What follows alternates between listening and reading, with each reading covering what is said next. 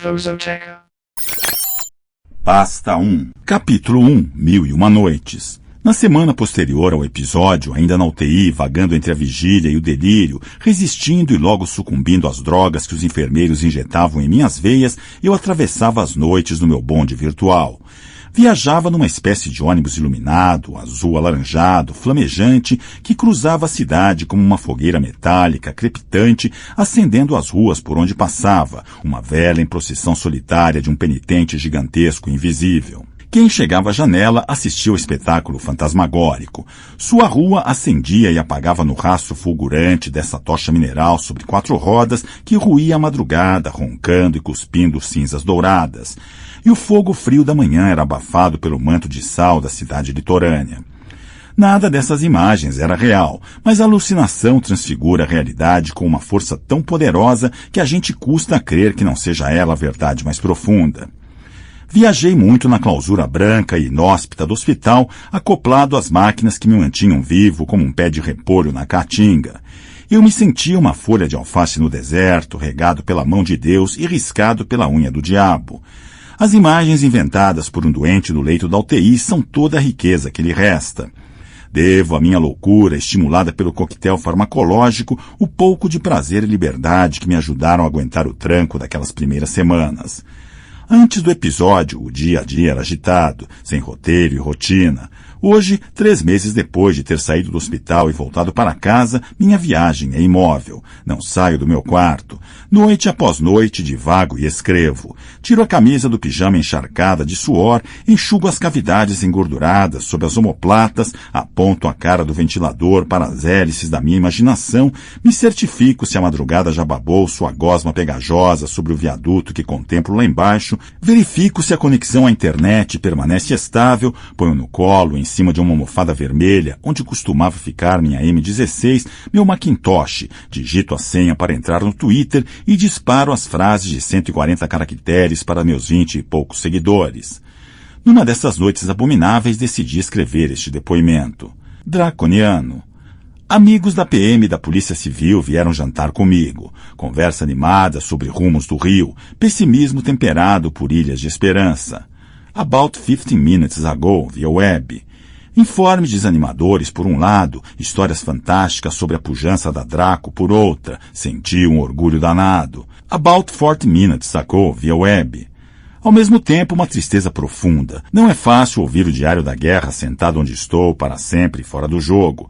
About 40 minutes ago, via web. Para sempre é duro de dizer, mais duro ainda de viver. Mas aprendi que contar minha história faz bem, mantém a cabeça ativa, pelo menos ela. About 40 minutes ago, via web.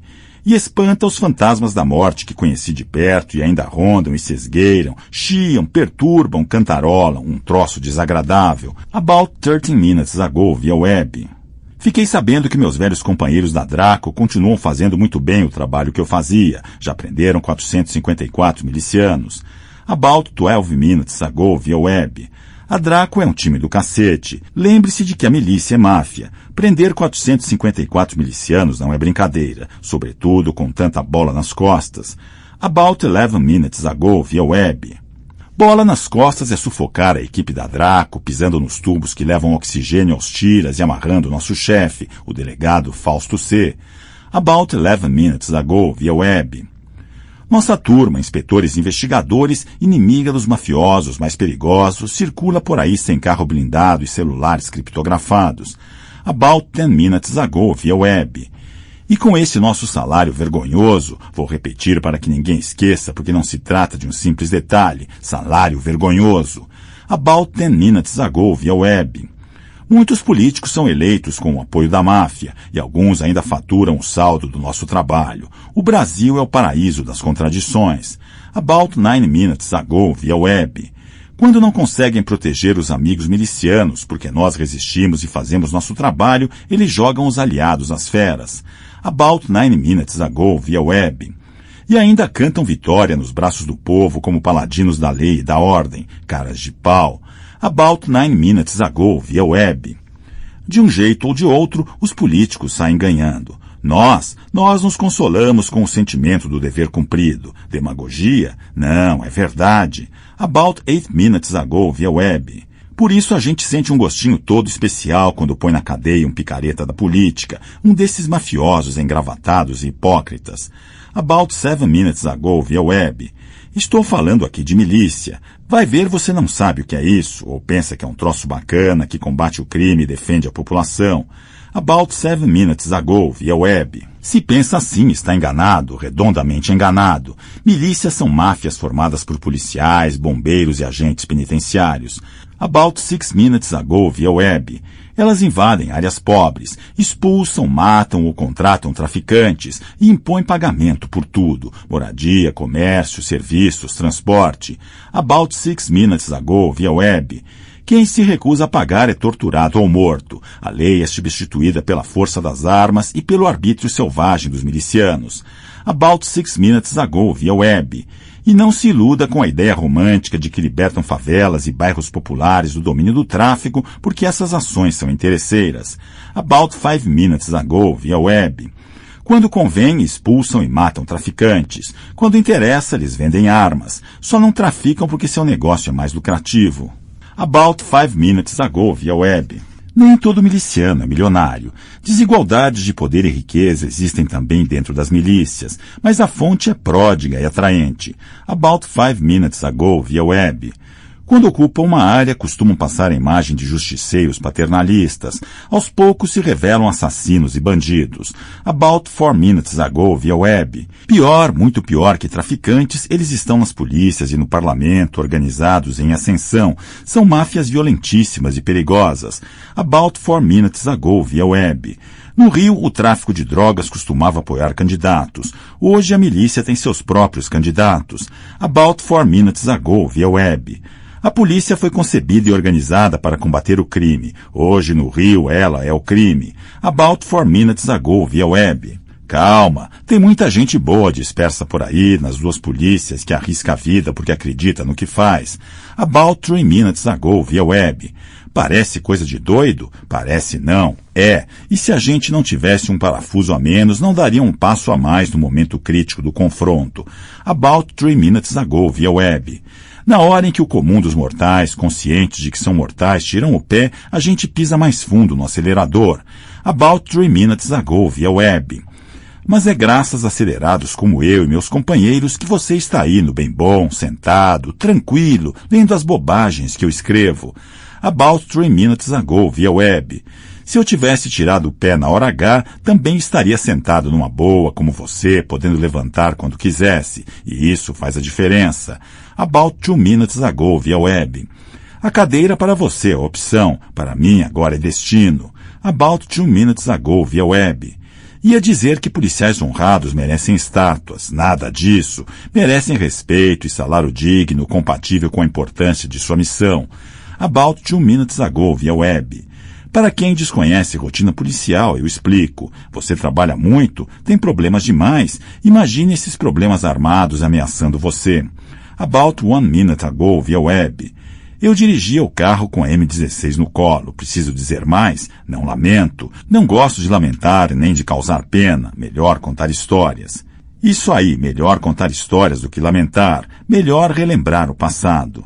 Narrar as aventuras da Draco, escrever as memórias. Não sou velho o suficiente, mas as circunstâncias objetivas favorecem e as subjetivas exigem.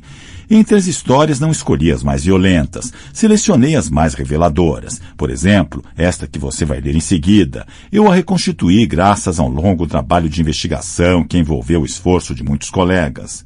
Pasta 2. Capítulo 2. A mão lava a outra. Lealdade e deslealdade.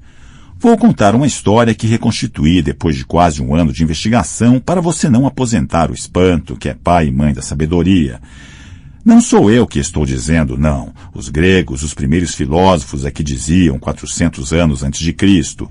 Assim você aproveita e deixa de me ver como um boçal, certo? Aliás, existe uma certa ironia nisso tudo que aconteceu, porque sempre sonhei em ser escritor. Fiz vestibular para letras e cursei 2 anos e meio. Mudei para o curso de Direito porque tinha de ganhar a vida.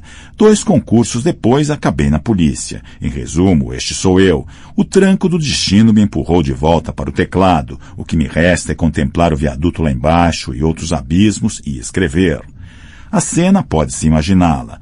Jader, o soldado sentado no banco do carona da viatura policial, levanta a tampa de papelão da caixa hexagonal em seu colo e contempla a pizza que começa a se encharcar de um vermelho escuro engordurado, dissolvendo os temperos fumegantes em uma indefinida substância pastosa. Ondas de calor, balanço do corpo sob impactos sucessivos e fluxos que irrigam a pizza com o sangue do rapaz. Tudo isso são espasmos que fazem o tempo desacelerar gradualmente. Os tiros riscam o silêncio da madrugada chuvosa como raios de luz fria. Vista da janela do 8º andar do prédio de classe média, na Fonte da Saudade, a sequência deve ser descrita de outra forma. Um carro escuro freia diante da ampla calçada, onde está estacionada uma viatura policial de frente para a rua. Um homem desce e atira com fuzil 3, 4, 5 vezes na direção da viatura, estilhaçando o para-brisa. No dia seguinte, os jornais estampam fotos mais ou menos explícitas daquela covardia. Um policial militar, um trabalhador, cidadão, pai de família, marido fiel, amigo de seus amigos, vizinho cordial, um homem cheio de vida, um mamífero com polegar opositor, hormônios borbulhantes e o sagrado direito de viver. As reportagens dos jornais e TVs não deixaram de fora os depoimentos comovidos dos moradores que gostavam da vítima e se sentiam seguras com sua presença. Entretanto, omitiram os capítulos anteriores da novela macabra. Omitiram, é modo de dizer, porque não houve intenção de censurar. O silêncio é apenas a consequência da mais pura e ingênua ignorância. Ainda existe esse tipo de ignorância, mesmo que seja cada dia mais rara. Pois na antevéspera, não muito longe do cenário em que Jader foi fuzilado, outros disparos puseram em marcha a máquina infernal de causas e efeitos que terminaria por derramar a tragédia na pizza do soldado. Em poucas palavras, aconteceu o seguinte: a lei seca é a grande novidade nesta noite de sexta-feira, a estreia mais esperada do ano. Os noticiários badalam a prática da nova lei que ameaça punir de verdade quem dirige embriagado. O histórico das intervenções policiais no Rio de Janeiro não é dos melhores. Para ser franco, um horror. Blitz para o carioca e o fluminense em geral é sinônimo de achaque, extorsão, roubo ou uma negociação vergonhosa entre o roto e o esfarrapado. O roto sem documento, com IPVA atrasado, e o esfarrapado fardado. Com a decadência da PM, inclusive salarial, o assalto uniformizado da velha Blitz se reduziu à barganha por qualquer mirreca, quase uma esmola. R$5. Um amigo meu já se livrou dando os R$2 que tinha no bolso. Não sei se é melhor sentir ódio ou dó. De qualquer maneira, a vergonha descreve bem o sentimento de todo mundo. Mas com a lei seca seria diferente, porque o governo do estado percebeu que estava diante de uma oportunidade extraordinária de melhorar a imagem da polícia. Bastava que ela fizesse direito seu trabalho, quer dizer, bastava que os policiais cumprissem direitinho seu dever. Parar o cidadão, explicar-lhe seus direitos, apresentar as alternativas, encaminhá-lo ao bafômetro, medir o teor alcoólico no sangue, informá-lo do resultado e adotar a providência pertinente em cada caso. Mas era necessário não aceitar propina nem se curvar diante dos sobrenomes famosos e nem mesmo de autoridades. Mais que isso, era indispensável mostrar profissionalismo e honestidade, aplicar a lei com equidade e equilíbrio, manter sempre a cabeça fria mesmo sob provocações dos inconformados. Escrevi que bastava os policiais cumprirem o seu dever. Mentira. Quando se diz que basta fazer algo, transmite-se a impressão de que aquilo que cumpre fazer é fácil e simples e está bem à mão. Contudo, no Rio, na PM, nada mais difícil do que isso, cumprir o dever. Pelo amor de Deus, isso é dificílimo, é esse o grande problema. Aliás, o mesmo vale para a Polícia Civil, que me desculpem os coleguinhas. E não me venham com diplomas e títulos, porque ser ou não doutor não muda nada. Só existe tráfico e milícia, fontes dos piores crimes, porque a polícia é conivente, cúmplice, acionista, sócia ou protagonista do empreendimento. Os mafiosos das milícias são policiais ou ex-policiais de ambas as polícias, civil e militar ou bombeiros. O resto é exceção. Os traficantes, por sua vez, vendem drogas ilícitas principalmente em pontos fixos chamados bocas de fumo. Se esses pontos são fixos e se os usuários conhecem o mapa da mina, a polícia também conhece. Óbvio. Portanto, se o estabelecimento varejista continua funcionando, é porque pagou sua taxa aos cúmplices policiais, certo? Tudo isso só não é claro para os governantes. As autoridades. Será que as autoridades incluem os ganhos dessas parcerias criminosas na categoria bico, isto é, complementação salarial? Será que toleram esse esquema para manter a estabilidade orçamentária? Será que o propósito da omissão oficial ante a degradação da polícia é o mesmo que se verifica no caso da segurança privada e legal? Fazer com que a massa policial tolere os absurdos níveis salariais a que é submetida? O fato é que garantir o cumprimento do dever é muito complicado. Por isso, o governo teve a brilhante ideia de deslocar a responsabilidade pela aplicação da lei seca para a Secretaria de Estado da Casa Civil, que funciona sob as asas do gabinete do governador. O sentido dessa transferência de função é claro: selecionar policiais corretos, treiná-los para a missão e implantar um sistema adequado de supervisão. E, sobretudo, respeitar o pacto de que não haveria exceções. O primeiro magistrado, deputado, milionário que sacasse o sabe com quem está falando da carteira receberia uma resposta padronizada. Estou falando respeitosamente com um cidadão que tem os mesmos direitos e deveres dos outros cidadãos. Ponto final.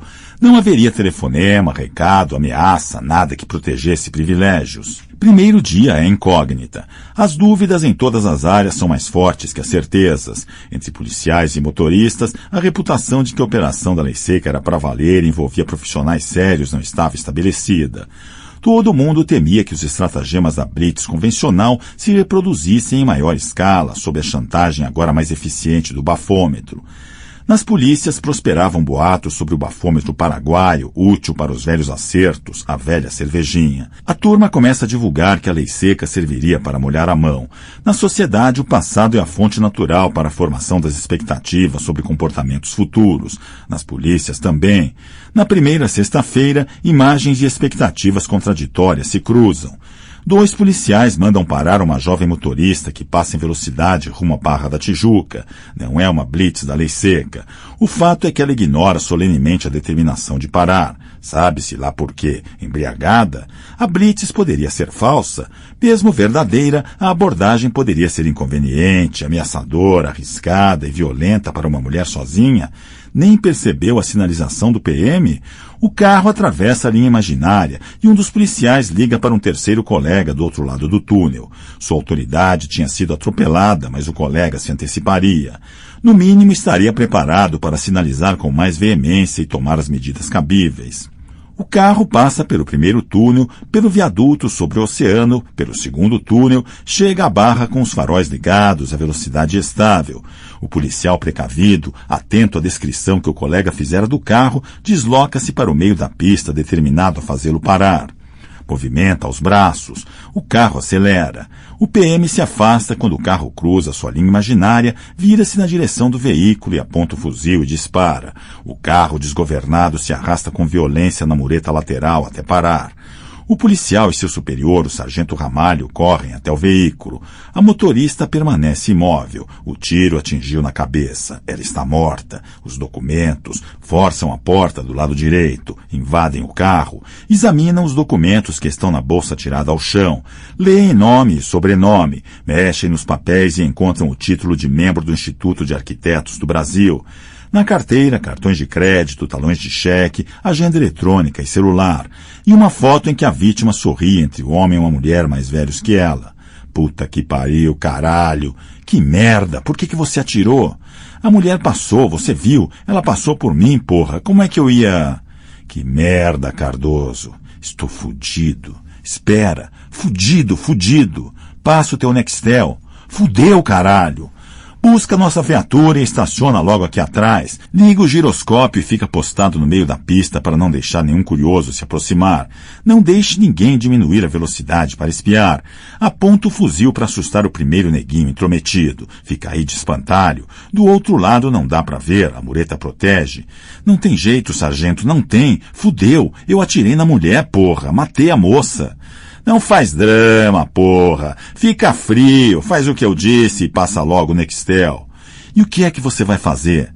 O oficial de dia do batalhão da área é o tenente Cosme, é gente nossa, ele é dos Galácticos. A milícia do Firmino vai fechar com a gente, ele sabe que a gente também está compondo lá com o sargento Firmino. Está tudo em casa, Cardoso, faz o que eu mandei, cacete. Olha um carro vindo aí devagarinho. Vai, caralho, espanta logo a porra do curioso. Já pensou se aparece um jornalista por aqui? 13h30 da manhã. O movimento é escasso. Os carros reduzem a velocidade para observar o acidente, mas Cardoso é um bom espantalho. Ramalho não entra em detalhes no telefonema. Comunica o suficiente. Cosme reúne sua turma e parte a 150 por hora de Jacarepaguá para a entrada da Barra. Não, viaturas policiais não são assim velozes. Cosme está dirigindo seu carro particular, um Honda Civic zerinho. É melhor, mais rápido e mais seguro. Se optasse pela viatura do batalhão, o GPS identificaria o deslocamento. Ele teria de explicar. Eficácia e autoridade. No lugar da ocorrência, o tenente mostrou por que é tão respeitado. Nada como experiência. Cosme era um homem de decisões rápidas. Na polícia é preciso pensar rápido e agir rápido. Além do mais, ele aprendera que a hesitação tende a abalar o ânimo dos subalternos e aos poucos enfraquece a disciplina. O carro vai para a Lagoa da Barra, lá para cima, na direção de Jacarepaguá. O corpo da moça a gente enterra no cemitério dos Galácticos. Ramalho pede licença ao Firmino. Diz que eu estou pedindo. Avisa que estamos indo para lá. Vê se o carro está funcionando. Funcionando está, respondeu Cardoso. O problema é a roda do lado esquerdo. Está travada pelo paralama que ficou todo amassado. Cosme ordena que tirem o paralama e liberem a roda. Manda Ramalho dirigir, seguindo o Honda. A vítima é embrulhada em uma lona que serve para essas emergências e depositada no banco traseiro de seu próprio carro. Tudo muito rápido, eficiente e discreto. Cardoso senta na poltrona do carona ao lado de Ramalho. Ele preferiria ir no outro carro. Seria melhor se pudesse sumir dali, evaporar. O cortejo fúnebre nessas condições é uma experiência que Cardoso não suporta. Mesmo assim, só lhe resta obedecer e acompanhar quietinho o féretro bizarro. Enterrar e desenterrar gente em cemitério clandestino ele sabe fazer. Não é nenhum mistério.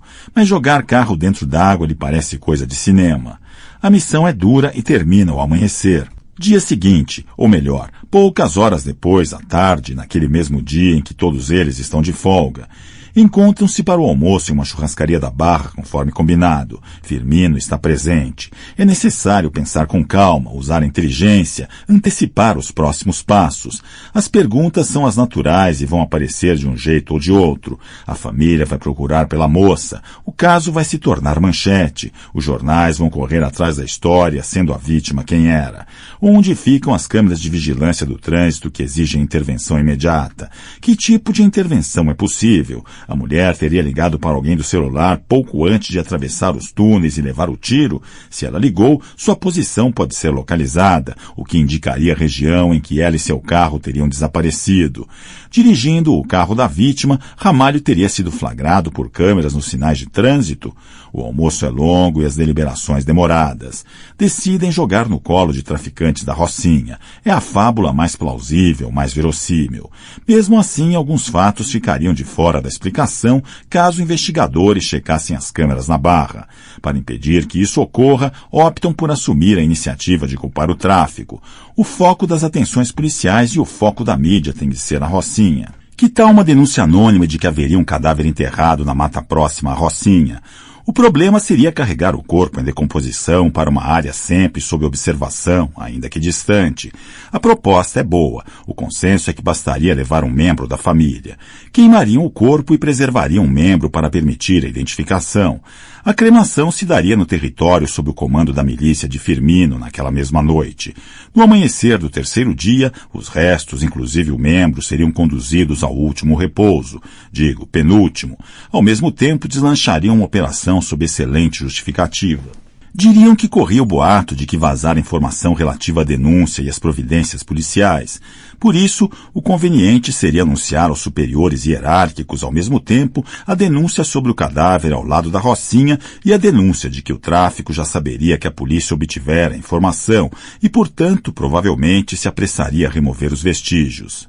Esse enredo legitimaria por parte dos policiais procedimentos pouco atentos a detalhes políticos, burocráticos, formais e até hierárquicos, ou seja, justificaria a incursão urgente de policiais do Batalhão da Barra numa área sob a responsabilidade do Batalhão do Leblon sem aviso prévio e planejamento oficialmente autorizado. O líder miliciano revela a carta que guarda na manga, a influência que exerce nos mais diversos setores das polícias e da Secretaria de Segurança, além de outros gabinetes governamentais, estaduais e municipais. Revela que está disposto a gastar um trunfo importante, já que para todos a solução desse problema se tornara essencial. Compromete-se a acionar 2 helicópteros policiais para sobrevoar a Rocinha, a mata vizinha e o bairro de São Conrado, enquanto os colegas estivessem envolvidos na ação planejada. A visibilidade estaria garantida. Impossível não chamar a atenção dos repórteres com 2 imensos helicópteros rondando edifícios e a favela como abelhas mecânicas monstruosas, o zumbido guerreiro prenunciando a violência de um ataque. Impossível não chamar a atenção coletiva afetando uma área nobre da cidade e mobilizando os medos arcaicos dos cariocas, de que o morro desça e tome a cidade. Morro no Rio de Janeiro é sinônimo de favela, e a Rocinha ainda é no imaginário da sociedade a favela arquétipica. Pelo contraste que ela põe em cena, pela fama, pela tradição, pelo número de moradores, pela localização estratégica e pela ostensividade, a colmeia de casas abre a boca cheia de dentes sobre o mar e os prédios luxuosos. E tem mais, a Rocinha está debruçada sobre um túnel central para o trânsito da cidade. Os jornais, as rádios, as TVs e a atenção pública são indispensáveis, porque o caso da arquiteta tem de vir à tona associado a traficantes da Rocinha e ao empenho policial na resolução do crime. Se as manchetes carimbam essa interpretação dos fatos, fica muito difícil mudar a linha de investigação, uma vez que tudo se encaixa à perfeição e está em harmonia com os preconceitos e a experiência pregressa da sociedade. Problema é igual a favela e favela é igual a tráfico.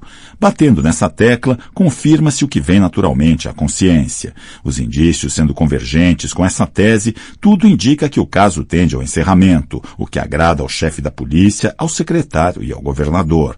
Os números da segurança melhoram, a família da vítima agradece, a paz volta a reinar. Desde que, é claro, alguns traficantes sejam mortos por conta. O braço da moça e as cinzas demonstram que houve assassinato. Correspondem ao que os advogados chamam de materialidade do crime. Traficantes mortos em confronto com a polícia confirmam a existência de homicidas. Firmino não é chefe de milícia à toa. Se dependesse da patente, o sargento mal teria onde cair morto. Sua pretensão era construir um império, conquistando territórios, dominando os moradores, recolhendo taxas sobre gás, transporte, luz, TV, comércio, residências, promovendo migrações da Baixada para favelas próximas à zona sul da capital, oferecendo lotes públicos a preços acessíveis e financiáveis. Quanto maior a densidade demográfica, maior o lucro.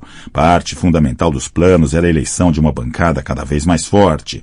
A conquista do território matava todos os coelhos de um golpe só, garantia rendimentos econômicos permanentes e crescentes e fechava a porteira de acesso dos candidatos a números cada vez mais apreciáveis de eleitores. A ideia era avançar da zona oeste da cidade para a Baixada Fluminense, uma cruzada, uma avalanche. O acordo está fechado, prendam a isso. Na manhã da operação na mata ao lado da Rocinha, seus moradores e vizinhos de São Conrado são acordados cedo pelos 2 helicópteros indo e vindo do mar à mata com alguns rasantes sobre a favela.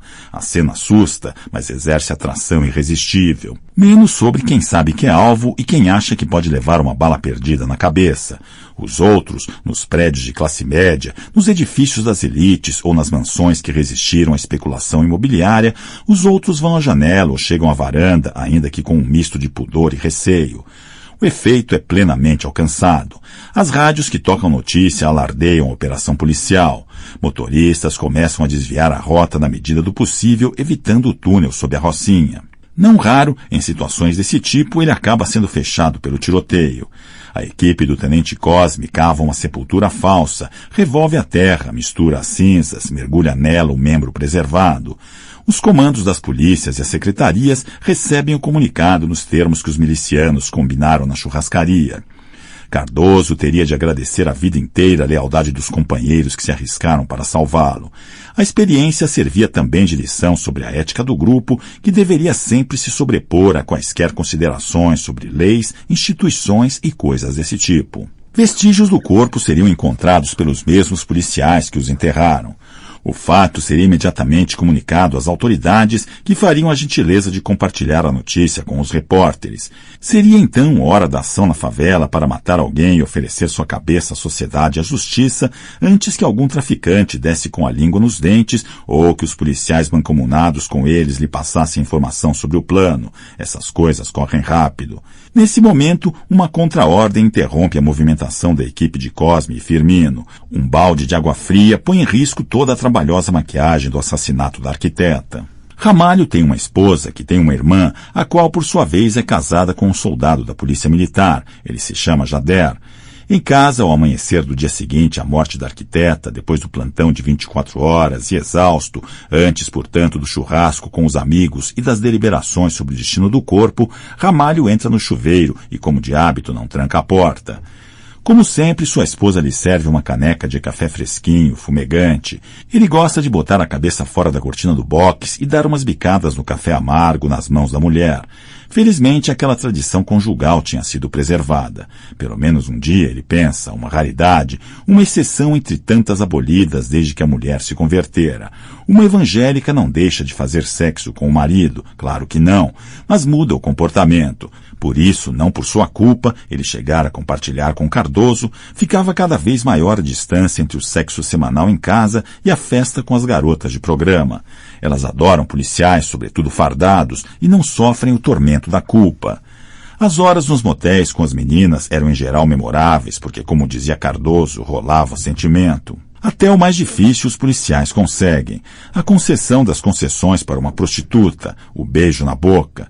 Tudo porque a transa com o policial tem um significado diferente. A moça se sente protegida, privilegiada, valorizada e acha que vale a pena dar-se de graça para merecer o troco qualquer dia, qualquer noite. E com razão, o troco costumava vir.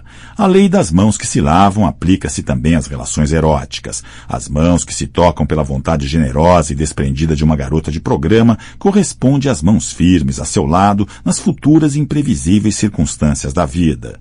Uma visão arriscada no fio da navalha. Aliás, essa descrição cabe como uma luva também para a vida do policial. Talvez também por esse motivo essas almas se hermanem. Alguns diriam, são gêmeas, não chega a tanto. Uma frase assim poderia suscitar interpretações irônicas. Não é o caso, até porque alugar o corpo constitui atividade legalmente autorizada. Não tem nada a ver com vender-se. Portanto, se você pensou que minha intenção era insinuar uma comparação entre o policial corrupto e a prostituição, equivocou-se, mais respeito com as meninas. Não sei se as pessoas sabem disso, mas o mundo policial e o universo da prostituição são vizinhos. Mais do que isso, são íntimos. Pergunte a seu amigo do BOPE, por exemplo, se é que você tem um, se ele já não foi relaxar em uma sauna depois de uma incursão à favela, à alta madrugada. Relaxar com os amigos significa curtir a camaradagem jocosa e o convívio com as garotas. Ele vai lá mesmo quando não está com disposição para o sexo. Nem sempre se trata de sexo. Beber um pouco com os amigos e as meninas num ambiente meio onírico, ao som de seu ritmo preferido, se abrindo à vontade, comentando os lances do jogo de vida e morte recém-terminado sem o apito do juiz, tudo isso é muito bom, muito reconfortante. No inferninho, sob luz negra, o dialeto policial comanda piadas e suscita afinidades. Para ecumênico benefício de todas as partes, as garotas seminuas saltitam entre as mesas em que a lealdade é celebrada para além da fronteira das corporações. Policiais assíduos costumam ser convidados para cumprir o delicioso papel de jurado no concurso de Miss. Concursos um pouquinho mais ousados, um pouquinho mais picantes de que aqueles em que celebrizaram os maiôs Catalina e as virtudes filosóficas do Pequeno Príncipe de Saint-Exupéry e que a TV Tupi transmitia ao vivo, sem cores, para todo o Brasil em horário nobre. Diversão familiar. As famílias que se formam no escurinho de boate são unidas pelo menos por bênçãos divinas do que pela cumplicidade das catacumbas, a fraternidade clandestina dos primeiros cristãos. Jader era freguês costumaz dos inferninhos de Copacabana e das duas saunas de Ipanema. Ramalho frequentava um estabelecimento semelhante na Barra. Não se cruzavam, ou melhor, se viam no Natal, em casamentos e batizados da família. Nada mais. Ainda bem, porque não daria certo. Jader era o cara certinho, o babaca, segundo Ramalho. Entre uma bicada e outra, no café, a mulher lhe pergunta sobre o sangue na camisa. Ramalho responde seco. Não mancha se você lavar direito. Ela fica em silêncio e ele completa. Tem os produtos que tiram qualquer mancha. Não é disso que estou falando. Não estou preocupada com a camisa e a calça. Ramalho alonga o banho sem paciência para encarar a mulher. Aliás, não lhe deve nenhuma explicação. Só faltava essa. Chegar em casa estafado e ainda ter que aguentar a mulher o atormentando. A chuveirada não tem fim. Você quer sair daí e me explicar? Eu nunca vi isso. Nunca você chegou sujo de sangue. O banho continua. Você matou alguém? A mulher tinha ouvido muitas histórias no passado e muitas outras histórias mais recentes sobre milícias, coisas horrorosas. Entrou por um ouvido e saiu pelo outro. O pai de seus filhos não era bandido, era policial. Mas ali, naquela hora, o cheiro do sangue, a presença do sangue, a cor que alarma envenenaram seu espírito. Não mato, policial não mata, protege as pessoas, eu já te disse isso. Quando o policial é levado a matar uma pessoa, é porque tem de defender a própria vida ou a vida de um inocente. Conforme manda a lei, legítima defesa. Já ouviu falar em legítima defesa? Ramalho sai do box, a mulher lhe passa a toalha. Você matou em legítima defesa? Não. E o sangue, de quem é? Uma pessoa se acidentou e eu tive de ajudar antes dos bombeiros chegarem. Aí a pessoa morreu. Ramalho fez que sim com a cabeça, sem olhar a mulher enquanto enxugava os pés. Vai buscar mais café. Ela não arreda o pé e insiste. Quem era a pessoa? Não sei. Homem ou mulher, novo ou velho? Mulher, nova, uns 30 anos. Que horror. Por favor, me busca mais café. Vai lá. A esposa vai e volta com a xícara cheia. Passa-lhe o café com mais uma pergunta. Será que era um artista? Ouvi no rádio que uma atriz se acidentou. Arquiteta, ela era uma arquiteta. Coitada, que desgraça. Uma moça tão nova, arquiteta, um futuro tão lindo, perdido. Será que ela era casada? Não sei, minha filha, não tenho a menor ideia. Agora vê se me deixa em paz. Foi uma noite horrível. Vou ter de acordar às 2h, tenho compromisso às 3. Não vou almoçar em casa. Tenho de recuperar as energias. Não quero te deixar viúva cedo. A mulher sai com a xícara e a toalha molhada. Ramalho veste o pijama e chama a esposa. Minha filha, escuta, não fala para ninguém sobre o acidente, viu? Qual o problema? O problema é que eu ajudei a vítima antes dos bombeiros chegarem, e isso não se faz. A gente tem de esperar pelos bombeiros, mas o que é que se vai fazer? Vendo a pessoa ali naquele estado, eu acabei me precipitando. Você quer que eu seja punido? Você merece uma promoção. O gesto foi muito bonito. Gesto de verdadeiro cristão. Já te disse que não perdi a esperança de te ver na igreja. No fundo, você é um crente e dos melhores. Maria do Carmo sapecou um beijo no marido e saiu satisfeita.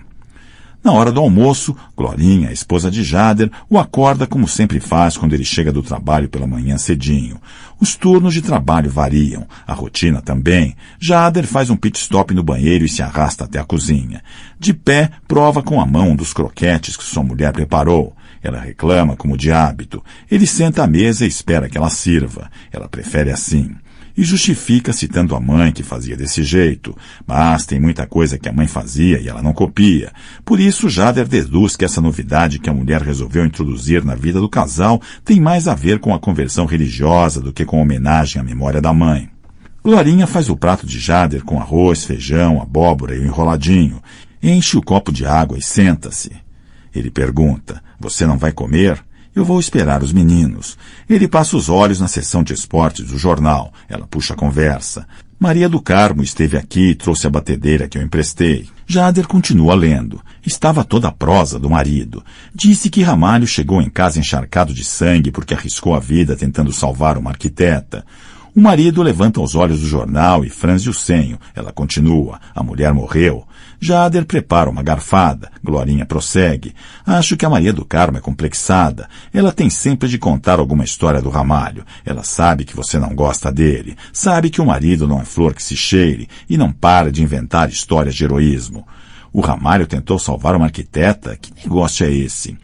Um acidente lá na Barra, mas ela disse que não é para contar para ninguém porque ele agiu antes dos bombeiros chegarem e isso não é permitido. Jader fixa os olhos na esposa, mas não a vê. O soldado Jader há tempos trabalha no 2º Batalhão da PM. Sua responsabilidade é garantir a segurança nas ruas em torno da Fonte da Saudade. A orientação do comando determina que ele permaneça em um ponto fixo com bastante visibilidade. Sua viatura deve ser uma referência para os moradores. Aumenta a sensação de segurança, foi o que lhe disse o coronel. Ele cumpre, e com prazer, porque a vizinhança gosta dele e o trata pondeló, literalmente.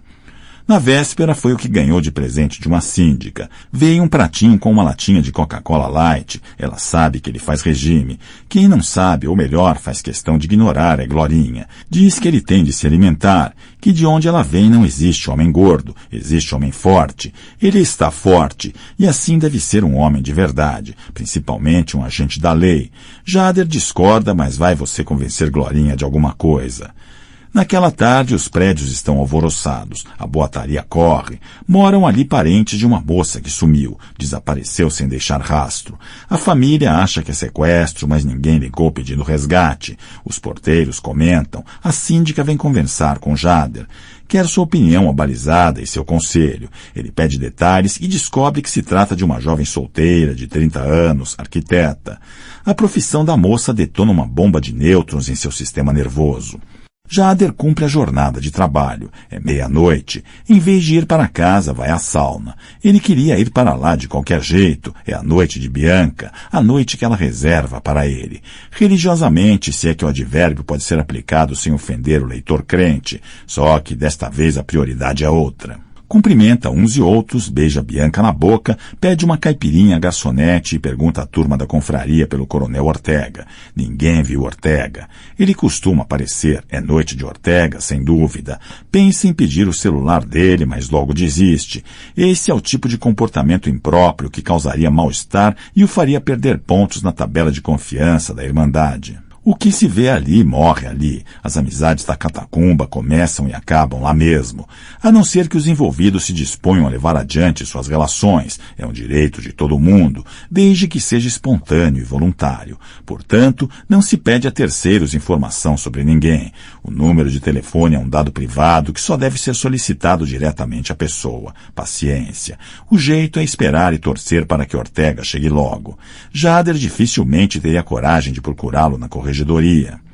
Coronel Ortega é subcorregedor da Polícia Militar, famoso por não fazer acordo com bandido, fardado ou não. Um cara duro que Jader admira e que lhe pareceu ainda mais admirável quando o conheceu de perto nas catacumbas da noite carioca e bebeu em sua mesa. Oficial honesto e rigoroso dificilmente bebe com soldado. Talvez beba, a teoria pode ser uma besteira, mas é assim que Jader pensa e por isso é fã de Ortega.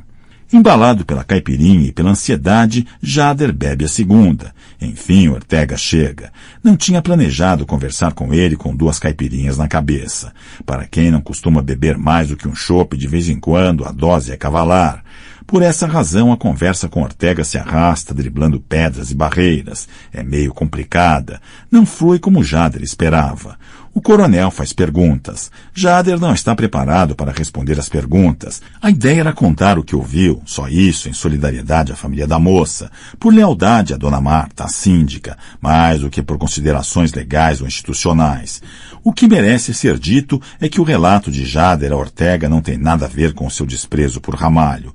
Esse é exatamente o sentimento que nutre pelo concunhado, desprezo, pois ninguém vai fazer nada contra uma pessoa só porque a despreza. Justamente por isso o desprezo difere de ódio. Acontece que uma palavra puxa outra e a história cresce mais do que devia. A rigor, Jader não sabe de nada, é o que diz ao coronel. Diz e repete quando Ortega insiste em puxar os fios da narrativa em várias direções. Jader não tem informações sobre o envolvimento de Ramalho com milícias. Mas sim, é verdade, não tem dúvida de que ele pertence a alguma milícia. Disso ele tem certeza. Carro importado? 2. Casa de praia e barco? Sim. Casa própria? Uma super casa num condomínio em Jacarepaguá. Mas o que interessa é que uma arquiteta acidentou-se na Barra da Tijuca e Ramalho contou à esposa que tentou salvá-la. Chegou encharcado de sangue em casa. Do outro lado, uma família entra em desespero porque a moça sumiu. Os parentes procuram nos hospitais e consultam os bombeiros. Nada. Mobilizam a divisão antissequestro, mas os policiais resistem a classificar o caso como sequestro. A família não sabe o que fazer. A polícia promete investigar. Jader pergunta a Ortega: Coronel, por que o acidente não foi reportado a nenhum órgão, nem à polícia, nem aos bombeiros e nem a algum hospital? Isso está cheirando mal. A vida dessa moça pode estar correndo perigo, se é que ela ainda está viva. O subcorregedor toma seu Campari em silêncio, enrolando os dedos no guardanapo de papel e mastigando amendoim. Depois mexe com o polegar e o indicador o anel de ouro que enfeita o dedo mindinho esquerdo. Jader intui que o silêncio pronuncia mudança de marés. Observa que as unhas do coronel são esmaltadas. Costuma dizer a Glorinha que não confia em homem que pinta as unhas. Nada a ver com duvidar da masculinidade do sujeito. Não, a dúvida é mais profunda.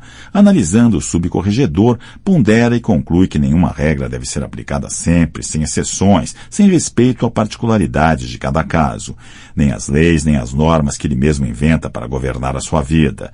Tem certeza de que o coronel não vai decepcioná-lo. De repente, se dá conta de que está emocionado. Teme que o superior perceba. Enxuga os cantos dos olhos com o dorso da mão direita, lentamente. Um lado e depois o outro. Quer abraçar o coronel. Compreende que estão juntos no meio de uma guerra sangrenta e que são irmãos nas catacumbas. Ortega não fica para a festa com Jennifer e Jéssica, a grande noite com as gêmeas mais cobiçadas da cidade. Está perdida a noite A3 que ele tinha imaginado em detalhes tantas vezes por tanto tempo. O coronel está em ponto de bala. Tinha tomado um Viagra, azulzinho para os íntimos, quando estacionou o carro. Gosta de entrar na sauna prevenido contra acidentes de percurso comuns na sua idade. Contrariando a libido em ebulição, decide sair para tomar providências imediatas. Afinal, não tinha construído uma carreira de 30 anos para capitular naquela hora, trocando o dever pelo sexo. Soa meio demagógico e retórico, mas é o que pensa o coronel. Ele é assim, meio demagógico e retórico.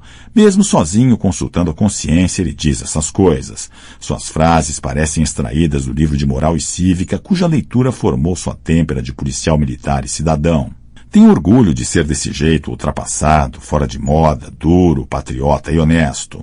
Um homem honrado gosta de sussurrar no espelho. Honrado. Será que alguém nesse país ainda sabe o que isso significa? Repete a interrogação aos berros enquanto passa a primeira marcha em seu velho Passat 1985, vermelho, produzido para o mercado iraquiano. Um carrão de que ele cuida com o zelo de um pastor. O Passat é a joia de seu tesouro. Ninguém ouve sua declaração bombástica porque é tarde. Os vidros estão fechados e seus contemporâneos não entendem mais a língua que ele fala. É o que pensa o subcorregedor da PM. Mas pensa também que está disponível uma linguagem bastante acessível. A punição severa dos corruptos, a ação fulminante contra os traidores da corporação militar e contra a impunidade que desmoraliza as instituições e o próprio senso da justiça. Ainda no carro, telefona para se auxiliar mais próximo. Acorda o Major Carneiro e lhe determina que descubra onde está, naquele momento, o sargento Ramalho, Abelardo do Couto Ramalho, lotado no batalhão de Jacarepaguá. Quer que o Major busque-o pessoalmente e o conduza à corregedoria, agora. Ortega diz que está a caminho de seu gabinete, onde aguardará Ramalho. Ordena que o Major vá com 2 viaturas, acompanhado de um grupo forte de absoluta confiança, e que mantenha a ação em sigilo. Ramalho desperta com a campainha da porta tocando em coro com o interfone. O porteiro do condomínio tenta lhe avisar, tarde demais, que policiais estão à sua procura. Major Carneiro já está postado na varanda da casa de 2 andares do sargento. Enquanto transitava do sono para a vigília, Ramalho supôs que tivesse perdido a hora e que seus companheiros o estivessem chamando. Tinha de estar às 4 da manhã na favela em que a arquiteta havia sido enterrada e depois desenterrada e cremada. Ao amanhecer, conduziriam as cinzas e o membro preservado até a mata próxima à Rocinha. O esquema já estava montado, as tarefas devidamente distribuídas. O processo já havia sido desencadeado, mas ele não perdera a hora. Ainda eram 2h30. A porta quase vem abaixo. Campainha e interfone não param. As crianças começam a chorar. Abelardo do Couto Ramalho enlouquece supondo uma operação de captura e assassinato executada por milicianos inimigos de Firmino. Respira profundamente, tenta raciocinar, veste as calças e junta as armas que mantém ao lado da cama. O barulho obstrui o caminho dos neurônios. Nenhuma ideia fecha seu ciclo. Imagens e hipóteses se desmancham antes de ganhar forma e substância. Entra em parafuso quando imagina a hipótese remota, mas possível, por que não, de que a execução tenha sido encomendada pelo próprio Firmino. Quem sabe o chefe ouviu e acreditou em alguma denúncia caluniosa. Acontece, ele já havia visto coisa parecida. Para quem telefonar? Quem viria salvá-lo? Os homens de Carneiro batem mais forte na porta e a invasão é iminente. Ramalho manda a mulher se fechar no quarto das crianças e decide escapar pela área de serviço. Antes de pular o muro do pátio, os policiais apontam a lanterna para seu rosto e ordenam que ele pare. Carneiro o tranquiliza. O que é isso, sargento? Não há razão para desespero. Somos da corregedoria. Viemos buscá-lo para um depoimento. Sua vida e seus direitos serão preservados. Ramalho, imóvel, sente a noite desabar. Esperava tudo menos isso. Mãos na nuca. Os policiais revistam Ramalho. Ele é escoltado até a viatura. Missão cumprida. No caminho, Ramalho pede autorização para avisar a esposa, que deve estar desesperada. Carneiro avalia que é mais seguro ele mesmo ligar e tranquilizar Maria do Carmo. Ramalho chega à corregedoria bem antes da luz do dia. Ortega, na janela, olha a cidade e não percebe quando lhe avisam que Carneiro já está à sua espera. Insistem até o coronel ouvir e autorizar a entrada do major. Antes de chamar o sargento capturado para depor, o subcorregedor quer detalhes sobre a ação. Escuta em silêncio e finalmente manda que os seguranças tragam Ramalho. O sargento está pálido e trêmulo. Presta continência ao superior. Ortega senta-se, pede aos policiais que se retirem e fica sozinho com Carneiro e o depoente. O coronel é direto. Por que o senhor não seguiu o procedimento padrão quando houve o acidente em que a arquiteta veio a óbito? Ramalho permanece calado, estatelado, está perplexo. Ortega não dá trégua. Se não foi conduzido para o IML nem para algum hospital, onde está o corpo? Silêncio. Ramalho está confuso, olhando o carpete malhado e mofado. Ou a moça está viva, neste caso, onde ela está e por que a família a considera desaparecida? Ainda o coronel. Vou começar a investigar pelas imagens da ceia terrível dos sinais de trânsito. Se o senhor se negar a colaborar, será pior para o senhor. Ramalho rompe o mutismo. Não sei do que o senhor está falando. Estou falando de sua farda cheia de sangue e da história que o senhor contou para sua esposa. Ramalho se refugia de novo no silêncio. Ortega retoma a iniciativa. Seria só uma mentira para uma ingênua esposa se uma arquiteta não tivesse desaparecido na mesma noite em que o senhor chegou em casa com um uniforme encharcado de sangue. Isso se uma jovem arquiteta não tivesse sumido na mesma noite em que o senhor disse que tentou salvar uma jovem arquiteta que teria morrido em um acidente de trânsito. No entanto, o senhor não relatou a ocorrência na delegacia e nem no boletim de seu batalhão. Ninguém sabe onde está a mulher. O senhor foi o único representante de uma instituição pública que reconheceu sua existência, mas não o fez formalmente. Por quê? Qual é a história, sargento? Ramalho pensa em sacrificar Cardoso, entregar o companheiro, mas de que adiantaria? A confusão estava armada e muita gente tinha sido envolvida em solidariedade a ele, Ramalho, que tinha apoiado o pobre do Cardoso. O assunto tinha assumido proporções maiores do que qualquer um dos policiais presentes na churrascaria poderia conceber. Não havia como recuar. Melhor ir em cana e a expulsão da PM do que a execução como delator. Ramalho escolhe um caminho de defesa. Coronel, custei a entender do que o senhor estava falando. Agora entendi. Sei que uma arquiteta desapareceu. Eu ouvi no rádio, está nos jornais. Acontece que nunca vi essa pessoa e não faço a menor ideia do que pode ter acontecido com ela. Nunca disse à minha mulher nenhuma palavra sobre isso, até porque, como disse ao senhor, não sei de nada. Mas imagino o motivo desse mal-entendido. Minha esposa pode ter comentado com a irmã que viu sangue na minha roupa. Ela fica apavorada quando vê sangue na farda. E acontece, não é, coronel? Ninguém na polícia está livre disso. Mas era uma mancha pequena de um cachorro que atropelei. Ela deve ter falado do sangue e do medo de que tem que eu morra. A irmã dela, coronel, a Glorinha, que é uma fofoqueira de marca, deve ter aumentado o que Maria do Carmo contou. Aumentado muito. Deduzo que foi por isso que o senhor usou a expressão encharcado de sangue. Dá até vontade de rir, coronel. Com todo respeito, aposto que aconteceu o seguinte, parece até que estou vendo. Glorinha falou para Jader, meu cunhado, sobre o sangue e o medo que a irmã tem de que eu morra. O soldado Jader, que me odeia, deve ter dado um jeito de trazer aqui para a corregedoria uma história bem grotesca, juntando a manchinha de sangue que tinha virado um derrame à notícia do desaparecimento dessa mulher. Agora, coronel, com todo respeito, não tem nada a ver o cu com as calças. Nem sei por que o Jader me odeia tanto. É por agir desse jeito que ele arranjou tantos inimigos. O senhor sabe que ele foi jurado de morte várias vezes? Quer dizer que tudo não passa de uma acusação infundada de um parente que odeia o senhor e que possui uma prodigiosa imaginação? O senhor pescou direitinho.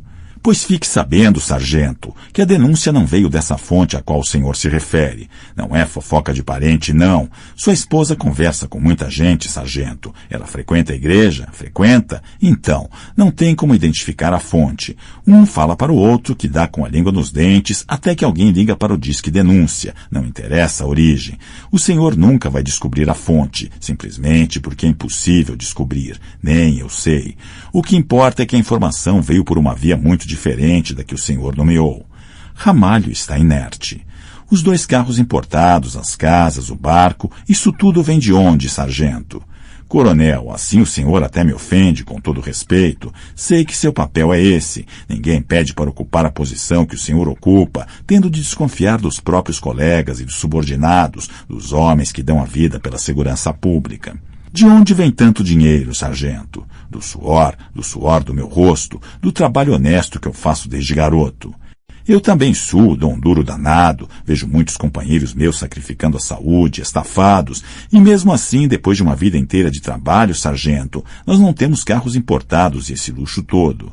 É que eu tive sorte. O senhor sabe que a segurança de rua, quer dizer, a segurança privada é um campo profissional em que um policial competente pode se realizar, não sabe, coronel? O servidor público da segurança está proibido por lei de manter vínculos com a segurança privada, sargento. O senhor está confessando um crime? Crime, coronel? É crime tentar sobreviver? Com o salário de fome que um sargento como eu recebe, não dá nem para sustentar a família, coronel. Ortega observa e cala. Ramalho hesita um instante e continua. E depois, coronel, oficiais têm segurança de rua, coronéis, delegados, muita gente está envolvida, coronel. Se é crime, então está todo mundo no mesmo barco. O senhor está me acusando? Depois de confessar, acusa? De jeito nenhum, coronel, nem passou pela minha cabeça. A polícia inteira sabe que o senhor é diferente. Eu só acho que seria injusto se o senhor resolvesse me punir e não punisse os coronéis e outros oficiais. Ortega recomeça.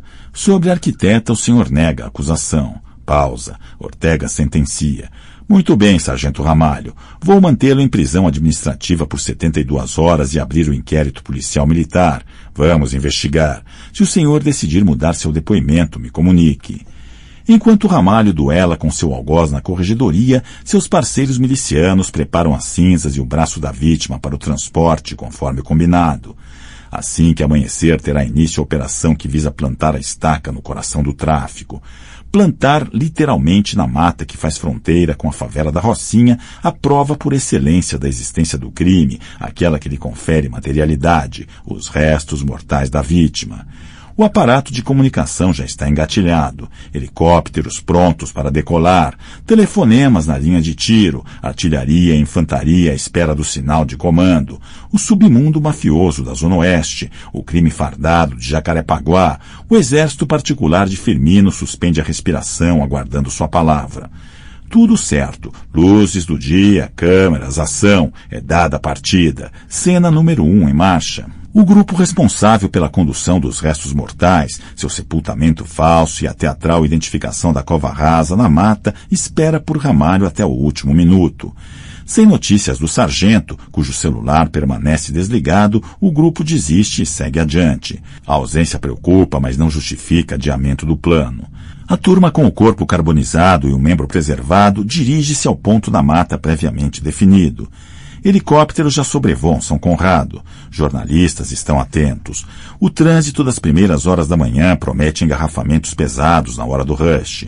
Chamadas nas rádios aludem a uma operação policial contra os traficantes que atuam na Rocinha. As primeiras notícias se referem a uma denúncia que estaria sendo apurada. Uma denúncia grave relativa ao desaparecimento da arquiteta de 30 anos. Ela teria sido vítima de sequestro relâmpago ao qual resistira, o que teria levado os bandidos a matá-la. Seu corpo estaria enterrado no alto da mata vizinha à favela. Traficantes estariam envolvidos. É o que se pode deduzir considerando-se o local em que o corpo teria sido escondido. Helicópteros dão cobertura à equipe que procura o corpo e à tropa que invade a comunidade em busca dos assassinos. Na Secretaria de Segurança, a confusão é geral. O governador que madruga acorda o secretário furioso. Tinha ordenado que nada se fizesse naquela área sem que ele fosse consultado. A situação na Zona Sul estava calma. Não importava que fosse a paz dos cemitérios. As pesquisas de opinião já indicavam melhora na avaliação do governo. Para que trazer de novo a insegurança para o centro da agenda pública? O pior é que o secretário também não sabe de nada. Cadê a autoridade do governador e a do secretário? O secretário usa o telefone vermelho ao lado da cama para despertar o comandante-geral da PM. O coronel tampouco sabe de nada. Passando adiante o destempero e a indignação, o comandante-geral liga para o chefe do Estado-Maior e para a P2, o setor de inteligência. Nada. O coronel, chefe do Estado-Maior, acorda o comandante do batalhão da área, o 23º, sediado no Leblon. O tenente-coronel ouve a pergunta no tom colérico do superior e ecoa a mesma perplexidade dos demais. Não somos nós, coronel. Com certeza não somos nós. Vou me certificar com o oficial do dia que está encerrando o plantão, mas com toda certeza não somos nós. Pouco depois liga de volta para o chefe do Estado-Maior. Confirmado, coronel. O 23º não está participando da operação. Ninguém por aqui sequer sabe do que se trata. Nosso pessoal em ronda por São Conrado diz que a equipe que está caçando os traficantes da Rocinha é formada por gente do batalhão de Jacarepaguá. Mas também tem gente da Polícia Civil. Parece que um pessoal da delegacia de Jacarepaguá. É uma ação conjunta das duas polícias? Afirmativo, coronel. Inclusive os 2 helicópteros são da Civil. Tem helicóptero no meio? Positivo. O chefe do Estado-Maior liga para o comandante do batalhão de Jacarepaguá, que tampouco tem alguma informação. O tumulto na secretaria cresce com a chegada do secretário, cujo gabinete está cheio até a boca de carga inflamável. O subsecretário recebe um telefonema do comandante do batalhão de Jacarepaguá, a quem cobrara informações diretamente, contornando a alta hierarquia da PM. Doutor, é gente minha, sim, de fato. Um pessoal muito bom, que inclusive tem trabalhado em cooperação com a Polícia Civil, recebeu uma denúncia e foi averiguar. O subsecretário solta os cachorros. O comandante do batalhão de Jacarepaguá explica. Tem razão, doutor. As coisas não devem ser feitas desse jeito. Claro que a gente tem de respeitar a hierarquia e os limites territoriais. É que eles temiam um vazamento. Se a denúncia vazasse, já era, doutor. Os traficantes chegavam lá antes. Estão ali do lado. Mas posso lhe garantir que a equipe do Firmino é muito boa. Primeiro time. São tiro e queda, doutor. A cidade deve a essa turma o fim do tráfico em toda a nossa região. O telefone vermelho do governador toca. É a vez do secretário de Segurança explicar. Firmino é a prata da casa. O governador mal tem tempo para pensar no que significa contar com os galácticos. Além da PM e da Polícia Civil, o Estado tem agora uma terceira força. O prefeito escreveu um elogio ao que denominou autodefesa comunitária. Mas o prefeito não merece confiança. O governador tem ainda algum tempo para decidir o que pensa a respeito. Prefere democrático como é ouvir o povo. O que teriam a dizer as próximas pesquisas de opinião? No céu da Rocinha, o vespeiro aéreo assusta os moradores. Poucos na favela se arriscam a descer para o dia de trabalho. Nada de crianças na escola ou brincando na rua. A tropa mista de Firmino sobe o morro à caça de traficantes. As lojas da comunidade fecham as portas. Fotos dos helicópteros já são o destaque nos sites de notícias. Enquanto seus comparsas estão a caminho de São Conrado, um pouco antes dos helicópteros entrarem em cena, Ramalho chega à unidade militar em que ficará detido. Afasta-se de seus carcereiros, praças da PM como ele, e puxa do bolso seu celular, porque ali nada impede que ele use, nem mesmo as normas da instituição. Se alguém se aproximasse, ouviria o seguinte: Firmino, sou eu, Ramalho. Aborta, cara, aborta. Cancela, babou, fudeu. Claro que Firmino deduziu imediatamente o que Ramalho não precisou dizer. Não interessa que já esteja acontecendo. Para agora, recua. Diz que não acharam corpo nenhum na mata. Diz que a denúncia é falsa. Não está provado que existiu crime porque não existe corpo. Tudo é especulação e ponto final. Sem o corpo não tem crime. Eu sei, só que para nós agora é melhor isso do que nada. Se não dá para achar o corpo e apontar o culpado e entregar a cabeça dele na bandeja, então o melhor é que o crime não tenha acontecido. É isso, só isso. Não aconteceu e fica por isso mesmo. Sei lá do carro, porra, o carro que se foda. Carro não prova nada. Mesmo que tenha resíduo de sangue, não prova nada. A pessoa pode ter forjado tudo, pode ter deixado um pouco do próprio sangue e jogado o carro na lagoa, para se livrar da vida que levava e começar outra, sei lá, tem doido pra tudo, não tem? Ou pode ter sido estuprada pelo ex-namorado, não importa, desapareceu e ponto final. Pois é, mais de 5.000 pessoas somem sem deixar rastro no estado do Rio todos os anos, sabia? Tudo bem, alguns estão repousando no campo sagrado que você cercou lá na sua área. Mas esses aí não passam de uns 100, 200, no máximo 500. E o resto? Então pronto. Ramalho? Sim, disse. Eu estou bem, não se preocupe. Vou ficar preso aqui na PM, mas não vão conseguir provar nada contra mim. Firmino, ouve. Tudo isso está acontecendo e sabe por quê? O filho da puta do Jader, aquele meu cunhado desnaturado, denúncia na corregedoria. Ele ouviu a conversa mole de uma certa pessoa que não consegue fechar a matraca. Quando eu sair daqui, vou dar um corretivo nela. Fica frio, manda ver. É isso aí, estamos juntos. Ramalho desliga o celular. Tem certeza de que será muito bem tratado. Está em casa, 72 horas para pensar na vida. Conclui que não poderá ser condenado sabendo tanto sobre tanta gente. O único risco é virar bucha em algum acerto traíra ou ir para o saco numa queima de arquivo. Para evitar essas hipóteses, algumas providências seriam tomadas. No meio policial, isso tem nome, seguro de cu. Em São Conrado, os helicópteros se recolhem. A tropa desce a Rocinha e toma o rumo da Zona Oeste. A equipe, que já tinha terminado de montar o cenário na mata para o teatro da identificação da Cova Rasa, fecha o buraco às pressas e mete as cinzas e o membro preservado no saco plástico. Enrola-o na capa de chuva, embrulha o pacote no lençol. Sem entender a razão, obedece ao comando de sair dali imediatamente. Ordem de Firmino. Mais tarde, na Fonte da Saudade, Jader tranquiliza os moradores cada vez mais angustiados. Eles são vizinhos dos parentes da moça desaparecida e compartilham sua aflição. A polícia vai resolver o mistério, logo, garante ele a todo mundo que lhe pede conselhos e opiniões. Não está com muita esperança de que a moça ainda esteja viva para falar a verdade. Mas que jeito? Ele não vai mentir para pessoas que sempre acreditam em sua palavra. Melhor ser portador de um mau presságio do que trair a confiança. Jader se orgulha de ser leal. No começo da madrugada, um motoboy traz a pizza encomendada. Jader prefere comer no banco do carona. Senta-se, está morto de fome. Pensa nisso e ri. Abre pelas laterais a caixa hexagonal de papelão fumegante. Pousa delicadamente a tampa engordurada na poltrona ao lado, com cuidado para não sujar o assento. Está na hora, pensa, finalmente. Jader não tem tempo de compreender as explosões que sequer chega a ouvir. Sente que elas vêm de dentro, como a fome. Pasta 3. Capítulo 3. No Twitter. Sigo no Twitter. Noite número 2. Vão ficar faltando 998. Chego lá. Draconiano. O quê? Parece filme de Tarantino? Pois é, só que é real. Para os cariocas que conhecem a realidade da Zona Oeste, Tarantino é o Walt Disney.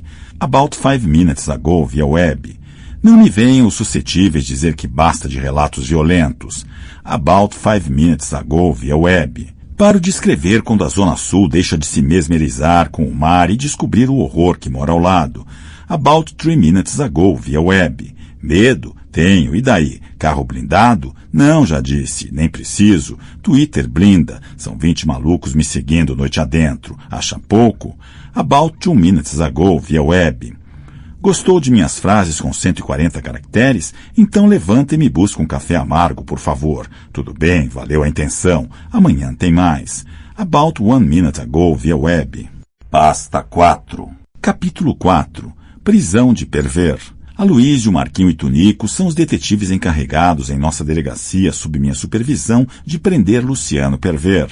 Nossa delegacia é a Draco, Delegacia de Repressão ao Crime Organizado, se você não se lembra. É onde eu estava lotado até o episódio e é onde está minha tribo.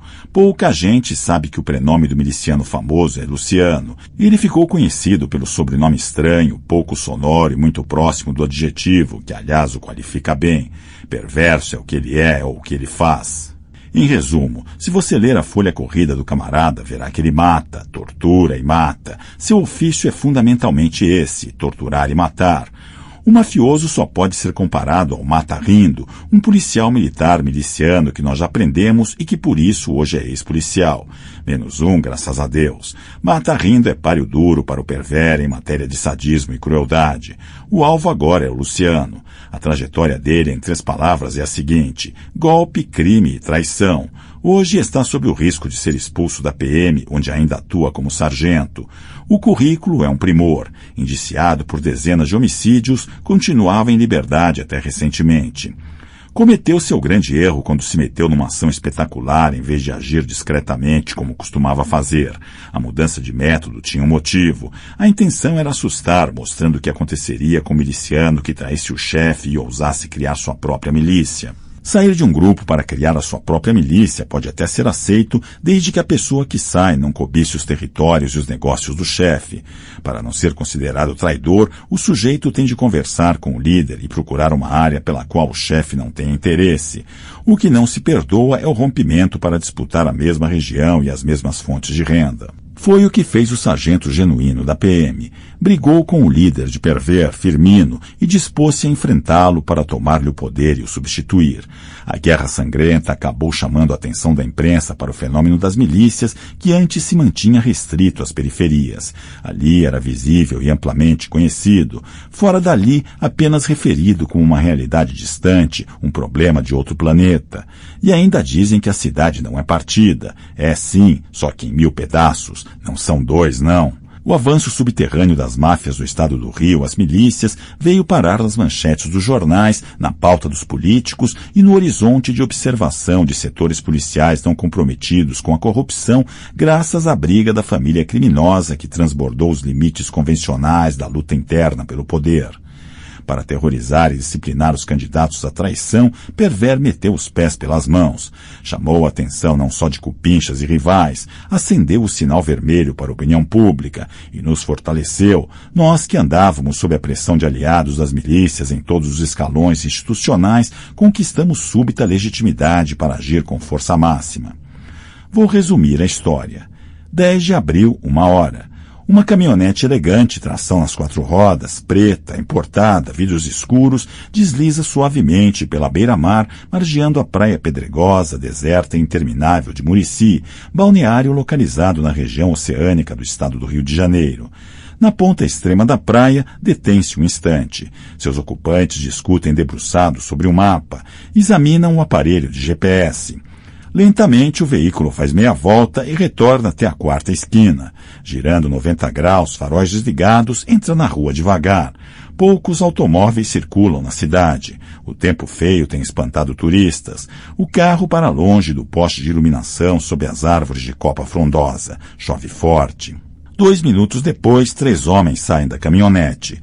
O motorista permanece no veículo e mantém o motor ligado. Os homens passam o terreno baldio à sua esquerda e as obras suspensas de um conjunto residencial à direita. A única construção habitada é a Casa Verde, recuada, circundada por um pátio cercado pelo muro de 2 metros de altura, coroado por arame farpado trançado à concertina. Os homens se esgueiram entre as sombras do terreno arborizado vizinho à casa e caminham até os fundos onde já não há vestígio de luz. A chuva aperta. Um deles se encosta no muro e joga por cima ração para cães. Nenhum animal dá sinal de vida. O segundo aproxima-se, passa a longa tesoura de aço ao primeiro, abaixa-se para que o outro escale o muro com seu apoio. O novelo de espinhos de ferro é cortado e empurrado para os lados. Por aí passam os dois. O terceiro homem demora-se, circundando mais uma vez a casa, da qual não chega som ou indício de movimento, antes de também escalar o muro. Não há luz no interior do lugar. Os três reúnem-se no pátio.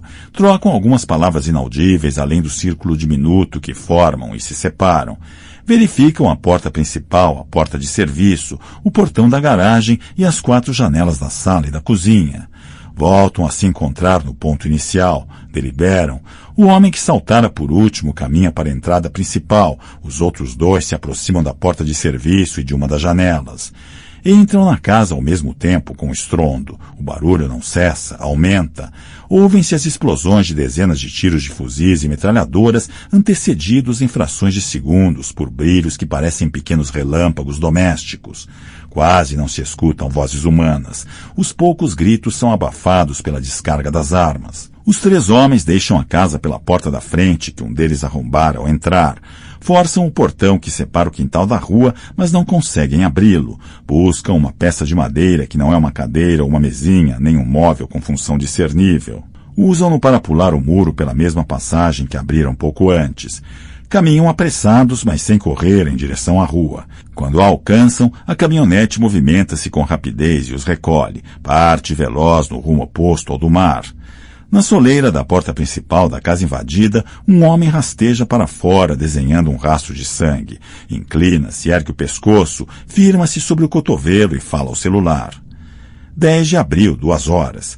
2 viaturas da PM com giroscópios ligados emitem luzes avermelhadas. Um movimento circular da cor em ondas e borra contornos instáveis e alucinatórios. Policiais percorrem os cômodos da casa. Enfermeiros fixam no interior da ambulância a maca com os sobreviventes. Fecham as portas e o veículo dispara com a sirene ligada. Um carro velho cruza em velocidade a esquina da rua com a avenida Beira-Mar. Ouve-se o ruído forte e prolongado do atrito entre o pneu e o asfalto. O carro reaparece de ré. Freia, recua e vira à direita. Estanca abruptamente diante da casa. O repórter do único jornal do município salta aos pulos. O fotógrafo o acompanha. Dirigem-se aos policiais. Antes dos peritos, muito antes, fotografam os cadáveres da mulher grávida e do adolescente. Na redação, o editor daria a ordem com que se sonhara um dia. Parem as máquinas. As manchetes descreverão o horror em uma linguagem encharcada de emoção. 10 de abril, 2h45. Na PM a notícia voa. Temeroso de que o crime em Muricy abale seu comando, sugerindo algum tipo de cumplicidade com as milícias que começam a expandir seus domínios para a região litorânea, o comandante do batalhão local, Coronel Raposo, telefona para o chefe do Estado-Maior da corporação. Intui a importância da ocorrência e dá provas de que não pretende se omitir. Para constranger o superior a agir, evitando que a incompetência termine por lhe ser atribuída e, pior, seja interpretada no futuro como conivência, informa-o de que chegara a seu conhecimento a informação de que a delegacia especializada na repressão ao crime organizado, a minha Draco, havia sido notificada e já se movimentava para caçar os assassinos. Raposo desconfia de todo mundo e acha que tem boas razões para isso. Na verdade, é ele mesmo, por via indireta, quem faz a notícia do homicídio chegar até nós antes que ela percorra os labirínticos caminhos institucionais e interinstitucionais. Antes mesmo que as rádios e a internet, sempre ágeis, informem o público a respeito. Meu chefe, o delegado Fausto Clemente, desperta com o telefonema, liga para o Estado-Maior da PM e a Superintendência da Polícia Rodoviária Federal e dispara a ordem para que nossa equipe entre em prontidão. Sou o primeiro a receber seu telefonema. Caberia a mim convocar os demais. Perver tentou matar Genuíno, mas ele sobreviveu. Pelo visto, o câncer da milícia já tem metástase. Não param de se dividir e multiplicar. Assim que ele possa falar, temos de ouvi-lo. Pergunto se alguém morreu. A mulher e o enteado do Genuíno. Digo um palavrão, Dr. Fausto continua. A mulher estava grávida. Solto outro palavrão. O delegado completa. O enteado tinha uns 10 anos. Esgotado o repertório de palavrões, passo à ação. Pressionada pela divulgação do crime em tantas direções, a PM aperta o cerco nas rodovias do estado. As entradas da capital estão sob vigilância. Veículos suspeitos são revistados. Nesse caso, o foco não é o ladrãozinho pé de chinelo que foge em uma Kombi velha, em corcel medieval ou motocicleta de baixa cilindrada. A atenção concentra-se em carros importados que transportem mais passageiros do que o habitual. Uma caminhonete importada, por exemplo, de vidros filmados. 10 de abril, 4h40. Reunidos no gabinete do Dr. Fausto, somos informados da prisão dos suspeitos. O veículo em que viajavam para o Rio estava carregado de armas, granadas e munição. Armas de uso reservado das polícias. Eram 4 policiais, 2 civis e 2 militares. Entre eles o sargento Luciano Perver, contra quem já havia denúncias de participação em chacinas, extorsão, sequestro, formação de quadrilha e ameaça a testemunhas. Fausto descobre que ele está sendo ouvido em uma delegacia distrital próxima ao local da prisão. Telefona ao delegado que não demonstra muito boa vontade em colaborar.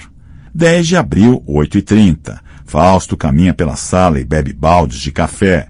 Está angustiado com a demora dos colegas de nossa equipe que foram a Murici e prometeram alguma informação mais substancial em breve. Ansiosos estamos todos nós ante a falta de notícias sobre o depoimento de Perver. Meu chefe está particularmente indignado com a recusa do delegado da delegacia distrital em transferir o depoimento do preso para Draco. Fausto gira em círculos, entra e sai da internet, passa os olhos pelos jornais do dia mais uma vez. Está indeciso sobre o que fazer, uma vez que na Polícia Civil tem de se mover como se pisasse em ovos, ou melhor, em minas, e cada movimento tem de ser bem estudado, porque nunca se sabe que alianças ligam quais autoridades a que colegas. Decide consultar o corregedor da PM e descobre que o sargento Perver será conduzido ao batalhão especial prisional. Mas o BEP, o delegado põe-se de pé. Quando não consegue falar ao telefone sentado é porque alguma coisa vai acontecer ou aconteceu, e grave. Normalmente não volta a sentar, início de que a situação é explosiva. Ele repete, o BEP não tem nada de prisional, coronel, o senhor sabe disso. Especial pode ser, especial para os presos, VIP, 5 estrelas e spa. Faz caretas para nós enquanto ouve o corregedor. Tudo bem, corregedor, eu entendo a sua situação, mas o senhor pode anotar, não dou uma semana para esse cara estar na rua. Mais caretas. BEP não é porta de entrada do sistema penitenciário, coronel. Na prática é porta de saída, aberta, coronel, escancarada. Despede-se e se dirige a nós. É um escândalo. Toca o telefone. Nossos colegas em Murici dizem que as primeiras averiguações confirmam que algumas das armas apreendidas com o Perver são compatíveis com os projéteis encontrados no local do crime. 10 de abril, 16h30. Em sessão extraordinária da Assembleia Legislativa, o sogro de Perver, líder miliciano que responde a várias acusações, deputado estadual, pede a palavra, dirige-se à tribuna e fala em tom passional e apocalíptico. Onde está a democracia? Onde estão as leis? Cadê o Estado de Direito? Que sociedade é essa em que um profissional da polícia, um trabalhador honrado, é preso porque suspeitam dele? Quem vai me responder? Onde estão as autoridades do governo? Cadê o governador que veio me pedir voto nas últimas eleições? Onde ele está agora? Cadê a promessa de respeito, de apoio, de sustentação e fortalecimento até na adversidade? Onde estão as palavras bonitas e os elogios? Antes nós éramos autodefesa comunitária. Recebíamos apoio e recurso da prefeitura e do governo do estado para acabar com os traficantes. A linha amarela foi construída com nossa ajuda. A estrada ia sendo construída e nós íamos limpando as comunidades, arrebatando o tráfego, botando ordem e espanando o vagabundo. Esse sempre foi o acordo. Para isso não faltavam recursos, nem armas e muito menos solidariedade de nossos aliados. Aliados? Aliados ou traidores? Nesse tempo, quando precisavam do nosso suor, do nosso sangue, eles não se escondiam de câmeras e microfones, não. Botavam a cara e nos defendiam. O prefeito anterior e o atual nos defendiam, assim como os governadores do nosso estado, todos eles. Não tinham vergonha da gente, não. Autodefesa comunitária, diziam com a boca cheia e os ouvidos brilhando de orgulho. E de repente somos o diabo? O que era bom virou ruim? De repente não prestamos mais? De repente nos descartam como lixo? O deputado engasga com tanta revolta, interrompe o discurso, bebe um copo d'água inteiro. Mesmo rouco não economiza a voz. Por que suspeitam de Luciano Perver, do bravo e honrado sargento Perver? Por que pessoas foram mortas em Murici, a mais de 100 quilômetros de onde ele estava quando foi preso? Deduziram que ele seria o culpado porque estava na estrada, viajando, chegando ao Rio. E isso bastou para transformar em uma tragédia, em uma suspeita, e uma suspeita em uma certeza, e a certeza em prisão. O passado da pessoa não conta. Uma vida inteira dedicada à segurança pública não conta. Parou para mais um gole d'água. A garganta não aguentava tanta emoção. E não me venham falar em armas. Luciano Perver e os colegas que estavam com ele são policiais. Claro que têm armas. Como é que poderia ser diferente? São muitas armas, ora bolas. Muitos também são os riscos, os bandidos, os perigos, as ameaças que um homem da lei tem de enfrentar. Em vez de caluniar esses profissionais, as instituições tinham que garantir sua segurança e armá-los como eles merecem, como eles precisam ser armados. Mais um gole, o deputado toma fôlego. As polícias tinham de render homenagem a esses homens por gastarem seus recursos privados, seus parcos ganhos comprando armas que servem à sua luta pela segurança de todos. Mas não, são desprezados, humilhados, pior, presos. Repete apoplético, presos. Enxuga o suor da testa e continua. Cadê o pessoal dos direitos humanos? Cadê? Quero ver o que vão fazer diante dessa arbitrariedade, diante dessa violência inominável. Nesse momento, entra no plenário o deputado Marcelo Freitas, eleito por sua militância em direitos humanos. Vai ao microfone e pede uma parte. É bom mesmo, deputado Marcelo Freitas. É bom mesmo o senhor falar. Quero ver se o senhor agora vai jogar no lixo seus valores. Quero ver sua coerência, deputado. Pode falar. Fala. Marcelo fala. Fiz questão de pedir o à parte a Vossa Excelência para lhe dizer publicamente que, assim como eu, os militantes e as entidades de direitos humanos do Estado do Rio de Janeiro estão e estarão atentos e dispostos, como sempre, a lutar para garantir que todos os presos recebam tratamento igual e digno. Portanto, vamos sim ficar alerta para que o sargento Luciano Perver e seus colegas sejam tratados no cárcere como seres humanos e que todos os seus direitos como prisioneiros sejam amplamente respeitados. Fora de si, aos berros, o sogro de Perver retoma a palavra. Não se faça de cínico, não seja cínico, não me provoque. Perver não pode ficar preso, a prisão é um absurdo. Marcelo Freitas intervém. Essa é uma questão que afeta o Poder Judiciário, deputado. A decisão é do Judiciário. É o juiz quem manda prender ou soltar. As entidades que defendem os direitos humanos só podem lutar contra abusos e desrespeitos às determinações legais e judiciais. Se é justa ou injusta a prisão do seu genro, isso é matéria para advogados discutirem com o magistrado. O senhor está gritando à toa, deputado. Está gastando sua garganta, o tempo dessa casa em nossa paciência. O sogro de Perver se lança a tribuna abaixo e corre em direção a Freitas, mas é interceptado por outros parlamentares que o contêm. Os flashes espocam nas galerias. 11 de abril, 9h30. Toca o telefone fixo da mesa do delegado titular da delegacia distrital situada na Zona Oeste, responsável pelas primeiras prisões importantes de milicianos, inclusive do vereador Julinho Pegador, cabo da PM e irmão do veemente orador parlamentar que na véspera quase bateu em Freitas. O delegado atende como de hábito. Tu vai morrer, não é porque prendeu os amigos, não. Prender é função do delegado. Vai morrer porque levou o Juvenal para dentro da DP. Teu jogo é sujo. Tu limpa a área para os nossos inimigos. É só por isso que tu vai morrer. Tu te vendeu, filho da puta. Nenhuma novidade. Enfrentando o miliciano, o delegado Valtencir Nunes ouvia ameaças com frequência. Sabia por experiência própria que cão que ladra não morde e que o propósito dos criminosos era amedrontar e paralisar o seu trabalho. Também sabia que nem adiantava investigar a origem da chamada. O número variava, mas a fonte era sempre telefone público de Santa Cruz, Campo Grande, Bangu ou Jacarepaguá. Seria perda de tempo pesquisar. A história de Juvenal era simples. O sujeito abandonou a milícia e se dispôs a colaborar. Era natural que os antigos cúmplices o vissem como traidor deles, leal a nós. Por que não aproveitar? 11 de abril, 9h40. O chefe do setor de investigação da delegacia entra na sala de Valtencir sem bater e lhe diz que uma fonte garante que alguma coisa vai acontecer, que os milicianos vão atacar a delegacia. O delegado não quer passar recibo de que está em pânico por ameaça dos milicianos, mas o inspetor o adverte de que a delegacia está cheia de gente e que se ocorrer alguma coisa as consequências podem ser graves. Inclusive mulheres e crianças estavam lá por conta de uma briga entre vizinhos. 11 de abril, 10 horas e 5 minutos. 2 detetives e o chefe da SI reúnem-se com o Dr. Valtencir e apresentam o resultado da investigação que fizeram nas imediações da DP. Não acharam nada suspeito, nenhum pacote, nada. Mas há um carro estacionado no pátio que não pertence a nenhum policial e a ninguém que esteja sendo atendido na delegacia. Valtencir determina a imediata evacuação da delegacia, mas pede que os policiais não provoquem pânico. Ordena que um de seus auxiliares ligue para o esquadrão antibombas. 11 de abril, 10h25. O carro explode incendiando a delegacia, quebrando os vidros e abalando suas estruturas. Não há feridos. O esquadrão antibombas chega pouco depois da explosão. 11 de abril, 10h50.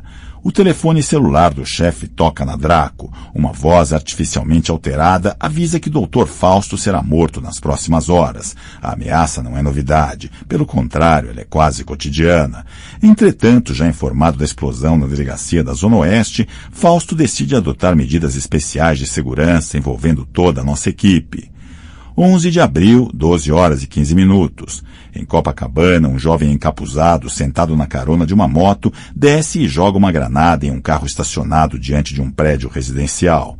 O petardo, que parece uma pedra, quebra o para-brisa e explode no interior do veículo, que se consome em chamas. É o carro particular de um delegado conhecido por criticar as milícias e denunciar a corrupção policial. 11 de abril, 20 horas e 30. Em Santíssimo, 2 carros param no meio da rua em frente à delegacia distrital. 7 homens encapuzados e fortemente armados descem e avançam rapidamente na direção da delegacia. Atiram para o alto e avisam que ninguém vai se machucar se não fizer besteira. Na véspera, a delegacia fizeram uma grande apreensão de armas no Morro da Cruz e ainda não as entregaram ao setor responsável, porque a viatura especial que faria o transporte permanecera comprometida com outras ocorrências. Todas as armas são recolhidas e levadas para os carros. Os assaltantes se retiram sem sobressaltos. Ninguém se fere. 12 de abril, 4 horas. Depois de 1 hora de sono, porque custei a vencer a insônia, Fausto me acorda. Perver saiu do batalhão prisional especial pela porta da frente, sem violência. Pergunto se ele está me convocando. Ele diz que não. Agora é tarde? Ou cedo, eu respondo. Pois é, cedo demais para dar o bote. Falta ainda muito trabalho. Estava óbvio que a prisão do Perver não era para valer. Colocaram um criminoso tão feroz, tão cruel e sanguinário, cheio de informações sobre a história das milícias do BEP, tinha coisa, e eu sabia que estava armado. A pressão deve ter sido muito grande. Não foi dessa vez, mas vamos chegar lá. O que é que a gente vai fazer agora? Nada, o cara caiu no mundo. Agora não adianta fazer nada. Se ele fugiu é porque tem um plano, tem apoio, e a essa hora já deve estar longe. As polícias estão todas minadas. A secretaria está minada, o governo também. Vamos recuar, estudar bem a situação e retomar a iniciativa quando for a hora. O jeito é identificar algum juiz e alguns promotores confiáveis que tenham coragem. Nós temos de criar um cinturão em torno do nosso trabalho para evitar pressões, interferências e vazamentos. Na hora H, contando com representantes corretos do MP e da Justiça, a gente dá o bote em cima do Perver e dos cabeças das milícias, os deputados inclusive. Mas vamos com calma. Penso em discordar, em sugerir uma ação imediata, mas me calo. Fausto continua. Vai dormir, descansa, você anda muito estressado. Relaxa ou a próxima bomba vai ser você. O chefe tem razão. 23 de abril, 11 horas da manhã. Fausto chega eufórico a Draco, cumprimenta as pessoas. No caminho me chama. Eu sabia que o primeiro compromisso da manhã tinha sido no fórum. Pelo andar da carruagem as conversas tinham sido boas. Entra em sua sala, liga o ar refrigerado, fecha a porta e começa a falar antes mesmo de sentar. Lembra de uma tal de Arlete? Claro, respondo. Irmã daquele menino que dirigiu uma van, não pegou os caras e foi fuzilado com não sei quantos tiros. Então você se lembra dos assassinos. Perver e 2 PMs que faziam a segurança dele. Esqueci os nomes. Não importam os nomes. Importa que Perver foi o principal acusado. Certo. E daí? E daí que temos o caso em nossas mãos prontinho para reabrir com todas as provas. Que provas? Os depoimentos de 6 testemunhas que assistiram ao homicídio. Mas isso nós já tínhamos, só que... Não estou entendendo, Dr. Fausto. Explica. Os depoimentos não foram anulados porque as testemunhas voltaram à delegacia e declararam que tinham cometido um engano? Pois é, só que os segundos depoimentos caíram, os primeiros voltaram a valer. Como assim? Justiça, meu caro, honestidade, competência, essas coisas tão raras. Tem muita gente boa neste mundo, gente honrada. Ou você acha que todo magistrado é igual ao Caio? O juiz, juíza, a doutora Maria Duília de Castro, ela acha que dá para aproveitar os primeiros depoimentos? Fausto fez que sim com a cabeça. Examinou os casos e concluiu que não tinha cabimento aceitar o jogo dos criminosos e mobilizar a justiça só porque os mafiosos tinham calado as testemunhas. As milícias, como toda máfia, trabalham com intimidação das testemunhas. Primeiro tentam cooptar, depois intimidar. Se nada disso tiver resultado, eliminam as pessoas. A juíza sabe muito bem como funciona. Eu não me contive. Essa mulher é o máximo. Fausto prosseguiu revirando a maçaroca de papéis empilhados na mesa. Mas não para aí, tem mais. Delegado, acho que Deus existe mesmo, hein? Não para aí. O delegado puxou um processo do meio da babel de documentos e, lendo, disse o seguinte. Nara da Silva, conhecida como Narinha do Piscinão, viúva da vítima. Lembra desse caso? Narinha do Piscinão? Puxa, com esse nome eu devia lembrar. Mas não sei, eu acho que não. Vai ver, ela não faz jus ao nome. Nara da Silva foi quem denunciou o envolvimento do Pervera e do grupo dele naquela chacina de Del Castilho. Claro, evidente. Os jornais anunciaram que os mortos eram do tráfico e, na verdade... Claro. Lembra que ela veio com a mãe e um tio, uma coisa assim? Isso mesmo. Os garotos eram ligados a uma igreja e estavam montando uma cooperativa para resolver o problema da entrega do gás, garantindo o preço normal e quebrando a perna do monopólio dos milicianos que impunham aqueles preços extorsivos. Correto. Caso reaberto. Porra, chefe, isso é sensacional. O depoimento da mulher entregava tudo. Ela tinha até gravado umas imagens no celular, com som e tudo, do Perver comemorando e fazendo chacota dos mortos. Tinha, mas o valor legal estava anulado, porque no segundo depoimento ela disse que tinha sido uma brincadeira, um teatro. Eu sei, chefe, recordo direitinho do caso. Podemos reabrir? Vale o primeiro depoimento e valem as imagens. Está reaberto. Puta que pariu, chefe. Está aberta a temporada de caça ao Perver e sua turma. E tem mais. Vamos lá, doutor Fausto Clemente. Seu inspetor-chefe de investigação está gostando. Pode seguir. O delegado tira outro inquérito da pilha depois de levantar e voltar a guardar alguns outros. Ele diz, este aqui, cemitérios clandestinos, corpos lançados ao mar. Filme de terror? Lembro, chefe. Porra, quem esqueceria? A gente chamava o inquérito de filme de terror. Tudo começou quando a gente identificou o grupo do Firmino, do deputado dos Anjos, sogro do Perver. O ponto de partida do inquérito eram milicianos da Ilha do Governador, ligados a uma turma de Niterói e São Gonçalo. Quem desencadeou a investigação foi o pedreiro. José Augusto Pinto está aqui, forçado a usar o cinzel que manipulava habilmente por conta de sua experiência profissional. Fausto para de ler os documentos, olha para mim e continua. Forçado a usar o cinzel para quebrar os dentes dos cadáveres e evitar sua identificação. Interrompo o delegado. Quando os corpos não eram queimados, decapitados, desmembrados. Não, aí você se engana. Lembro perfeitamente desse depoimento. Os dentes eram quebrados independentemente dos outros procedimentos. Não esqueça que esses animais são das polícias. Sabem direitinho o que fazer para dificultar a identificação. É isso aí, chefe. A técnica na era da reprodutibilidade da barbárie. Hein? Nada, Dr. Fausto, nada. Uma recaída nos velhos tempos de estudante de letras. O delegado dá uma gargalhada. Não se contém quando evoco esse meu passado, minha outra encarnação, ele prefere dizer. Fausto prossegue. Quem te viu e quem te vê, esse seu jeitão desalinhado, filho de família com grana, hein? Estudante de letras. Família remediada, delegado, remediada. Você é uma figura, sabia? Olha os papéis e vira as páginas, retoma o raciocínio. Tudo começou na Ilha do Governador, porque a primeira denúncia acusava os mafiosos de amarrar blocos de cimento na perna das vítimas e jogá-las no fundo do mar. Foram muitos depoimentos, tudo perdido. Vamos poder recuperar esses também. Exatamente, inspetor, exatamente. E o que é que vamos fazer com os segundos depoimentos, desreconhecendo os acusados, desfazendo as acusações? Desreconhecer. Cruzando outras provas, vamos desmoralizar o desreconhecimento. Isso. O senhor obteve mesmo a aprovação da juíza? Que tal? Maravilha. E dos promotores, aquele pessoal porreta do MP? O Dr. Lúcio e o Parker? Está doido, cara? O Lúcio não embarca nessa nem que a vaca tussa, principalmente depois que ameaçaram a mulher dele. Mas o Parker está com a gente, e o Neves e o Fontoura. São legalistas e não se deixam intimidar. Estão fazendo o que é certo. Não é porque são meus amiguinhos, não. É porque são gente honrada e séria, só isso. Beleza? Enquanto o delegado vai ao banheiro, penso em Nara Piscinão, em José Augusto Pinto e em tantos outros que nos procuraram ou que se dirigiram à delegacia distrital e registraram as denúncias e depois voltaram, humilhados, apavorados, implorando para que as declarações fossem alteradas. Era a vida de cada um ou a verdade, a vida ou a justiça. De que lado a gente fica? Fausto voltou xingando a Polícia Civil, o governo, o país.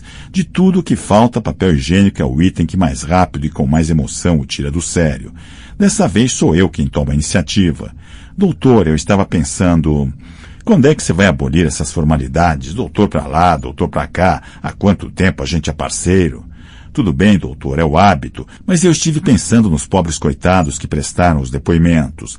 Validando a primeira versão, a gente não está praticamente condenando as testemunhas à morte? O plano é o seguinte: exatamente para preservar a vida das testemunhas, vamos agilizar os inquéritos, reunir o material probatório com o máximo rigor, sem desacelerar o ritmo, e só vamos pedir prisão preventiva quando houver indícios para que o MP acolha nossas conclusões e apresente denúncia à Justiça. Se as bases da investigação forem bastante sólidas e se todo mundo estiver consciente de que é preciso atuar com celeridade, em pouco tempo os inquéritos terão se transformado em processos. Quando os criminosos se derem conta do que está caindo na rede, já será muito tarde para boicotar o trabalho policial. Estarão presos e os processos em andamento. Terão de se defrontar com a justiça, entendeu? Perfeitamente. A juíza já expediu autorização para as escutas de todos os acusados e está pronta para expedir os mandatos de prisão assim que nós estivermos preparados para agir.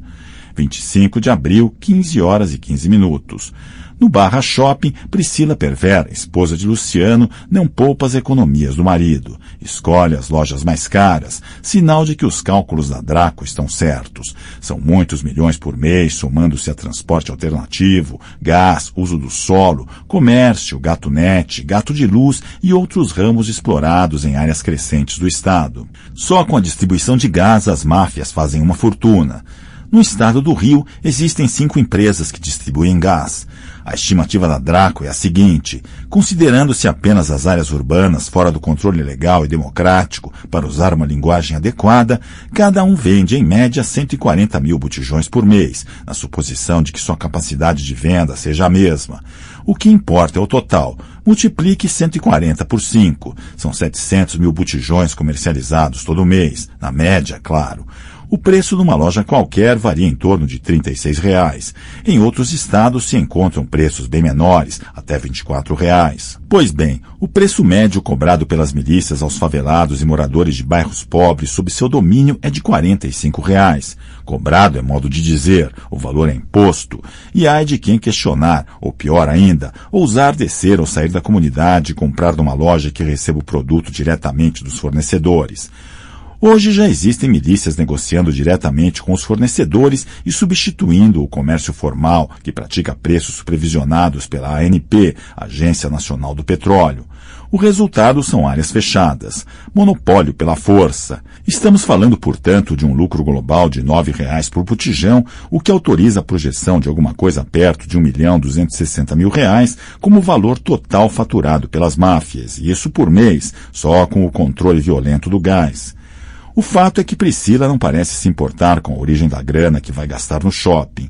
Olha as vitrines borboleteando de uma a outra. Não corresponde ao modelo da mulher abandonada por marido fugitivo da justiça. Se carrega consigo a cruz da preocupação e da corresponsabilidade moral, disfarça muito bem. Eu a sigo a certa distância. Meio de semana, longe das temporadas festivas, o movimento não é grande, o que torna o meu trabalho mais difícil.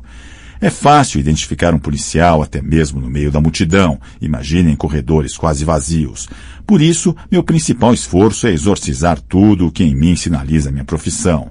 Claro que não sou do tipo anel, cordão de ouro, unha feita com brilho de esmalte incolor, camisa berrante, desabotoada, sapato mocassim sem meia, calça de tergal, cinto com fecho dourado, fios ralos de cabelos penteados sobre a calvície, pintados e colados por um produto que faz às vezes do que minha infância chamava-se Gumex. Hoje se diz gel, eu acho. Se você me imagina assim, apague essa visão. Tenha certeza de que esse dentro de sua cabeça não sou eu. Juro que não passo lenço no rosto suado, pelo menos não na frente das pessoas. Sim, isso sim, confesso que uso lenço, herança de meu pai. Também é verdade que nesse dia no shopping, como quase todo mundo na polícia, estou acima do peso, um pouco acima. Priscila finalmente entra numa loja que está lotada. Não tenho problema em me aproximar. Ela conversa com a vendedora, passeia pelas seções, escolhe, vai para a cabine, experimenta, sai para se olhar no espelho e pedir a opinião da moça que a atende. Torço para que ela não desista. Preciso que ela compre. Rezo para que ela pague com cartão de crédito. Ela decide comprar. Abre a bolsa, tira a carteira, hesita, retira um cartão de crédito. Vibro intimamente como nos gols do Botafogo. Bola no filó, como diziam os locutores do passado. Espero o fim das operações, digitação de senhas, essas coisas. Alguma coisa ainda pode dar errada. Melhor conter o meu entusiasmo. A maquininha pode rejeitar o cartão. Passa no leitor magnético, digita a senha, retira o cartão, agradece, recebe o pacote, despede-se da vendedora e da moça do caixa. Priscila é simpática, bonita também, sai devagar. Pronto, minha vez. Chego próximo à funcionária que operou a transação. Peço desculpas à senhora que está na fila. Explico que vou apenas pedir uma informação. Mostro à atendente minha identidade policial. Ela se assusta, falo baixo. Digo apenas e com convicção que preciso dos dados do cartão da mulher que acabara de efetuar o pagamento. Não hesito. Ela nem desconfia que poderia e deveria negar-se a atender o meu pedido. Como você já percebeu, não roubo, não mato, mas não tenho escrúpulos. Estamos numa guerra. Nada a ver com o videogame que faz tiro ao alvo eletrônico com traficante de bermuda e sandália de dedo. Falo de guerra mesmo, de gente grande contra a ilegalidade constitucional, crime organizado, seguro nacional, defesa, guerra de policiais decentes contra policiais bandidos. Este é o enfrentamento verdadeiro, essa briga que importa, esse confronto que pode decidir o futuro do país. Exagero? Olhe para a Assembleia Legislativa e a Câmara de Vereadores. Não só no Rio, não. Olhe em volta, para cima. E o Congresso Nacional? Já olhou direitinho? O Judiciário? Bom, depois a gente conversa e eu lhe conto a história do Espírito Santo, apenas como um exemplo para provocar sua reflexão. 25 de abril, 22 horas e 38 minutos. Uma das virtudes do investigador é sua capacidade de improvisação, a criatividade, sobretudo no Brasil. Dá-se sempre um jeitinho, uma boa conversa, abre portas. Com os dados de Priscila, o nome completo, o número do cartão, não demorou a descobrir que ela tinha comprado 2 passagens aéreas para Natal para o fim de semana seguinte. O círculo estava se fechando em torno de Luciano Perver. A viagem estava marcada para domingo, às 9 da manhã, paga, aliás, com o meu cartão de crédito. A luta posterior pelo ressarcimento é outra viagem, mas muito pior. Viagem ao fundo do poço da burocracia que despreza quem trabalha de verdade. Informo os resultados do levantamento ao delegado Fausto, que me autoriza a organizar e implementar a operação. Convoco 3 colegas para irem comigo ao Nordeste. Dr. Fausto faz contato com a Polícia Federal. Vamos precisar de apoio, não conhecemos o terreno. Decidimos que meus colegas viajarão na sexta-feira. Terão 1 dia e meio para estabelecer os contatos locais com os agentes federais e fazer reconhecimento do terreno. Vamos precisar de pelo menos 2 viaturas descaracterizadas. Eu vou no mesmo avião de Priscila e do acompanhante, que ainda não sabemos quem será. Pode ser um complicador. A juíza já autorizara a quebra do sigilo telefônico e bancário da mulher de Perver. Infelizmente, Priscila é malandra ou bem orientada pelo marido. Não fala com ele nem diz nada comprometedor ao telefone. 29 de abril, 8h20. No saguão do Aeroporto Internacional Antônio Carlos Jobim, já com o ticket de embarque no bolso, circulo em busca de Priscila. Nada garante que ela não tenha desistido na última hora. Ela está atrasada, se é que vai mesmo viajar. Teria de fazer o check-in 1 hora antes do voo, às 8 horas, portanto. Não chegou às 8 e nem antes. Sei disso porque, para evitar surpresas e desencontros, estava no aeroporto desde as 7. Não comuniquei o que se passava aos policiais que atuam no aeroporto e nem aos federais, porque não confio em ninguém. Quanto menos gente souber, melhor. Entro e saio do setor de embarque, volto para o saguão. Ela não vem. Esquisito, difícil de entender. Teria fugido? Como? Às 8h30 ela chega com um garoto de uns 12 anos. Anda rápido, mas sem pressa. Os dois estão tranquilos. Observo que ela não se dirige às filas para o check-in. Segue direto para a porta de triagem que antecede a passagem pelas máquinas de segurança situadas na entrada do setor de embarque. Mal tenho tempo de especular. Ela exibe ao funcionário 2 folhas impressas. Nesse momento me sinto o perfeito idiota. Claro, a mulher não é tão estúpida quanto eu. Faz check-in pela internet, o que lhe dá direito de chegar só meia hora antes da partida. Idiota. Ainda bem que ninguém ficaria sabendo. O domingo está começando com um tropeço. 1-0 contra mim. Tudo bem, não cheguei a cometer nenhuma gafe que pusesse a operação em risco. Quase, mas felizmente está tudo bem. Hora de embarcar, o atraso é pequeno. Minha poltrona é a última, aquela reservada para emergências, policiais, autoridades, aeromoças, doentes, etc. As companhias são obrigadas a manter sempre uma poltrona livre para casos especiais. Mesmo tendo pago minha passagem, pedi que me dessem aquela posição estratégica. O avião decola. Relaxo, não há mais como perder a mulher, pelo menos até a aterrissagem. Abro o livro comprado no aeroporto, mas nem termino a primeira página. Durmo até Natal. Felizmente o voo é direto. 29 de abril, 11h25. Desperto com um aviso para apertar os cintos e os preparativos para a aterrissagem. Engraçado, os vários avisos e informes anteriores não me acordaram, só o último. Mesmo dormindo eu estava alerta. O sexto sentido policial devia estar vigilante. Hora de trabalhar. Antes disso, aproveito a última oportunidade de ir ao banheiro sem correr o risco de perder o alvo. Volto ao meu assento e cravo os olhos em Priscila. Meus companheiros já estão no aeroporto em posições estratégicas, pelo menos é o combinado.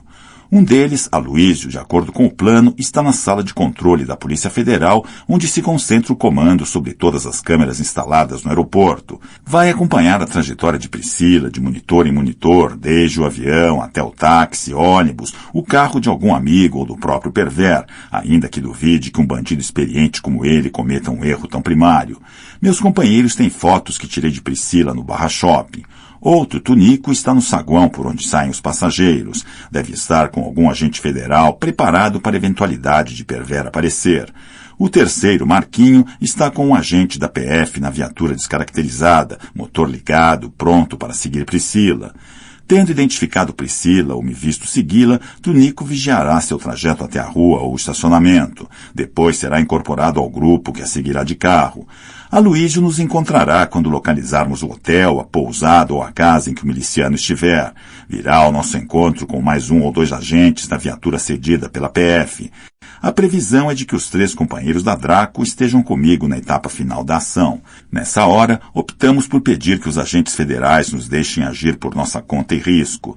Sempre será possível que tenhamos cometido um imenso engano e que Priscila tenha vindo a Natal rever velhos amigos de infância. Não tenho como descartar essa hipótese completamente, mas eu diria que é improvável, dadas as circunstâncias.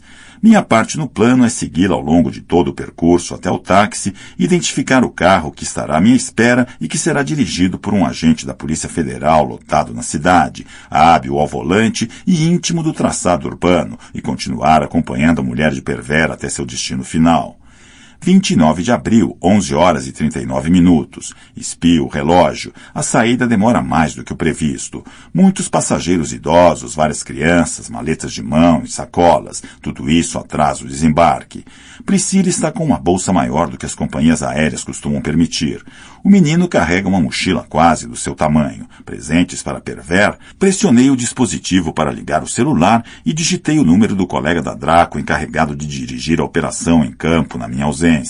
Aloísio, já estou em terra. Ela entrou no banheiro. Daqui a poucos minutos vai aparecer no saguão. Ela está com um garoto de uns 12 anos, mais ou menos. Não despachou bagagem, vai sair direto. Fica esperto. Tudo certo com o nosso esquema? Tudo certo. Estou com você no monitor. Vou desligar, ela está saindo. Copiado. Priscila anda com passos menores e mais lentos do que no shopping. A maleta, apesar das rodinhas, atrapalha, e o menino está acima do peso. Não sou só eu. É o que vem à minha cabeça, ainda que eu devesse estar pensando em coisas mais importantes nesse momento decisivo. Tranquilo segui-la no meio de tanta gente, andando em todas as direções e olhando para todos os lados. Impossível ser notado ali. É como se todos seguissem todos, ou o contrário. É como se cada um fosse absolutamente solitário e desprezado pela indiferença coletiva, salvo por um ou outro abraço que salva os privilegiados da imersão na onda humana em trânsito. Priscila para, olha as placas no alto, continua, sai do saguão, anda rumo à área reservada ao transporte para a cidade e escolhe a fila do táxi. Perfeito, por enquanto tudo certo. De repente me dou conta de que não vi meu companheiro que está no saguão. Recorro ao celular, ligo para Tunico. Onde é que você está, cacete? A mulher está na fila do táxi, tem pouca gente na frente dela. Qual é o meu carro? Não ouço resposta, sinto um toque no ombro. Meu colega está a meu lado com o celular na mão esquerda. Aponto um Santana pouco confiável, deslizando rente ao meio-fio e devagar em minha direção. Sento na frente, no banco do carona. Tunico usa a porta de trás. Cumprimento Marquinho e o motorista, agente da PF cedido para a missão. Tudo certo mesmo? Por enquanto, diz Tunico. Olho para Marquinho, econômico como sempre, numa deferência especial a mim, dispõe-se a dizer, firme. Pergunto ao motorista se já identificou Priscila. Sim, está de olho nela. Mostra a foto que Tunico lhe dera. Faz um elogio à beleza da moça. Ela entra com o menino no táxi. A adrenalina faz a festa. Até aqui tinha sido brincadeira de criança. Agora entra em ação o valente exército de Brancaleone do Dr. Fausto Clemente. Avante, Draco. 29 de abril, 12 horas e 23 minutos. À nossa frente, a uma distância segura, o táxi de Priscila. Atrás de nosso Santana, o Gol com os agentes. Aloísio nos encontrará mais tarde no destino, cujo endereço ignoramos. Esperamos que Priscila nos leve até lá. Uma avenida larga, muitos carros, nenhum problema. A preocupação se refere aos semáforos, como dizem os paulistas, ou às sinaleiras, conforme os gaúchos. O Santana tem de se manter sincronizado com os movimentos do táxi. Saindo da avenida, viramos à esquerda depois de um cruzamento tumultuado. Quase perdemos o táxi esperando nossa vez de atravessar. O motorista é bom, safo, apertou o pé até o fundo e lá está o táxi. Agora o vemos, tudo sob controle. O táxi desce à direita por uma rua mais estreita, com menos movimento, mas não há motivo para temer que Priscila nos identifique, ainda que o Santana não seja o carro ideal quando se quer descrição. Na verdade, ele é meio bandeira, sobretudo com 4 marmanjos. Tudo bem, a PF não é o FBI, e eu não estou em um filme de Hollywood. O Gol que perdermos no cruzamento volta a entrar em nosso campo de visão, acelera atrás de nós. Em matéria de bandeira, o Gol é um show. O táxi faz uma curva fechada à esquerda e sobe uma ladeira. Felizmente estamos em um bairro residencial e o trânsito é intenso. Voltamos a uma artéria central larga e movimentada. O motorista especula sobre destinos possíveis. Aposta em 2 bairros turísticos um pouco afastados do centro comercial da cidade. A rua agora assume aspecto de estrada, ainda que relativamente estreita. Desaceleramos e nos afastamos porque o movimento diminui.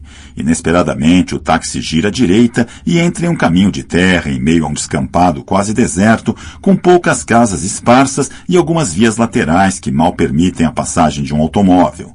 Estamos os 3 veículos em procissão expostos e sem coadjuvantes. Ela nos pegou, diz o motorista. Olho para trás a tempo de ver o Gol desaparecer por uma ruazinha estreita que sai como um afluente da estrada esburacada em que estamos. Sem vacilar, nosso motorista pisa no acelerador e ultrapassa o táxi cobrindo-o de poeira. Só pode ser um golpe para nos identificar, diz ele. Avançamos sozinhos no caminho em U que nos devolverá a estrada em que estávamos. Digo aos companheiros que a via não se comunica com nada, não leva a lugar nenhum, só é usada pelos moradores daquelas casas. Perver pode estar numa delas. Vai ver, o táxi se perdeu, diz Tunico. Concordo com ele. Pode ter errado o caminho, é verdade. Só tem um jeito. Vamos em frente, devagar. Voltamos à estrada e seguimos o mais lentamente possível, olhando para trás e torcendo para que eles tenham entrado errado e tenham de voltar para a estrada. É isso aí. A gente não tem mais nada para fazer, diz Tunico, e completa, a não ser que o Perver esteja numa das casas. Nesse caso vai dar um trabalho danado. Adeus, surpresa, resmunga Marquinho. Tunico liga para alguém lá no Gol, descobre onde eles estão e se conseguem ver o táxi. De volta à estrada, evoluímos bem devagar. Tunico demora a conseguir sinal. O celular do agente Macedo da PF está fora de área. Brasil, diz ele, fora de área. Não é possível, Tunico. Vocês não estão com rádio? Eu pergunto. Nesse instante, o táxi desponta lá no fundo. É de novo o Tunico que intervém, e joga para cima o antebraço direito dobrado na perpendicular como se tentasse nocautear alguém invisível. Estamos de novo no jogo, penso, mas não chego a falar. O foco da preocupação muda de novo. Temos de inventar uma maneira de estimular o táxi a nos ultrapassar sem diminuir artificialmente a velocidade. Olho para o motorista, mas prefiro me calar. Ele sabe o que faço, suponho, espero. Mas se não souber, não vai aprender agora. Minha primeira mulher gostava de dirigir enquanto eu guiava. Orientava cada movimento. Jurei que nunca submeteria um pobre mortal a esse martírio. O táxi passa porque habilmente nosso motorista deixou-se atrapalhar por um pequeno caminhão. Ficamos para trás. Se Priscila desconfiou, não sei. Pelo menos não passou recibo. Duvido que acontecesse o mesmo com o próprio Perver. As antenas de policial dificilmente estão fora da área de cobertura e nunca estão desligadas. 29 de abril, 12h45. Depois de serpentear por uma pista de mão dupla elevada à beira-mar, chegamos a um lugar muito bonito. O bairro litorâneo da classe média de Natal, classe média alta. O táxi diminui a velocidade, quase para, volta a acelerar, prossegue até o ponto em que a pista se divide em uma bifurcação, vira à esquerda e contorna uma linda praça com árvores frondosas, crianças, cachorros, mães e pais celebrando o domingo de sol. A praça acompanha o relevo irregular do terreno e o gramado se estende até o alto da elevação. O táxi sobe a ladeira, margeando a praça, que se transforma em um pequeno bosque na parte superior. À direita, prédios imponentes colados uns nos outros. Preferimos observar de baixo. O táxi finalmente para bem no topo da elevação. Priscila e o menino saem. Recolhem a maleta e a mochila que estava na mala do carro. Na calçada direita, do lado dos prédios, portanto, e no lado oposto do parque, já um bosque naquela altura aproxima-se da portaria do edifício diante do qual desembarcaram. Priscila lê alguma anotação. Caminham no sentido contrário ao nosso, sumindo de nosso horizonte. Acompanho com um binóculo os movimentos e só neste momento autorizo o motorista a subir a ladeira. Lentamente nos aproximamos do topo, onde ela saiu do táxi com o garoto. Não os vemos. Entraram em algum dos prédios, não é possível saber qual. Comunicação telefônica restaurada, comunicamos à equipe do Gol e à Aloysio onde estamos. Descemos a ladeira e contornamos de novo a praça. Paramos em frente a um bar. Meus colegas sentam-se à mesa na varanda. Vou direto ao banheiro e visto a roupa que trouxe para a ocasião. Bermuda colorida, boné, óculos escuros, camiseta, chinelos, uma toalha e uma bolsa de palha para pendurar no ombro. Meu uniforme para o próximo ato. 29 de abril, 13h10. Subo a ladeira ensaiando a postura largada e bonachona de meu personagem, o carioca em férias procurando o amigo. São 3 ou 4 hipóteses, 3 ou 4 prédios em que ela poderia ter entrado, a menos que houvesse alguma passagem para os fundos. Não parece ser o caso. Priscila não nos traria até aqui para burlar nossa vigilância de um modo tão complicado. Como é que ela conheceria passagens obscuras com esse nível de detalhe? Se tivesse desconfiado, teria ido para um hotel qualquer. Chego ao primeiro prédio e pergunto ao porteiro se não haveria algum apartamento vago. Sou do Rio e procuro um apartamento para alugar por uma temporada. Ele diz que não tem, mas elogio o prédio e peço para dar uma olhada. Entro ligeiro na garagem. Nenhuma placa do Rio nem do Sudeste nos carros. Nada estranho. Digo ao porteiro que também estou em busca de um amigo carioca que alugou um apartamento naquele quarteirão. Não sei onde está o papel em que anotei o número. Você sabe se tem algum carioca morando aqui? Não tinha. Passei ao próximo. A cena se repete quase igual. Vou ao terceiro. Será que o senhor não conhece meu amigo, um carioca? A esposa dele ia chegar hoje, já deve ter chegado. Então é o seu Ernesto do 402. A mulher chegou sim, veio com o filho. Acabaram de chegar, eu vou interfonar. Não precisa, eu quero fazer uma surpresa, mas só depois do almoço, sabe como é? Coisa inconveniente aparecer na hora do almoço, não é? Isso é verdade. Além do mais, marido e mulher, um longe do outro, a gente tem de dar um tempo. O casal precisa matar a saudade. Verdade. O senhor se chama Cícero. Seu Cícero, prazer, sou o Gonzaga. Vou almoçar e já volto. Não conta nada a ele, senão estraga a surpresa. Conto não, seu Gonzaga. Despedidas concluídas, subo até o topo e desço rápido rumo ao bar. Minha vontade é correr, mas não posso, não devo. Calma, falta pouco, falo sozinho. Checkmate. 29 de abril, 14 horas e 8 minutos. Voltei ao banheiro do bar para trocar a roupa novamente. Todos reunidos e prontos. Nós, o povo da Draco, eu, Marquinho, Tonico e Aloísio, e os 5 agentes federais, contando com os motoristas do Santana e do Gol. Antes de entrar nos carros, checamos os detalhes. Subimos a ladeira nos carros e os deixamos em fila dupla. Os federais ficariam embaixo para dar suporte em caso de necessidade. Na portaria, Cícero mal me reconhece e se assusta quando eu lhe digo: "Seu Cícero, não se assuste, polícia." Um agente se posta dentro do balcão do porteiro para evitar que alguém do prédio ou que o porteiro se comunique com algum morador. Entro com 2 colegas da Draco no elevador e aperto o botão do 4º andar. Marquinho vai pela escada. É o mais novo do grupo. Checamos mais uma vez as armas e os rádios. São 4 apartamentos por andar. O corredor é pequeno. Ao lado da porta social do 402 ouço alguma coisa. Aproximo o ouvido da porta. Vozes e o som da televisão. Futebol. Alguém está vendo um jogo italiano. Dá para ouvir perfeitamente. Parece que não vamos ter problema. Aloísio e Tonico se colam às paredes nos 2 lados da porta. Marquinho nos cobre postado na porta que conduz à escada de serviço, de onde pode nos ver. Respiro fundo e bato forte com o punho na porta de entrada social do apartamento 402. Polícia, abre ou a gente arromba, o prédio está cercado. Bato mais uma vez e repito a ordem, me preparando para meter o pé. Não é necessário. Priscila abre a porta. Eu aponto a arma para o meio da sala e meus colegas saltam das laterais da porta para o centro do cômodo, armas na mão. Perdeu, cara. Polícia Civil do Rio de Janeiro, Draco. Luciano Perveri está deitado no sofá, sem camisa, ao lado do menino, assistindo a futebol italiano na TV de plasma.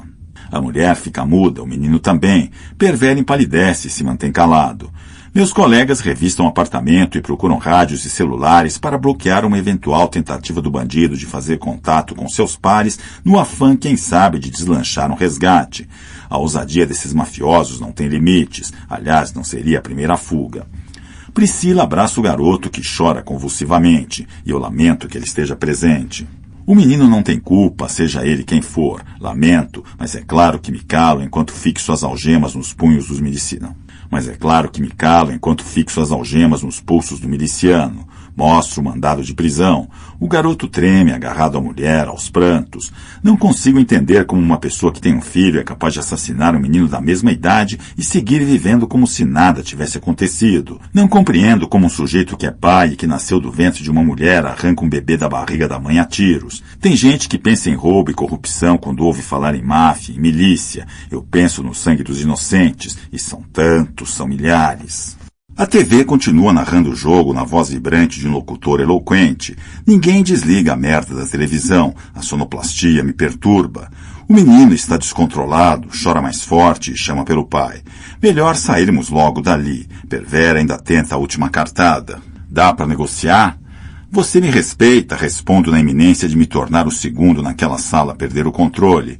Não vou dizer o que você merece ouvir porque esta criança já sofreu o suficiente e você sabe quem é o responsável por isso. Arrasto Luciano Perver para fora. Ele tropeça, mas cede. Pede uma camisa à mulher e lhe aponta o papel em que ela encontrará o telefone do advogado.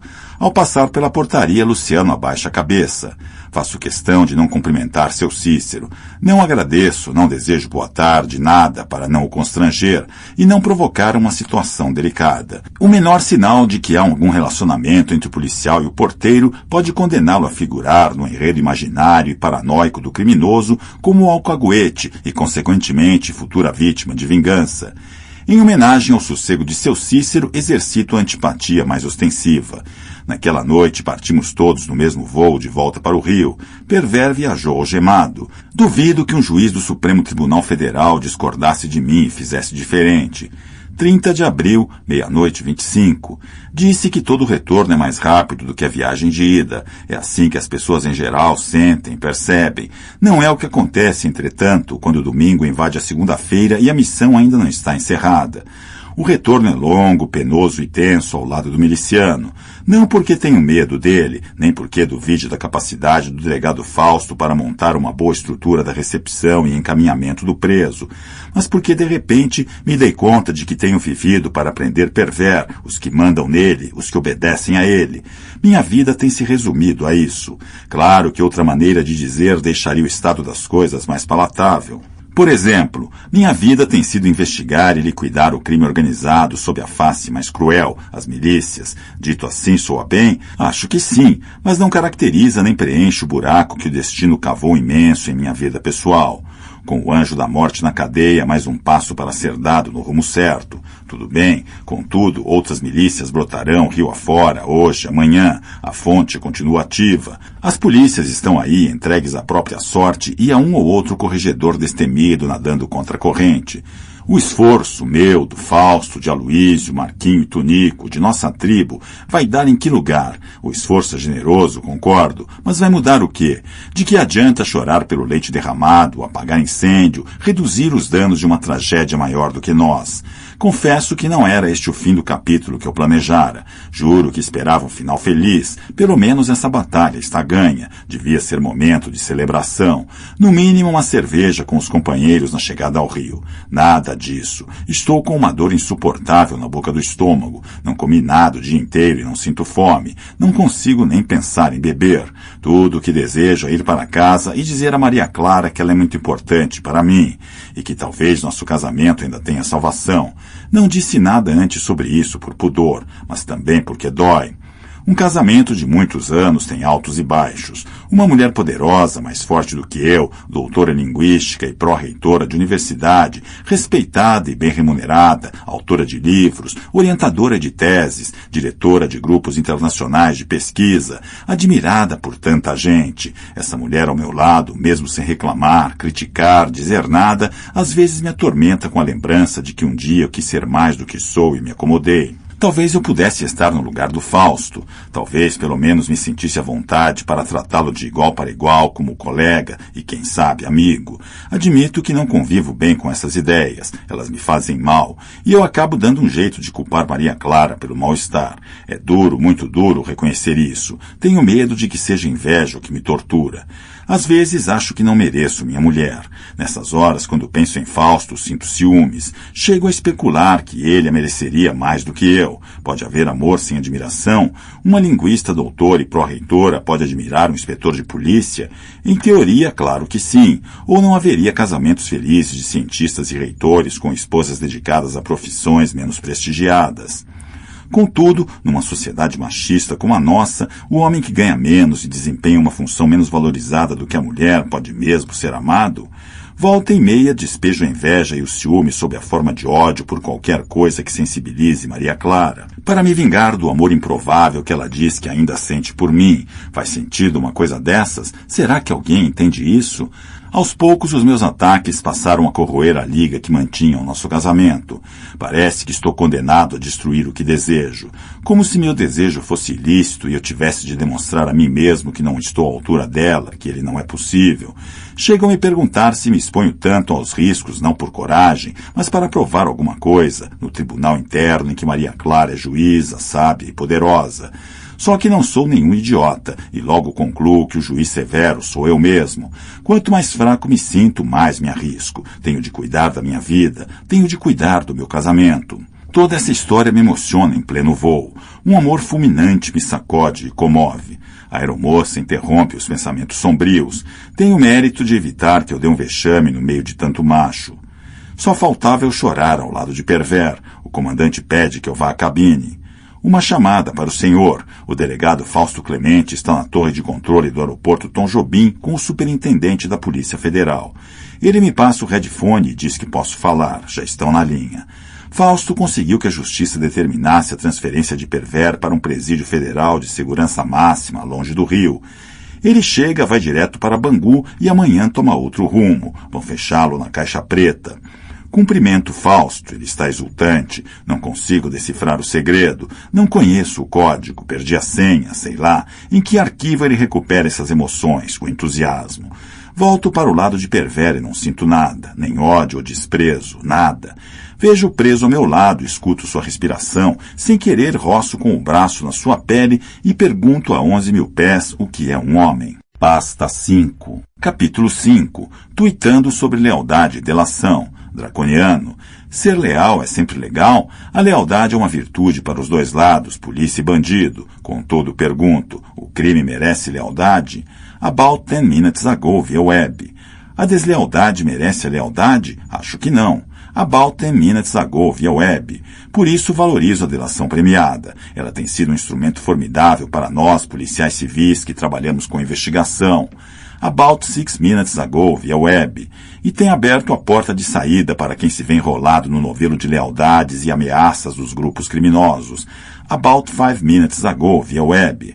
Sair do crime não depende só do desejo. Sair para onde? Com que garantias? Quais alternativas? É possível sair sem ser morto por traição? About 5 minutes ago, via web.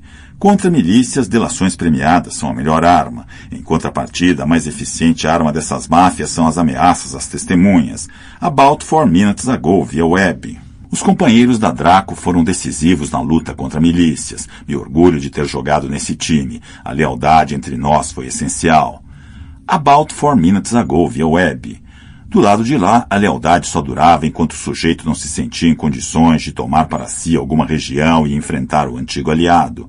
About 3 minutes ago, via web. Por isso o êxito da delação premiada. Por isso começamos a virar o jogo.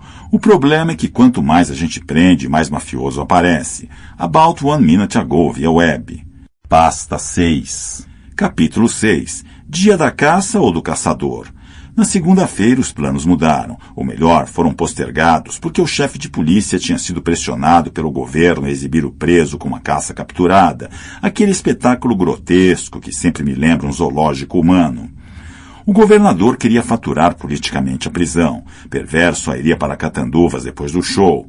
No caminho para a apresentação à imprensa de Perver capturado, Fausto recebeu um telefonema, me relatou o que ouviu do subchefe e ordenou ao motorista a mudança do destino. Dr. Procópio avisou que o show não aconteceria na chefia da Polícia Civil, mas na Secretaria de Segurança. Não disse mais nada.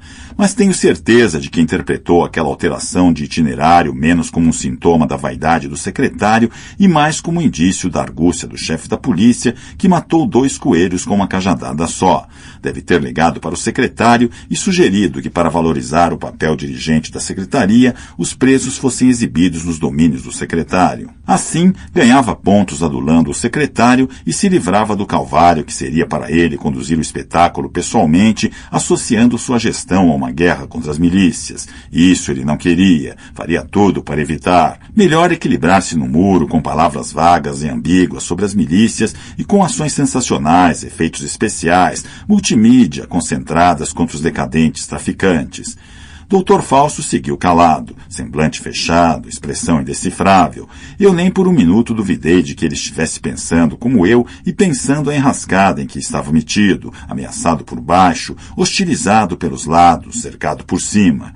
De quanto tempo a Draco disporia antes de ser asfixiada? Por meio de quais métodos seria realizada a asfixia? Homeopáticos, estrangulamento lento, gradual e seguro? Redução de recursos, autoridade, apoio, criação de instância institucional competitiva, uma outra delegacia, por exemplo, cujo progresso implique nosso esvaziamento, uma promoção que remova Fausto do caminho, a dispersão de sua equipe, dossiês apócrifos ou um golpe mais direto, físico.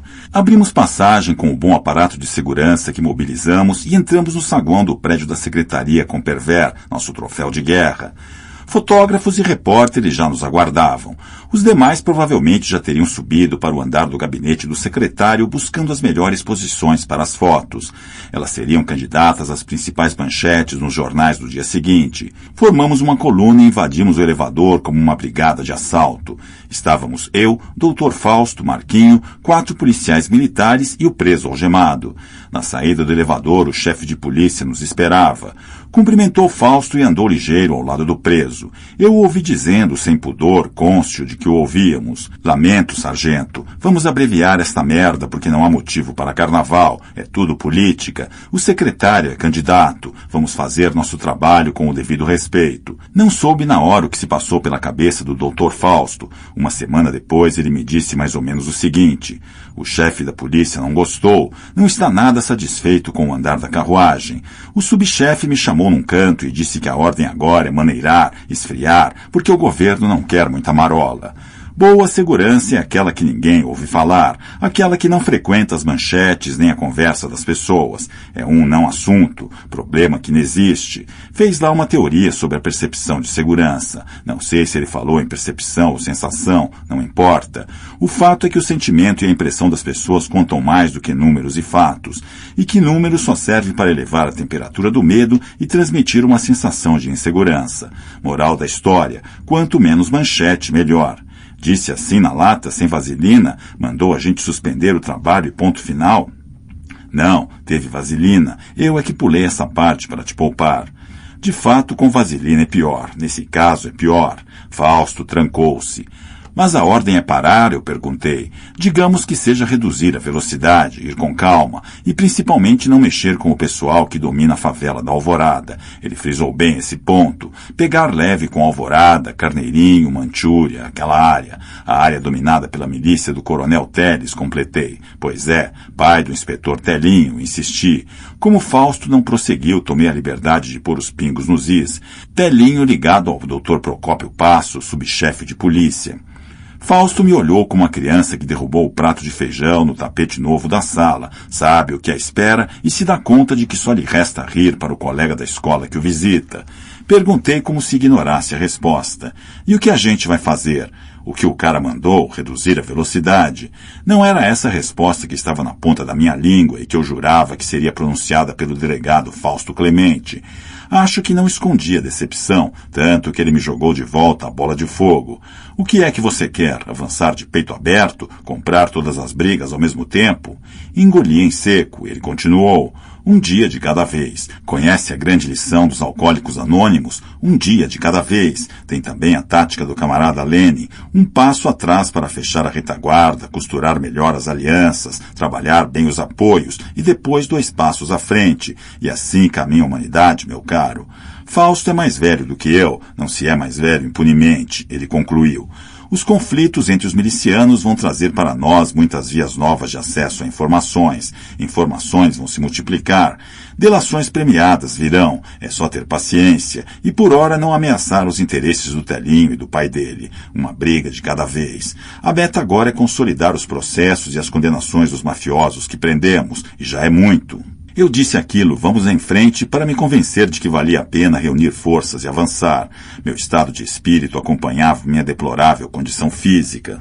A pressão alta dava sinal de vida nas têmporas que latejavam. Está aí um sinal de vida muito peculiar, paradoxal e ambíguo. Nesse sentido, minha patologia era mais do que apropriada para servir de metáfora da instituição que era a fonte dos meus males.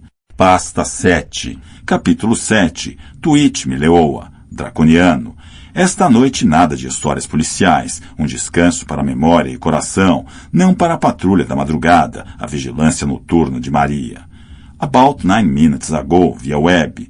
Minha esposa não se convence de que escrever de madrugada ajuda a conviver com a insônia, não a provoca e nem a fortalece. About 9 minutes ago, via web. No fundo, ela acha o Twitter uma perda de tempo, a mistura de um exibicionismo adolescente com um voyeurismo decadente e senil. About 6 minutes ago, via web. Já viram que ela está em outro mundo, mostro artigos de gente séria, ela despreza e completa, só quer o seu bem, me preocupa a sua saúde. About 6 minutes ago, via web. Devo ao Twitter as noites mais saudáveis desde o episódio. É como se o mundo estivesse comigo. Lembro o pai cruzando noites no rádio amador. About 6 minutes ago, via web. Homens se dividem pelos polos, dia e noite, gravata e repulsa a gravata. Sim, ao notívago de gravata, tipo bizarro que talvez seja você. About 5 minutes ago, via web. Já mulheres em minha vida foram todas matutinas e saudáveis, excessivamente saudáveis, o que fez de mim cedo um doente no armário. About 2 minutes ago, via web. Minha saúde era um disfarce, e a patologia o destino inevitável. As mulheres sempre estiveram prontas a identificá-la ao primeiro sinal. About 2 minutes ago, via web. Maria, querida, agora você não tem do que reclamar. Desista de fiscalizar o meu sono. E uma noite, quando o sertão virar mar, tweet-me, leoa. About 1 minute ago, via web. Pasta 8. Capítulo 8. Mataram alguém da Draco. Fausto abriu nossa conversa em sua sala na manhã de uma quarta-feira. Lembra da Samantha? O caso da Samantha nenhum de nós na Draco esqueceria, porque a mulher rompeu todos os estereótipos e frustrou todas as expectativas. E fez isso numa direção positiva, porque as expectativas eram negativas por motivos mais do que naturais. Ela chegava a casa numa noite de carro com o namorado. Ele a deixou diante do portão da garagem e foi circundar a pracinha para não cruzar a rua de mão dupla. Enquanto Samantha abriu o portão, um Honda Civic preto saiu sabe-se lá de onde e fechou o Corsa do rapaz. Firmino, o miliciano, ele mesmo, indefectível, onipresente, sargento Firmino, saiu pela porta do carona, apontou a pistola e acertou o namorado de Samantha na cabeça 3 vezes. Voltou para o Honda e arrancou, fazendo barulho e acelerando. Provavelmente o assassino não percebeu que Samantha, de onde estava, tinha visão perfeita da cena. Ela gritou, mas talvez ele nem sequer tenha ouvido, considerando-se os disparos, o motor do carro e o ruído dos pneus no asfalto na arrancada. Quando ela chegou ao Corsa, o namorado já estava morto.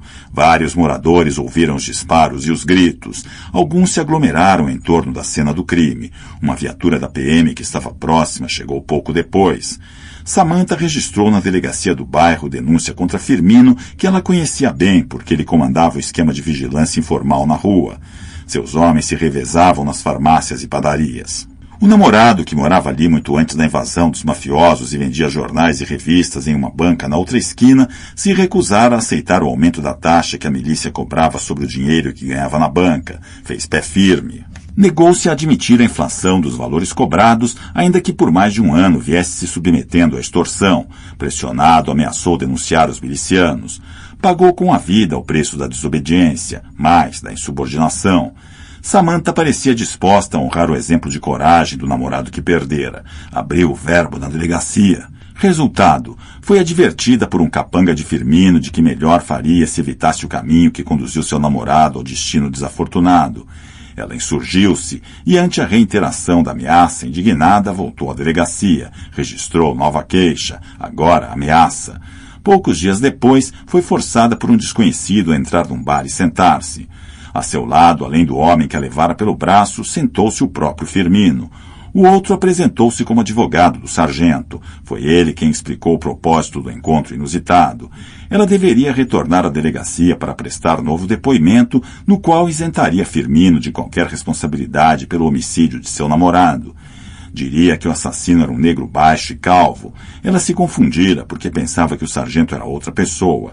Quando mostraram a ela na rua, deu-se conta do equívoco e apressou-se a esclarecer para prevenir injustiças e porque, afinal, desejava que o verdadeiro culpado fosse logo identificado e punido. O sargento ouviu a instrução sem emitir uma palavra. Levantou-se mudo e sumiu. O advogado, de terno e gravata, forçou-a a acompanhá-lo em seu carro até o centro do Rio de Janeiro. Dirigiram-se a um modesto escritório em um prédio comercial onde outro homem de terno os aguardava. Sem que o advogado dissesse nada, o segundo homem repassou as instruções, introduziu alguns detalhes, treinando-a para a eventualidade de algum questionamento por parte da autoridade de polícia, e, por fim, lhe perguntou se tinha entendido tudo ou se restava alguma dúvida. Não a poupou de uma ameaça direta. Tratava-se da última chance, que ela não ousasse fugir. Os endereços de seus pais e da sua irmã eram conhecidos. O rapaz recitou os nomes das ruas e os números das residências.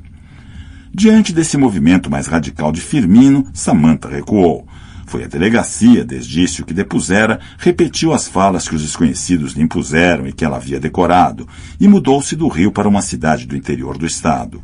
O inquérito avançou e recuou, truncado pela decisão derradeira de Samantha de render-se aos algozes de seu namorado. Relendo em minúcia a papelada, Fausto descobrira farta munição contra Firmino. Munição capaz de reverter o recuo de Samantha. Nos depoimentos tomados a termo na delegacia, moradores que correram para ajudar a vítima declararam todos eles, sem exceção e sem terem ouvido os relatos alheios, que Samantha gritara várias vezes: "Foi Firmino, eu vi, foi Firmino". Os depoimentos dos policiais militares que ocorreram à cena do crime coincidiam com as declarações dos moradores ouvidos. Afirmaram que Samantha acusara Firmino diversas vezes diante do corpo do namorado sem demonstrar nenhuma dúvida, sem vacilar. Ora, as peças se encaixavam perfeitamente. Os elementos disponíveis constituíam indícios mais que suficientes, sobretudo quando os depoimentos dos populares e dos policiais eram analisados à luz da subsequente denúncia de ameaça que a própria Samantha fizera e formalizara espontaneamente na delegacia. Nada disso era considerado nas conclusões do inquérito conduzido pela delegacia do bairro em que ocorreu o homicídio. A interpretação final do inquérito acatava a última versão de Samantha como a verdadeira e não ponderava sobre nada mais. A peça sepultaria de vez a suspeita de que ele tivesse tido qualquer participação em mais um assassinato. Fausto retomou a palavra. Acho que descobrimos o caminho. Olhei para o delegado sem entender. Continuou. Um bom promotor, diante de um inquérito bem instruído, oferece a denúncia e deslancha o processo para o juiz. Um bom juiz entende a gravidade e acata a denúncia, levando adiante o trabalho da justiça. Expede os mandatos necessários, autoriza as escutas e depois determina a prisão preventiva de uma vez. Maravilhosa, vamos nessa. A tarefa era retomar o caso Firmino e ir abrindo sua árvore das relações e cumplicidades, tomando o assassinato do namorado de Samantha como ponto de partida. Construída a base, o resto, as dezenas, centenas de crimes viriam por gravidade, cairiam maduros no cesto. 2 ou 3 dias depois, no meio da tarde, uma notícia esticou e trincou os nervos de todos nós na Draco, nervos já estirados ao máximo e expostos.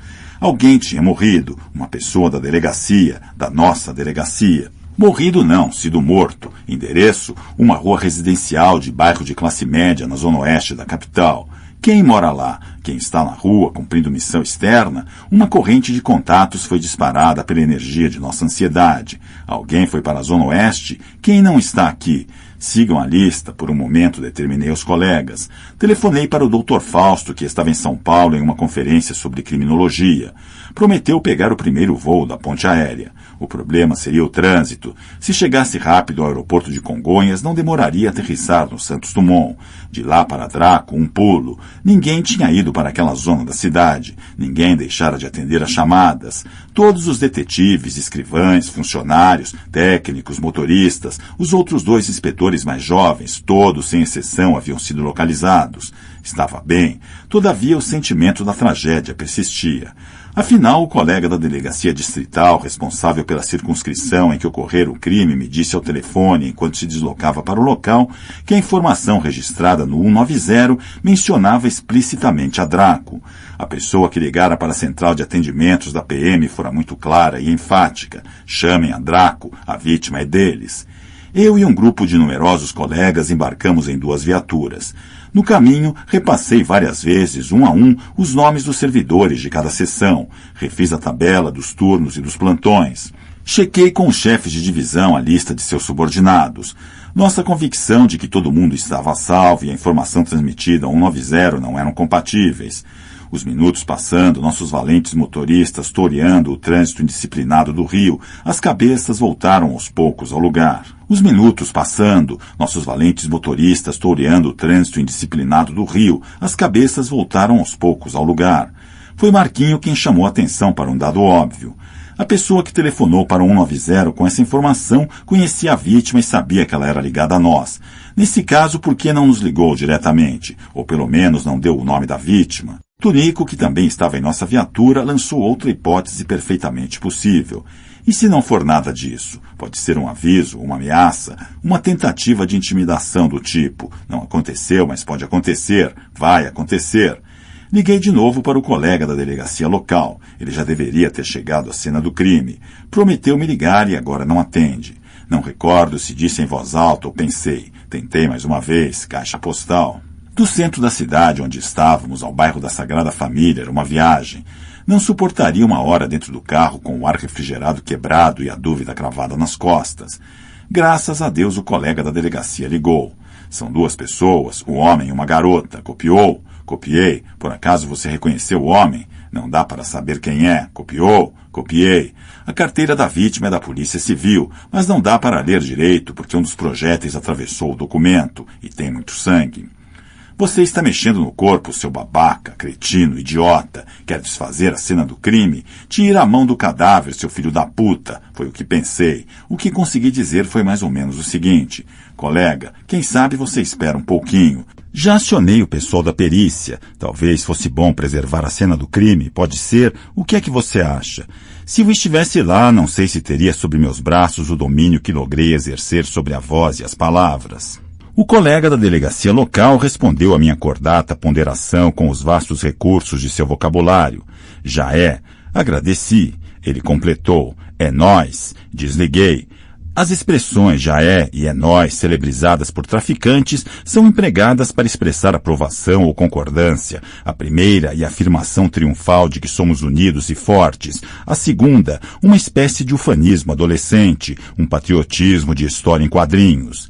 Virei o pescoço até onde meu renitente torcicolo permitiu e compartilhei com os colegas sentados no banco de trás da viatura a resposta do colega.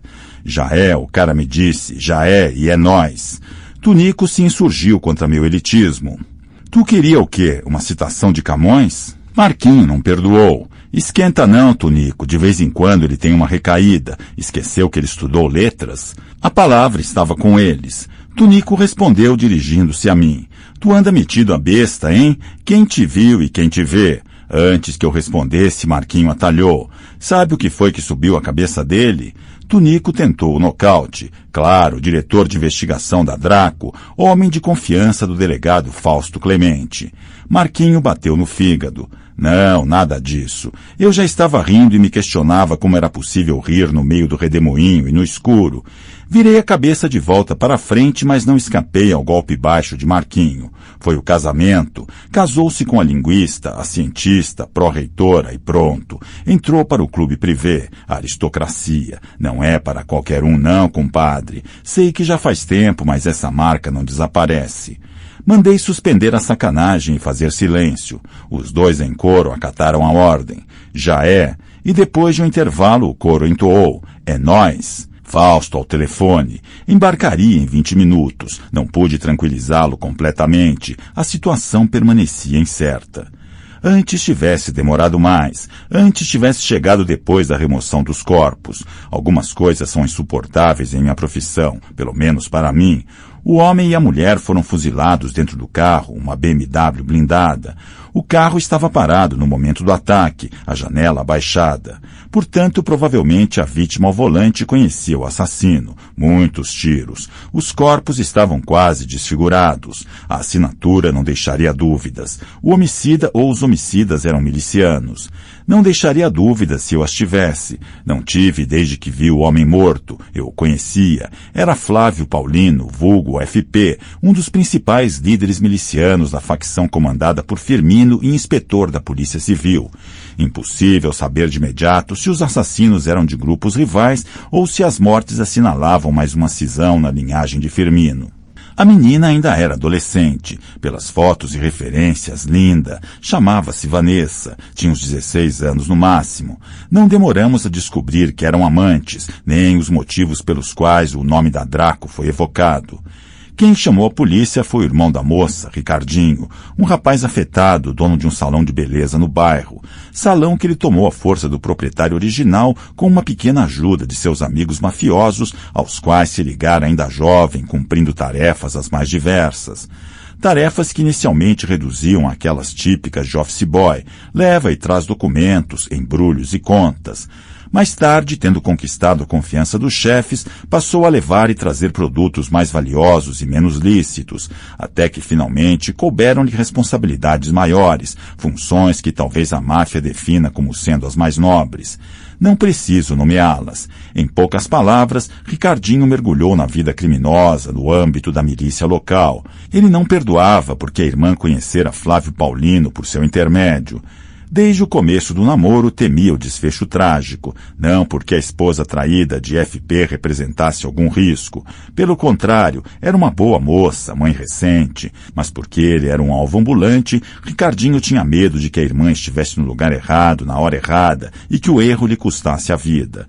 Mais do que isso, o intuía, pressentia e profetizava em suas visões de médium. Contudo, conforme ele mesmo admitiria mais tarde, não era necessário ser dotado de qualidades excepcionais ou de poderes paranormais para antecipar um final infeliz. FP era sinônimo de perigo, problema, confusão e violência. Ricardinho sabia disso melhor que ninguém. 10 anos na máfia lhe abriram os olhos ao preço de que os fechasse para o que não deveria haver. Venerava Vanessa e a alertava constantemente, a ponto de ter levado uma surra do cunhado informal. A irmã não tinha ideia do que acontecera, porque Flávio proibira a vítima de contar-lhe. Denúncia à polícia, nem pensar.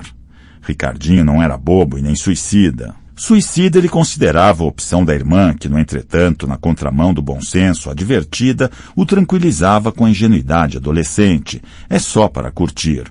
Ricardinho estava convicto de que o objeto da curtição de Vanessa era antes a BMW que o seu dono. Brinquedo perigoso demais, ele repetia aos prantos sempre que falava sobre o assassinato. Prestou vários depoimentos e se tornaria uma das fontes mais esclarecedoras e mais confiáveis, sobretudo após o ingresso no programa de proteção à testemunha. Ricardinho negociou acordo com a delação premiada com Fausto, o promotor Parker e a juíza Maria do Ilha. Sua contribuição foi fundamental. Deprimido, arrasado e se sentindo culpado a despeito de todos os esforços que fez para afastar a irmã de FP, a primeira iniciativa de Ricardinho foi chamar a polícia. Ele foi, por coincidência, um dos primeiros a chegar ao local do crime. Em segundo lugar, teve a lucidez de envolver a Draco. Foi muito esperto. Dizendo que alguém da Draco tinha sido morto, sabia que nós viríamos e que isso implicaria a realização de uma investigação para valer. Foi perspicaz também, porque nos envolvendo afastaria automaticamente a delegacia local do caso. Delegacia da qual era íntimo, porque uma de suas tarefas era discutir os acordos entre seus funcionários e a milícia e de intercambiar dinheiro, armas e até drogas. Depois de expulsar de território sob seu controle os traficantes, matá-los e cooptar outros tantos, empregando-os em sua rede criminosa, certas falanges da facção de Firmino incluíram as drogas ilícitas em sua cesta de produtos para comércio no varejo em determinadas áreas. Tudo, como sempre, em perfeita harmonia com delegacias e batalhões aos quais, não esqueçamos, boa parte dos mafiosos pertencia. Devo explicações ao leitor. Disse que reconhecia FP apesar do estrago que os assassinos fizeram em seu rosto. Eis como o conheci cerca de um ano antes. Pasta 9. Capítulo 9. FP, Crime e Castigo. Sérgio Samoura é um dos melhores delegados da Polícia Civil Fluminense. Não sou eu quem o diz, ele figura na lista de Fausto. E não são muitos os que se salvam. Moura salva-se, segundo meu chefe. Pessoalmente, concordo. Já ouvi em situações em que as opções eram o fim da carreira ou sociedade no grande negócio das maquininhas de azar. Aquelas que são proibidas, mas fazem o maior sucesso nos botecos das favelas e dos subúrbios e rendem muito dinheiro com o que Fausto chama de a domesticação do acaso. Escolheu o colapso da carreira e acabou levando a sorte grande. O azar foi de quem o chantageou. Destino tem dessas coisas. Minha madrinha daria outro nome à trama das circunstâncias, providência. Suponho que Deus tenha mais o que fazer. Imagino que se ocupe de temas épicos, as guerras mundiais, o aquecimento global, a Al-Qaeda, a bomba do Irã, o conflito árabe-israelense, o racismo, as pestes, a fome da África, o renascimento do nazismo na Europa, a intolerância e as pernas da Belinha, a técnica terceirizada que mantém os computadores da Draco funcionando e que ilumina o tugúrio fétido em cujo terceiro andar plantamos a delegacia. Perdão pelo machismo, mas as pernas da Belinha são épicas. O que é que eu vou fazer? É verdade? E nesse caso os caminhos se bifurcam. Ou a sinceridade ou a boa educação politicamente correta. Fico com a primeira sem vacilar. Melhor você não gostar de mim do que desconfiar do que lê. Entre mim e a palavra escrita já bastam as regras da gramática. São disciplina suficiente e barreira suficiente entre nós. Dr. Samoura cuidava de um assassinato em Pouso Alegre, zona norte do Rio. Era titular da delegacia distrital responsável pela área em que ocorreu o homicídio. Estranhou a dinâmica do fato. Nosso dialeto é esquisito mesmo, não se aborreça. E nos avisou. Vale a pena ouvirem a testemunha antes que o medo ou coisa pior a emudeça. Fui buscá-la na casa de uma amiga. Eu mesmo dirigi a viatura descaracterizada. Queria evitar o ambiente, o estilo e personagens policiais. Na primeira gíria, o motorista poria perder a atmosfera acolhedora e informal que desejava criar. Chamava-se Elza. Imediatamente lhe falei do programa de proteção, cogitei a hipótese de seu ingresso e me antecipei a eventuais recuos e desmentidos que poderiam resultar da insegurança que a afligia. Era uma senhora idosa, viúva, madrasta da melhor amiga da mulher de FP. Essa melhor amiga era de fato próxima, quase irmã de sua enteada. Por isso a esposa de Flávio Paulino, que ficara órfã muito cedo, a tratava como uma segunda mãe. A tal ponto os fios de suas vidas se cruzaram que Dona Elza foi convidada a batizar a filha de FP. Madrinha de sua filha, por consequência, comadre de Flávio, o vínculo simbólico, desabafou Elza, manchava sua denúncia com as cores do pecado e da traição, mas o laço afetivo com a mãe do bebê era mais forte, mais antigo, e a autorizava, mais que isso, a obrigava a acusar o meio-genro. Finalmente, a afilhada de 6 meses. Dona Elza não sabia o que pensar. Por um lado, a denúncia poderia condenar FP à prisão e privar a menina do pai. Por outro, o silêncio poderia condená-la a ter aquele pai presente a seu lado. De que vale um pai que serve de exemplo ruim e leva os filhos para o lado errado e escuro da vida? Ela se perguntava, ainda que contasse a mim por que decidira falar. Estávamos chegando à igreja que ela mesma escolhera como lugar ideal para a nossa conversa. Distante de casa, em outro bairro, aquela era a igreja que costumava frequentar antes de perder o segundo marido e ver-se constrangida por motivos econômicos a se mudar. Levá-la a Draco seria uma temeridade. Não confio em 2 ou 3 funcionários das outras delegacias situadas no mesmo prédio. A última coisa de que Dona Elza precisava e que merecia era a vingança do meio-genro. O padre a esperava e nos cedeu uma sala discreta. Fechou a porta e nos deixou a sós. Eu não necessitava de um escrivão porque a conversa seria informal. Parte do trabalho comum de investigação. O depoimento formal havia sido tomado a termo, como dizemos na polícia, pelo Dr. Samoura. Cauteloso e íntimo das ciladas, hábil na gestão dos recursos informatizados da Delegacia Legal, bloqueou o acesso eletrônico ao arquivo com o depoimento de Elza. Só ele tinha a senha. O que a velha senhora relatara estava no cofre digital. Garantia a ela o mesmo cuidado. O sigilo era a alma do negócio, do meu negócio, expliquei a ela. Corpo e alma na vida de um investigador. Ela tinha um antigo relacionamento indireto com Samoura, por isso o procurara. Seu falecido marido era policial civil. Antes de aposentar-se, trabalhou com o delegado em início de carreira. Elza herdara a confiança. A história narrada por Dona Elza não era tão simples quanto chocante. A gente pensa que já viu tudo, já ouviu tudo, mas continua sendo surpreendido pela inesgotável capacidade humana de superar-se no campeonato do horror. Já disse isso, eu sei, mas faço questão de repetir. Passava das 10 da manhã. A filhinha de Flávio Paulino tinha acabado de mamar e caíra no sono. Ela usou o nome completo, Flávio Paulino, e fez questão de esclarecer. Dona Elza não gostava de apelidos. Achava o nome do meio-genro bonito e rechaçava a vulgaridade das letras soltas. Coisa de filme americano, me disse. Parece sigla, FP. Isso lá é nome de gente. Pode ser banco, remédio, marca de geladeira. Elza era uma mulher forte. Contou sua história do começo ao fim sem titubear. Estava visitando minha filhada, ia praticamente todo dia. Moro perto e a mãe é uma filha para mim. Não é, mas é como se fosse. Ajudei a dar banho, secar e vestir.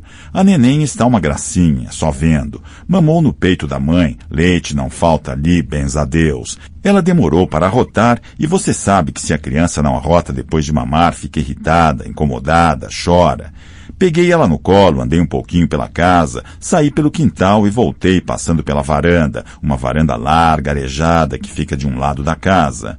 Dona Elza parou e me perguntou se eu estava prestando atenção. Eu disse, claro, Dona Elza, claro, pode continuar.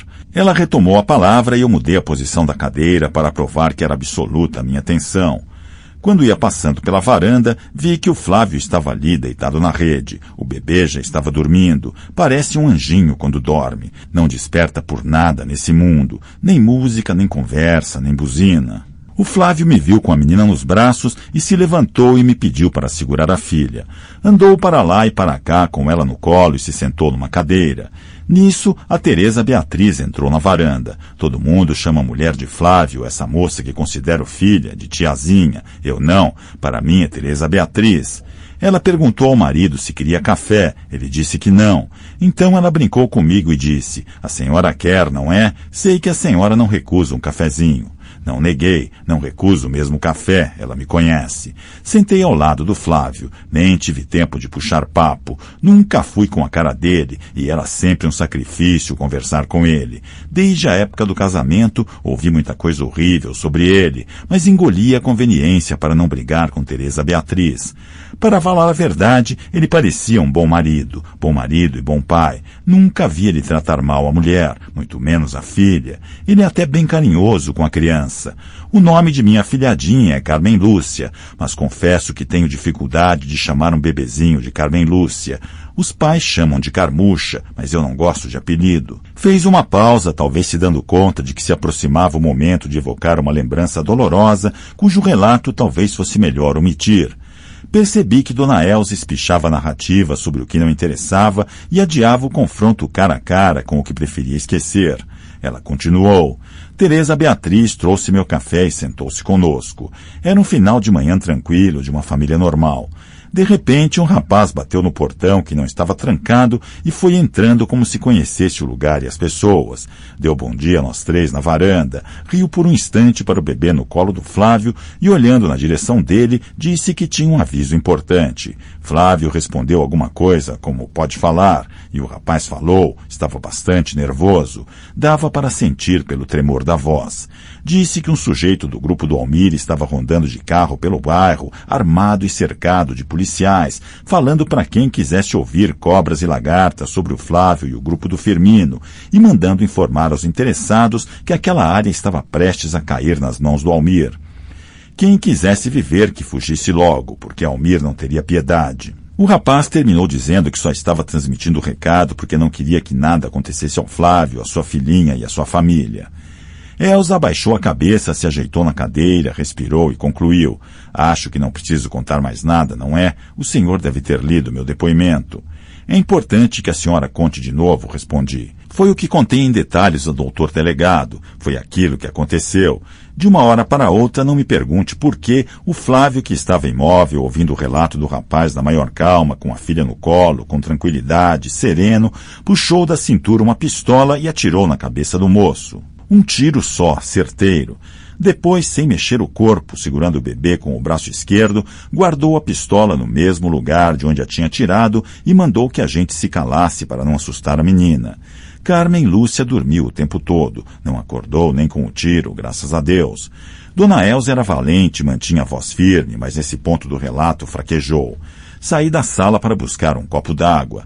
O intervalo lhe deu tempo para reencontrar o equilíbrio e organizar as ideias. Ela prosseguiu. "Apesar das ordens do Flávio, é claro que eu e Teresa Beatriz não paramos de gritar e chorar.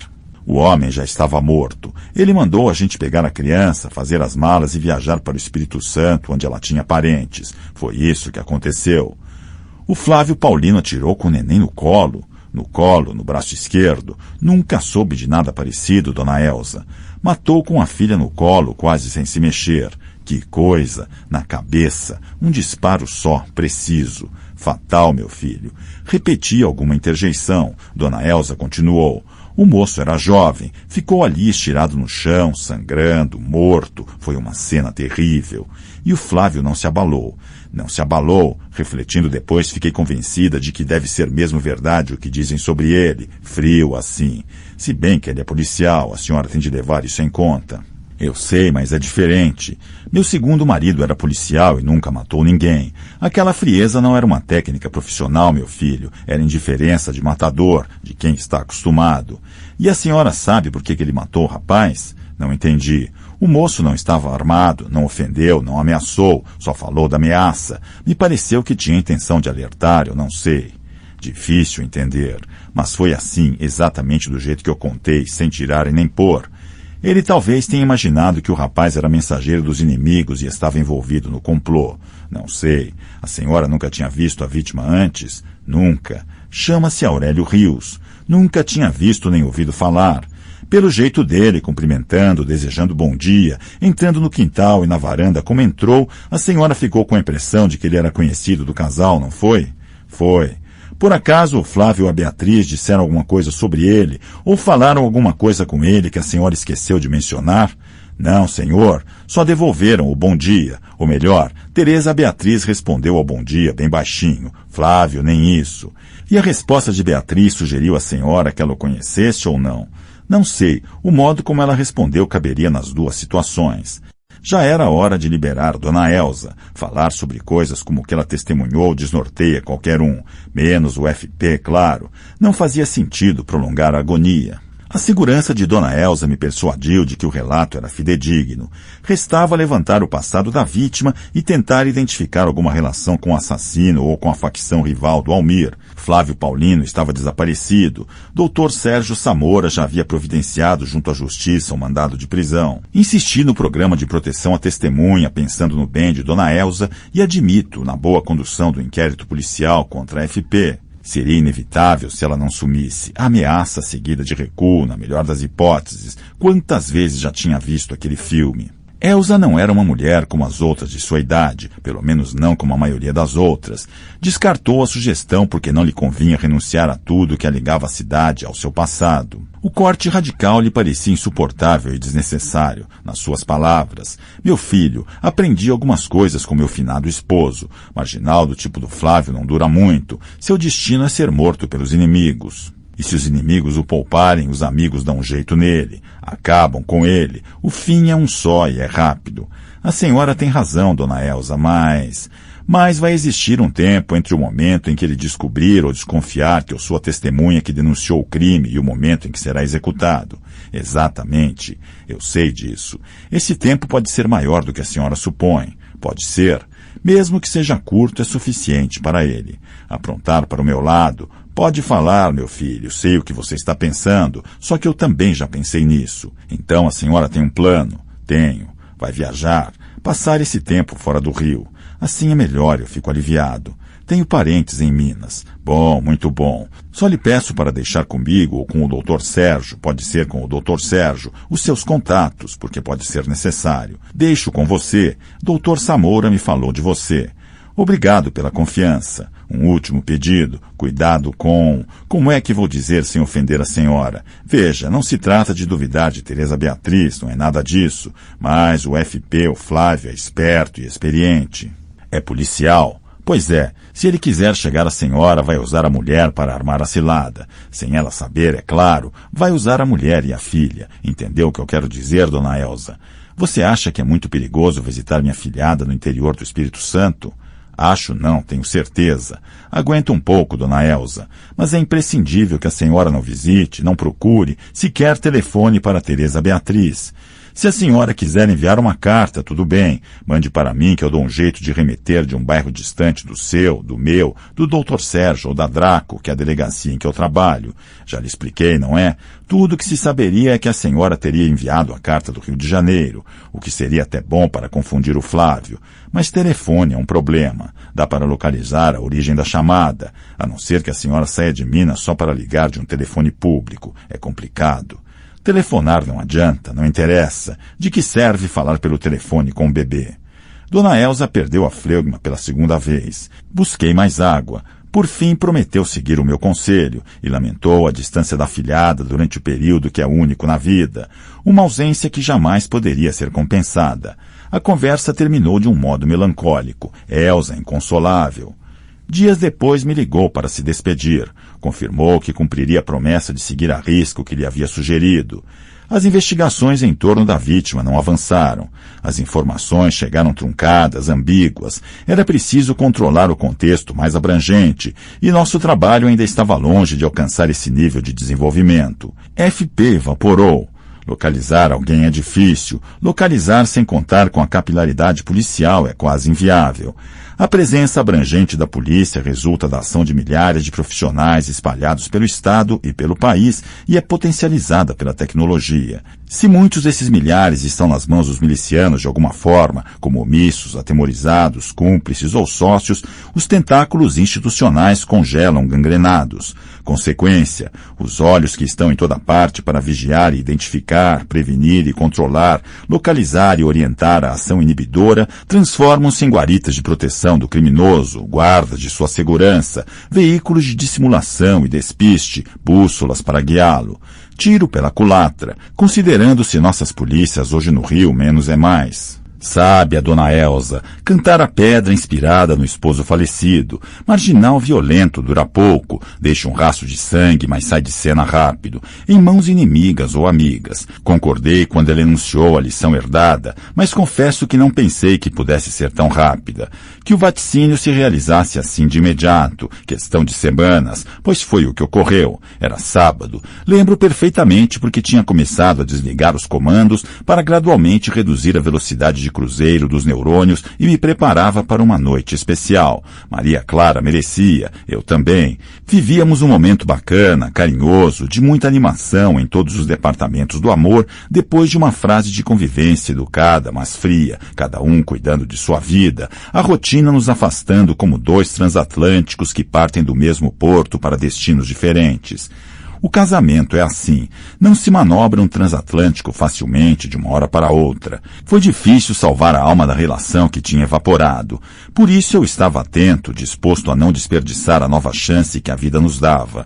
A tarde terminava sem sustos depois de uma semana de muito trabalho e alguns resultados, parcos mais promissores. Em circunstâncias como essas, a boa notícia é recebida com má vontade. Uma certa atmosfera de decepção, alegre decepção, tomou conta da minha sala na Draco quando compartilhei com os colegas a informação de que FP tinha dado entrada no hospital Barro Provida baleado.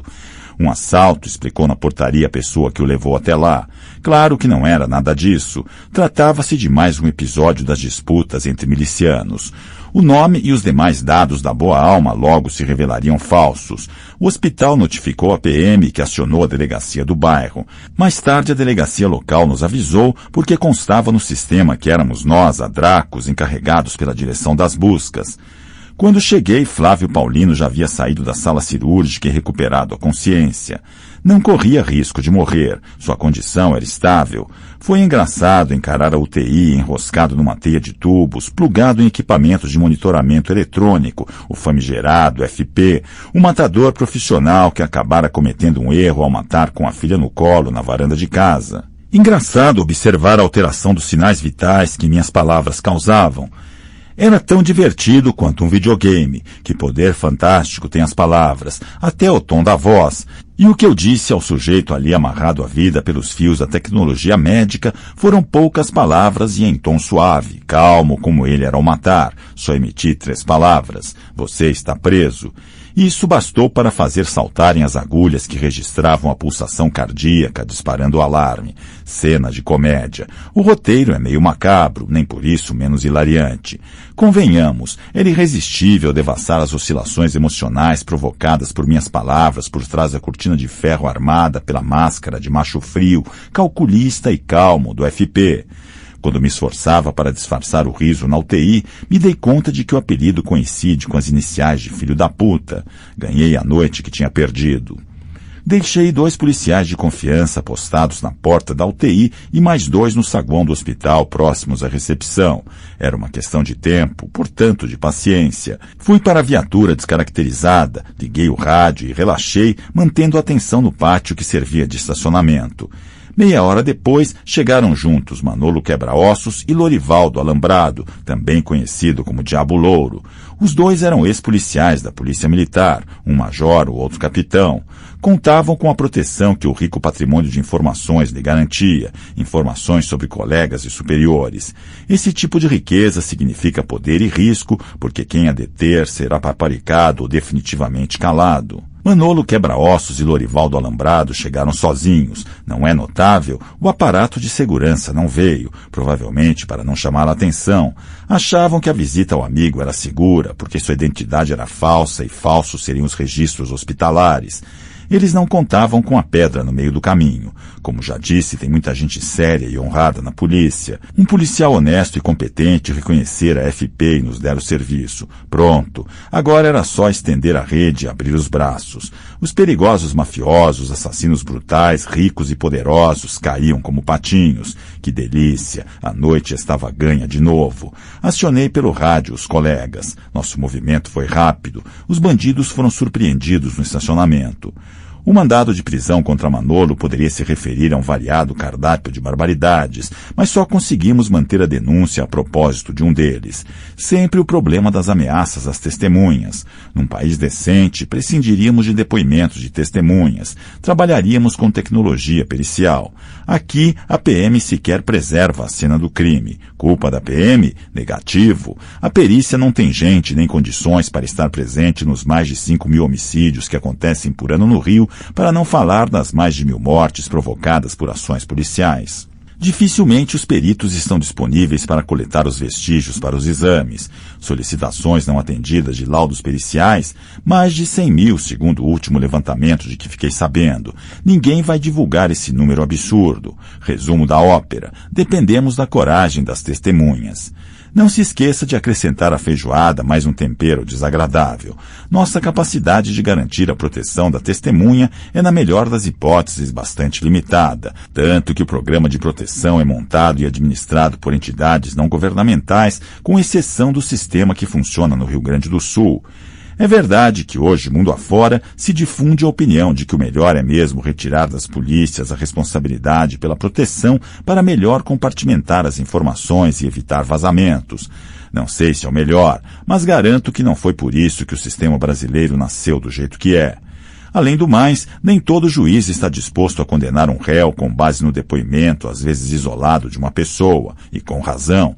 As pessoas se enganam e têm seus interesses, nem sempre lícitos. Pasta 10. Capítulo 10. Apresentando Manolo e Luciano com um comentário venenoso sobre desgovernos, bondes, caveirões, prêmios, omeletes, gavetas e outros detalhes macabros.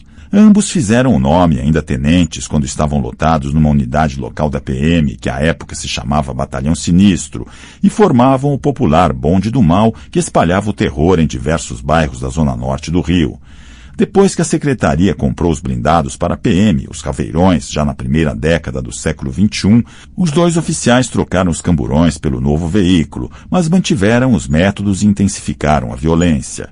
Entravam nas favelas atirando e hostilizando a população com palavrões e ameaças pelo alto-falante do blindado. Confirmada a eficiência dos caveirões, passaram a alugá-los inicialmente a traficantes, mais tarde a milicianos aliados. Os blindados eram utilíssimos nas invasões, por isso o empréstimo era caro. Em geral, R$60.000 por uma noite. O preço era alto, mas os dois facilitavam. Não fizeram fortuna à toa. Sempre foram bons nos negócios. Eram flexíveis, aceitavam receber em arma, munição e droga. O Batalhão Sinistro foi generosamente recompensado pela premiação Faroeste em meados dos anos 1990. A Secretaria de Segurança condecorava e pagava ao beneficiário um adicional que era imediatamente incorporado ao salário por atos de bravura medidos pelos êxitos obtidos no enfrentamento com traficantes. Os êxitos correspondiam mais frequentemente a mortes do que prisões. O título macabro foi inventado por um jornal, mas pegou. A despeito da intenção crítica, Batalhão Sinistro passou a ser ostentado com orgulho pelos próprios paladinos da bravura. Casos envolvendo esse BPM se acumularam nas cortes internacionais de direitos humanos, mas o governo do Rio desdenhava a opinião internacional.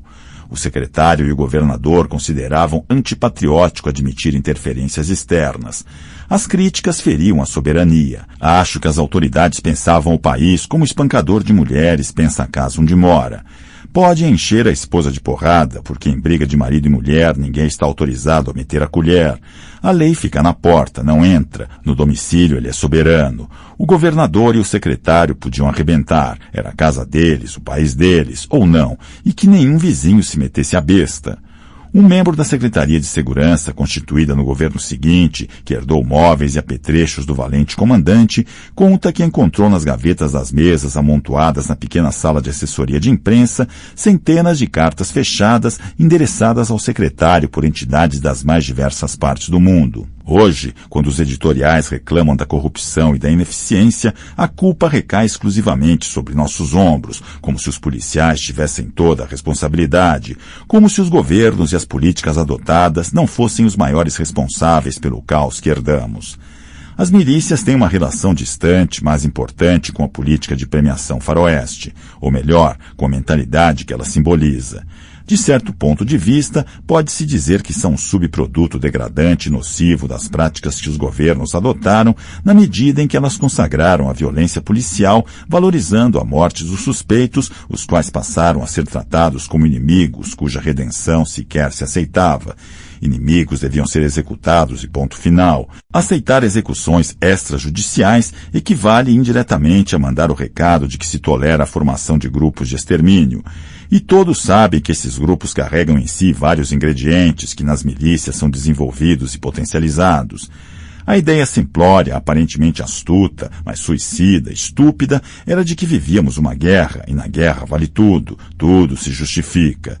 Nela, o melhor desempenho é o mais destrutivo, porque a meta é eliminar o inimigo. O resto são acidentes de trabalho. Afinal, tudo tem o seu preço. Se um policial atira porque confundiu com um traficante armado um cidadão que fazia obra na varanda da casa com uma furadeira, tudo bem. Afinal, seria só um equívoco na identificação de uma imagem distante. Atirar não estaria errado se o homem alvejado portasse uma arma, mesmo que no momento do disparo não estivesse ameaçando a vida do policial nem de um inocente. Numa guerra, atira-se e pronto. O resto é o resto, acidente de trabalho. Matar suspeito não se questiona. A origem dessa degradação cultural e moral tem raízes antigas e tornou-se uma praga difícil de extirpar da opinião pública e da visão dos profissionais. Esse é o câncer que mastiga as entranhas da polícia. Quem não se lembra da frase de efeito do célebre ministro da Fazenda da ditadura, que vários secretários de segurança do período democrático, curiosamente, adoram citar? Não se faz um omelete sem quebrar ovos. Tudo bem, desde que não sejam os deles, desde que seus filhos estejam sãos e salvos em casa. Nós, policiais honestos e a população pobre que mora nas áreas do confronto, nós que nos danemos. Fodam se eles pensam ao apagarem a luz da cabeceira e adormecerem no colchão macio. Desde que as manchetes destaquem o heroísmo governamental no combate ao tráfico e desprezem os ovos quebrados, tudo bem. Eles saem no lucro, tanto as autoridades políticas quanto os policiais vigaristas. Uns acumulam votos, outros ficam com a grana, o espólio da guerra e o poder para elevar o valor do acordo, que eles chamam arrego, no mercado da corrupção. Claro, porque inimigos dos traficantes eles são à noite nas incursões policiais. E aos milicianos, que são muitos, o tráfico já era, está em franco declínio. As milícias, as nossas máfias não param de crescer, são um sucesso. A tendência é que as máfias substituam o tráfico ou se unam a ele. Enquanto isso, não são muitos os colegas que discutem essas questões a sério, até mesmo porque alguns dos mais participativos, em vez de enfrentar os grandes desafios, trocam a gestão e a profissão pelo poder. No Brasil, todo secretário de segurança e policiais se candidatam e fazem carreira política. Mesmo que haja vários colegas bem-intencionados, confesso que não consigo engolir essa promiscuidade dos profissionais da segurança com a política. Acabam se perdendo porque têm de negociar apoios, angariar votos e fazer caixa de campanha. Antes da eleição, favorecem os aliados do partido e, quando não se elegem, chegam cheios de compromissos e interesses. Quando se elegem, pensam mais em se reeleger do que em lutar por causas difíceis e desgastantes. Por mim, polícia e política seriam carreiras mutuamente excludentes, e secretário só poderia se candidatar 4 anos depois de deixar o cargo, e olhe lá. Pasta 11. Capítulo 11. Meio amargo, draconiano. Tem gente me criticando porque sou amargo. Acontece que quem gosta de doce é criança. Além disso, o salário do policial não adoça ninguém. About 7 minutes ago, via web. Dizem que sou um cara muito crítico e que nunca vejo coisas boas, e elogiam as UPPs, Unidades de Polícia Pacificadora, implantadas no Rio. About 4 minutes ago, via web. Tudo bem, vou dar o braço a torcer. O projeto é bom, sim, também acho. Retomo o que funcionou no passado, com um novo nome e mais grana. Ótimo. About 4 minutes ago, via web. Só tem um detalhe. Vai tudo pelo ralo se não fizerem o dever de casa, mudar profundamente as polícias, a começar pelos salários. About 3 minutes ago, via web. As conquistas das UPPs vão se perder se policiais de segurança privada, informal e legal continuarem casados e procriando milícias. About 2 minutes ago, via web. Já que falei em casamento e procriação, uma palavra amena e amiga aos meus 20 e poucos seguidores. Obrigado pela paciência, pessoal. About 1 minute ago, via web. Pasta 12. Capítulo 12. Manolo Quebra-Ossos Soares.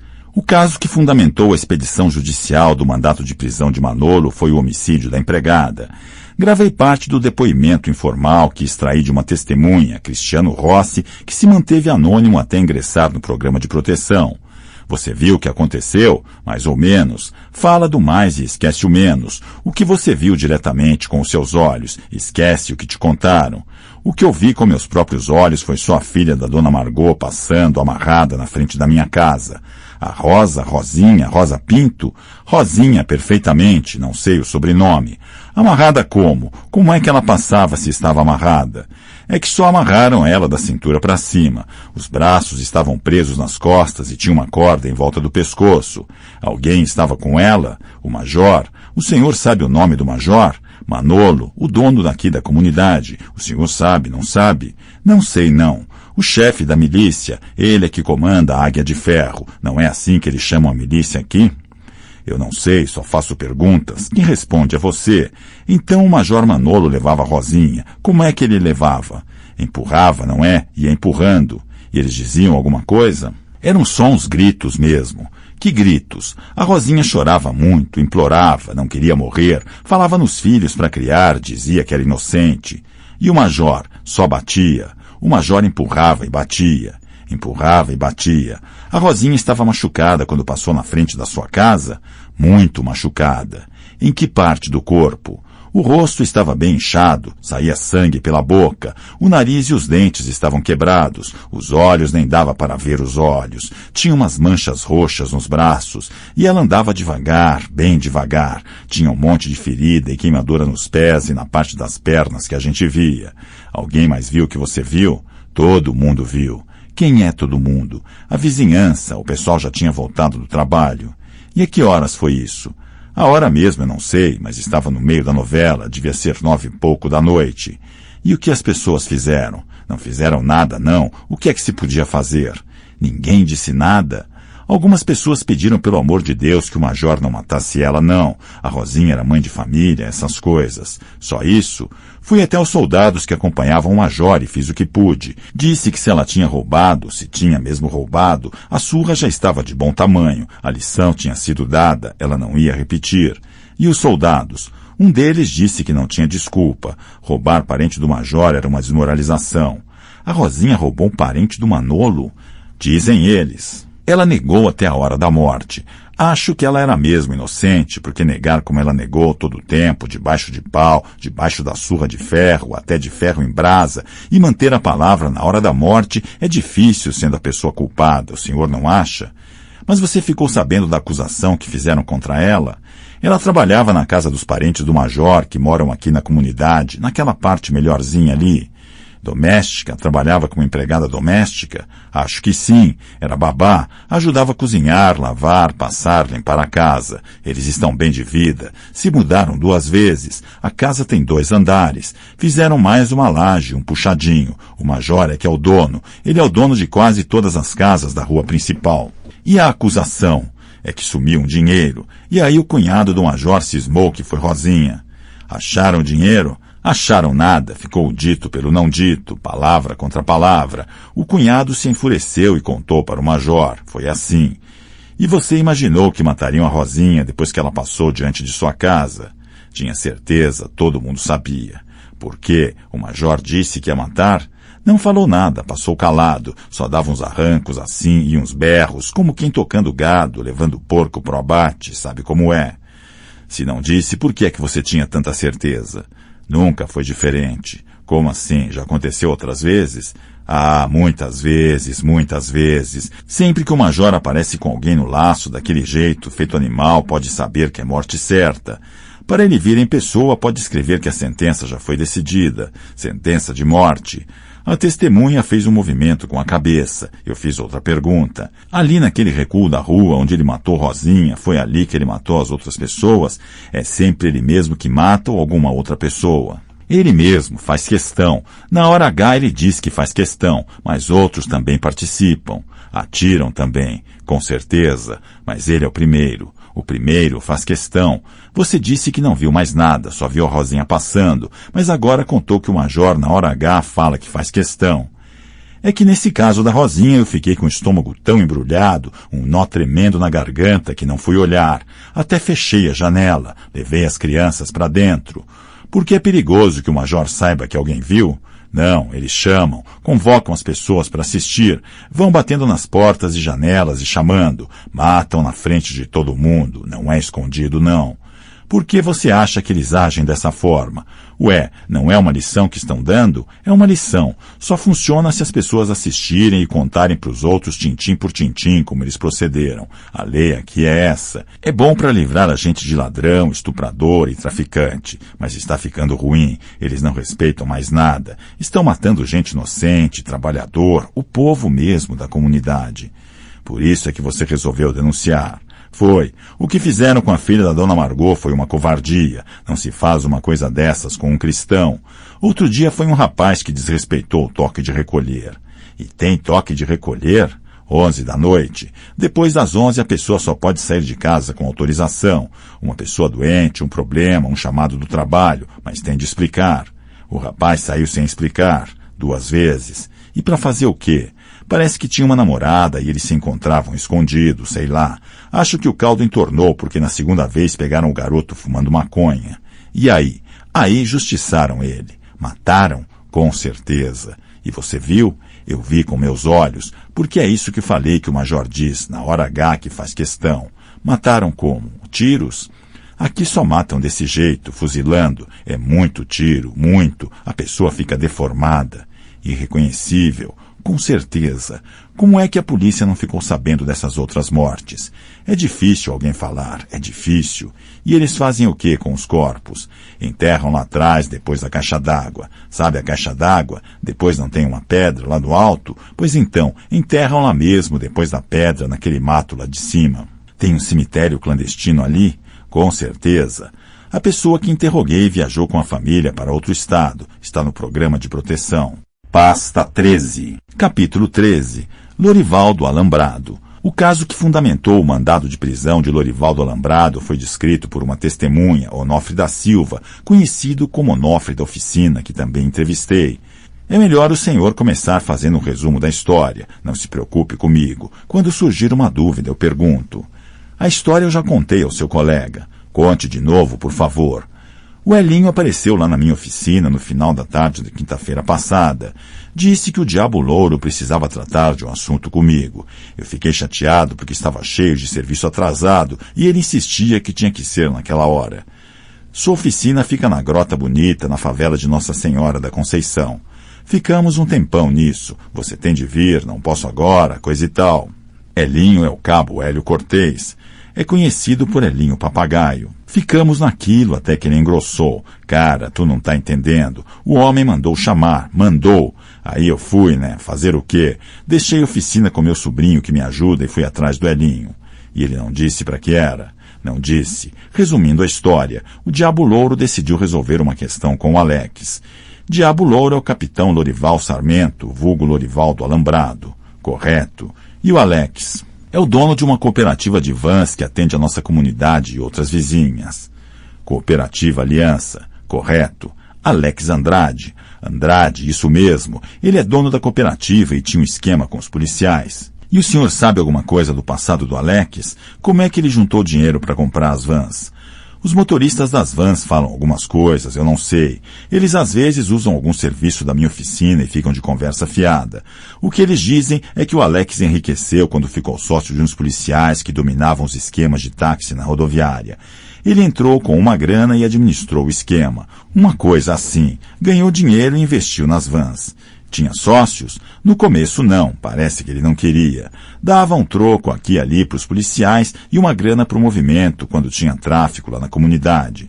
Mas aí é que está. Quando a milícia do Diabo Louro entrou, botou o pessoal do movimento para correr e tomou posse de tudo. E é aí que as coisas se complicaram para o lado do Alex. E ele não aceitou pagar a taxa para a milícia. Claro que ele pagava a taxa, não era maluco, conhecia os caras, sabia como é que a banda tinha de tocar. Ele pagava, sim senhor. Acontece que o Diabo Louro quis tomar a cooperativa inteirinha para ele. Para ele? Quer dizer, para a turma dele, para a milícia que eles chamam de Leão do Mar e que ele comanda. Foi um golpe de Estado. Tomar e pronto, a seco. Mais ou menos. O capitão Lorival perguntou a ele quanto é que valia a frota. Ele disse que não estava interessado em vender. Lorival insistiu na pergunta. Alex falou uma soma qualquer, acho que 1,5 milhão, uma coisa assim. O capitão respondeu que não pretendia comprar, que ia ficar com a frota, que a partir daquele momento a frota era dele, mas que faria um agrado ao amigo. O cara é um sacana, disse que pagaria 150 mil reais pelas vans para fazer um agrado. Moleque. E o Alex? O pessoal conta que ele saiu do sério, armou o maior barraco, citou oficial de tudo que era batalhão, até coronel, disse que tinha muita amizade na polícia e na política e que não ia admitir aquele roubo. Aí mataram o cara. Espera, tem mais. O capitão deu uma chance ao velho. Mandou ele esfriar a cabeça. Prometeu esquecer aquele palavreado ofensivo. Afinal, Alex estava com a cabeça quente. Tudo ia se arranjar na paz. Mas Alex não entregou os pontos. Começou a telefonar para policiais e deu a maior merda, porque ligaram para o capitão, perguntando, pedindo sei lá o que mais. O Diabo Louro mandou buscarem o Alex. Foram lá uns meganhas, uns PMs da milícia, puxaram o velho, a família gritando, aquele drama todo. E foi aí que mandaram o Elinho me buscar. Qual a sua relação com o Alex? Nenhuma. Então por que me chamaram? Porque eu sou conhecido e respeitado da comunidade, só por isso. Se qualquer um disser que viu isso e aquilo, muita gente vai duvidar. Se eu disser que aconteceu, é porque aconteceu. A comunidade confia, entendeu? Levaram o senhor para o local em que executaram Alex? Levaram. E que local era esse? Era um galpão abandonado que tinha servido aos operários que trabalharam nas obras de contenção da encosta. Sabe a encosta do Morro da Conceição? Além do Diabo Louro, mais alguém estava no local? Outros 5 lá do grupo dele. Milicianos. O senhor sabe os nomes? 3 eu conhecia pelo nome. O Elinho que foi me buscar, o Walter e o Custódio. O Walter é sargento, o outro acho que é sargento do Corpo de Bombeiros. E os outros 2 o senhor não conhecia? Tinha visto pela comunidade, mas eu não sei os nomes. E eles levaram mais alguém da comunidade além do senhor? Levaram também o pastor Cícero para assistir, outra pessoa conhecida e respeitada. Quando ele fala, as pessoas acreditam.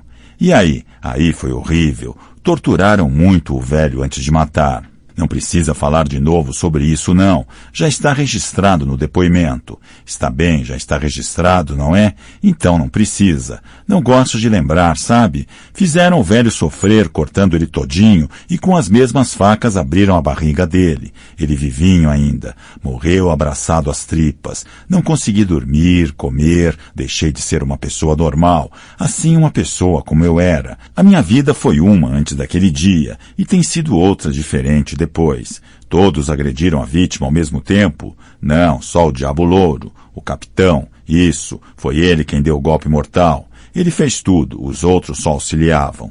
Auxiliavam como? Dando os facões, estimulando, falando um monte de coisas contra o Alex, vibrando com aquela monstruosidade. Ele usou várias facas. Eram os facões, cada um de um tipo. Tinha até espada, e uma bem pequena que parecia bisturi, até gilete. E os ajudantes iam passando, igual se faz em operação. Pelo menos no cinema é assim, não é? O senhor acha que estavam drogados? Só podia, eu acho, não sei. Não podem dizer porque pareciam fora de si, assim, loucos, mas logo depois agiam com calma, sabe? Como profissionais, como técnicos. Então o senhor não sabe, não tem certeza? Não tenho. Queriam o senhor lá e o pastor para que todo mundo ficasse sabendo do que aconteceu. Era uma lição, uma advertência para quem desobedecesse, não pagasse as taxas, não se submetesse ao que a milícia determinasse, certo? Expliquei isso direitinho, que o senhor falou está lá no meu depoimento. Então é isso, muito obrigado, o seu depoimento vai ajudar muito. A vida humana não vale nada, sabe? E tem gente que não é humana. Nem vou dizer que é animal, porque nunca vi bicho fazer uma coisa dessas. Acabou a minha crença no ser humano. Nunca fui religioso de ir à missa, frequentar terreiro, templo, centro espírita, nada disso. Mas tinha minha fé. Depois daquilo perdi tudo. A mente de uma pessoa que passa pelo que eu passei muda. Não é a mesma coisa. Deus, humanidade, compaixão, amor ao próximo, justiça. Essas coisas todas tão bonitas que fazem a vida ficar melhor ou parecer melhor. Tudo isso, sabe? Desceu tudo pelo ralo. O que é que sobra? O que é que uma pessoa tem na idade em que estou, nos meus 55 anos? Tenho minha mulher, minha filha única, separada, que mora comigo, 2 netos e só, mais nada. Não me importa mais nada se o senhor quer saber. Enquanto tiver saúde, eu vou tocando. A gente tem de viver, não é? É o que a gente tem de fazer. O pastor negou, declarou que desconhecia as circunstâncias da morte de Alex e que não tinha opinião sobre Lorival e a milícia. Compreensível. Já Onofre, o dono da oficina, aceitou falar. A revolta superou o medo. A força avassaladora da experiência levou de roldão o torpor, a prudência, a instintiva busca de refúgio. Onofre ficou indignado, primeiro chocado, depois deprimido, finalmente consciente de que o mais saudável e digno era vencer o trauma falando a seu respeito e denunciando os criminosos como um cidadão decente faria se fosse capaz de livrar-se das ameaças. Largou tudo e fugiu com a família. Recusou-se a ingressar no programa de proteção. Disse que tinha alguns recursos e familiares em outro estado. Deixou comigo um endereço no Pantanal. O major Manolo Quebra-Osso Soares, o capitão Lorival do Alambrado Sarmento, vulgo Diabo Louro, e o inspetor Flávio Paulino, o FP, foram presos naquele sábado no estacionamento do hospital e na UTI. Havia muitas contas a prestar à justiça, mas os pegamos pelos assassinatos de Alex de Andrade, Rosa Pinto e Aurélio Rios. Graças à coragem de Dona Elza, de seu Onofre da oficina e de Cristiano Rossi.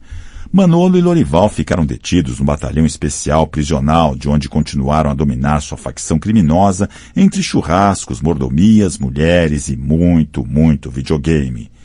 FP ficou numa sala confortável numa delegacia concentradora de presos, um lugarzinho improvisado para presos especiais. As delegacias concentradoras são responsáveis pela cautela dos presos enquanto não são transferidos para a casa de custódia, onde aguardam julgamento.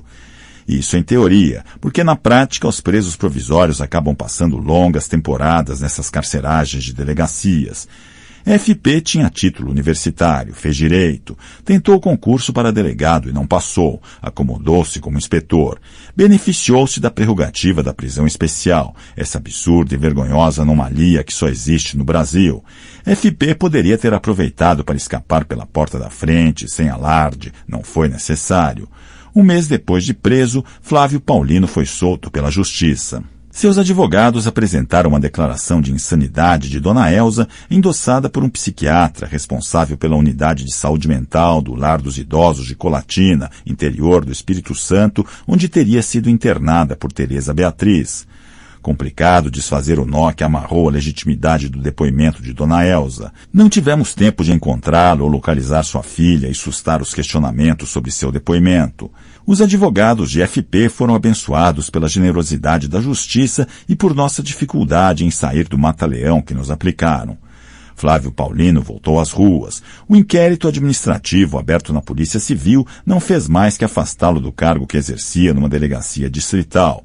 Deslocaram-no para a geladeira, um setor burocrático onde aguardaria decisões posteriores. Nada mal para quem esteve com a corda no pescoço. Continuou a receber seu salário de inspetor, que aliás é uma merda e não pagaria nem o pneu ou a gasolina da BMW. Logo depois da libertação de FP, a justiça mandou soltar Manolo e Lorival. Motivo? Não há crime quando não há vítima. Falta de materialidade, como escreveram os advogados nos documentos de defesa. Manolo matou Rosinha? Cadê o corpo? Cristiano Rossi dignou-se a denunciar, pois outras pessoas da comunidade apresentaram-se voluntariamente para contestar a acusação, afirmando que o denunciante tinha dívidas com o acusado e teria prestado depoimento com a intenção de provocar sua prisão e, consequentemente, conseguir a abolição, na prática, da dívida. Outros depoentes ofereceram o álibi. Estariam reunidos com o acusado, vendo futebol e tomando cerveja na noite em que Rosinha desapareceu. Lorival matou Alex? Onde está o cadáver? A defesa seguiu o mesmo modelo com pequenas variações. Por que um juiz aceita esse jogo? Apego formalista às leis? Ignorância da realidade? Medo? Motivação escusa? Mais uma vez ficou claro que sem a união das forças do bem não vamos a lugar nenhum. Escrevi e apaguei a palavra bem inúmeras vezes até decidir mantê-la. Essa união será decisiva, pelo menos enquanto não aprimorarmos nosso trabalho de investigação policial, o que só vai acontecer quando pudermos aplicar a sério toda a fantástica tecnologia pericial disponível no mundo contemporâneo. Pasta 14. Capítulo 14. Do condomínio Deus é fiel ao inferno. A partir da morte de FP, o circuito da violência nas áreas sob controle das milícias se intensificou e acelerou. Abriu-se a temporada de rachas e conflitos nas organizações criminosas. Era o momento oportuno para agirmos. Na Draco vínhamos de um revés. O subchefe da polícia pedira a Fausto para maneirar na tarde em que apresentamos Luciano Pervera à imprensa preso. Desde aquele dia nos preparávamos para a retomada da iniciativa.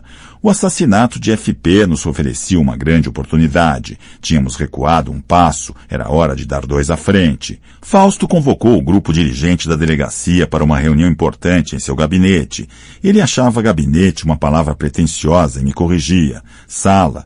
Tenho sala e recebo as pessoas ou me reúno com elas. Quem tem gabinete marca audiência ao governador e talvez o secretário. Nem o chefe de polícia usa esse vocabulário pernóstico. Quanto mais eu. Sou apenas o delegado titular da Delegacia de Repressão ao Crime Organizado, a Draco, ok? Quem sou eu para questionar? Na escadinha da hierarquia estou abaixo do delegado. Nem delegado eu sou. Para falar a verdade, nem gostaria de ser. Já até quis, quando ainda não conhecia direito o que cada um faz numa delegacia. Prefiro deixar as formalidades jurídicas para os delegados. Meu tesão aponta para outro lado. Gosto de meter a cara na investigação, ser chefe de polícia e chefe do setor de investigação da delegacia mais prestigiosa está de bom tamanho. Não vou falar do salário nem do reconhecimento da sociedade. Não vou falar porque praticamente não existem. Ou melhor, não são dignos de comentários. Já houve um tempo em que tive minhas ambições. Ser delegado, chefe de polícia, essas coisas. Passou. Se eu pudesse voltar a fazer o que fazia, se a vida me proporcionar de novo o privilégio de trabalhar com Fausto e seu pequeno time de craques, vou me sentir realizado. Por ora, já disse, estou fora. Por ora, me contento com o que posso fazer sentado aqui. Observo e escrevo meus tweets e minhas memórias, conto as histórias acontecidas, as experiências que vivi. Mas esse não é ainda o último capítulo. Para o bem ou para o mal, o futuro não é previsível, porque a liberdade humana e o destino não são controláveis. Para o bem ou para o mal, repito. Na reunião, Fausto foi enfático. Tinha chegado a hora. Bola ou búlica, ele disse, e acho que só nós dois entendemos. Bola de gude não era o esporte mais popular entre as crianças da geração de Marquinho, Tunico e Aloísio. Mesmo assim, a ninguém escapou o significado da exortação do delegado. Se estivéssemos no BOPE, o comandante, inspirado num filme de guerra ou num faroeste, pescaria do fundo do baú uma declaração épica do tipo matar ou morrer. Para nós estava bom o bola ou búlica. Os milicianos matavam-se uns aos outros, era a nossa chance. Já dispunhamos de munição na agulha, a restauração da legitimidade da denúncia de Samantha contra Firmino. Esse passo já significava uma conquista e teria bastado para reabrirmos as investigações sobre a organização criminosa. Mas agora tínhamos material interrogativo mais promissor, de dimensões mais abrangentes. Primeira tarefa, portanto, identificar os motivos do assassinato de FP. O fio da meada nos levaria às disputas pelo poder. E isso nos permitiria tomar o assassinato de Flávio Paulino como um marco que justificaria a abertura de novo inquérito. Tudo ficaria mais fácil e provavelmente começaria a fluir.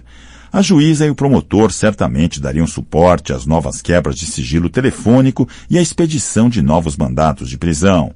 De forma sustentável, ressaltou Fausto, de que adianta prender se não há condições de manter as pessoas presas e levá-las a julgamento. O exército de Brancaleone deixou a sala de Fausto Clemente com as missões definidas. Em primeiro lugar, cumpria responder à pergunta, por que mataram FP? Ricardinho tinha sido muito útil, trouxe informações importantes sobre conexões criminosas entre as milícias que dominam diferentes bairros e favelas. Contudo, não foi além de vagas especulações sobre as causas do homicídio de FP.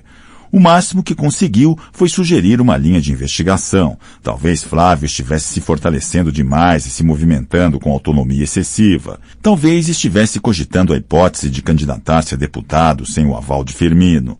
Suas conhecidas ligações com o secretário municipal pareciam apontar para algo mais que os negócios comuns a ambos e a ocupação de posições na máquina administrativa do município do estado. Corriam boatos de que estariam tramando uma candidatura de FP com o apoio do partido do governo e o empenho do tal secretário. Sabemos que os planos de Firmino e seu grupo, que já elegeram outros parlamentares e têm sido hábeis na preservação da unidade dessa rede política, incluem a ampliação do leque de candidaturas. A ideia é eleger mais representantes nas zonas oeste e norte da capital, na Baixada Fluminense, em São Gonçalo e em algumas outras áreas do estado. Porém, em ritmo gradual, para evitar o risco da dispersão de votos e da derrota dos principais líderes. Talvez Ricardinho estivesse certo e o movimento de FP em direção a uma candidatura estivesse sendo avaliado como precipitado e perigoso, porque divisionista. Pelo menos potencialmente. Os cálculos da máfia são racionais. As decisões estratégicas e táticas não admitem voluntarismo e leviandade.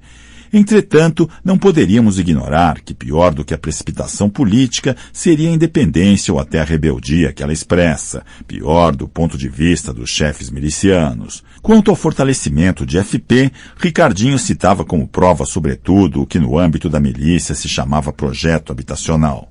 Segundo nossa fonte, Flávio teria feito muito dinheiro com essa iniciativa, que tinha sido exclusivamente sua. Foram dele tanto o conceito quanto a execução prática. Era verdade que ele não invadira território de outro miliciano do mesmo grupo, dizia Ricardinho, mas nem por isso sua atitude vinha sendo acolhida com naturalidade, considerando-se a ousadia inovadora na qual ele investira sem pedir licença. Uma vez que o projeto se realizaria em áreas sob seu comando, FP julgou dispensável aconselhar-se, negociar, solicitar autorização ou até mesmo informar Firmino. Liberdade demais, autonomia em excesso, talvez os líderes tenham concluído. No mínimo, desconsideração. Somando-se todas as hipóteses suscitadas pelas especulações de Ricardinho, tínhamos de fato elementos suficientes para compreender que não era despropositado supor que se criara uma atmosfera pesada e suspeita em torno de Flávio Paulino e suas ações. A partir de que ponto essa vaga atmosfera, que vai aos poucos se adensando, atinge o limite e sofre uma inflexão, desabando em raio e tempestade sobre a cabeça de quem provoca? Não sabíamos se o crime tinha sido a culminância e a ruptura de uma dinâmica gradual ou se algum ato específico desencadeara a execução. Ato esse que ignorávamos, todos nós, inclusive Ricardinho. Outra hipótese me parecia mais natural, ainda que Ricardinho não acreditasse nela. Facção rival, composta por milicianos inimigos do grupo de Firmino, teria matado o FP na velha disputa por território e poder entre as organizações mafiosas. Segundo o mapeamento da Draco, 3 facções conviviam ou se enfrentavam conforme as circunstâncias, ainda que houvesse núcleos menores e independentes atuando em áreas mais isoladas ou ainda não cobiçadas pelas facções mais estruturadas e mais fortes. A facção de Firmino, com presença já significativa na Câmara de Vereadores da capital do estado e na Assembleia Legislativa, era a mais antiga e com mais lastro nas polícias e a que mais expandira os ramos de negócio. A segunda facção fora constituída havia pouco tempo e não passava de uma costela extraída pelo diabo do corpo da primeira. Orca, Salomão, Firmino, Passos, Mariano, Paulinho Salame e o engenheiro tinham todos rompido com a milícia de origem, desgostosos com a repartição dos ganhos provenientes da distribuição do gás, ramo em que mais investiram e cujo monopólio construíram. Saíram em bloco e fundaram a própria facção. Ela continua pequena e se limita a atuar em um único complexo de favelas. A terceira facção, segunda em força e presença, era comandada pelo coronel da PM Teles, Irani Teles, pai do inspetor Telinho, braço direito do subchefe da Polícia Civil. Essa facção era menor e sem presença na vida política, porém mais compacta, mais unida, menos marcada por defecções e conflitos internos cujos desfechos eram chacinas e execuções. Quando digo que esse grupo não tinha presença na vida política, na verdade induzo o leitor ao erro. Presença havia, mas indireta. O grupo tinha seus vínculos, suas preferências, seus acordos e seus negócios com vários políticos dos níveis mais diversos. Entretanto, nenhum de seus líderes tinha transitado para a carreira política. Pelo contrário, cultivavam a sombra, quase o anonimato. Na medida do possível, mantinham a discrição. Até seus crimes eram menos espetaculares, ostentavam menos violência, ainda que tão selvagens quanto os assassinatos, as mutilações e as torturas cometidos por seus rivais. A opção preferencial pela sombra e o uso indireto de representantes eram métodos que se ajustavam melhor à escolha estratégica do grupo, o controle progressivo dos aparatos policiais. Assim, se um secretário de segurança tivesse ambições eleitorais, encontraria no grupo acolhida para seus projetos. Milhares de votos lhe seriam oferecidos em bairros e favelas dominados pela facção, e o preço seria mais que simplesmente financeiro. Teria de negociar posições na PM, na Polícia Civil e na própria secretaria, nos governos atual e futuro. O Corpo de Bombeiros também era visado. Muitos milicianos que atuavam em núcleos filiados ao grupo de Telles eram bombeiros, como acontecia nas demais facções, mas talvez em proporção menor, o que obrigaria o secretário candidato a pôr na roda os cargos da Defesa Civil.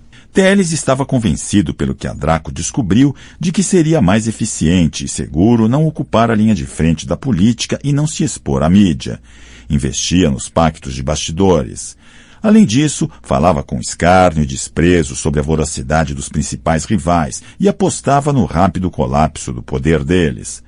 Considerava completamente fora da realidade os planos de Firmino e companhia de impor a hegemonia de sua facção nas zonas oeste e norte da cidade do Rio, nos municípios da Baixada, e de estender os tentáculos até o outro lado da Baía de Guanabara, em Niterói, São Gonçalo e na região dos Lagos.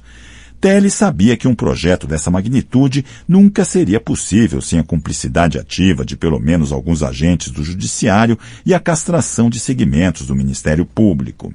Não bastava uma boa base parlamentar, até porque os jornalistas mais experientes não engoliam os discursos que os políticos envolvidos com as milícias tinham tentado vender na primeira etapa de expansão desses grupos. A tal história da autodefesa comunitária, da justiça pelas próprias mãos ante a ausência do Estado. Esse papo sem pé nem cabeça já tinha virado pó, sem ironia. Ninguém que fosse sério e minimamente sensato comprava mais essa lorota. Próprias mãos? De quem, cara pálida? Dos moradores de favelas é que não eram essas tais mãos invocadas pelos arautos da legitimidade das milícias. A autodefesa supõe que a comunidade se defenda a si mesma, mas tropas de policiais violentos e corruptos não são a comunidade. Não se confundem com ela nem moral nem economicamente. Quem faz autodefesa não explora nem brutaliza os protegidos, simplesmente porque é um contrassenso, uma autoexploração, uma autoviolação. A conversa fiada cheirava e cheira mal e já se esvaiu pelo esgoto que é o seu lugar. Essa baboseira de autoridades, deputados, vereadores está politicamente sepultada. Graças a Deus, os meios de comunicação pularam fora do barco da justificação e da conveniência. Pelo menos os mais respeitáveis. Claro que a mídia não é uma unidade, é uma galáxia como deve ser. O fato é que a facção criminosa, mesmo engravatada ou fardada, não tem mais espaço digno nessa galáxia. Acabou. Velhas raposas insinuam aqui e ali suas teorias ambíguas, tentando ganhar adeptos entre milicianos e evitar que sejam abaladas suas velhas alianças com as máfias. Vou botar a boca no trombone para denunciar essa escrota apologia ao crime, essa nojenta servidão. Para mim, esses políticos são criminosos também, mesmo que só se beneficiem indiretamente da tirania exercida pelos milicianos. Vou varar as noites escrevendo em meu Twitter e divulgar minha revolta aos quatro cantos. Não importa que eu tenha só 20 e poucos seguidores, não importa. Vou fazer a minha parte como fiz na Draco até o episódio acontecer. Hoje, mais tarde, vou postar o seguinte. Draconiano. Estamos na merda porque policiais mal pagos sobrevivem graças à insegurança. A degradação começa no bico e evolui até a milícia. About 16 minutes ago via web. Havia e ainda há grupos de extermínio. Policiais tiravam graninha por fora, matando quem atrapalhasse comerciantes e o sossego do bairro. About 15 minutes ago via web. Havia e há segurança privada informal, o bico. Policiais recebem pagamento de clientes voluntários. É ilegal, mas o serviço é decente. About 15 minutes ago via web. Você jogaria a primeira pedra? PF e autoridades fingem que não veem por escrúpulo de reprimir ações decentes que compensam salários ruins. About 15 minutes ago via web. Tem mais. Os governos toleram o bico, porque sem essa complementação, a demanda salarial levaria os policiais às ruas e o orçamento ao ralo. About 14 minutes ago, via web. Entenderam? A segurança privada, informal e ilegal financia o orçamento público da segurança. Maravilha, é o gato orçamentário. Budget cat. About 13 minutes ago via web. Sensacional. Brasil, paraíso da malandragem e do jeitinho. Você não olha o que faço ou fecha os olhos para o que você faz, e está tudo certo. About 12 minutes ago via web. Claro que sempre há os parasitas que recebem uma grana fixa ou um percentual do tráfico, das maquininhas caça-níqueis, do jogo do bicho. About 12 minutes ago via web. Agora vem a melhor parte. O mar estava para peixe, e os mais espertos avaliaram que era hora de virar tubarão e passar do varejo para o atacado. About 11 minutes ago via web. Pronto, chegamos à máfia, às milícias. Os espertos conclamaram os comparsas a organizar a bagunça e ganhar dinheiro feito gente grande. About 11 minutes ago via web.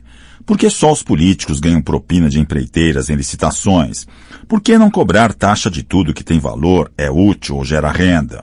About 9 minutes ago via web.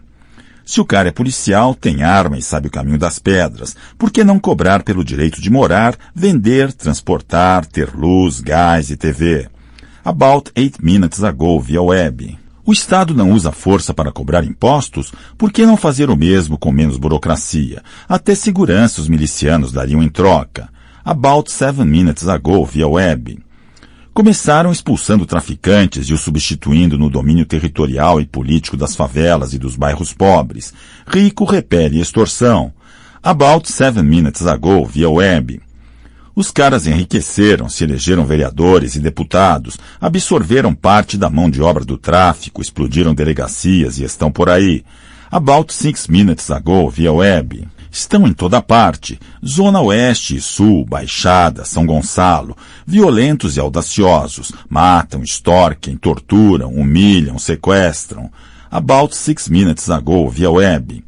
Nas eleições, além de elegerem-se diretamente, aliam-se a políticos corruptos e vendem acesso exclusivo a comunidades inteiras. About 4 minutes ago via web. Com mandatos e aliados no coração do poder, ganharam relativa imunidade. Muito relativa, pelo menos desde que a Draco partiu para o ataque. About 2 minutes ago via web. Pior é ver uns cretinos defendendo milícias. Não sei se são idiotas ou cúmplices, ou ambos. Hoje andam meio envergonhados os canalhas. About 1 minute ago via web. Ricardinho mencionou o mais recente empreendimento econômico de FP. Uma iniciativa inovadora e arrojada sobre a qual os barões não teriam sido consultados. Ele falou em negócio com moradia, alguma coisa assim. Tratava-se do seguinte: no bairro de Nova Aparecida, na Zona Oeste, a Caixa Econômica Federal estava concluindo a construção de um condomínio com 340 unidades residenciais. Quando os blocos, os apartamentos, a infraestrutura e o acabamento estavam prontos, faltando apenas os retoques nas áreas externas, Flávio Paulino e seus agentes milicianos promoveram uma invasão. Uma ação bem organizada, bem planejada. Ele trabalhou muito tempo na preparação do movimento. Identificou nos territórios sob seu comando potenciais interessados. Cadastrou as famílias, distribuiu os candidatos de acordo com a origem e as relações de parentesco, vizinhança ou amizade. Ouviu profissionais competentes simulando preocupação social e disposição de fundar uma ONG. Consultou gente com experiência em remoção de favelas, mobilização e liderança comunitária, produção de eventos, assistência social, crédito popular e logística. Informou-se sobre a legislação relativa à reintegração de posse. Cada unidade foi vendida por R$5.000. FP e seu grupo arrecadaram R$1.700.000. Taxas mensais permanentes completariam os ganhos. Finalmente, com um sistema bem montado de transporte, dirigiu a migração em massa para o conjunto residencial Deus é Fiel. O título foi escolhido com a participação dos futuros moradores. 340 famílias receberam auxílio para a mudança de seus móveis e pertences. Sem tumultos, com disciplina, cada um ocupou sua unidade.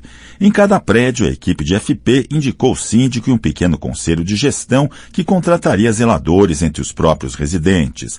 Regras de higiene, comportamento, tratamento do lixo foram estipuladas pelo Comando Geral Miliciano, ouvidas as sugestões dos conselhos dos prédios. A máfia responsabilizava-se pelo fornecimento de água, luz, TV a cabo e gás, e pelas vans que passariam a servir aquela população. Um testa de ferro de FP, infiltrado entre os moradores, fez-se eleger presidente da Associação dos Moradores do Condomínio Deus é Fiel. A entidade foi fundada por advogados ligados ao grupo que usaram nomes de moradores selecionados. Consolidada a invasão, passaram à luta política e judicial. Era preciso resistir à ação de reintegração de posse solicitada à Justiça pela Caixa Econômica. Flávio ouviu dizer que, além da politização da luta, uma aliança com a Defensoria Pública poderia ser decisiva, porque a instituição é respeitada e provavelmente aceitaria assumir a defesa dos moradores, desde que sua causa fosse apresentada pelos representantes deles aos defensores públicos numa linguagem convincente, com argumentos bem elaborados, apoiados em relato verossímil, apesar de mentiroso, dos acontecimentos. A abordagem dos defensores foi bem trabalhada e a receptividade foi positiva. Os defensores públicos costumam ser gente sensível e comprometida com os interesses populares. Eles poderiam ser conquistados se o teatro demagógico fosse bem feito. O novo obstáculo complicado e inesperado foi a Associação dos Moradores de Nova Aparecida. Essa entidade não estava nos cálculos de FP porque ele não conhecia a área. Ainda que Nova Aparecida lhe pertencesse no Tratado de Tordesilhas que negociara com Firmino, ele não a havia explorado. Considerava-a muito extensa para ser imediatamente submetida do ponto de vista militar e social. Seu grupo era pequeno. A ideia de tomada do condomínio da Caixa surgiu exatamente como uma espécie de cabeça de ponte, quer dizer, um posto avançado que ajudaria a criar as condições para a progressiva colonização do território. Não contava com uma associação em pleno funcionamento e, o pior de tudo, metida independente. O presidente suspeitou, movimentou-se, visitou o condomínio, conversou com as pessoas e não teve dificuldade em entender qual era a jogada. FP tinha de agir e era melhor que agisse rápido ou os problemas começariam a se agravar. A primeira tentativa de resolver o problema não teve êxito. Os homens que Flávio ordenou que ameaçassem o presidente ouviram uma resposta surpreendente. O sujeito mandou avisar que tinha contatos políticos, relações com a imprensa, aliados no governo e amizades na polícia. Que não tocassem um dedo nele ou na família dele ou a chapa esquentaria. Tráfico não havia na área, outra milícia tampouco. O bairro era reserva de mercado do grupo de Firmino que o confiara à FP. Pelo que levantei, Flávio chegou a cogitar se a facção de Teles estaria com alguma intenção de operar em Nova Aparecida. Não fazia o estilo do coronel Teles. Sabendo dos interesses e das expectativas da facção mais forte, a tendência era que ele evitasse bater de frente. Pelo menos enquanto houvesse fartura para todos. O Rio era grande. A falta de controle por parte do Estado era e é grande. Por que complicar? FP achou aquela insolência do presidente da Associação de Moradores de Nova Aparecida inadmissível e uma oportunidade de fazer como certos animais que urinam no terreno para demarcar sua supremacia sobre ele. Em geral, aquela prática tinha mais a ver com a disputa pelo acesso às fêmeas e com os processos curiosíssimos da reprodução do que com o acesso à alimentação, que seria o equivalente da riqueza material entre os humanos. Se bem que eu me pergunte às vezes se no reino animal o poder não está presente, mesmo que se manifeste pelo atalho da reprodução, e se entre os humanos a riqueza, a glória e o poder não remetem e se resumem no fundo ao sexo ou talvez à vontade de ser desejado. O fato é que Flávio Paulino mijou ao redor do conjunto Deus é Fiel e marcou o diâmetro mais largo, incluindo Nova Aparecida. Mandou matar Juscelino, o rebelde presidente da associação. Como o pessoal que levou o primeiro recado já havia sido visto pela vítima, convinha mudar a turma. 3 outros milicianos foram escalados para a tarefa. Seria recomendável passar o rodo, não bastava matar. Os pistoleiros tinham de assinar sua obra com os muitos tiros de fuzil característicos da milícia de Firmino. Seria bom acrescentar um toque pessoal, uma caligrafia original, digamos assim, para que FP, sem descurar de sua filiação ao grupo de Firmino, assinalasse sua individualidade. Uma cena, algum método, um estilo novo, FP decidiu acompanhar a equipe destacada para a missão. Sabiam como ele era, tinham visto sua foto, conheciam o endereço da casa e do trabalho, uma autoescola situada entre uma lan house e um açougue. Às 21 horas, foram os 4 na viatura policial descaracterizada que FP usava nessas ocasiões. Preferia reservar a BMW para o lazer, não gostava de misturar trabalho e vida pessoal. Além do mais, para que dar chance ao azar? Acreditava que não haveria investigação séria, mas não era preciso exagerar. A assinatura do crime deveria ser remetida à milícia e, consequentemente, ao seu dono, seu chefe na área, FP. Tudo bem, a morte seria uma lição exemplar. Sinalizaria que manda quem pode, obedece quem tem juízo, como costumava dizer o próprio Flávio Paulino. Entretanto, a participação pessoal dele deveria ser insinuada, sugerida, tornar-se objeto da convicção dos moradores e não explicitada. Não seria adequado que o assassinato fosse testemunhado por muita gente sobre a qual não se tinha ainda pleno controle. Não é demais recordar que a área era extensa e a chegada da milícia de FP muito recente. Em um bairro, o controle territorial e social se constrói de modo diferente. Uma favela pequena pode ser tomada de uma vez. Um complexo de comunidade exige tempo e expansão gradual do domínio. O mesmo vale para um bairro popular, mesmo pequeno e pouco povoado, como era e é o caso de Nova Aparecida. O açougue estava fechado, mas a lan house bombava, o que era positivo. O espetáculo requeriria plateia. Eles vestiam touca ninja. Lentamente, na penumbra, percorreram a rua de alto a baixo e escolheram uma posição estratégica sob uma árvore, longe dos postes de iluminação e próximo o suficiente para identificar Juscelino quando saísse da autoescola. Um dos auxiliares de FP ligou de um telefone público para a autoescola 5 minutos antes, pedindo para falar com Juscelino.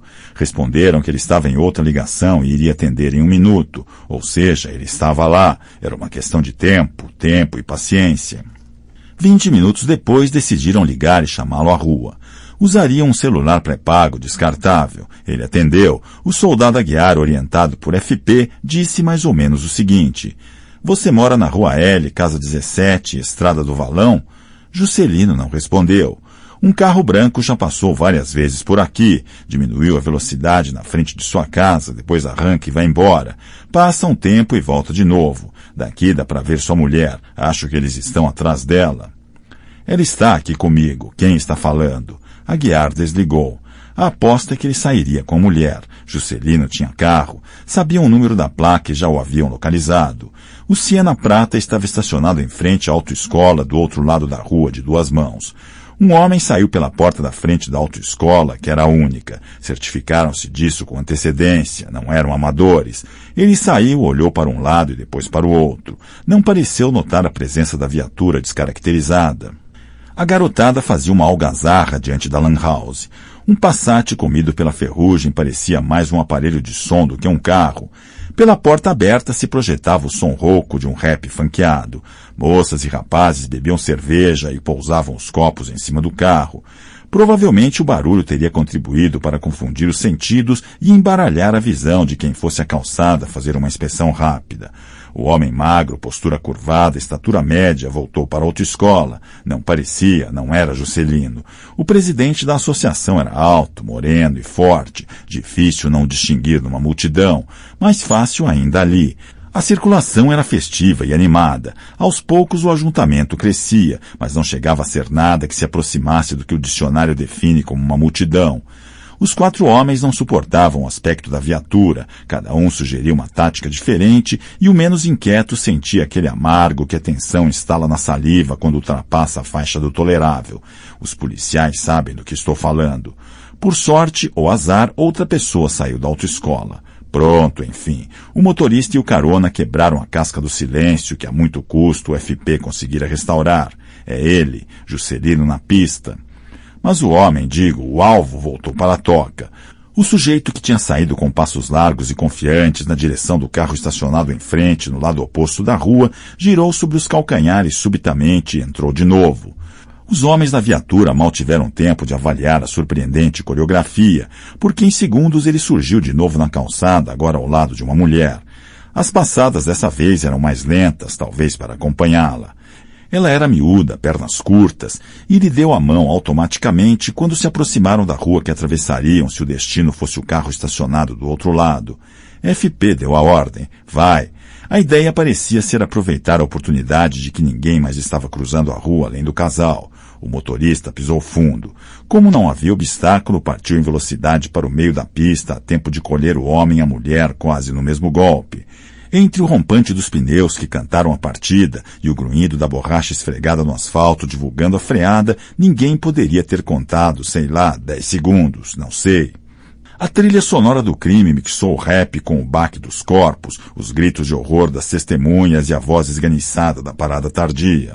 Enquanto a plateia estarrecida e histérica corria para o meio da rua, os policiais milicianos, saltando da viatura, dispersavam a turba com tiros para o ar. Observados pelos jovens na batida do rap, os milicianos ergueram as vítimas do chão. Até esse momento, a hipótese de um acidente não podia ser descartada. Os rapazes e as moças que bebiam e dançavam na calçada e os frequentadores da lan house e seus funcionários assistiam em choque, convocados pelos metais da tragédia. Desfalecidos ou semiconscientes, os corpos desconjuntados e sangrando ainda tinham vida. Aguiar disparou contra a maçaneta e a fechadura das portas da frente do Siena de Juscelino, que se abriram. As vítimas foram depositadas nos assentos dianteiros. FP, o rosto escondido pela touca ninja, subiu no capô do Siena, apontou o fuzil 762 contra o para-brisa e fulminou o casal. Um de seus companheiros gritou ao seu lado, alucinado, contemplando a orgia de sangue e vísceras. Larga o aço, larga o aço. E depois, não para, não para. Declamava o mantra da execução e disparava para o ar como se soltasse fogos em uma celebração satânica. A imagem de Flávio Paulino fuzilando os corpos de pé sobre o capô do Siena Prata foi flagrada, capturada e eternizada por um membro maníaco da plateia. Plateia que não teve pernas para correr até a lan house e se jogou no chão. O maníaco teve frieza de filmar a cena de terror com seu celular. A ele devemos a prova que, associada a outras evidências, talvez nos tivesse levado a FP se ele não tivesse sido morto em circunstâncias tão semelhantes, fuzilado dentro do carro ao lado de uma mulher. Um crime parece que cita o outro, como se ambos obedecessem a uma estética perversa e como se dialogassem entre si. Como se o segundo comentasse o primeiro e ironizasse, reencenando-o com uma inversão de papéis. Por isso não estou totalmente convencido de que FP não tenha sido assassinado por vingança. Não creio que seja impossível que Juscelino tenha matado Flávio, ou alguém em seu nome. Talvez porque não o próprio Juscelino.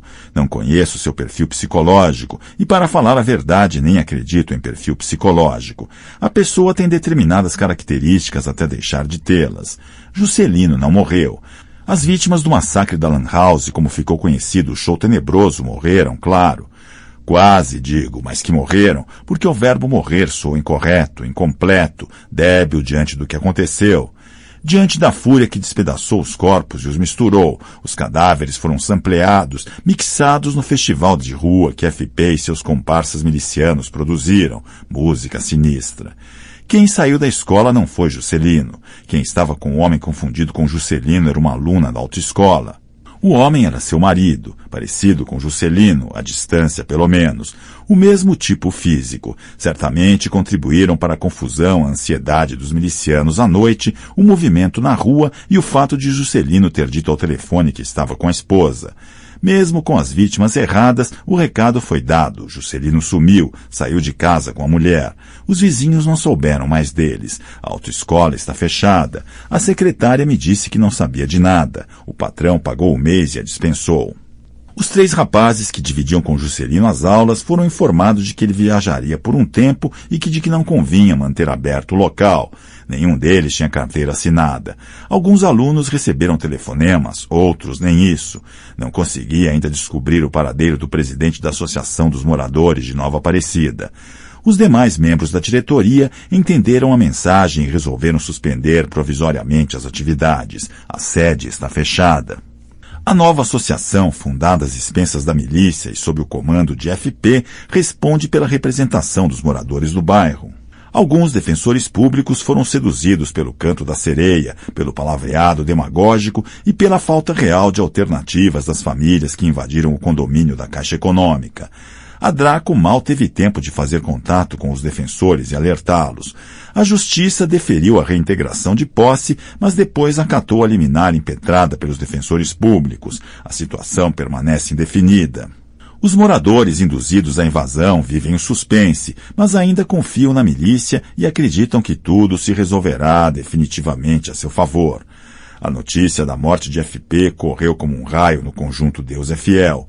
Mas o soldado Aguiar e os milicianos órfãos de Flávio trataram de se organizar para não desperdiçar a oportunidade única que aquele momento lhes proporcionava.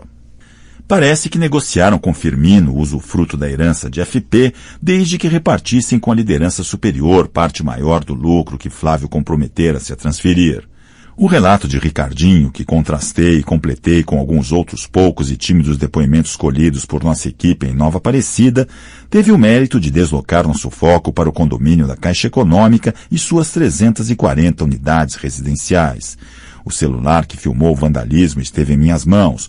O doido metido a repórter me mostrou as imagens com a condição de que eu não as divulgasse e nem registrasse seu nome no inquérito. Eu vi, apesar da baixa definição e da má qualidade do áudio, assisti ao circo de horrores. Por isso, atesto sem vacilar a fidedignidade dos depoimentos com base nos quais compus a narrativa do crime. Pasta 15. Capítulo 15. Eduardo e Yasmin. Não demorou a surgir uma primeira brecha pela qual pudemos penetrar nos domínios do falecido FP. Um casal apareceu na delegacia responsável pela área que inclui Nova Aparecida, fazendo acusações gravíssimas. Foi levado ao Instituto Médico Legal, onde Tunico foi encontrá-lo. O homem e a mulher estavam bastante machucados, principalmente o homem, que se chamava Eduardo. Pareciam baratinados, ainda que suas falas fossem coerentes e coincidentes. Acho que só mesmo meio enlouquecidos teriam tido coragem de procurar a polícia. Enlouquecidos mais pelo ódio do que pelo medo. Tunico os levou para Draco, o que nem sempre é prudente, mas naquele caso justificava-se, considerando-se à disposição das vítimas para colaborar e para confrontar seus algozes. Eis em resumo o que nos contaram. Eduardo era irmão de Edinardo, cabo da PM que trabalhava com FP e seu grupo no condomínio Deus é Fiel. Eduardo estava casado havia pouco tempo com Yasmin. O casal participou da invasão patrocinada pelos comparsas de Edinardo e resolveu ao mesmo tempo dois problemas, moradia e emprego. Eduardo tornou-se zelador do prédio em que morava. Por mais competente, organizada e disciplinada que tenha sido a invasão, o projeto não foi perfeito. Pessoas não cadastradas apareceram na última hora. Brigas complicaram o desembarque das famílias em suas unidades. Alguns já admitidos ficaram de fora. Espertinhos furaram a fila. Penetras se insinuaram e invadiram as posses dos invasores. E assim segue a lista dos percalços. Foram poucos casos, mas houve. Resultado: a milícia teve de impor a ordem com energia e, diante de bate-bocas e contestações que tumultuaram a chegada dos últimos lotes de famílias, alguns apartamentos acabaram ficando vazios. Por isso, uma das tarefas de Eduardo era receber interessados e mostrar os apartamentos disponíveis. Na noite de terça-feira, tinha mostrado um apartamento ao interessado e o levar ao bar mais próximo para uma conversa mais relaxada, regada por uma cervejinha. Edinardo estava sentado ao fundo do estabelecimento com Aguiar e um terceiro membro da milícia, apelidado de Sapo. Não tinha boas relações com o irmão, nem contas a prestar a nenhum dos três. Por isso, sentou-se na frente com o candidato ao morador sem qualquer preocupação. Pouco depois, Edinardo se aproximou de um jeito provocativo, hostil e estranho. Quis saber quem era aquele sujeito que bebia com o irmão. Eduardo respondeu: "É o Jorge, veio ver o apartamento."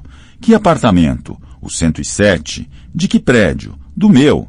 "E tu agora tem prédio, é?" "Do prédio onde moro, é." "E que história é essa de mostrar apartamento?" "Mandaram mostrar." "Quem mandou?" "O sargento Frois." "E desde quando o Frois manda nessa merda?" Eduardo contou que nesse ponto preferiu se calar. Achou que o irmão buscava um pretexto para brigar. Ele fedia a cachaça e fungava muito. Tudo indicava que tinha abastecido pulmões e artérias com muitas carreiras de pó. Edinardo passou então a dirigir-se ao visitante. "O que é que tu está fazendo aqui?" "Eu vim ver o apartamento." "E tem algum apartamento aqui dentro?" "Não estou vendo apartamento nenhum." "Tu bebeu ou está de sacanagem comigo?" O candidato a inquilino contraiu-se e olhou para baixo. Edinardo aumentou o volume. "Tu me respeita? Olha para mim quando eu estiver falando contigo, viado." Eduardo levantou-se. Erguendo-se, levou o primeiro soco do irmão. Caiu por cima do visitante. Os outros frequentadores do bar saíram rapidamente. Águia e Sapo já estavam em frente à mesa quando Eduardo pôs-se de pé. Sapo interveio voltando-se para Eduardo.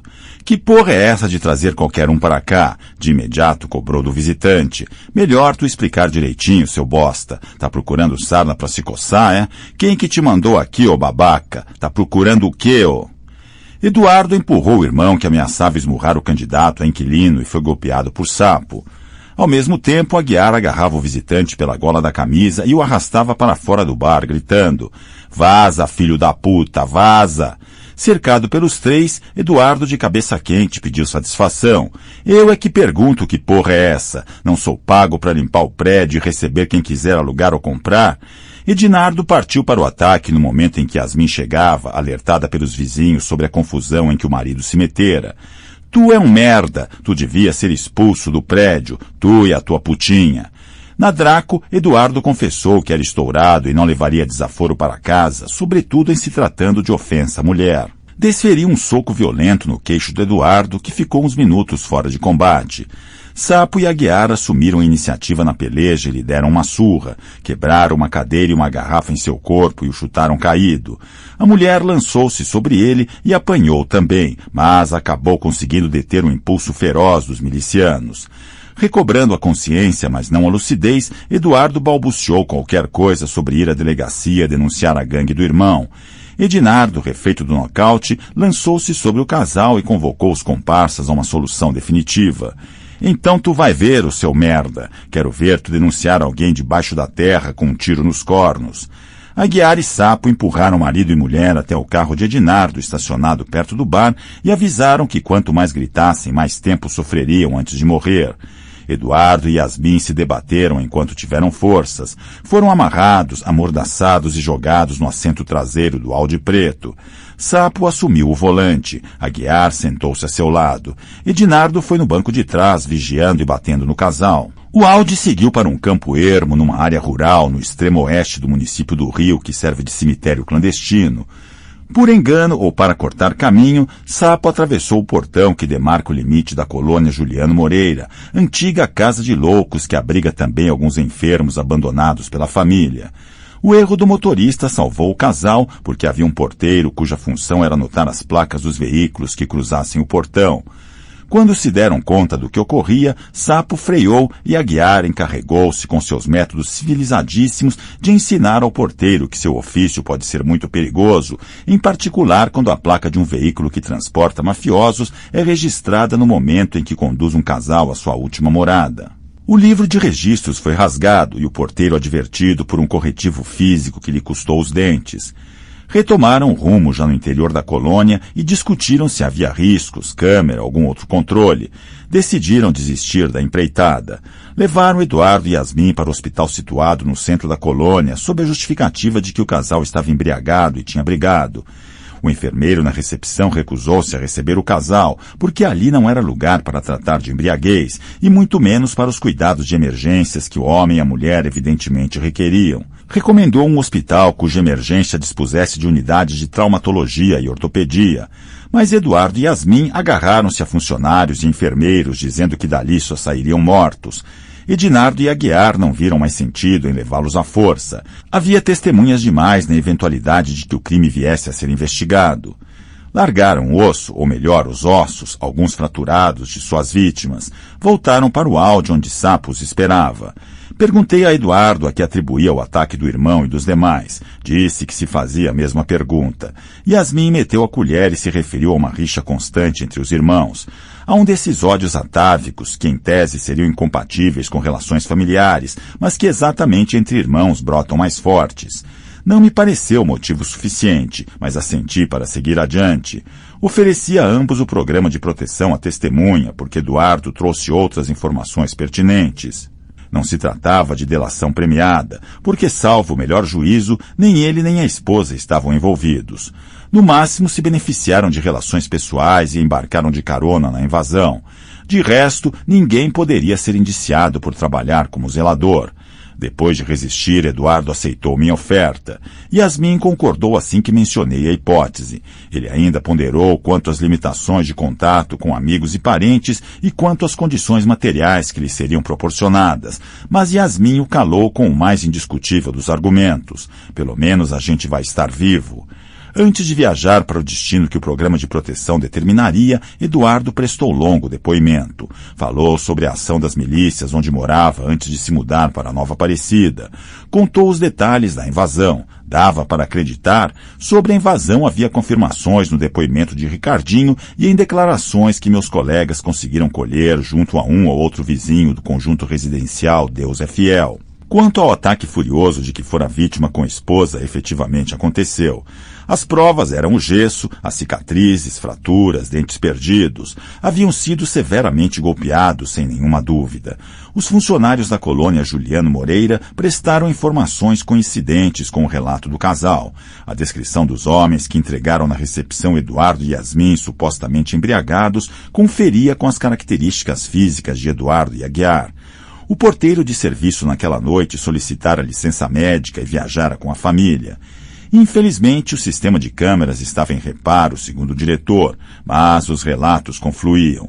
Contudo, as razões da briga ainda me pareciam turvas e a própria personalidade de Eduardo me intrigava. A esposa me parecia mais centrada e mais veraz. Meu faro policial detectava leve fragrância de esperteza no ar. A surra não tinha sido farsa, mas o que estaria em jogo? A participação de Eduardo se reduziria mesmo ao envolvimento com a invasão e depois com os serviços gerais do prédio? Nenhuma cumplicidade com o irmão anteceder a explosão de cólera de Ednardo? Não haveria negócios comuns? As dúvidas me fizeram questionar minha decisão de sugerir o ingresso no programa de proteção à testemunha e de lhes dar, ante o conselho que administra o programa, o meu aval. Confesso que a consciência pesou. Talvez eu tivesse me precipitado. O que até certo ponto me tranquilizava era o fato de que Eduardo não poderia fazer mal ao programa. No máximo, provocar gastos que viriam a se mostrar inúteis. O desperdício para um programa tão importante e tão maltratado pelas autoridades políticas seria ruim, é claro, mas não inviabilizaria seu funcionamento nem poria em risco a possibilidade de atender outras testemunhas. Esse era meu consolo. Ademais, entre errar por excesso de zelo com a segurança das pessoas e pecar por negligência, prefiro a primeira opção, e quanto a isso não tinha dúvida. Menciono a angústia que me afligia não por preciosismo, mas porque ela se revelaria bem fundamentada. O casamento de Eduardo e Yasmin com o programa de proteção não durou nem 2 meses. Pelo jeito, nem o casamento entre os dois dava sinais promissores.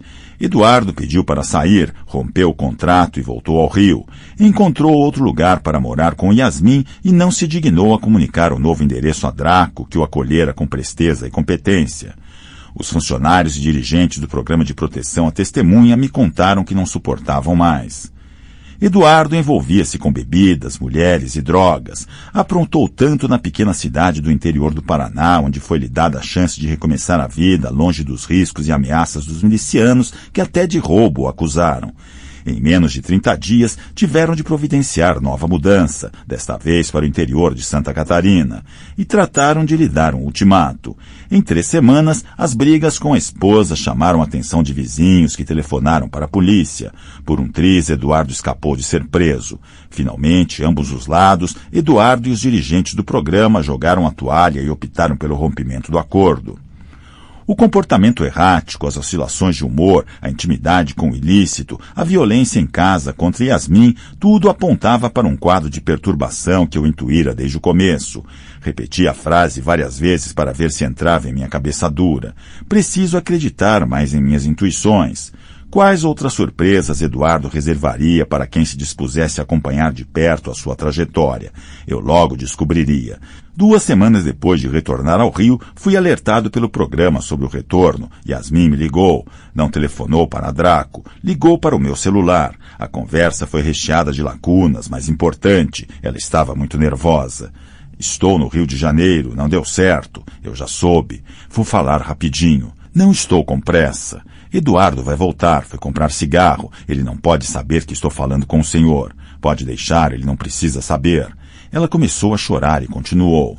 As coisas estão muito difíceis. Fez uma pausa, prosseguiu. Está andando com o pessoal barra pesada, policiais de uma milícia. Acho que ele está tramando uma vingança contra o irmão. E por que é que você não sai de casa? Você tem parentes? Eu posso te ajudar.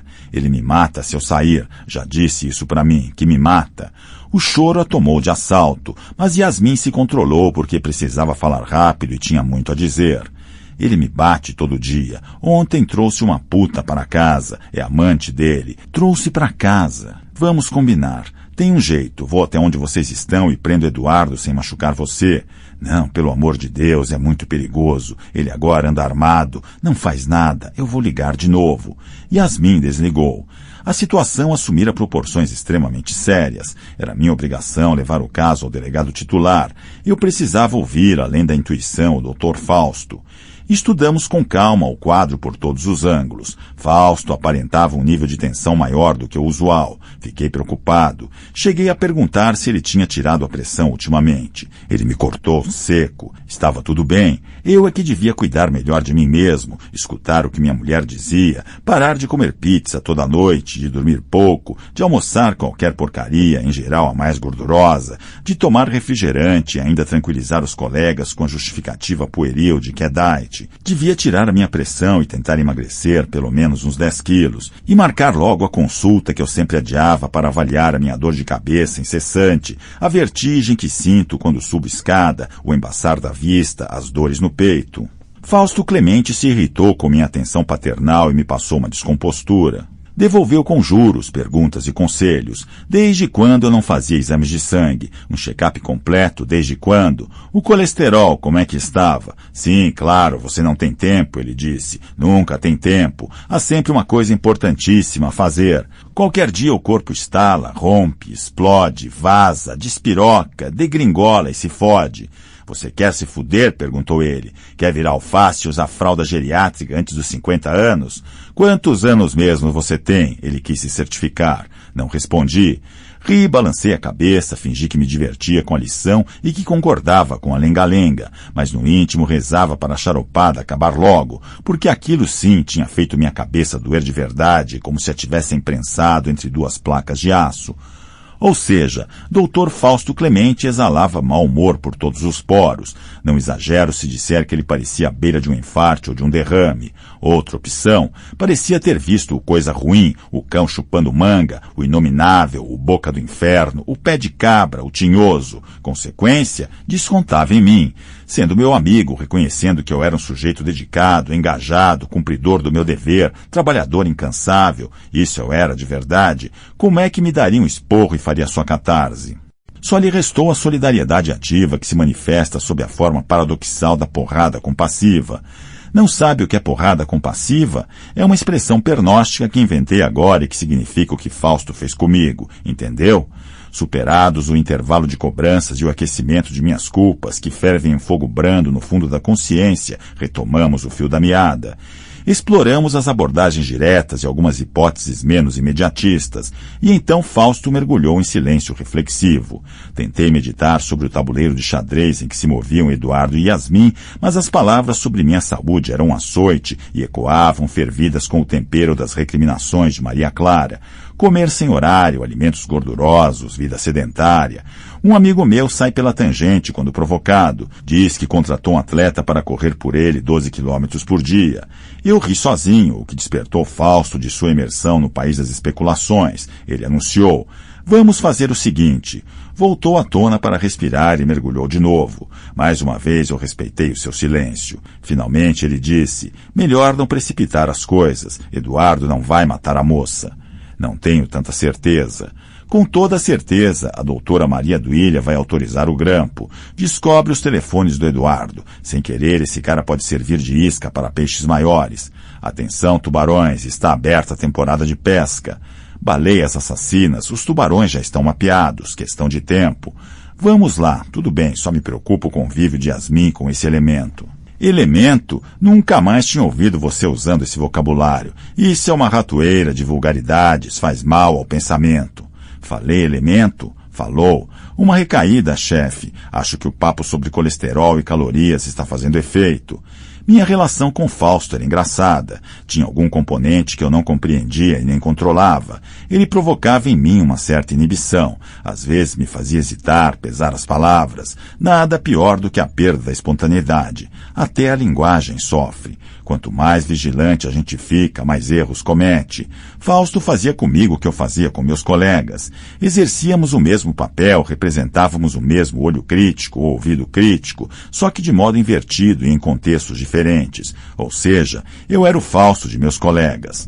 Logo me lembrei de minha atitude professoral, repetindo o já é e o é nóis do detetive que me falou ao telefone sobre o assassinato de FP. Enfim, temas para psicanálise, pensei. O que para mim naquele momento era sinônimo de frescura, bobagem ou assunto para aposentadoria, que me parecia muito, muito distante. Insisti.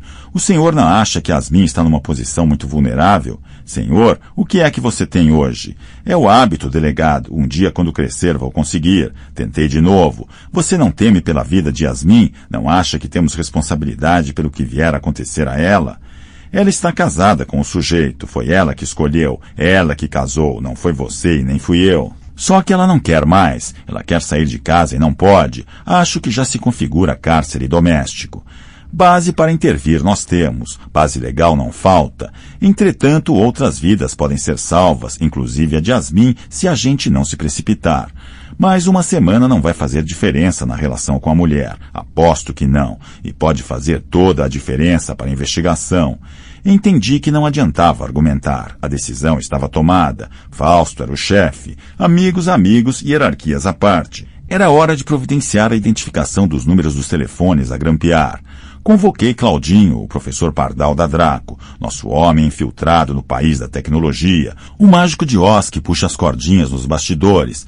Competência técnica e rapidez são a alma do negócio. Para ouvir o celular, melhor trabalharmos com a maleta. O sistema, chamado Guardião, que a Secretaria Nacional de Segurança nos deu, oferece as melhores soluções. Mas quando há algum risco, por menor que seja, de vazamento, o jeito é recolher a velha maleta e manter os dois sistemas separados. O ideal, portanto, naquele caso, dado que nosso medo de vazamento continuava presente, seria combinar os recursos da maleta com o aparato mais sofisticado e complexo do Guardião montado em nossa central de escutas da Draco. Para quem não sabe, maleta é o nome que a gente dá ao conjunto de equipamentos portáteis que nos permite ouvir conversas travadas via celular com a condição de que nos situemos na mesma área de cobertura de um dos aparelhos envolvidos no diálogo. Tínhamos de acompanhar Eduardo e buscar uma posição coberta pela mesma antena de telecomunicações. Era o bastante para bisbilhotar suas conversas. Fiz questão de ir. Claudinho iria comigo. Eu quis participar diretamente, não por prazer, já que o calor da Zona Oeste acaba comigo, nem por desconfiar dos colegas que compõem o clube fechado a que reduzimos o setor de investigações da delegacia. Nada disso. Acho que eu precisava demonstrar aos que me viam como um cadáver adiado, que ainda era forte e saudável o suficiente para liderar a equipe no campo. Mesmo com 10 ou 15 quilos a mais, as palpitações, a taquicardia e os enjoos de mulher grávida. No fim do dia seguinte, tínhamos em mãos a autorização judicial e os números. Na manhã subsequente, saí com Claudinho e Osmar, motorista de total confiança, para cumprir a missão, sem saber se a campana funcionaria de imediato, porque talvez chegássemos ao prédio em que Eduardo estava morando depois que ele tivesse saído. O mais provável é que ainda estivesse em casa. Eram 6h18. Duvido que ele acordasse tão cedo. Para nossa sorte, estacionando numa praça ampla e movimentada situada na esquina, era possível monitorar perfeitamente a portaria de Eduardo. Assim, o risco de sermos identificados era quase nulo. 3 horas longas depois, as luzes piscaram, indicando uma chamada, o que significava que se não estivesse em casa, estaria na mesma área de cobertura. Estava em casa. Pelo que deduzi das 26 ligações que ele deu e recebeu no primeiro dia, Eduardo havia mesmo levado o amante para o apartamento e continuava impedindo que Yasmin saísse. No meio da tarde, desceu com a segunda mulher, entrou em um Fiesta estacionado a poucos metros da portaria do prédio e seguiram juntos para uma churrascaria. Circulando com nossa viatura descaracterizada, contamos 8 automóveis suspeitos nas imediações do restaurante. Ou eram viaturas policiais, ou BAS, apelido dos carros que foram alvo de busca e apreensão por transgressão civil, não criminal, o exemplo mais comum é a inadimplência no pagamento do crediário. Como as placas não vão para os bancos de dados do Detran, os policiais circulam livremente com eles. Já existe até mercado de BAS. Esses automóveis são as viaturas dos milicianos, também chamadas de carruagens da sacanagem. No início da noite saíram 21 homens, 14 trajando fardas da PM. Segundo os telefonemas que ouvi, o enredo era mais ou menos o seguinte: Eduardo se afastou por um tempo porque estava aturdido com as agressões que sofrera e de imediato não sabia o que fazer. Nunca tencionara de fato permanecer no programa de proteção. A ideia sempre tinha sido, a julgar pelas bravatas que proclamava aos interlocutores, voltar com um grande plano para se vingar em grande estilo do irmão, do Aguiar, do Sapo e de todo aquele grupo. Mais do que isso, visava assumir o controle do condomínio Deus é Fiel, o que exigiria que ele se filiasse a uma facção criminosa que lhe desse suporte. Aparentemente, o plano estaria sendo implementado. Ele fizera contato com policiais ligados a milícias comandadas pelo coronel Teles, o maior inimigo de Firmino e companhia. Sua tarefa no momento era convencer os novos aliados de que eram sinceros seus propósitos de aderir ao Teles, de que tinha experiência e havia sido mais do que zelador, de que era um guerreiro leal e de que a conquista do condomínio era factível mesmo sem o domínio de Nova Aparecida. Domínio que, segundo ele, o grupo de FP, ou seja, de Firmino, jamais chegara a ter. O assassinato do sósia de Juscelino teria jogado os moradores contra os milicianos antes que estes comandassem de fato a área. Para comandar, na teoria de Eduardo, são indispensáveis aliados locais capazes de passar aos milicianos informações e disseminar na comunidade contra-informações, boatos, avisos, diretivas e ameaças. Pleno domínio das unidades policiais responsáveis pelo território, presença armada ostensiva suficientemente capilarizada, regras claras sobre o funcionamento da coleta de taxas em todos os campos da atividade econômica que sejam objeto do interesse dos mafiosos, normas que imponham disciplina com um nível de rigor correspondente a cada local e circunstância, vínculos bem trabalhados com políticos que atuem na área ou um projeto bem definido para direcionamento dos votos. De acordo com o que Eduardo dizia, faltava muito para que os herdeiros de FP ligados a Firmino consolidassem o domínio sobre Nova Aparecida. Já não era este o caso do condomínio, embora nem por isso fosse tão complicado tomá-lo. Justamente por seu isolamento espacial. Se o grupo de Teles conseguisse quebrar as frágeis pernas plantadas por FP em Nova Aparecida, um eventual ataque ao condomínio poderia dar certo.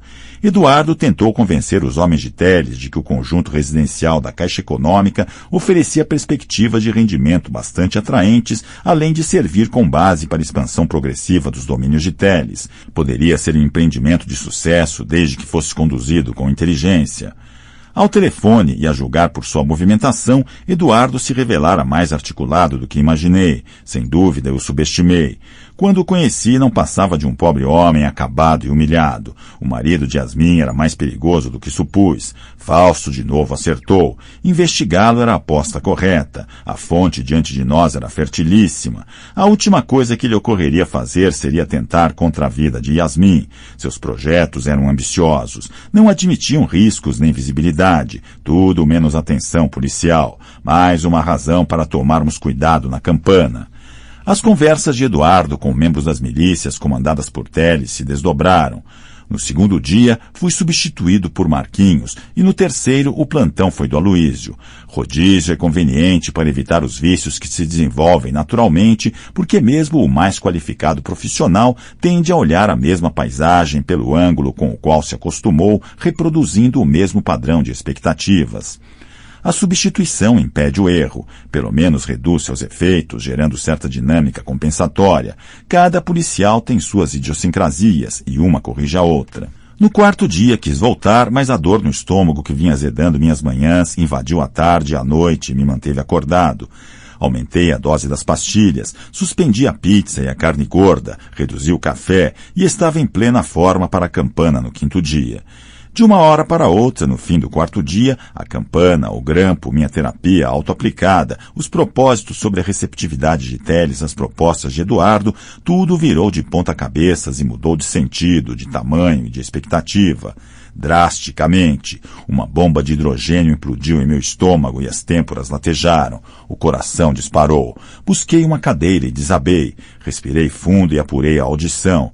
O que o colega ouvia na campana, nós ouvíamos na central, onde eu estava na Draco, porque um dispositivo que captava os sinais da antena local os reenviava para nós, ainda que por segurança, para prevenir vazamentos, eu só conectasse a maleta à central quando estava presente, dirigindo pessoalmente o esquema. de modo que lá perto do marido de Yasmin e na Draco, o susto foi compartilhado. Eduardo conversava com um miliciano do grupo do Teles. O que ele disse transformou radicalmente a rota de nosso trabalho e depois a trajetória de minha vida. Está aí a transcrição. Eduardo pergunta a um tal de Cabo Tarso qual foi a reação do coronel Teles à resposta de tomar Nova Aparecida. Tarso responde: falei, mas o homem não gostou, não. Explicou por quê? Disse que era uma área grande, espalhada, com poucos moradores.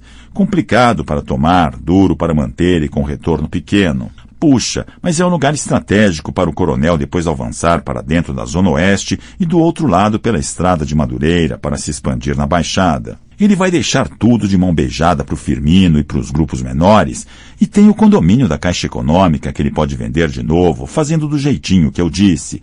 Expulsa todo mundo, porque tem a reintegração de posse que está por aí, pendurada por um triz, e depois organiza outra invasão, vende tudo de novo, fora o que rende por mês. São 340 famílias consumindo gás, transporte, luz, TV a cabo, água. Já expliquei isso tudo, Tarso.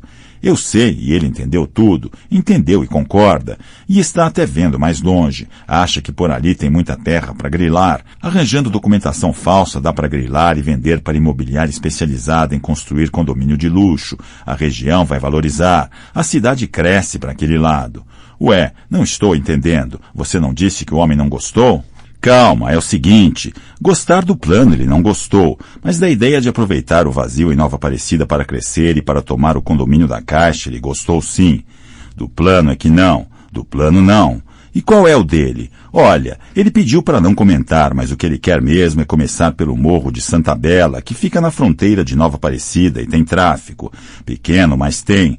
Tomar o morro é mole, e ele faz pela PM com força máxima. Está justificado, entendeu? Se tem tráfico, ele pode invadir. Instalado ali em cima, desce com a tropa para o lado. Diz que vai checar uma denúncia, faz uma operação, mistura tudo, entendeu? Quem vai invadir Santa Bela e depois avançar por Nova Aparecida é a PM, não é o grupo do Coronel Teles, não é a milícia.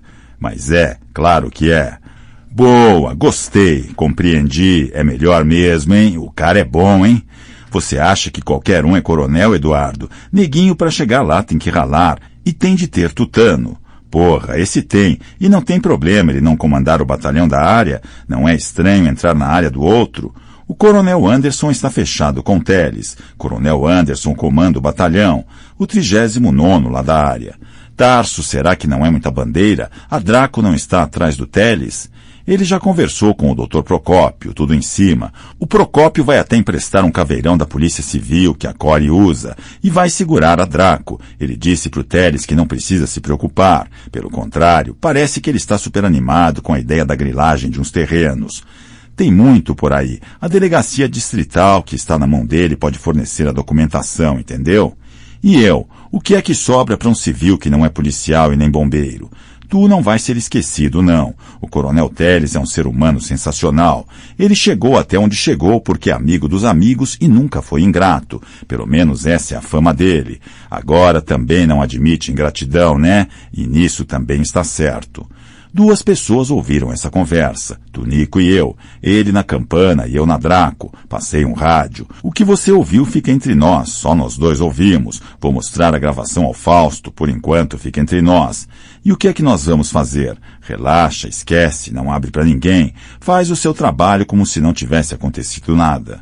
Está louco? Minha vida já não valia grande coisa e agora está na liquidação. Cara, é muito sério. Vamos suspender essa brincadeira. Está ficando muito perigoso. Se o Telinho imaginar a possibilidade de que a gente esteja com o pai dele na mão, por muito menos esse pessoal incinera os arquivos. E o Procópio metido até o pescoço. Caralho, se o subchefe está até o pescoço, puta que eu pariu. Vou desligar o rádio. Não se fala mais nisso até Fausto ser informado. Copiou? Positivo. Pasta 16. Capítulo 16. O episódio. Achar Fausto. Achar o delegado Fausto Clemente nem sempre é tarefa simples. Não queria mobilizar muita gente na localização do Fausto para não suscitar a impressão de que eu estivesse alarmado e nem de que estávamos vivendo uma emergência. Vamos lá, o celular, fora da área de cobertura, o rádio, sem sinal, telefone de casa, ninguém atende, telefone da casa de Petrópolis, não era provável que alguém atendesse, mas numa hora dessas, numa hora em que o improvável instaura nova ordem, os critérios enlouquecem. Puxa, não foram só os critérios. Acho que meu estômago também perdeu o prumo. Fui obrigado a suspender os telefonemas para vomitar. O corpo fala mais alto. O mal-estar me derrubou. Deitei no sofá do Fausto e apaguei. Acho que tive um pique de pressão. Foi lá em cima, caiu de repente, foi lá embaixo e me derrubou. Acordei 1 minuto depois. Não sei se desabei de exaustão e cochilei ou se desmaiei. Despertei melhor, lavei a boca, fiz um gargarejo e pedi um auxiliar que me trouxesse minhas pastilhas. Que números já havia tentado? Celular, rádio, casa 1, casa 2, porra, o homem desapareceu e a mulher não atende em casa, os 2 filhos, um programa familiar noturno, já passava das 23h30. O delegado Fausto nunca desliga ao mesmo tempo o celular e o rádio. Tinha certeza de que me avisaria se por algum motivo tivesse de fazê-lo. Até quando está no cinema ele deixa o celular no modo silencioso para que possa identificar a chamada e desprezar o que não for urgente. Mandei mensagem de texto para o celular e enviei um e-mail. Me liga, urgente, onde você está? Enfim, saiu o você que ele sempre cobrava e que eu não conseguia pronunciar. Escrever você talvez seja menos constrangedor do que falar. O enjoo voltou. Que diabo, não era hora. Tenho de parar de comer porcaria. Preciso dormir direito. Vou começar a andar. Não vou mais carregar a M16 no colo quando estiver dirigindo. Umas férias, por que não? Logo que sairmos dessa situação, foram os pensamentos que subiram à minha cabeça enquanto o sangue descia e deixava meu rosto pálido, mais pálido do que o habitual.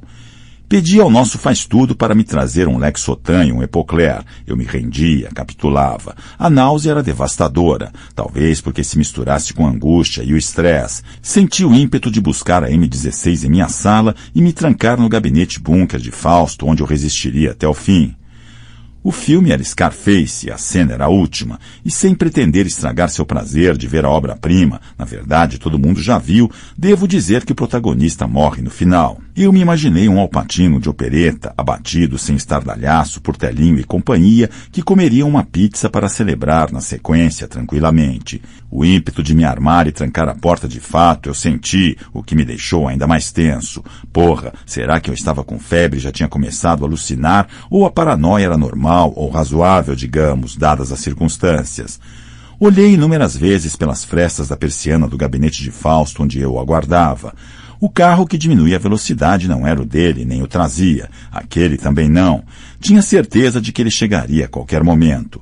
Mesmo sem ter conseguido localizá-lo, intuí que ele viria logo. Como quem muda de canal, passei do pânico para uma esperança quase mística. Ri pensando nisso. Que merda! Onde andaria a porra do delegado? Ou teria ocorrido alguma coisa com ele e a família? Não era minha obrigação supor o pior e agir, antes prevenir por excesso de zelo do que descuidar por otimismo. O que seria menos arriscado? Alarmar todo mundo e agir de imediato para encontrar Fausto sob o risco de que alguma suspeita vazasse, ou me fingir de morto e manter a fé? Me fingir de morto não seria fácil. Eu não precisaria fazer grande esforço, tal era o meu estado, confesso. Pronto, decidi. Optei por acreditar na intuição. Fiz bem, Fausto não chegou, mas ligou. Viu 1000 chamadas e telefonou assustado. Pedi que viesse, ele não estava longe e chegaria logo. Por volta das 2 horas, bebendo baldes de café, as promessas de alimentação saudável convenientemente postergadas, ainda girávamos em círculo. Esgotadas as soluções óbvias, todas elas inviáveis, explorávamos o campo minado do imponderável. Subíamos alto, agarrados ao balão da fantasia, o outro espetava com um alfinete, despencávamos de volta ao chão de novo, inutilmente. Dizíamos absurdos, por exemplo, ao ministro, vamos ao ministro da Justiça, por que não? Perguntava Fausto, o balão subindo. Eu espetava. Doutor Fausto Clemente, o ministro é aliado do governador. Ele deve saber que o governador depende dos votos controlados pelas milícias. Claro que vai supor que ninguém é chefe de polícia sem o aval do governador, por mais que a indicação seja do secretário. E ninguém é idiota a ponto de imaginar que o secretário não saiba quem está indicando, ou que o chefe da polícia não conheça o subchefe que ele mesmo escolheu. E que todo esse novelo de tantos fios não seja uma unidade. Depois de um intervalo para curtirmos a perplexidade, era eu que voava. Vamos ao diretor da Polícia Federal em Brasília. Fausto furava a pele de seda do balão. O diretor-geral da PF é subordinado ao ministro da Justiça. E a Justiça, o presidente do tribunal, o homem é gente boa, um cara sério, ou mesmo a juíza Maria do Ilha, essa mulher fantástica. Minha vez de representar o papel do estraga-prazeres. Um caso contra seus superiores, Dr. Fausto. Se ela acolher, e não duvido que acolha, porque a mulher é tinhosa, o secretário demite sumariamente, e com razão. Como é que o senhor pode levar o chefe e o subchefe da Polícia Civil à barra dos tribunais sem informá-lo? Seria um golpe rasteiro, uma vileza, como diria papai. Uma puta sacanagem. Puta sacanagem, sim senhor. Por outro lado, se eu falo, o secretário intervém. Imagina que eu esteja competindo com o chefe da polícia para tomar-lhe o cargo. Convoca o chefe da polícia e o interroga. A história vaza, arma-se um banzé, até na justiça o processo mela. E a equipe da Draco é transferida para o município de Varre-Sai. Numa versão otimista.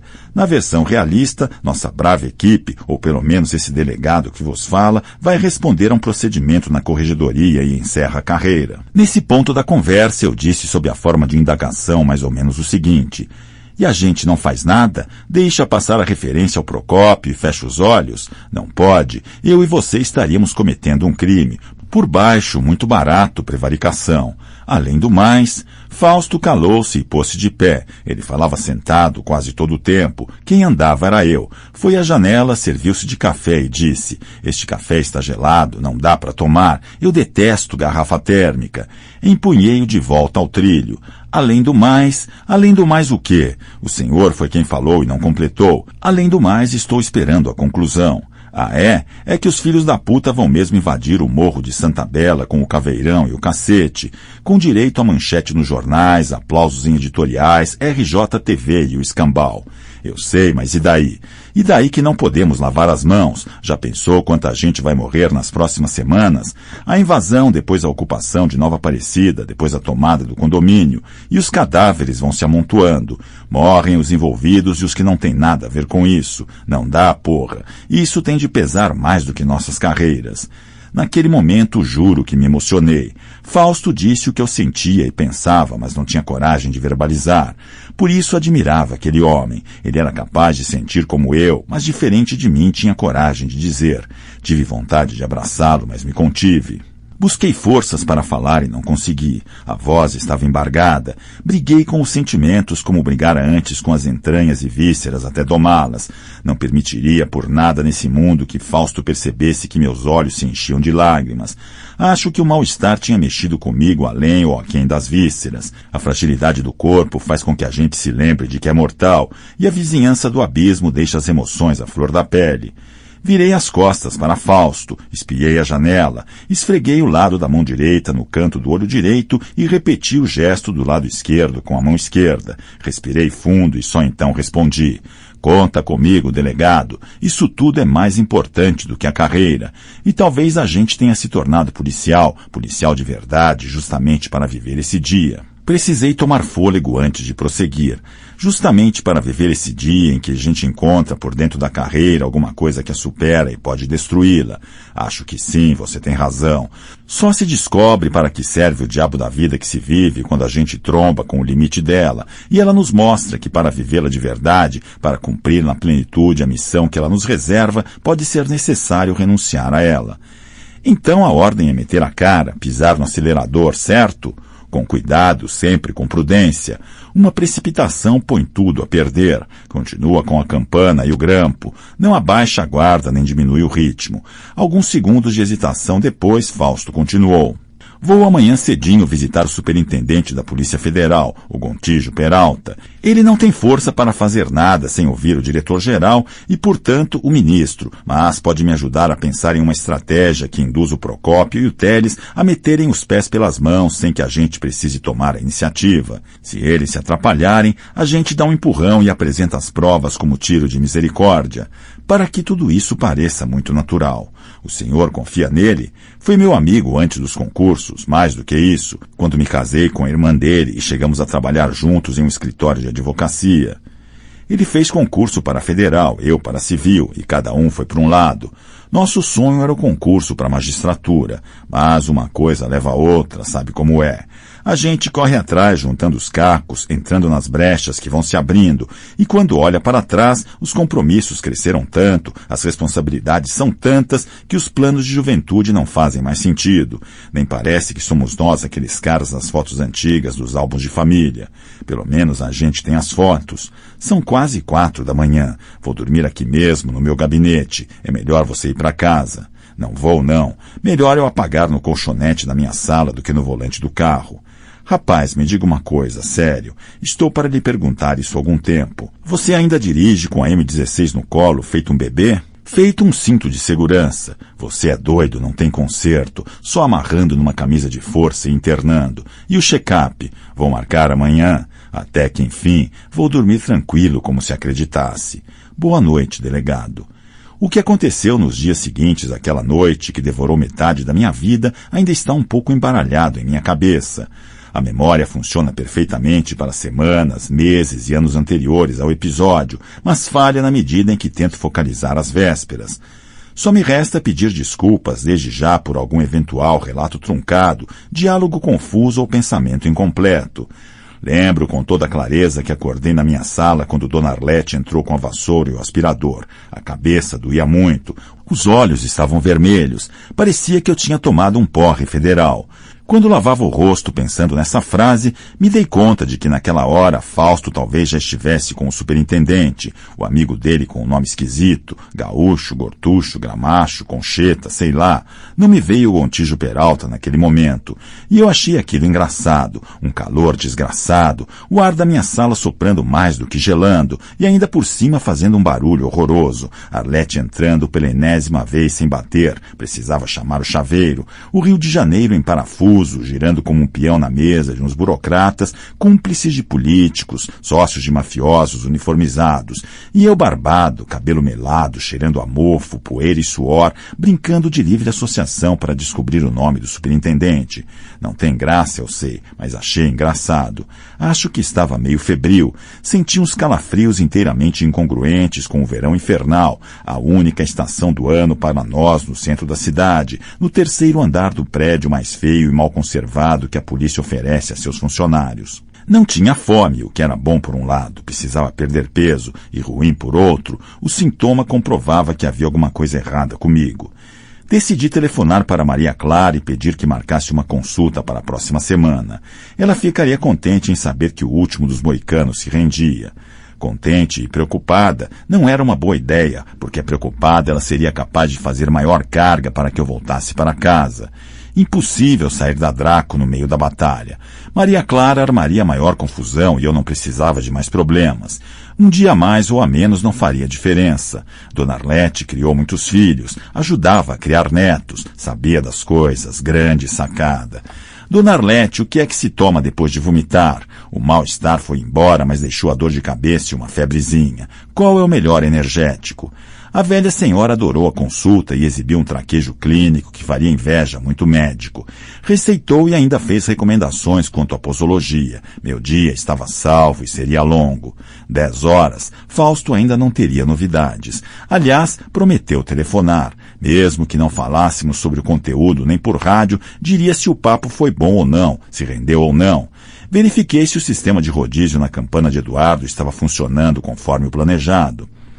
Mais tarde eu ouviria gravações das ligações que porventura tivesse perdido. Provavelmente perder algumas. Eduardo costumava levantar antes das 9. Por volta das 15, eu acompanhava as conversas de Eduardo na central de interceptação de nossa delegacia. Não havia nada de novo, ainda que a referência a Procópio tivesse surgido mais uma vez em uma conversa com o mesmo interlocutor que o citara na véspera. Fausto ligou. Pediu que eu encontrasse no Leme, na varanda do restaurante Fiorentina. Não gostei da voz dele, mas adorei o convite. No mesmo instante, como que autorizado pela imagem que a mensagem transportava, senti uma necessidade premente de aspirar ar puro e de me encharcar da luz do sol. A Draco, minha sala, o gabinete do Fausto, a central de interceptação telefônica, a atmosfera turva e carregada, de súbito, me esmagaram como se eu despertasse de um pesadelo dentro de um claustro, um túnel ou uma sepultura. Ouvir no meio da treva a convocação para o Leme inundou o túnel com uma luz furiosamente brilhante. Encontrei uma versão ruim do Fausto que conheço há tantos anos. Cabisbaixo, postura cerrada, defensiva, como quem se prepara para sofrer um ataque repentino e suspende a guarda. Desatento não por falta de atenção, mas por excesso. O problema era o foco da atenção que não se fixava no interlocutor e nem sobre qualquer objeto ou ato do mundo exterior. Atrás de sua vista provavelmente disparavam cogitações como avalanches na cordilheira.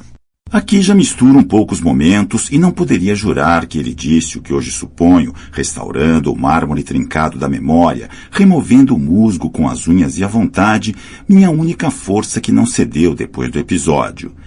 De todo modo, não erro muito se puser os fatos na ordem direta e lógica, por mais que o tema evoque desordem e desrazão. Aconteceu mais ou menos o seguinte: Gontijo Peralta recebeu Fausto com garbo de Lorde Inglês. Esse comentário de meu chefe ficaria grudado em meus neurônios, mesmo que me congelassem por séculos.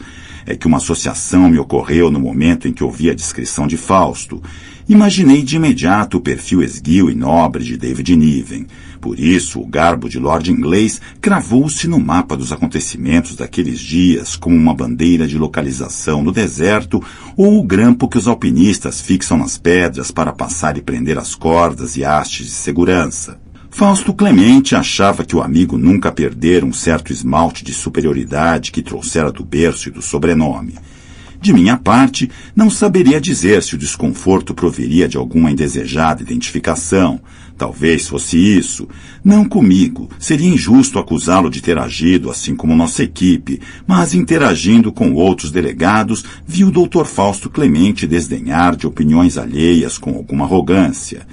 Deve ser uma lesão de esforço na musculatura do caráter provocada pelo exercício do cargo. Paciência. Fausto relatou a Gontijo nossa história sem maior cerimônia, direto ao ponto. O superintendente da Polícia Federal no Rio de Janeiro escutou calado. Segundo Fausto, não pareceu surpreender-se, tanto que ele chegou a pensar que Gontijo não o estava levando a sério. Logo compreendeu. O superintendente tinha sua própria história para contar, e não era menos assustadora do que a nossa.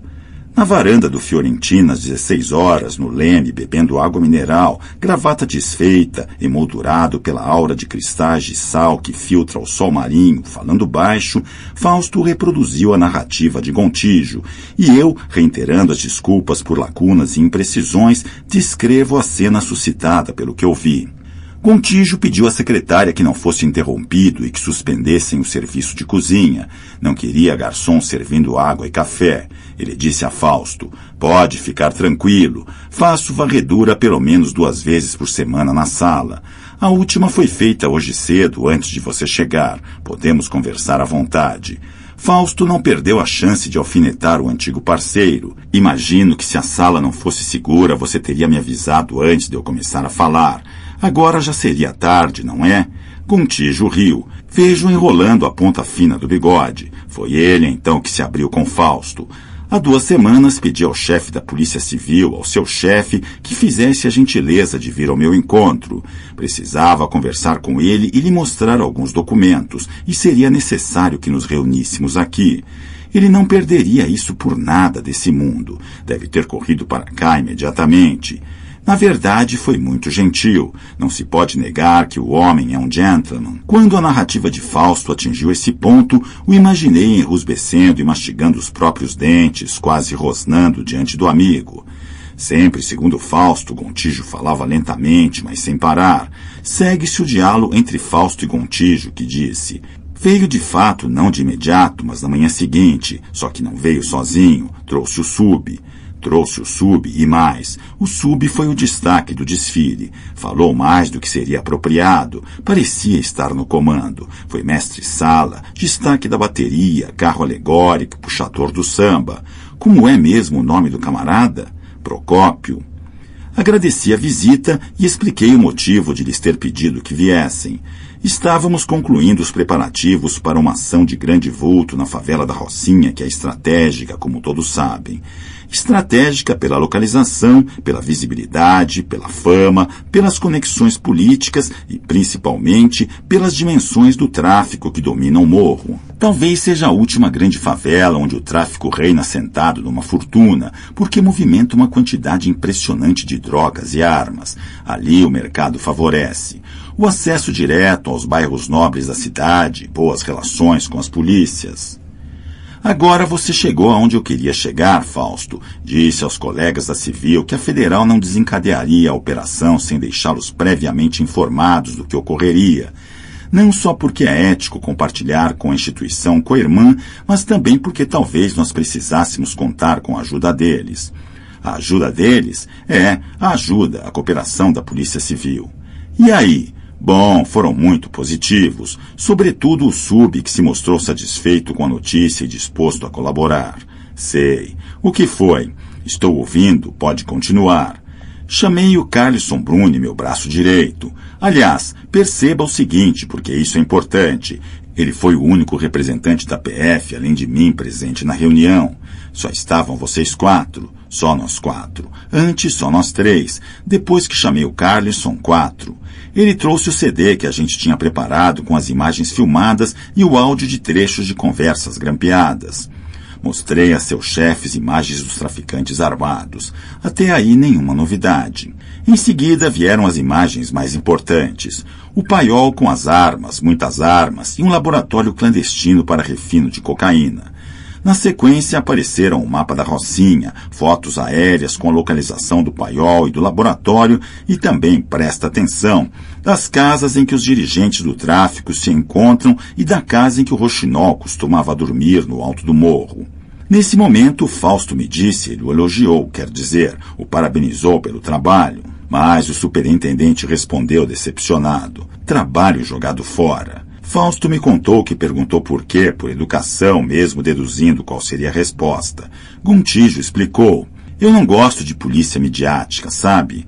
Esse negócio de operação montada para jornalista filmar e divulgar no Jornal Nacional, eu acho uma vigarice, uma vulgaridade, um troço ilegal.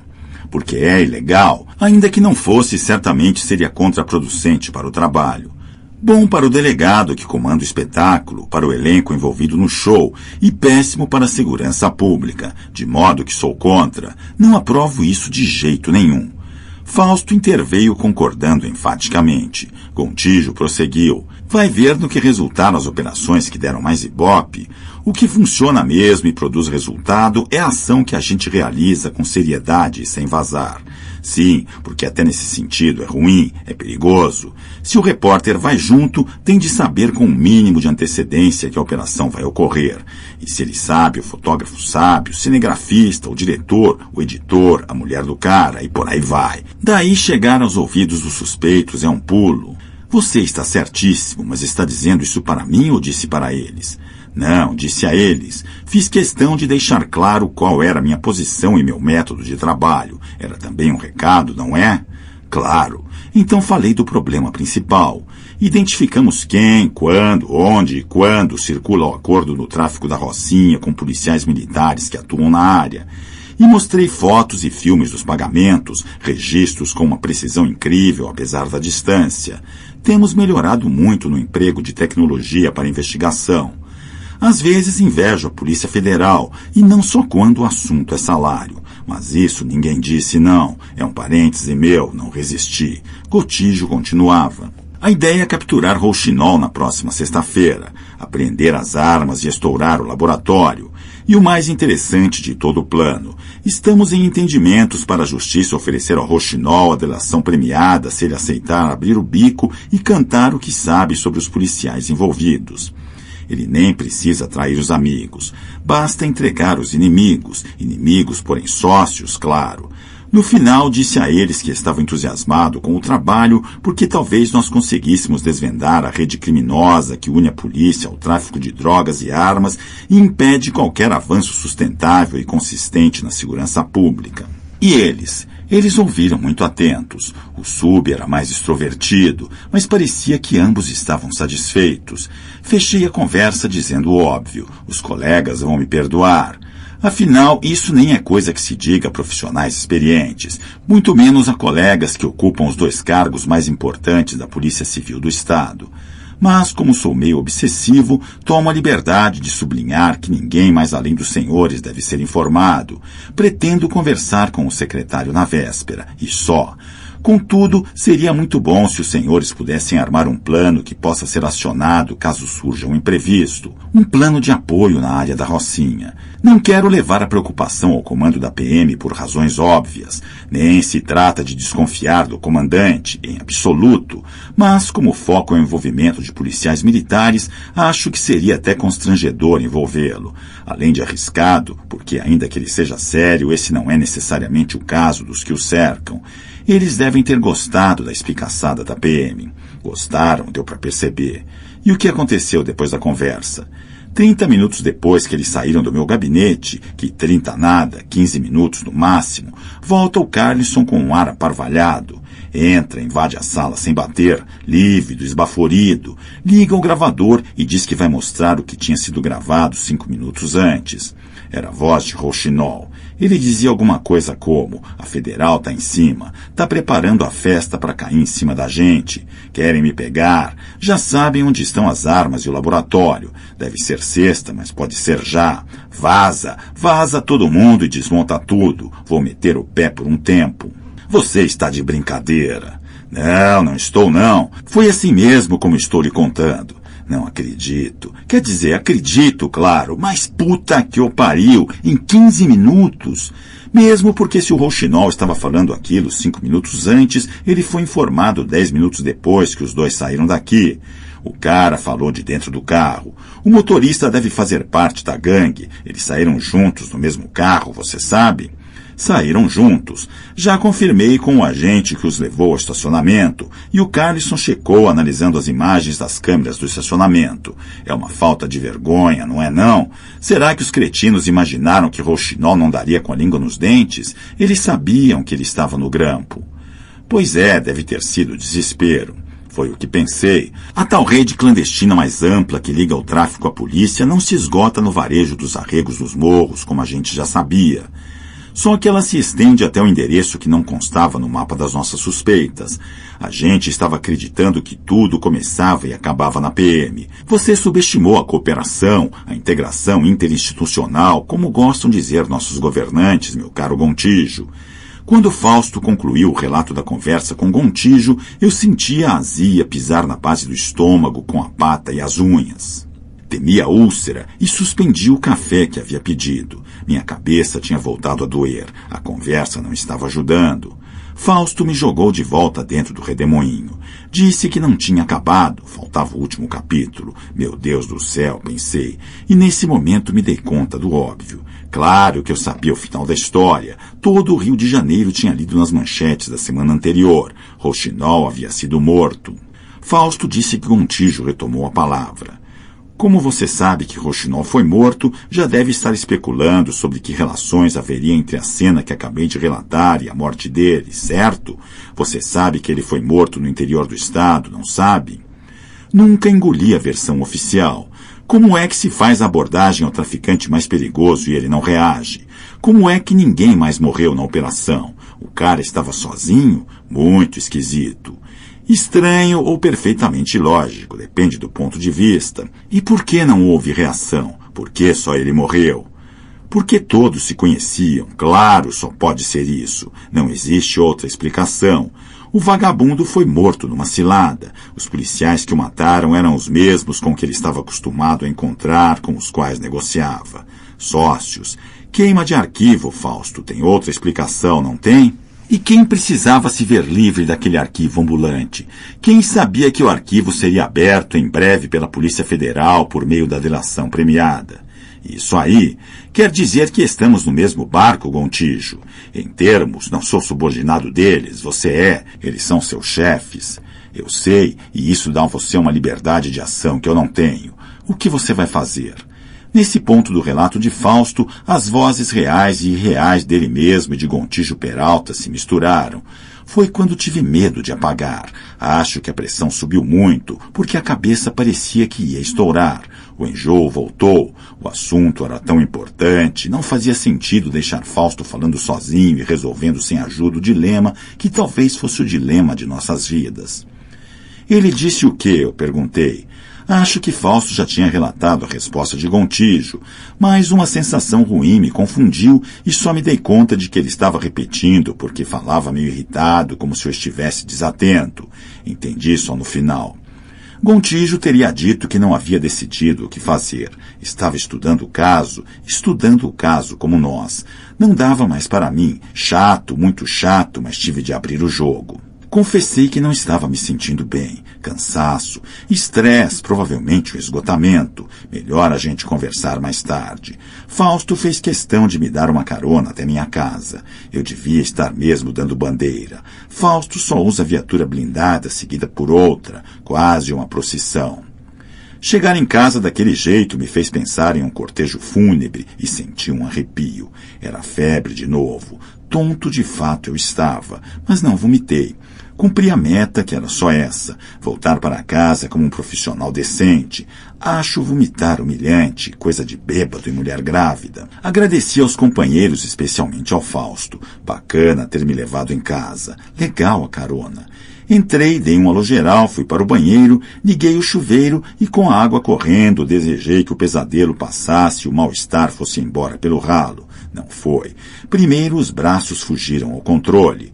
A luminosidade enfraqueceu e ganhou uma espessura escarlate. E logo as pernas não estavam lá. Pressenti o tombo e gritei. Joguei o corpo para fora do boxe. Da queda eu não lembro. A imagem seguinte de que me lembro é a UTI fluorescente e barulhenta, os fios grudados no corpo, o tubo na garganta. Pasta 17. Capítulo 17. Renascimento. Escrever o passado para que haja futuro. 2 meses depois me sinto melhor. A cabeça funciona normalmente, os braços e as mãos também. E as pernas têm melhorado aos poucos graças à fisioterapia, mas é cedo para saber. Maria Clara tem esperança de que eu volte a andar. Os médicos garantem que os prognósticos são positivos. Vou me equilibrando entre o exagero otimista da família e minha intuição cética. E escrevo. Atravesso as noites no Twitter e anoto as memórias em um arquivo intitulado Aventuras Draconianas no Combate à Máfia, ou Adicom para os íntimos. Gostei do título porque me fez descobrir que Draco, essa palavra horrorosa, funciona melhor se for lida não como sigla, mas como abreviação de um adjetivo que qualifica muito bem o espírito do nosso trabalho, ou talvez o espírito do nosso tempo. Não gosto de parecer ressentido, melancólico e amargo. Nem por isso deixo de protestar contra o salário em 140 toques, ao menos uma vez por semana. Fausto não quer que eu me envolva com trabalho e preocupações. Decorou a mesma ladainha que Maria Clara recita sem parar, como se fosse possível. Não me conta nada sobre a Draco, tudo a seu tempo, diz ele. A Luísa, o Marquinho, o Tunico e até o professor Pardal, o Cláudio, vêm sempre que podem, mas tão pouco falam. O delegado proibiu, declamam em coro e desconversam. Nos jornais, nem sinal dos casos de Eduardo, Teles e Rouxinol. Desisti de perguntar. Contar a história vai ser o melhor consolo, até porque no fundo eu mesmo prefiro não saber, pelo menos até que eu volte a andar e a trabalhar. Se é que isso vai acontecer. Por enquanto, a memória é a catarse possível, e a escrita é o único canal de conexão ao sentimento de plenitude que a vida ainda me concede. Fausto se esforça para me animar. Assim como você sabe, nosso trabalho vai caminhar, vai seguir adiante. Não se cansa de me repreender. Você era um homem-bomba, fez tudo errado. O derrame te salvou. Se você não tivesse passado por esse episódio desafortunado, iria direto para a estação seguinte. Sua sorte, meu amigo, foi ter saltado do trem antes do fim da linha. Pode ser, talvez ele esteja certo. Bacana ele vir me ver toda semana e me chamar de amigo. É provável, delegado, é provável que antes de voltar a andar eu me renda a você. Que tal, Fausto? Pasta 18. Capítulo 18. 2 anos depois, breve incursão pelos bastidores da política. Os dias de aflição que explodiram a bomba em minha cabeça e paralisaram minhas pernas ainda estão próximos depois de 2 anos, como se os tivesse vivido semana passada. Até mesmo a conversa com Fausto no Fiorentina, quando o caldo em minhas artérias começou a ferver e entornar, está mais clara, o que me permitiu rever o que havia escrito e corrigir algumas confusões. Mantive as desculpas pelos erros e as referências aos lapsos para preservar a atmosfera emocional em que escrevi a primeira versão do relato. A paisagem interior é tão mais importante que a exterior se o propósito é ser fiel à experiência real, se a intenção é levar o leitor e a leitora pela mão para uma viagem por dentro do universo de alguns seres humanos que trabalham nas polícias. Uma viagem que se atreva a cruzar o túnel poluído dessas instituições e que explore os bastidores mofados e escuros da segurança pública do Rio de Janeiro. Como estou 2 anos depois? Bem, estou bem. Quase, digo. Estaria melhor não fosse o derrame, mas não é verdade. Fausto tinha razão. O episódio que me arrebatou e sacudiu, que me arruinou a cadeira e as pernas, de fato me salvou. Mas alguns meses levando a vida de obsessão e risco, descuido e estresse, e não haveria essas memórias. Eu não existiria mais. A cabeça está tinindo, braços e mãos ótimos. O problema continua sendo as pernas, sobretudo a direita. Ainda não consigo dar nenhum passo. Preciso de cadeira de rodas. Mas ainda há esperança, porque a sensibilidade na perna evoluiu muitíssimo. O fisiatra foi fantástico. Se alguém precisar, espero que não, me procure. Escreva um tweet. Faça contato. Vai ser um prazer passar os dados desse profissional incansável e paciente. A polícia não voltei. Foi um choque para mim, violento, uma amputação espiritual. Resisti quase 1 ano a sequer considerar a hipótese de me aposentar. Pedi licença médica e a fui renovando. As dificuldades de recuperar a mobilidade me obrigaram a admitir aos poucos, mês a mês, a possibilidade de parar definitivamente, ainda que haja tarefas de maior importância que um cadeirante possa cumprir, sobretudo na área de investigação e análise criminal. O problema é que a polícia não está preparada para receber um profissional com limitações de locomoção. Perde a instituição, eu acho, mais do que o profissional não aproveitado. Aliás, essa incompetência institucional não é um defeito só da minha corporação, é do país, com honrosas e raras exceções. Os colegas me ligam de vez em quando. Fausto veio almoçar comigo e Maria Clara no meu aniversário. Volta e meia me telefona. 12 meses depois do episódio, há 1 ano, portanto, encarei os limites que o destino impôs. Reconheci no plano exclusivamente racional que seria o correto a fazer, mas custei muito a me resignar. Falando francamente, não era o correto a fazer, era o inevitável. Ainda me enganei algum tempo, ponderando e me congratulando por optar pela solução correta. Ilusão. Pensando assim, eu fingia que tinha o controle sobre a minha vida e que decidia a seu respeito. Maria Clara percebeu e teve a bondade de guardar para si o insight. Acatou a morosidade de meus movimentos, não só das pernas, mas também, nesse caso, da mente. É uma mulher forte que costuma olhar as coisas com realismo. Pareço um sujeito pragmático? Acho que sim. Pareço e sou razoavelmente pragmático, mas quando me comparo a Maria, reconheço que tenho de comer muito feijão para alcançar sua capacidade de lidar com a realidade. Eu ainda cultivo um certo olhar romântico e moralista sobre algumas áreas da vida, não todas, e essa fraqueza contagia o meu comportamento. A imagem de mulher forte pode produzir uma impressão desequilibrada, fazendo o retrato pender para o lado da aspereza e até da insensibilidade. Nada mais falso. Por isso corrijo o quadro dizendo o seguinte, e acho isso tão extraordinário que basta. Ela parou com delicadeza a dança convulsionada de meus sentimentos e não me deixou cair. Preciso dizer mais? Saí da polícia. O salário, que já era ruim na ativa, piorou quando virou aposentadoria. Se não fosse a renda de Maria Clara, se os policiais ganhassem como pré-reitores ou como juízes ou promotores, se pelo menos os delegados conquistassem a equiparação, nós, inspetores, detetives, agentes, escrivães, nós nos beneficiaríamos também. A dependência financeira não me agrada. Para ser sincero, me deixa doido. Ela não liga. Faz discursos me mostrando que as coisas não são como suponho, que a contabilidade tem de ser diferente. Maria é uma mulher e tanto, mas não dá, eu não suporto. Pode ser machismo. E daí? Eu não aguento. E é por isso, e foi por isso, que apesar de ter saído da polícia, não pendurei as chuteiras. Eu já explico. Antes tenho de saciar a curiosidade de qualquer pessoa que tenha tido a boa vontade de me acompanhar até aqui.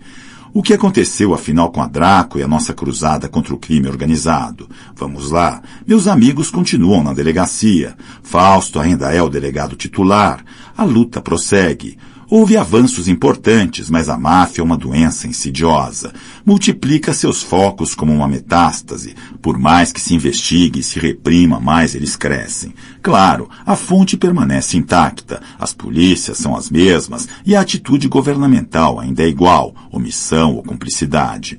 Na retórica, louvações às instituições policiais e exortações patrióticas. Na prática, salários de merda e nenhuma ação firme e forte para desbaratar os covis a que se reduziram as tais egrégias corporações e para valorizar os homens e as mulheres decentes que metem a cara e arriscam a vida a despeito de tudo. Esses homens e mulheres ainda existem em grande número, inclusive. São os lunáticos, obsessivos, uns malucos como eu fui, e não têm poder e recursos para mudar, drenar e cultivar o pântano em que florescem. São aberrações como a flor do lodo, uma improbabilidade. O chefe de polícia é o mesmo, o subchefe também. Como é que acabou a história de Eduardo, Yasmin, Teres, Procópio e Gontijo? Em parte não acabou. Fausto concluiu que a correlação de forças não autorizava avanços significativos. Optou então por garantir a segurança de Yasmin, punir Eduardo e mandar um recado para Teles, recado que chegaria à chefia e provocaria alguns efeitos positivos. Prendeu Eduardo por transgressão à Lei Bahia da Penha, que protege a mulher contra a violência doméstica e é bastante severa, inclusive bloqueia relaxamento de prisão. O rapaz já foi julgado e condenado por tentativa de homicídio, ameaça, lesão corporal dolosa, cárcere privado e estupro. A vítima, sua ex-mulher, passou uma temporada em um abrigo de mulheres vítimas de violência. Depois preferiu não voltar ao programa de proteção e mudou-se para a região dos Lagos. Fausto foi esperto porque, simultaneamente à prisão de Eduardo, dando sequência a todo o trabalho que já havíamos realizado, prendeu Manolo e Gol de Placa, Firmino e deputado dos Anjos. O parlamentar foi detido em flagrante. Fausto e nossa equipe invadiram sua casa quando ele se reunia com vários líderes milicianos, inclusive 2 vereadores mafiosos.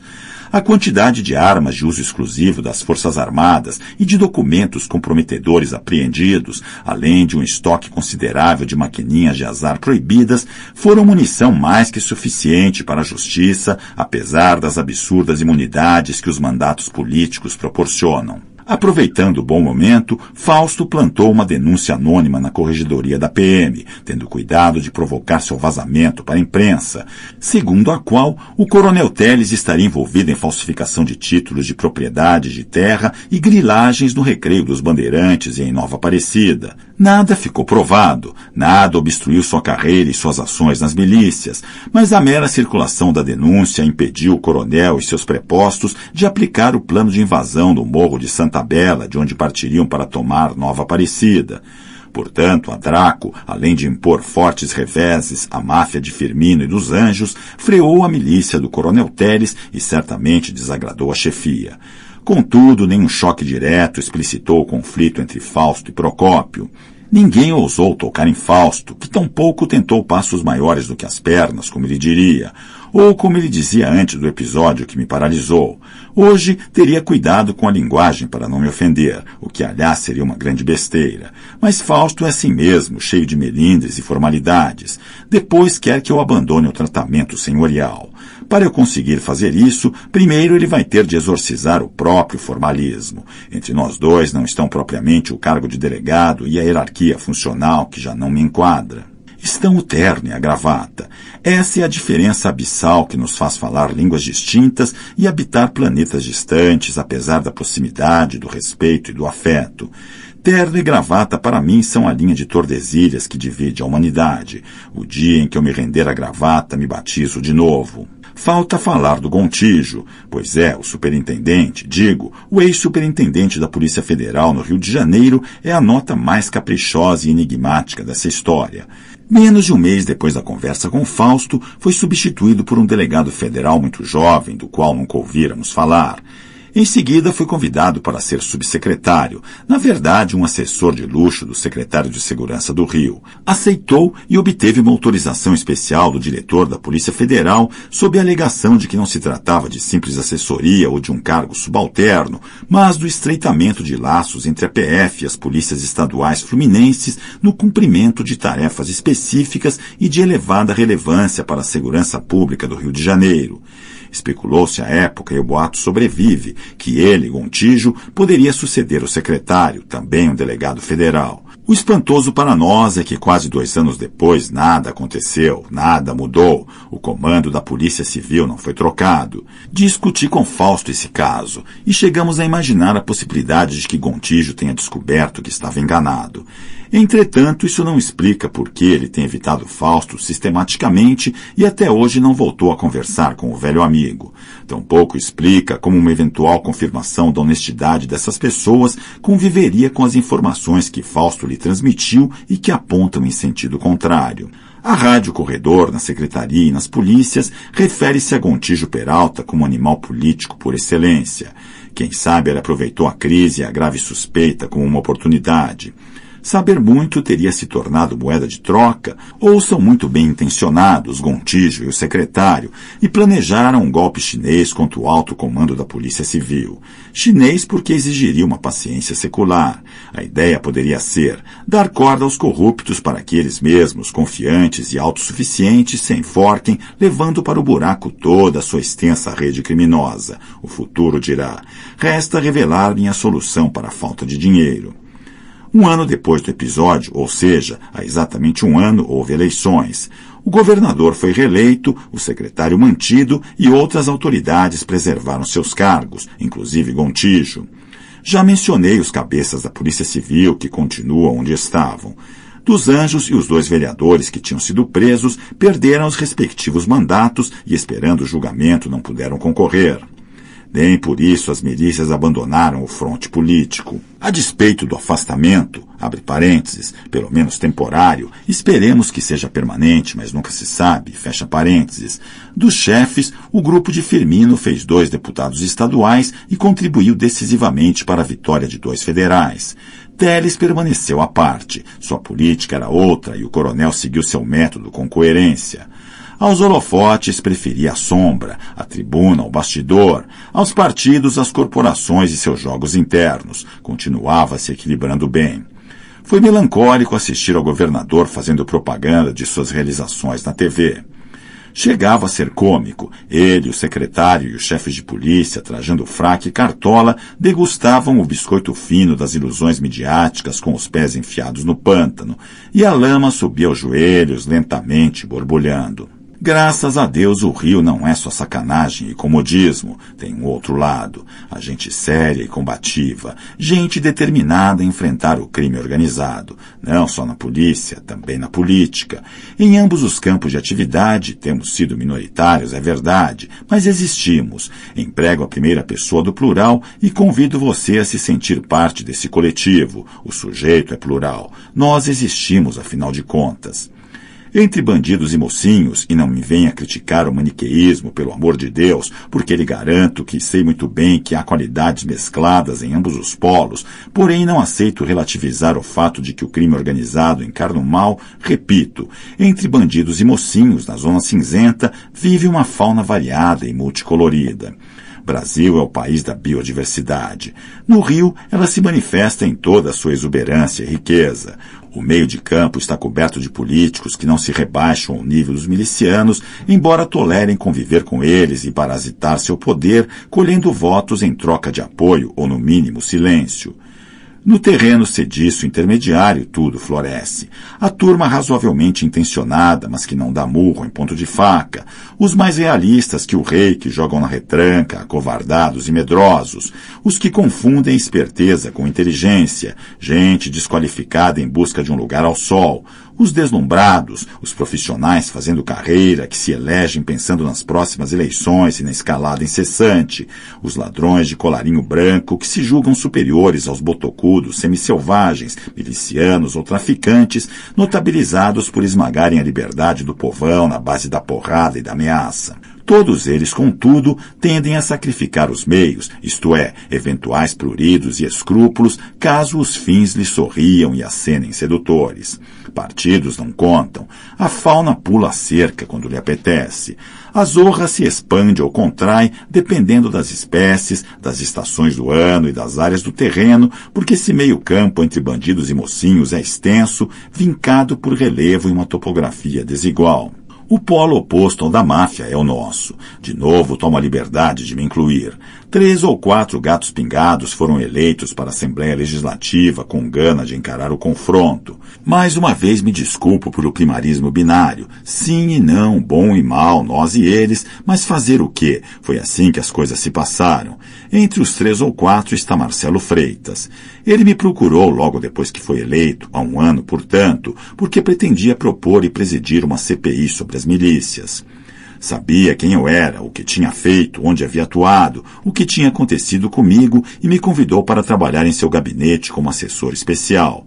Foi peremptório quando declarou que poucos no Rio conheciam tanto as milícias quanto eu, e em resposta lhe disse que era verdade. Já o conhecia vagamente. Ele tinha se metido em algumas confusões, mas parecia um sujeito decente.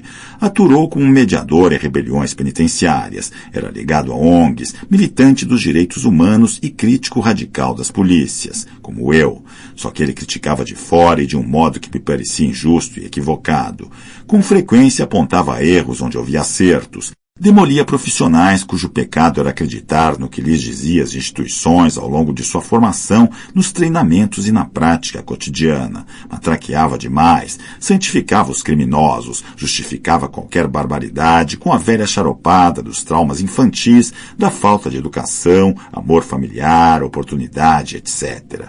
Tudo bem, eu sou contra isso. Mas o que é que a vítima tem a ver com os sofrimentos passados do criminoso? Por que o criminoso não atacou o sistema, seja lá o que signifique, se foi o sistema que o explorou, rejeitou, excluiu e humilhou? E por que tanta gente sofre os males do capitalismo e só um punhado vira assassino, estuprador, sequestrador e ladrão? Não estou me referindo ao pobre diabo que rouba um prato de comida ou furta um antibiótico para o filho que está doente. Esses são casos diferentes e acho que o tratamento tinha de ser outro e nem deveria envolver polícia, justiça criminal, pena e prisão. Mas o vagabundo profissional, o pistoleiro frio, o filho da puta que vende crack, por favor, o garotão que rouba para comprar droga, o playboy que bate em prostituta, o pobre revoltado que arrasta uma criança até a morte para roubar um carro, isso eu não admito, eu não aceito, e acho absurdo qualquer abordagem que não seja da pena mais dura, mais severa possível. Bater, torturar, não, dentro da lei, prender e deixar até morrer. Pena de morte? Não vejo problema nenhum, a não ser por um aspecto. O fato de sermos humanos, os policiais, as testemunhas, os jurados e os juízes, e até os técnicos da perícia científica. Se a pena é irreversível, quem condena tem de ser infalível. Como isso não é possível e os erros judiciais se multiplicam no mundo todo, não pode haver pena capital. De resto, sou duro. Aprendi a ser no dia a dia da polícia, sentindo bem de perto o cheiro do corpo que apodrece e das almas que se decompõem. Disse o que penso ao Marcelo, assim na lata e sem floreios. Percebi que ele ficou particularmente chocado quando eu disse sem o menor esforço de parecer simpático. Um marmanjo que mata com requintes de crueldade um ser humano tem de ser jogado de volta no abismo que cavou. Não importa que tenha 14, 15, 16 ou 18 anos. Tem de pagar como gente grande pelo que fez. Pagar não significa sofrer o que fez o outro sofrer. Já disse que sou contra tortura ou linchamento. Falo em prisão sem privilégios, se necessário, perpétua. Ele balançou. Percebi que meu golpe tinha atingido o fígado. Pior, era como se o meu joelho tivesse acertado abaixo da cintura. Acusou o golpe, baqueou e vai cair, eu pensei. A imagem positiva que ele tem de mim vai cair. O convite vai cair. Marcelo tremeu nas bases. Olhou para mim como o futuro genro olha para o pitbull que o sogro arrasta na coleira, forçando o sorriso amarelo e fingindo que está à vontade, confortável e tranquilo. Mentira. Ninguém formado na cartilha dos direitos humanos receberia com naturalidade meu bombardeio. Mas afinal, se ele queria comprar o meu passe, tinha de estar disposto a levar o pacote inteiro. Não sou expert em máfia e ponto final. Sou um pouco mais do que isso. Uma pessoa que pensa com a própria cabeça, avalia situações com independência, toma decisões e se desloca numa cadeira de rodas. Aceita algumas coisas, na verdade muitas coisas, e não aceita outras. Tem limites e não transige, a menos que seja convencido com argumentos e sem chantagem emocional. Marcelo discordou de mim, explicou rapidamente por quê, mas não se deteve nos argumentos. Não pareceu interessado em me convencer, mas em me contratar. Eu seria um jogador indispensável no time que ele desejava formar, e ele engoliria, eu deduzi, meu intragável conservadorismo desde que eu resolvesse as partidas e garantisse o placar favorável. Considerando que eu de fato era bom jogador e que me fascinava a possibilidade de voltar a jogar, ainda que sob outras regras e em outro campo, eu aceitei. Não foi assim na primeira visita. Sou um sujeito difícil, eu admito. Ele me visitou outras 2 vezes. Só na terceira eu concordei. Minha resposta frustrou todas as expectativas dos amigos dele e dos meus e contrariou os respectivos conselhos, inclusive de Maria Clara. Não vou responder por que demorei a decidir, apesar de desejar ardentemente voltar à ativa. Freitas é membro de um partido de esquerda. A turma engajada no mandato é o nome que eles dão ao gabinete e ao exercício da representação parlamentar, tem 200 anos a menos que eu em média. Digo em média porque um velho comunista, ex-dirigente sindical e ex-hippie compensa a juventude da garotada. O Garcia, Ernesto Garcia, que nunca perdeu o sotaque portenho. Não sei se ele está ali para vigiar os meninos ou para zelar pela fidelidade aos dogmas. São menininhas bacanas, rapazinhos legais, todos bem nutridos e educados, todos muito bem intencionados, cuja vocação é promover o bem da humanidade e dos animais também, e do planeta, claro. Não escorregam em infrações à gramática politicamente correta, jamais, o que me enlouquece. Não se trata de gostar deles. Minha reação é de outra ordem. Confesso que me vejo como um ser de outra espécie, outra natureza, habitante de um planeta alienígena, e sei que me veem assim também. Não falamos a mesma língua. O fato é que nunca me senti à vontade no mandato, nem me identifiquei com as bandeiras, o vocabulário e os sentimentos da equipe do Marcelo. Política para eles é um interminável fla-flu. Acontece que eu sou Botafogo. Seria injusto, tremendamente injusto, se dissesse que tenho sido maltratado ou desrespeitado. Pelo contrário, abrem a porta para mim, reservam o melhor lugar para minha cadeira, me escalam para falar em primeiro lugar, servem meu café primeiro, me ouvem com atenção e valorizam o que proponho. Nosso convívio é uma contínua demonstração de deferência. Sou quase paparicado.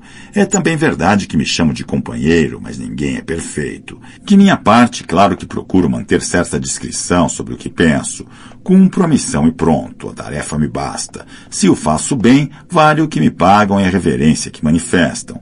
Antes de responder ao convite, levantei a vida pregressa do Marcelo. Ou melhor, Aloísio pesquisou. Ficha limpa, não constava nada. A única mácula já estava apagada. Tinha sido uma suspeita de ligação com traficantes presos que se mostrou falsa. A acusação foi forjada.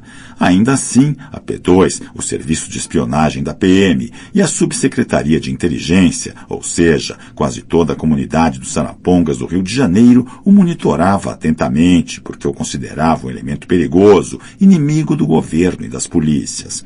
Sem comentários. Conservador em muitos aspectos pode ser que eu seja, idiota não. Provavelmente me monitoram também. O primeiro ano de trabalho começou mal, porque a segurança no Rio parecia caminhar bem, quer dizer, dentro do padrão. É evidente que o padrão é desastroso, mas a população já o considera mais ou menos parte da paisagem. E os jornais de elite, salvo exceções, fingem que não veem, a menos que os problemas afetem os bairros nobres da capital. Resultado, Freitas apresentou no primeiro dia da nova legislatura o pedido da CPI sobre as milícias, mas só outros 2 deputados aceitaram assinar com ele. O pedido foi devidamente arquivado.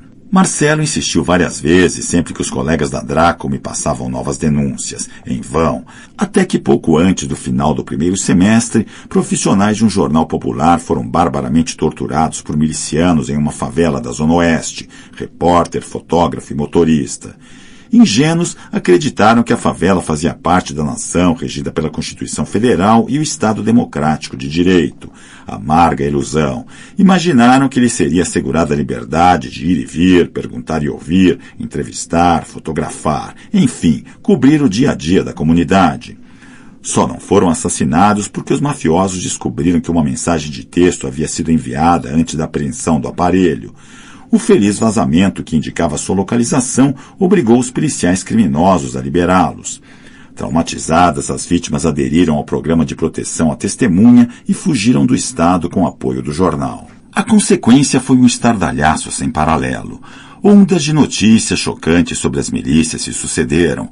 Recuperaram visibilidade e projeção reportagens importantes, corajosas e de excelente qualidade que haviam sido publicadas no ano anterior, inclusive durante o processo eleitoral, e a seguir esquecidas por quase todos, inclusive pelo governo e pela Secretaria de Segurança, que não davam a Draco nem de longe o apoio necessário e merecido.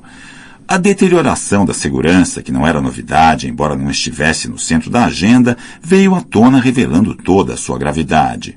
Mais uma lição para os mafiosos: não provoquem os jornalistas. Finalmente o céu ameaçava desabar sobre as milícias. O presidente da Assembleia, pressionado pela opinião pública, rendeu-se. Desarquivou o pedido da CPI, a instalou e entregou a presidência a seu autor. Do ostracismo a que seu radicalismo o confinara, o jovem deputado de primeiro mandato foi empurrado para o centro do palco, onde renasceu para um outro momento de sua vida, reencarnando o herói da lei e da ordem, o guardião da segurança, o guerreiro da civilização contra a barbárie. O bom menino de poucos votos se metamorfoseava em um ator político de envergadura, promissor e eleitoralmente viável. O gueto já não o continha, cresceu. Do dia para a noite ficou maior que o mandato, o catecismo, a disciplina de Garcia, as ONGs e o partido. A hora de Marcelo Freitas era também a minha. Não desperdiçamos a oportunidade. Levamos à CPI os mais importantes milicianos, exceto os que já estavam presos. Contando com a colaboração de meus amigos da Draco, especialmente do Fausto, submetemos os mafiosos ao constrangimento de responder baterias venenosas de perguntas que eu preparava cuidadosamente.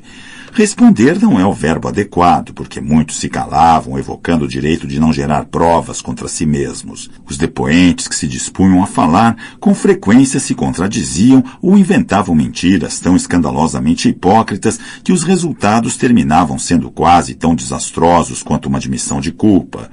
Nosso único problema foi um político, o ex-secretário de Segurança, que driblou seguidamente os convites para depor, porque sabia que não teria como responder às questões e que sua omissão nada ingênua no trato com as milícias acabaria desmascarada. Quando mandava na segurança, cruzou os braços e abriu espaços para milicianos, porque cobiçava os votos dos currais eleitorais dominados pelos mafiosos.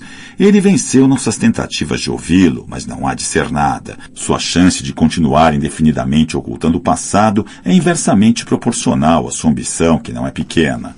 A mídia não nos faltou, nem a Draco, que entrava no vácuo, ganhava velocidade e seguia os rastros que os depoimentos produziam como detritos numa demolição.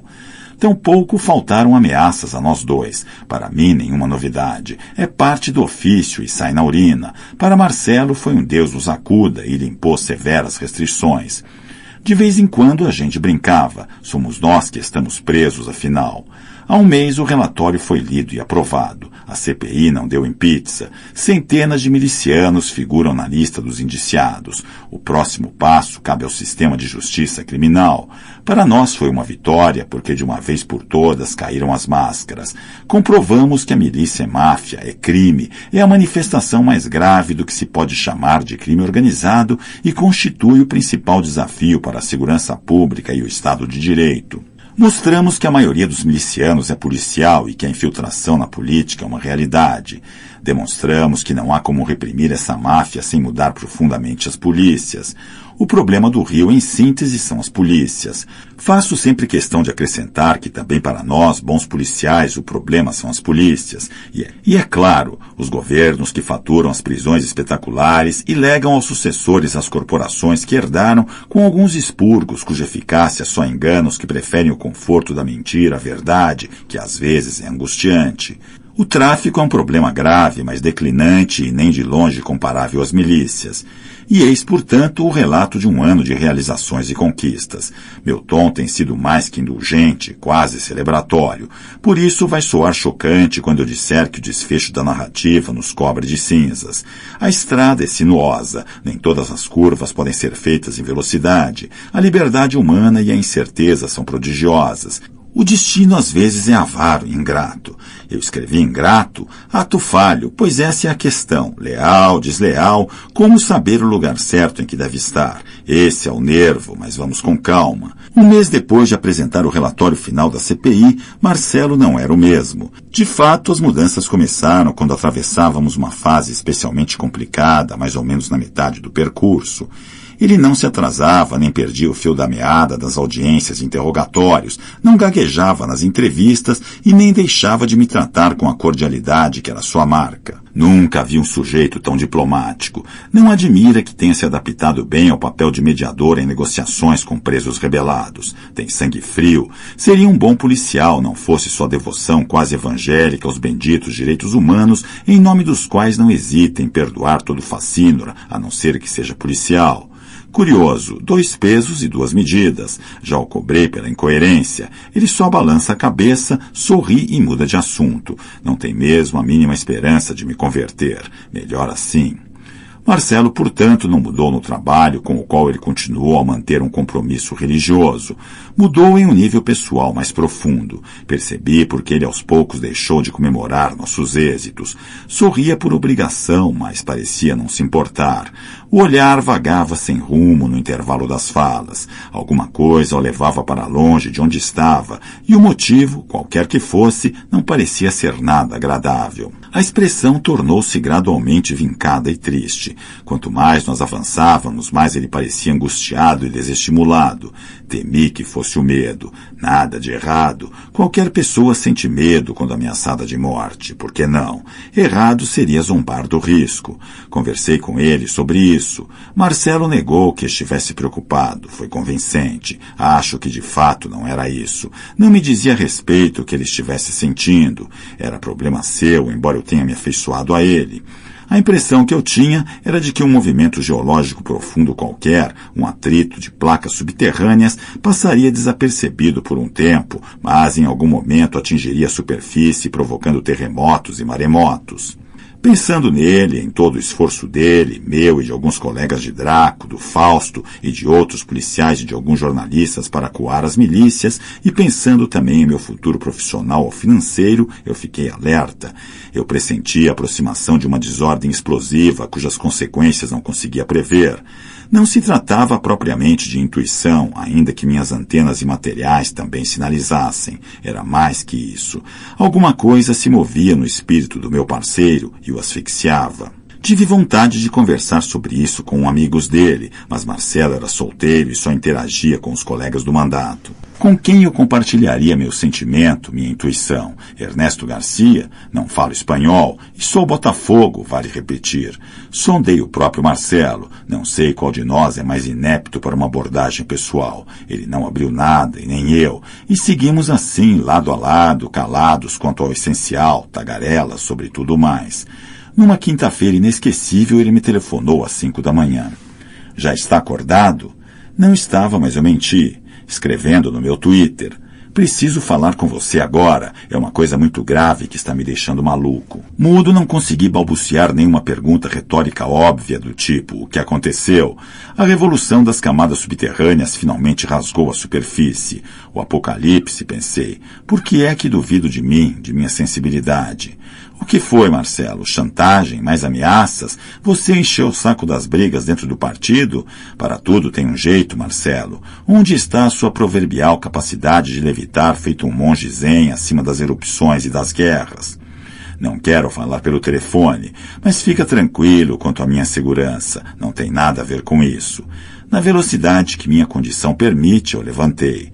Com a ajuda de Maria Clara, acordada pelo telefone, eu me vesti. O serviço de táxi não me atenderia em menos de 20 minutos. Maria fez questão de me levar. Estava tão preocupada quanto eu. Disse que aproveitaria para chegar mais cedo à universidade. Pilhas de teses de seus alunos e relatórios de pesquisa a esperavam. Ela não conseguiria mesmo voltar para a cama. Quando cheguei à casa do deputado, me dei conta de que era a primeira vez. Parecia brincadeira, mas nunca o havia visitado. Ele me contou a história do começo ao fim. Estava arrasado. O relato a seguir vai esclarecer. Antes de narrar os acontecimentos dos últimos meses que provocaram a situação sem saída em que Marcelo se encontrava, vou dar ao leitor a mesma oportunidade que Marcelo me deu para conhecê-lo melhor e contextualizar os últimos atos do drama. Ele me pediu que ouvisse o relato de sua história, ou da parte de sua história que se relacionava diretamente com o dilema que ele enfrentava. A história que ele contou aconteceu muito tempo antes dele sequer cogitar a hipótese de candidatar-se. Passo então a transcrevê-lo com o máximo de fidelidade às suas palavras, seu jeito de falar e de pensar, o que é muito difícil, porque é a minha memória que corta, edita e reconstrói. Depois do relato, completo as informações para que a ninguém escape nada que seja relevante para compreender a situação. Pasta 19. Capítulo 19. História de uma amizade narrada por Marcelo Freitas e editada por minha memória. E eu estava em Porto Alegre, na casa de Fabiana, para onde escapava sempre que o dinheiro e o trabalho permitiam. Escrevi alguma coisa na mesinha do escritório, aproveitando a luminosidade fosca do fim da tarde, quando ela se aproximou, passando a mão levemente em minha cabeça. Preciso dizer que me sentia no paraíso? Todo o amor recente é um alvoroço dos sentimentos, uma corrida desatinada dos pedaços da gente para um centro de gravidade que se desloca para fora. Fora do nosso corpo. Tudo que era meu, o que tinha sido e o que eu viria a ser, a escova de dentes, o guarda-chuva, meus livros, planos, recordações e os recortes de jornais, tudo despencava em queda livre para o centro que era ela. Claro que o sexo é o momento em que essa expectativa de unidade triunfa, mas há outros. Sei em que você está pensando e imagino o seu alerta. A unidade é sonho, a paixão é irreal. Não procure sentido em tudo. Não se arrisque tanto. Está bem, mas que ilusão maravilhosa. Fabiana passou as mãos lentamente em meus cabelos e eu fechei os olhos. Me puxou pela mão até a cama, deitou-se ao meu lado, acariciou meu rosto e disse que era preciso que nos separássemos. Precisava viver a vida dela. Eu te amo muito, disse ela. Você entende? Não, eu não entendi nada. O tempo congelou. Confesso que não lembro se fiquei ali atordoado 1 minuto ou 1 hora, nem se ela disse mais alguma coisa. Acho que sim, e com a voz muito doce e terna. Ouvi vagamente variações em torno do mesmo tema. Ela precisava viver a vida dela. E ao contrário do que eu pensava, nós não a viveríamos juntos. A vida dela era só dela.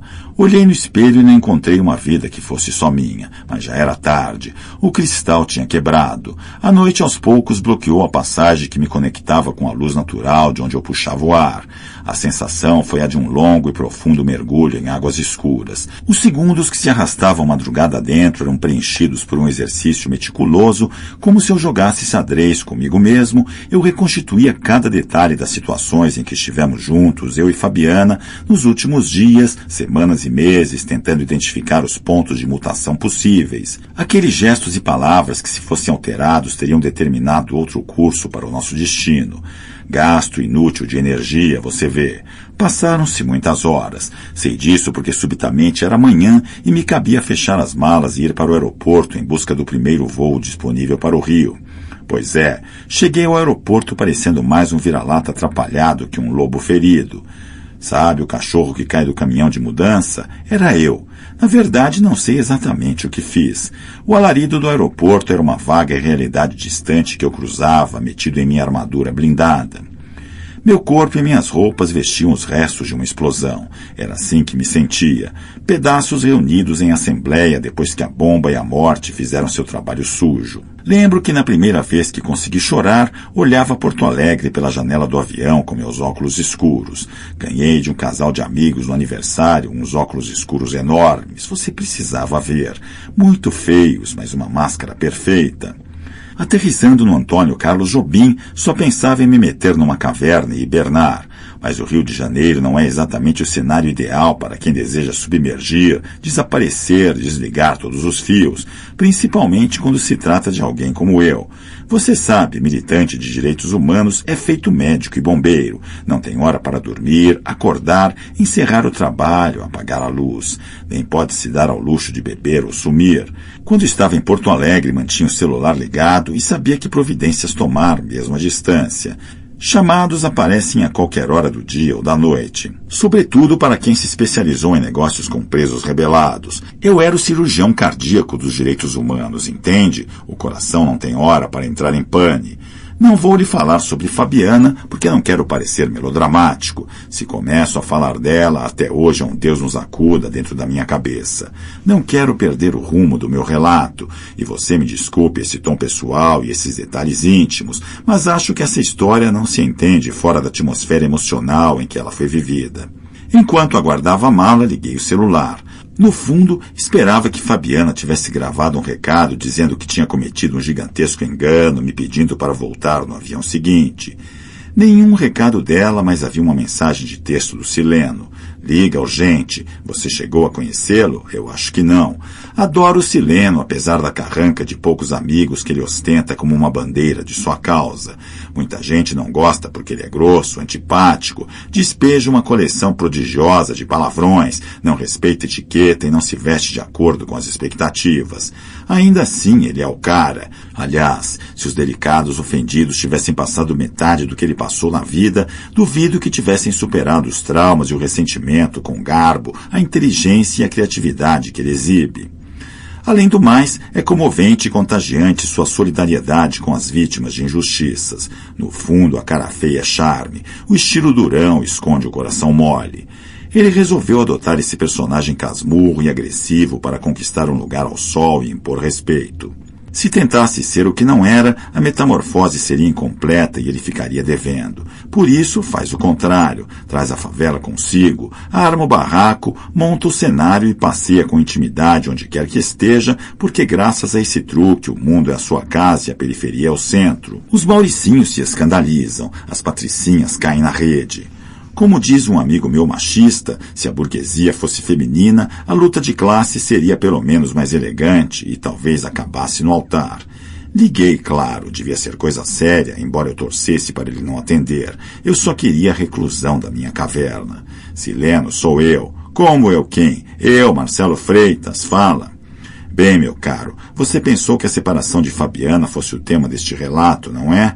O sujeito em frangalhos que chegou de Porto Alegre ainda seria atropelado por uma jamanta que descia a ladeira na contramão. Mas antes da jamanta, a desolação com a perda do amor da minha vida apertava as mãos em volta do meu pescoço até me sufocar, até eu perder os sentidos e me perguntar o que esse eu que fala, escreve, mexe o corpo, sente, chora, sufoca, ama, como se fosse o eixo em torno do qual o cosmos se organiza. Mentira, o eu que sou não é nada disso, sou coisa nenhuma. No sufoco, aprendi que não passo de uma lasquinha da Arca de Noé flutuando ao sabor de ventos e marés no oceano de trevas. Mesmo assim, fingia que estava de pé, feito homem, tratando com objetividade e eficiência de tarefas práticas. Aos tropeços foi o que tentei fazer. Doía pra cacete, mas tratei das coisas práticas que constituíam meu ofício. Esse é o pequeno heroísmo de que me orgulho, muito maior do que qualquer outro que porventura me atribuam. Claro, admito que minhas ações não foram as mais brilhantes. Você me culparia por isso? Mas a vida girava, arrastando alguns pelas mãos, outros pela corrente. Sileno queria falar olho no olho, não podia ser por telefone. Boa coisa não era. Ele percebeu logo que eu não estava bem e se dispôs a vir a meu encontro. Era domingo. Marcamos na lagoa às 4 horas, aqui perto. Eu já morava aqui. Precisava de luz e ar, já que não podia me confinar numa gruta. Sileno pediu uma Coca-Cola e lembro perfeitamente da conversa. Vai ficar escondido atrás dessa janela fechada? Está fugindo de quem? Perguntou ele. Não enche o saco, cara. Fala que não estou nada bem. Esse troço está na moda? Está todo mundo com esses óculos escuros enormes? Que coisa escrota. Você parece uma vespa de outro planeta. Pior, sabe o que você está parecendo? Um ônibus interestadual. Não sacaneia, Sileno, desembucha, ou nós viemos passear na lagoa e conversar sobre moda. O sol misturava a mesa do quiosque, as bicicletas e o tumulto de vozes das crianças numa atmosfera líquida em que tudo se diluía. É o russo, disse Sileno. Que russo? O chefe do Comando Vermelho. Ah, claro, o chefe do CV. Ex-líder, ex-chefe. A opinião pública já se esqueceu dele, mas no mundo da cadeia ele ainda é personagem central. Ele não ia ser solto, Sileno. Foi. Uma longa sentença, 20 anos. E você quer ajudá-lo a arrumar emprego? Eu já arrumei. Rápido, beleza, coisa rara. Ele está trabalhando com a gente na ONG. As empresas não aceitam sujeito com esse passado. Ou era com a gente ou ele ficava na mão. Ele está lá, quer dizer, estava. Estava? Qual é a dele, Sileno? Vou explicar, não fica nervoso. Toma aí a tua água mineral com canudinho e relaxa que a história nem começou e é porrada. Seguinte, o cara não quer mais saber dessa merda de tráfico e crime. Mandou tudo isso para a puta que eu pariu. Ele já passou dos 40, não é mais criança. Sabe que não vai ter outra chance de recomeçar a vida. É agora ou nunca, pegar ou largar. Resolveu se agarrar à oportunidade que a vida está oferecendo. Recuperar a liberdade é um troço sublime. Ele só tem uma coisa na cabeça. Voltar para casa, curtir a mulher que esperou por ele todo esse tempo, dar aos filhos a atenção de pai que ele não pôde dar, ainda que tenha garantido a atitude deles. Não me pergunte como. Bom, você sabe. Mas o fato é que o russo saiu de cara limpa e acertou com os parceiros para ser deixado em paz. Os presos que mandam no CV respeitaram a decisão dele e não encheram o saco onde ele saiu. Ótima notícia. Legal ele não querer voltar para o crime e você ter dado o emprego. Espera, bebe aí a tua água. Calma, que não é nada disso. O cara voltou para o crime? Não, Marcelo, quer dizer, vai ter que voltar, ele está fudido. O CV não liberou, não deu a carta de aforria? Não estou entendendo. Liberou sim, já disse que sim. A merda para variar é a polícia. Sileno me contou a história. O traficante conhecido como Russo, que liderava o Comando Vermelho e mandava no tráfico em várias regiões da cidade na década de 1980, condenado a 20 anos, cumpriu na integralidade o tempo previsto na sentença, o que é raro acontecer, porque são comuns os benefícios, a progressão de regime por bom comportamento, essas coisas. Como algumas vezes ele foi acusado de dirigir o tráfico à distância, graças à autoridade que conquistara antes de ser preso e que continuaria exercendo dentro da penitenciária, ele acabara perdendo as chances que surgiram de alcançar o direito à redução da pena ou à comutação do regime fechado em semiaberto, depois em aberto e finalmente em condicional. Ele era um caso incomum de dura, inflexível e contínua. Foi o preço que pagou pela grande exposição pública de seu nome. Quem tem fama na cadeia corre o risco de responder pelo que fez e pelo que não fez. Bastava vazar que o perigoso russo obteria uma progressão de regime e pronto, armava-se imediatamente a artilharia nos jornais, nas rádios e nas TVs. O juiz da vara de execuções penais hesitava e terminava recuando ante o clamor dos meios de comunicação que bradavam contra a impunidade. Moral da história, o russo via fugir-lhe mais uma oportunidade, até que finalmente o seu momento chegou. Na linguagem dos presos, o russo pagara a dívida que havia contraído com a sociedade. Acertou com os companheiros de prisão seu afastamento do crime, caso raro de divórcio amigável, nada de sangue e ranger de dentes.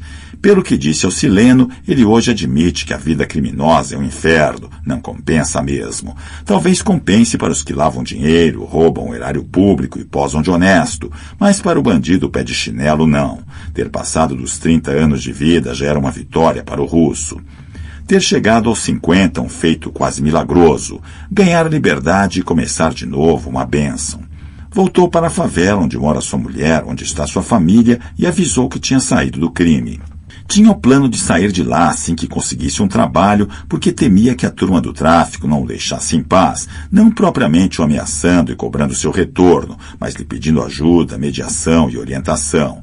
Isso poderia ser interpretado por todo mundo como envolvimento, e poderia converter-se em envolvimento real. Por isso, fazia questão de não dar conversa aos rapazes do movimento. Não bebia, não jogava conversa fora, vivia recluso, voltado para a mulher e os filhos, a menina que morava com ele e a mãe, e o primogênito que o visita com o neto.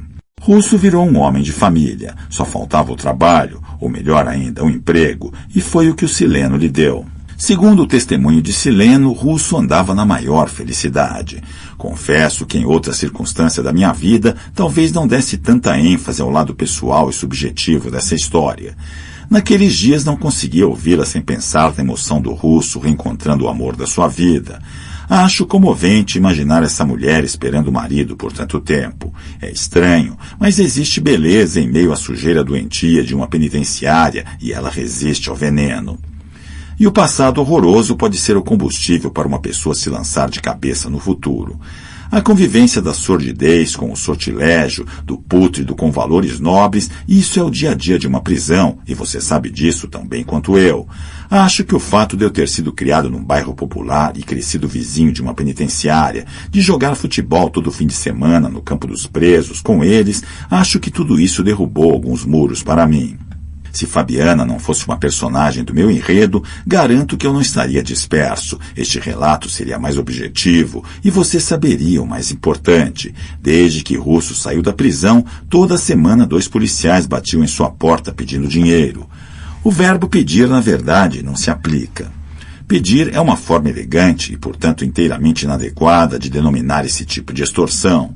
Russo tentou manter a calma, faria tudo para não se meter em confusão, explicava outra e outra vez que estava fora do tráfico e sem grana, não tinha mais nada a ver com o Comando Vermelho. Aliás, mesmo rico não daria um centavo, porque, como comprovavam os documentos, não devia mais nada à justiça. Semana após semana, o mesmo duelo verbal, a mesma cena repugnante. No sábado, véspera de seu encontro com Sileno, a equipe da ONG estava comemorando alguma data especial com uma feijoada. Um casal dispôs-se a dar carona ao Russo. No caminho, ele pediu para passarem no dentista da filha. Precisava deixar o aparelho da menina para ser ajustado. Era meio-dia quando desceu do carro no alto de uma ladeira na Penha. Caminhou em direção ao prédio de 2 andares onde ficava o consultório odontológico. Não teve tempo de entrar. Foi abordado por 2 policiais civis que saltaram de uma viatura. Aquela cena padrão, mãos na parede. E seguiu-se o grosseiro teatro do poder que você conhece bem. Sem ironia, por favor, não vá se ofender. O casal correu em apoio ao Russo. Imagina o coro nervoso confirmando informações positivas sobre os vínculos daquele homem com um emprego estável e com colegas que o esperavam para uma feijoada. Os policiais leram na identidade o nome completo de Russo, entreolharam-se fingindo surpresa e deduziram da arguta investigação. Você é o Russo? Isso mesmo, respondeu ele. Sou o Russo e vocês me seguiram porque sabiam disso.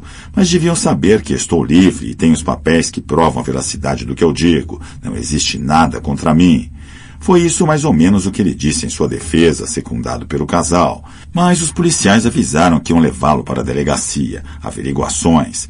Tentou resistir, mas foi ameaçado de prisão em flagrante por desacato. Jogaram-no na viatura e partiram. O casal voltou ao carro e pôs-se na cola da viatura. A corrida não demorou. Quando chegaram à Avenida Brasil, a viatura voou e desapareceu, costurando o trânsito e burlando todas as normas. Não foi possível saber onde o levavam. Na delegacia, Russo foi recepcionado em grande estilo pelo próprio delegado titular. Resumindo, meu amigo, e pulando escárnios e humilhações, deu-se o seguinte: cobraram-lhe 20 mil reais para que omitissem a pistola que teriam descoberto em sua posse. Crime inafiançável, flagrante, cadeia imediata. Você pode deduzir a aflição com que ele negou o absurdo da arma plantada e a veemência com que insistiu na falta de dinheiro. Entretanto, melhor do que ninguém, Russo conhecia as regras do jogo que estava sendo jogado e nem por um instante ignorou o fato de que não fazia sentido negar a pistola plantada porque a farsa não tinha compromisso com a verdade, mas com o interesse. O dinheiro não chegou, não havia dinheiro, ponto final. Os policiais encaminharam o ex-prisioneiro de volta a Bangu 1, onde ele estivera até ganhar a liberdade. Sim, diretamente a Bangu, porque aquele era um homem de alta periculosidade, cujo passado exigia tratamento rigoroso e, portanto, requeria um estabelecimento de segurança máxima, por mais que esse procedimento violasse as leis, uma vez que presos provisórios, isto é, que ainda não foram julgados, devem ficar em uma instituição especialmente destinada a esse fim. No Rio de Janeiro, esse lugar chama-se Casa de Custódia. Não estou ensinando o Pai Nosso ao vigário, entenda. Só quero sublinhar o absurdo da situação. Vou lhe contar o que Sileno me disse ao concluir o relato. Marcelo, o problema principal e mais urgente do russo não é sair da prisão, mas sair de Bangu 1. Então fiz algum comentário do tipo, posso imaginar, aquela penitenciária é um triturador de gente. Não tem nada a ver com isso. Ele aguentaria ficar até no inferno se não fosse... Marcelo, presta atenção, e isso tem de ficar entre nós, entendeu? Vai logo entender. O russo está fudido porque vai ter de liderar uma rebelião. Como é que é? Vai ter? Como vai ter? Vai ter ou ele vira um traidor. Ele era uma puta liderança até sair. Fora pediu para se afastar, tudo bem. Mas dentro, ou ele volta a assumir a antiga posição, ou ele está fudido de qualquer jeito. Se liderar a rebelião ou participar, vai ser condenado de novo a não sei quantos anos. Se disser que não vai participar, muito menos comandar, vira trair e vai ser justiçado lá dentro pelos amigos. Que amigos do caralho, hein? Guarda o moralismo para as tuas rezas e por teu encontro com o Pai Eterno. Dentro da cadeia é assim, porra. Foi o jeito do Silênio me sacudir e acordar e me forçar a encarar a realidade como ela é, sem adjetivos. Foi seu modo todo particular de me incitar a agir. Por isso, concluiu Sileno, o que russo quer agora é sair de Bangu antes que a rebelião aconteça. Se for possível movimentar teus contatos e conseguir uma transferência dele para qualquer outro lugar, pode ser para a puta que o pariu, ele vai se salvar. Depois a gente dá um jeito de pagar um puta advogado para ver se desmascara o flagrante plantado, mas isso depois. Antes é preciso evitar o pior, disse eu, desarmar a bomba. Sileno ainda desabafou. Esses filhos da puta existem para prender bandido, mas quando o cara resolve abandonar o crime e mudar de vida, eles não deixam. Encurralam o sujeito e espremem até a última gota, sugam a grana e o sangue e cospem o caroço. Esse capitalismo de merda enche as cadeias de pobres e joga os explorados uns contra os outros, os trabalhadores das polícias contra os trabalhadores das favelas, exatamente como faziam na escravidão com os capatazes caçando os negros fugidos. Pensei, mas não falei, porque Sileno é uma puta liderança popular, mas não tem muita consciência de que no fundo sua luta é política e antiburguesa. Ele não gosta quando digo essas coisas. Não sobrou nada, meu amigo, nada, e eu disse isso ao Sileno com o coração apertado, pensando um pouco em mim mesmo. Não restava nada além da carcaça sem luz e esperança. São os piores bandidos, esses policiais corruptos. Roubam o futuro, enxovalham a vida da pessoa. Não quero abandonar o fio da história, mas pensa bem, um homem não se faz assim. Um homem que seja só passado, que se reduza ao crime que um dia cometeu, que se limite a ser para sempre a sentença que teve de cumprir, mesmo que já tenha cumprido. Um homem assim seria ainda um homem no sentido pleno da palavra? A pessoa não deixa de ser o criminoso depois de pagar a dívida à justiça? Ou carrega para a eternidade essa qualificação tatuada na testa? O ser humano impedido de mudar vira um poço de rancor. Com você seria diferente? Duvido. Comigo não seria. Eu sobreviveria para me vingar. Nesse caso, tudo se passaria como se a vida se alimentasse numa fonte de energia envenenada que movimenta as engrenagens da morte. Sei que ressentimento é destrutivo e vingança só alimenta a violência. Nunca defenderia a vingança como princípio de justiça ou política de Estado. Mas cá entre nós, quem é isento desse sentimento? Quem não o compreende? Na lagoa, o sol declinava. Eu não pensava em Tom Jobim, não ouvia as músicas da Cidade Encantada. Sileno continuava a falar. Ele precisava desabafar. Eu preferia o véu negro de meus óculos e o silêncio. Para mim, você pode imaginar, toda a música evocava Fabiana. Andando para casa, eu carregava a convicção e o enigma. É engraçado dizer isso dessa forma, porque curiosamente era o enigma que pesava. A convicção era leve, distinguia o bem do mal com absoluta clareza. Os filhos da puta da polícia plantaram uma pistola para extorquir o russo e era necessário lutar para impedir que o destino o cuspisse para o ralo definitivamente. Nenhuma dúvida, a tarefa seria espinhosa, talvez impossível, mas cercada de certeza cristalina sobre o que era certo e errado. De outro lado, as palavras de Fabiana eram um mistério. Por mais que seguisse os rastros, não via sentido e despencava mais fundo na noite. À madrugada eu vencia marteladas. Não vou contar detalhes, você não merece. Parece que as horas mortas empurram a gente para um nicho misterioso da infância. Cada forma insulta a gente e a cadeira vazia é um vulto feroz. Quase podia sentir a presença de Fabiana. Tomei minha reserva técnica de comprimidos tarja preta quando amanhecia e só levantei ao meio-dia, a cabeça estalando, as pernas fracas, depois que o telefone derrotou todas as tentativas inconscientes de dar-lhe uma função nas tramas do sonho. Começava a batalha. Desenhei uma estratégia. Visitei advogados e consultei parlamentares que me conheciam e que se apresentavam ao povo do Rio como paladinos dos direitos humanos. Percebi que o assunto queimava. Todo mundo ciscava, pisando em ovos. Tive ganas de morder a jugular de uns, acertar um direto no queixo de outros, e em um caso cheguei ao extremo de desejar puxar a arma, se eu tivesse uma ou soubesse usá-la. Feio falar assim, hein? Que ninguém nos ouça, meu amigo. Mas militante de direitos humanos também enche o saco, fica puto, caga, trepa, odeia, treme e vibra com a mesma intensidade de qualquer pessoa. Rapaz, como me faria bem gritar um palavrão para os deputados que consideram imprudente ir em caravana ouvir as demandas dos presos para evitar uma possível rebelião. E como teria sido um alívio catártico desligar o telefone na casa do líder do partido de esquerda, que exibiu toda a sua nobre astúcia política, avaliando que a governadora talvez se sentisse hostilizada por uma iniciativa daquele tipo. O bom homem não queria politizar o problema, foi o que declarou em seu jargão característico, mas garantiu: vamos estar enviando o caso para a comissão. Ele falava num idioma que lembrava o português. O cretinismo parlamentar sempre me irritou, mas nunca as máscaras tinham caído na minha frente daquele jeito. E ainda tem gente que acredita que democracia é parlamento, é deputado e senador disputando eleição com suas máquinas de fazer dinheiro. O mais refinado dos parlamentares cariocas pariu a análise mais sofisticada de todas, aquela que de tão inteligente morde o próprio rabo. Visitar Bangu 1 poderia despertar nos presos a ideia explosiva de que suas condições e atitudes têm grande relevância política, o que os levaria a concluir que uma rebelião na presente conjuntura seria eficiente para atingir os objetivos. Afinal, se eram assim tão importantes a ponto de mobilizar tanta gente poderosa, por que não armar confusão e usar essa inusitada importância em benefício de seus pleitos? Por isso, deduzia Sua Excelência, para prevenir uma rebelião é melhor não fazer nada. Ouvindo aquela arenga com um nó no estômago, me inclinei a abrir para as hipóteses de um dia disputar uma eleição, um dia tornar-me eu mesmo deputado. Que merda! Eu pensava quando é que a gente vai eleger uma pessoa decente com um mínimo de coragem para a Assembleia. Mesmo que a política eleitoral seja uma farsa, será que não daria para infiltrar nesse meio alguém com vergonha na cara, que topasse pelo menos denunciar a lógica que está por trás desses joguinhos da politicagem burguesa? Claro que minha situação não era confortável. Eu não poderia dizer tudo o que sabia para não comprometer o russo.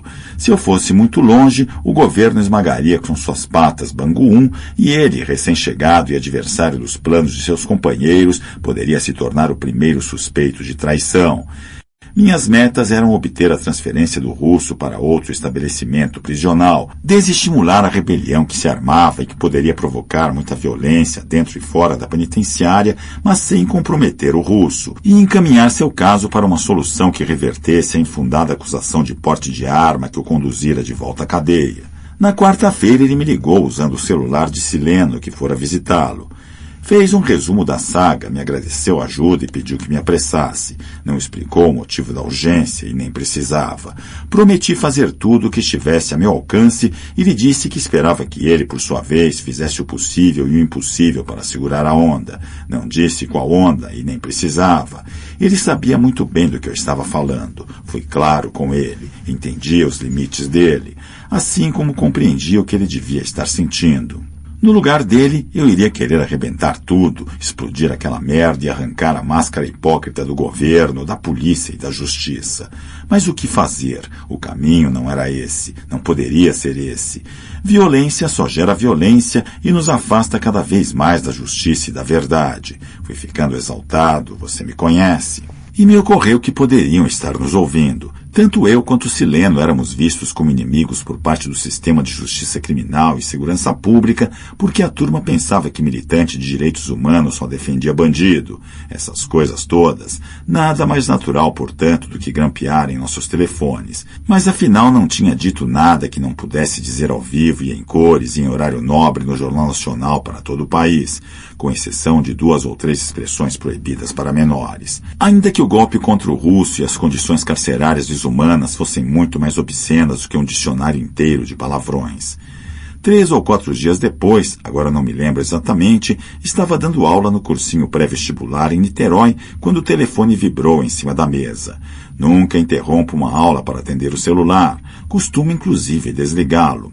Dificilmente aconteceria alguma coisa tão grave e urgente que não pudesse esperar 50 minutos. Mas naqueles dias você pode imaginar o que me faria manter o telefone ligado. Pois é, eu telefonei umas 10 vezes para a Fabiana desde domingo, mas faltou coragem de falar ou deixar recados. Já não tinha muita esperança de que ela retornasse. Por via das dúvidas, mantinha um olho nos alunos e outro no celular. Seria mais verdadeiro dizer que minha antena permanecia sintonizada no meu drama privado e que eu continuava envolto em uma bruma analgésica, uma espécie de nebulosa de narcóticos que me fazia reagir a tudo que passava por mim com certa dose de indiferença.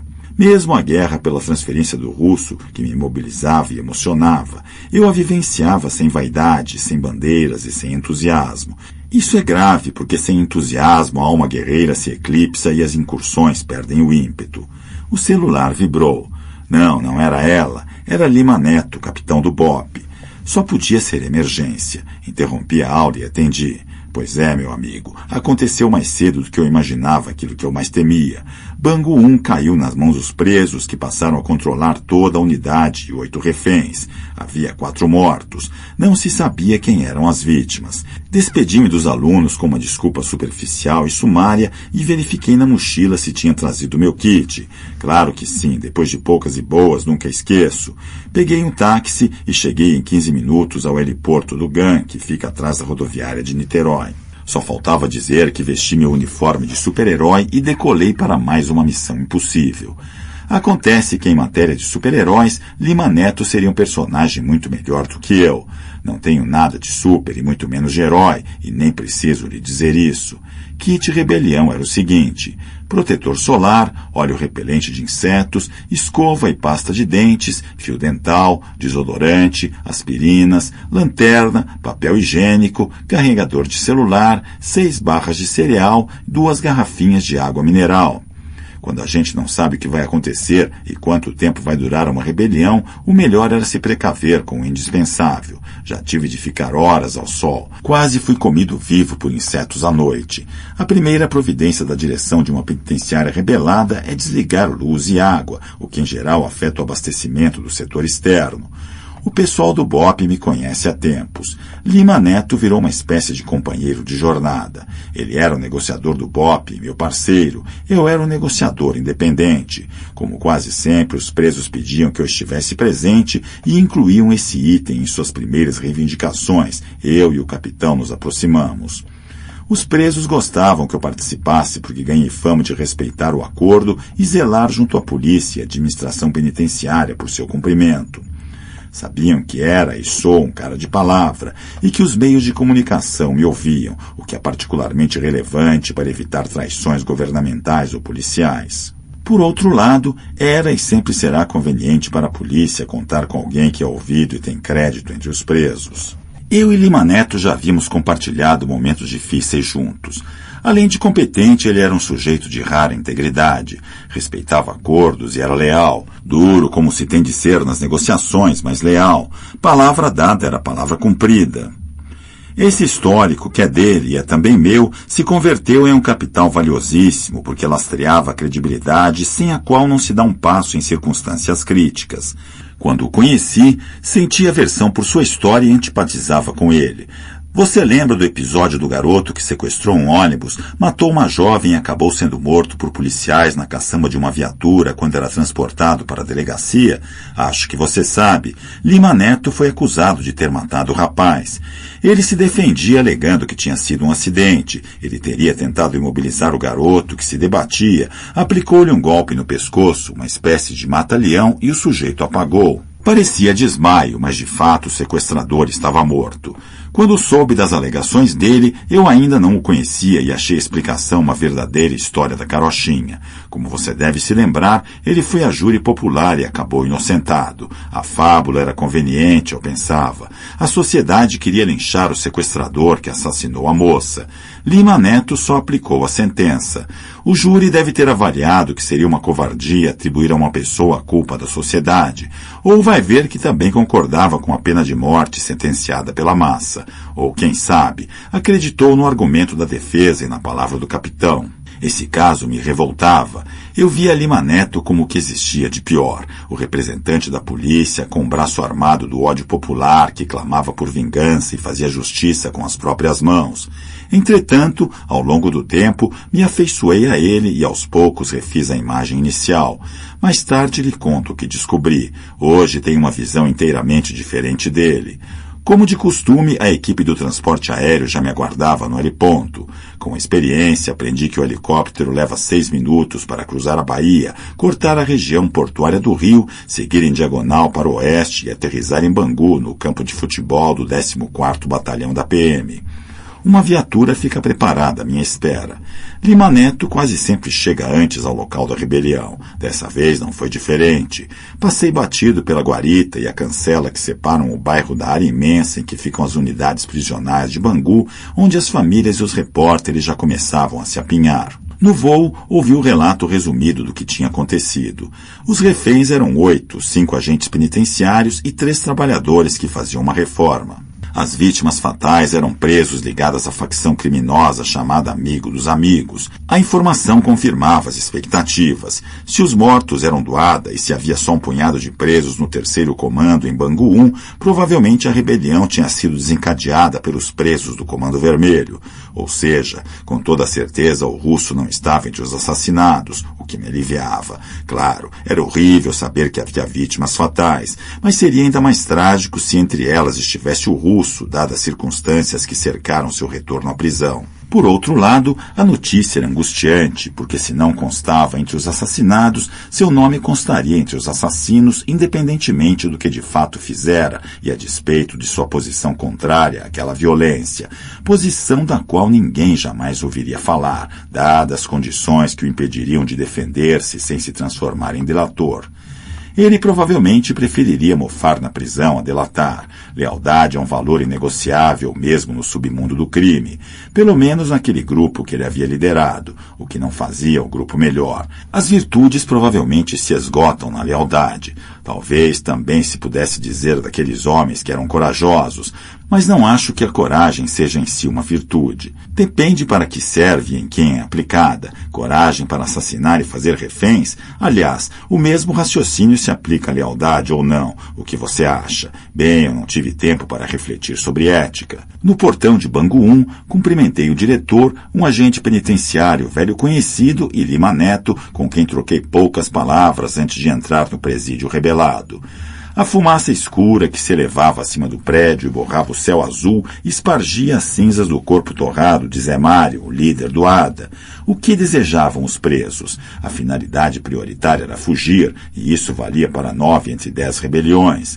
Não conseguindo, eles tentariam obter o compromisso de que melhorariam as condições de higiene, saúde, alimentação e o tratamento conferido aos familiares visitantes expostos ao sol e à chuva e às revistas humilhantes. Em outras partes mais decentes do mundo, os revistados são os presos e os visitantes submetem-se apenas ao controle eletrônico.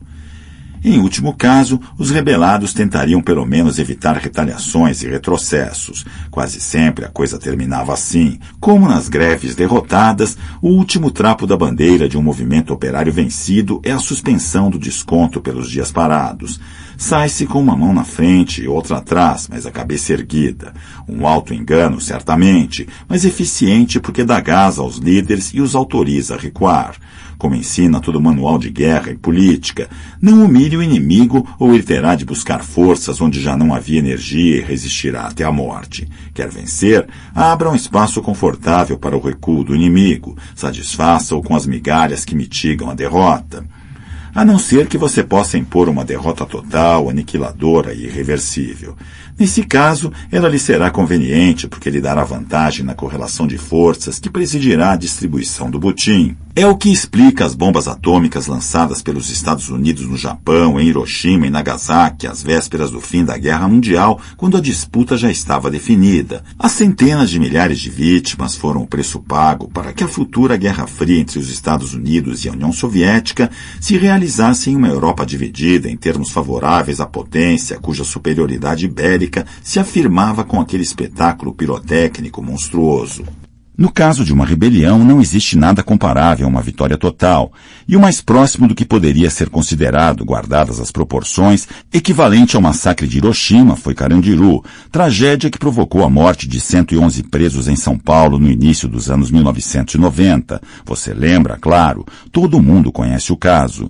No Carandiru, a bomba saiu pela culatra, porque o extermínio covarde de presos seminus e desarmados vincou a biografia dos responsáveis com um lastro de sangue. Os políticos e comandantes que autorizaram a invasão desastrada e desastrosa acabaram estigmatizados, ainda que alguns tenham se elegido com o voto dos sádicos. Há quem diga que massacres dão voto porque saciam a fome popular de vingança. Vingança, sobretudo, dos mais pobres contra as injustiças, as desigualdades, a impunidade, a corrupção. Na verdade, tudo isso é uma puta ironia. Quem paga com a vida é o pobre ou filho de pobre enjaulado, porque os criminosos de colarinho branco não se rebelam em presídios. Eles simplesmente nunca vão parar nesses lugares. Pelo contrário, passeiam sua soberba luxuosa nos salões da corte. Outras vidas sacrificadas nesses massacres são os reféns, em geral agentes penitenciários e operários que estão lá por acaso trabalhando em algum reparo interno. Nenhum deles, aposto, é filhinho de papai. Nenhum deles nasceu à base de iogurte e danoninho, como dizia Brizola. Eu ria um bocado com o velho Brisa. Na rebelião de Bangu 1, a primeira movimentação dos presos armados e com as chaves, que compraram de um agente a preço de ouro, indicou outra intenção sem excluir os demais, liquidar o líder rival. Zé Mário não se cansava de provocar os inimigos pela fresta do cimento que separava as galerias, e seus seguidores estavam mostrando as garras, conquistando novos territórios, ocupando morros e tomando favelas. Os rebelados executaram mais 3 presos do ADA. Os 3 faziam a segurança do chefe. Um deles morreu de um jeito pavoroso. Arreganharam-lhe a boca e fizeram descer por sua garganta 1 litro de álcool. Mantiveram a garganta arregaçada e atearam fogo. O pobre diabo incendiou de dentro para fora como uma bomba humana. Zé Mário foi o primeiro a morrer. Assim que invadiram sua galeria, acertaram-lhe um tiro fatal. Quando foi incinerado, ele também foi queimado, mas com métodos tradicionais já estava morto. Os gatos pingados do 3º comando, desorganizados como sempre e inofensivos naquele ambiente, não foram molestados. Os demais membros do ADA fugiram pelas grades dos fundos para o pátio interno, cercado por muros intransponíveis, e assim salvaram suas vidas. Não me pergunte de que jeito lograram essa proeza. Eu não sei, mas aconteceu. Mais tarde eu os vi, ouvi suas explicações e testemunhei a grade rompida. Havia em Bangu 1 48 presos em 4 galerias, cada uma destinada a uma facção criminosa distinta e a 4ª dedicada aos sem identificação ou aos que excedessem a capacidade de uma das galerias. No comando da rebelião, a grande maioria dos apenados era ligada ao Comando Vermelho. Cada galeria era acessível por apenas uma porta de aço impenetrável, tudo muito diferente da pasmaceira quase monacal do Ferreira Neto, a penitenciária liberal e tolerante do saudoso e semipastoril bairro chique de Niterói. O tal estabelecimento de que lhe falei, vizinho à minha casa, em que dei aula no fim da adolescência. Dei aula de alfabetização, de história para os mais adiantados, e foi assim que acabei me envolvendo com as organizações de direitos humanos. Chegou a hora de entrar. Seguimos lado a lado os 3 mosqueteiros, eu, Lima Neto e Huber, o diretor. Do lado de lá, um dos líderes da rebelião. Você ganha um doce se adivinhar de quem se tratava. Dava as ordens. Pois é, o russo mandou que nós 3 parássemos, levantássemos a camisa e dessemos uma volta de 360 graus bem no meio do pátio que separa a portaria do prédio escuro, o horroroso bloco de cimento aberto na frente por um portão gradeado de onde ele nos guiava. Queria se certificar de que não estávamos armados. Seu posto avançado de comando estava guarnecido por 3 botijões de gás acorrentados nas grades, aos quais 3 reféns tinham sido amarrados. Lima Neto foi o primeiro, Huber o segundo. Quando chegou minha vez, gritou de lá que não precisava. O senhor não, professor. Valeu para mostrar ao Huber que os presos confiavam em mim e que eu poderia ser útil. Antes, na portaria, nos desentendemos. Foi preciso Lima Neto forçar a barra para ele autorizar a minha participação. Senti que, naquela hora, as fichas caíram dentro da cabeça dura do diretor. Frente a frente com o Russo, o constrangimento nos calou a ambos. Depois de um instante de silêncio que parecia se arrastar pela eternidade, Lima Neto quebrou o gelo. Perguntou sobre os reféns, pediu sua libertação e ofereceu garantias de tratamento justo aos rebelados nos marcos legais. Era o profissional tarimbado em ação. Russo sabia que não adiantava esticar a corda, não seria bom para ninguém e muito menos para ele. Ficou nítido que ele queria encerrar aquilo o quanto antes, mas nem todos pensavam assim. E ele era só uma das lideranças. Havia quem sonhasse com um helicóptero e uma fuga espetacular. Foi duro, consciente de que estava sendo justo, mas também útil ao Russo. Avisa ao pessoal, disse eu, que helicóptero está fora de questão. Se eles acham que o governo, a Secretaria de Segurança e a PM vão permitir que os criminosos mais perigosos do Estado fujam nas barbas de todos, estão malucos. Essa hipótese simplesmente não existe. Huber enfatizou a mesma posição, amparado na autoridade que o cargo lhe conferia. Percebi que, mais uma vez, o meu papel seria o de fiador do pacto que as partes viessem a negociar. Os presos queriam ganhar tempo. Descobri mais tarde o propósito.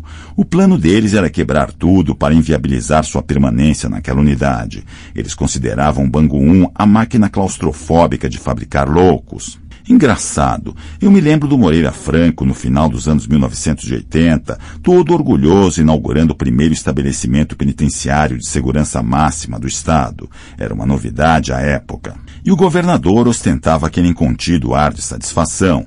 Era vaidade em pessoa nas fotos dos jornais e na TV.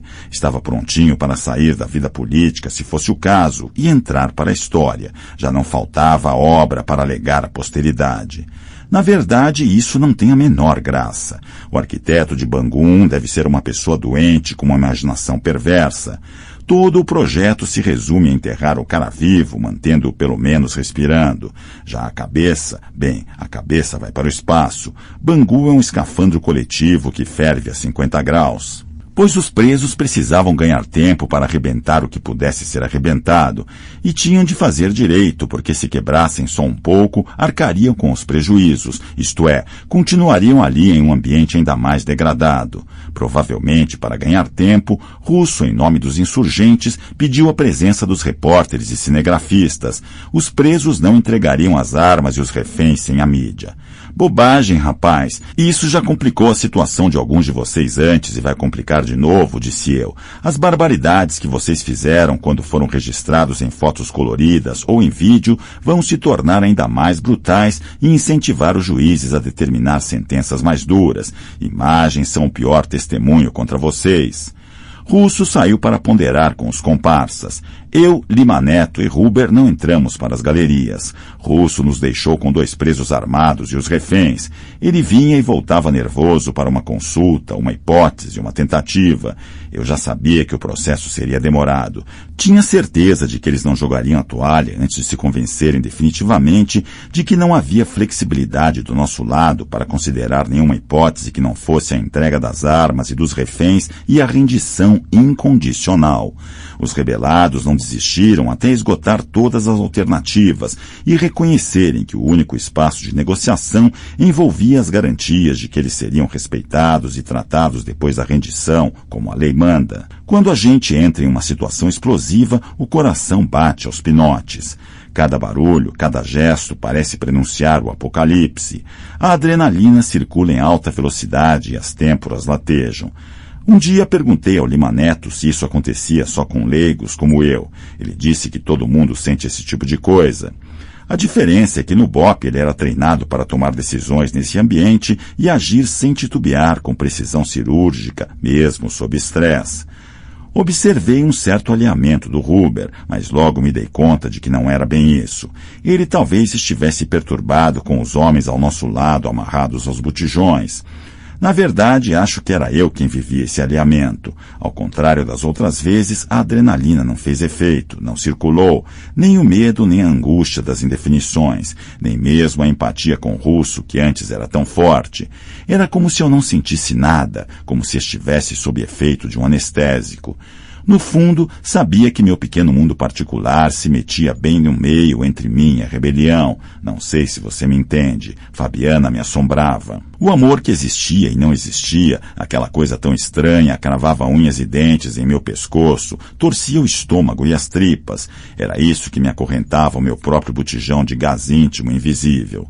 Algumas horas passamos nesse ir e vir do russo entre nós e seu grupo, entre o pequeno saguão onde dialogávamos e as galerias. Ir e vir em que uma a uma as demandas eram descartadas.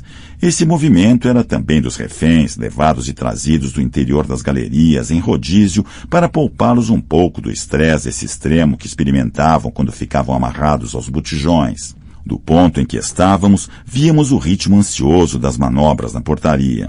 Forças policiais para cá e para lá, soldados do BOPE ensaiando suas coreografias esquisitas, a ordem dos guerreiros exercitando músculos e espírito, sabor do sangue na boca, salivando e saltitando no canto do ringue e encarando os inimigos à distância com o olhar animal dos predadores, rádios, celulares, vozes em desarmonia quase frenética. Esse cenário externo contrastava com o vácuo de acontecimentos que desacelerava o nosso desassossego no posto avançado em que eu, Huber e o capitão esperávamos mais um retorno do russo para mais uma rodada de testes à nossa paciência chinesa e à nossa inabalável firmeza. A orientação geral era muito clara. Nada se faria sem o assentimento do Lima Neto e do Huber. Eu era carta fora do baralho porque não tinha autoridade nem delegação institucional. Quem ou que eu representava? O bom senso humanista, a confiança recíproca como valor, a vantagem da palavra sobre a violência, a primazia da conversa sobre a morte, a sociedade civil, as ONGs, os direitos humanos e seus militantes? De fato, eu não estava ali designado por nada ou ninguém. Havia uma certa rotina nessas crises, e ela era quase imperceptivelmente seguida pelos dois lados aos quais eu prestava um serviço. Por isso, mal recebia a convocação para intervir em uma rebelião prisional, Lima Neto me ligava. Da mesma forma, os líderes das insurreições de encarcerados exigiam a minha presença. Curioso, não é? Até o inesperado, o explosivo, o que precisa da surpresa para existir, acaba obedecendo a um fio incontornável de rotina, uma espécie de padrão oculto que os raios-x exibiriam. Na última vez que tinha ido à portaria, Huber trouxera a perturbadora notícia de que o comércio estava fechando as portas mais cedo em vários bairros da cidade, com medo de um ataque no tráfico que seria iminente, segundo boatos cuja força só fazia crescer ante a indefinição de nossas negociações. Seria a onda de boatos uma chantagem contra nós, mais uma ameaça além dos reféns? Claro, com toda certeza. Mesmo assim, nós três não recuaríamos 1 milímetro, ou perderíamos o controle e as consequências seriam desastrosas, para todos os lados. Anoitecia. A movimentação externa, que já fora intensa e se reduzira, voltava a se intensificar. Comecei a me preocupar seriamente, ainda que soubesse que não haveria invasão enquanto estivéssemos dentro da penitenciária. Huber já saíra e voltara 2 vezes, ou seja, ninguém lá fora tinha dúvidas de que pelo menos nós, os negociadores, estávamos bem. Mesmo assim, a confusão aumentara muito, assim como o número de policiais. Havia um alarido perturbador e crescente, quase um frenesi diante de Bangu 1. Foi quando me lembrei de que faltava pouco para as eleições. As fichas começaram a cair. Claro que os políticos não atenderam a meus pedidos para visitar a penitenciária. A visita poderia ser usada eleitoralmente contra eles. Imagina se a visita vazasse e chegasse às notinhas maldosas dos jornais. Ao mesmo tempo que compreendia a omissão dos deputados, todos candidatos à reeleição, fiquei ainda com mais raiva de todos eles e de toda a máquina infernal do capitalismo e da política burguesa.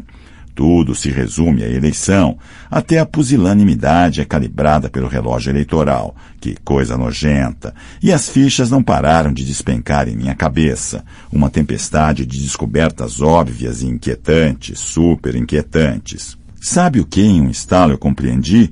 A movimentação lá fora era o sintoma de outra agitação bem mais grave e perigosa que deveria estar acontecendo dentro do gabinete da governadora no palácio. E era isso mesmo que naquele exato momento estava ocorrendo, meu amigo. Lima Neto depois me contou. Ele era muito ligado ao chefe da segurança da governadora, que circulava com facilidade no gabinete porque conquistara sua confiança e também porque era íntimo do chefe da Casa Militar. Pois Neto confirmou que meus temores não eram infundados, não se tratava de paranoia. O governo aquecia os motores estudando seriamente a hipótese de invasão, e à medida que se aproximava a hora do Jornal Nacional, o cronômetro político corria na contramão da vida dos reféns e dos rebelados em Bangu. O assunto já saltara das páginas policiais para as manchetes dos primeiros cadernos e para os destaques nas rádios e TVs. A abordagem de William Bonner e Fátima Bernardes na TV Globo às 20h15 em rede nacional, alcançando dezenas de milhões de espectadores, talvez decidisse a sorte do governo nas eleições. Era o teste final. Como reagiria um governo de esquerda a uma rebelião penitenciária? Na realidade, era muito mais que isso. O que estava em jogo era saber se a governadora teria ou não pulso para enfrentar o crime que aterrorizava os fluminenses. A resposta exerceria impacto até mesmo nas eleições presidenciais, porque anteciparia o tipo de postura que se poderia esperar do maior partido de esquerda do país, cujo candidato presidencial tinha chances reais de vencer. Sobre a mesa da governadora estavam crime, medo, impunidade versus segurança, segurança e segurança. Como se sairia à esquerda ante o desafio dos criminosos? Optaria pela mão na cabeça ou pelo dedo no gatilho? Esse jogo já se complicava mais ainda, porque no governo estava uma mulher, e as mulheres são associadas, em nossa cultura, à mão na cabeça, à tolerância.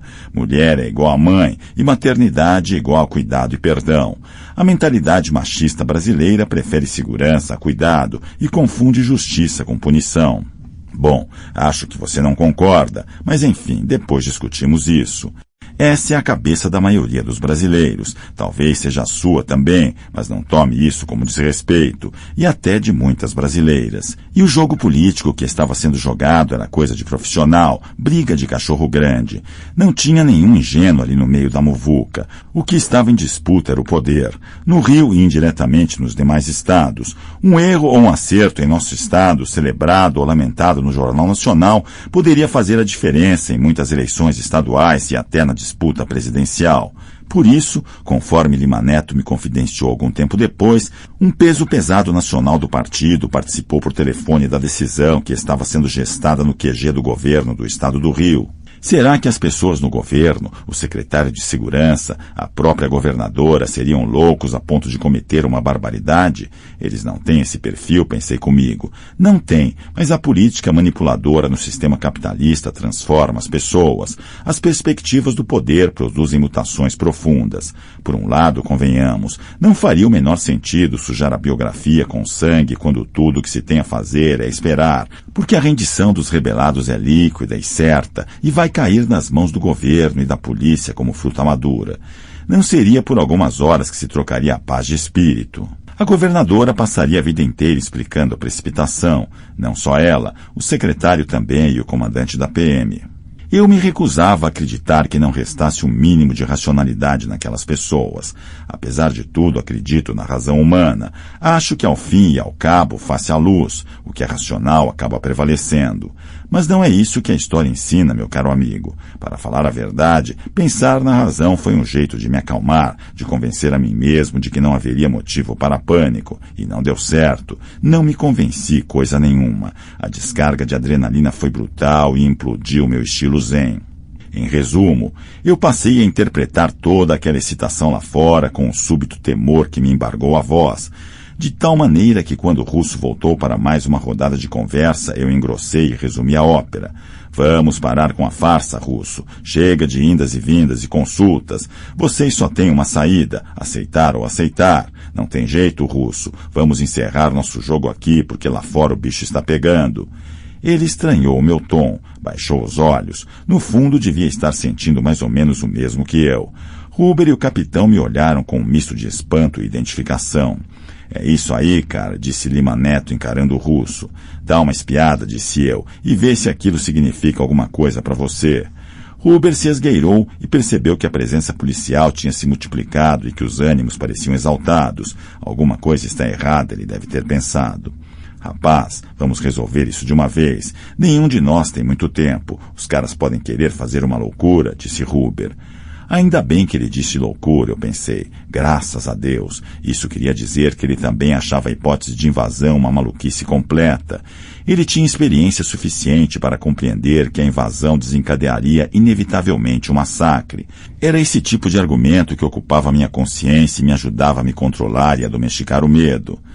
Puxa, cara, como me custou chegar até esse ponto e empregar a palavra certa no lugar certo. Era medo mesmo que eu sentia. Dá certa vergonha dizer isso. Mas que diabos, sou um sujeito como qualquer outro. Tenho medo, sim, e tive muito medo. Com você posso abrir o coração. Não sei o que estava passando pela cabeça do Neto, do Huber, do Russo, dos outros líderes da rebelião que o cercavam. Quanto a mim, não havia dúvida. Depois de vários dias meio inebriado, com a dor e o mistério da separação de Fabiana, eu voltava à terra de corpo e alma.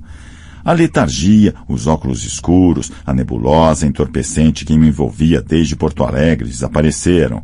Foi preciso sentir medo para acordar. O medo foi a âncora que me trouxe de volta à terra integralmente, em pensamentos, palavras e obras, imaginação e sentimentos. Finalmente, ali estava eu de novo inteiro e inteiramente devotado ao momento que vivia, à respiração, aos sobressaltos, a todos os poros do acontecimento em que estava mergulhado.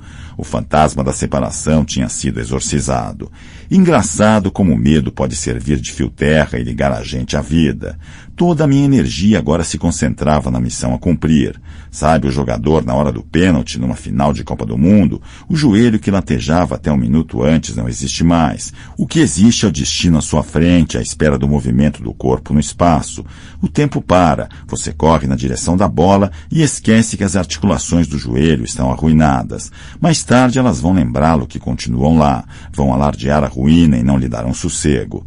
Mas na hora de cobrar a penalidade máxima, não há dor que ouse se meter entre você e o seu destino. Russo intuiu minha angústia, leu meu semblante. Ela devia estar estampada em letras garrafais. Os sinais de alerta piscavam nos olhos do Huber. Lima Neto permanecia impassível. Ao final de contas, pode-se dizer que não dar bandeira era seu ofício. Russo percebeu que não havia mesmo tempo a perder. Bancou o acordo.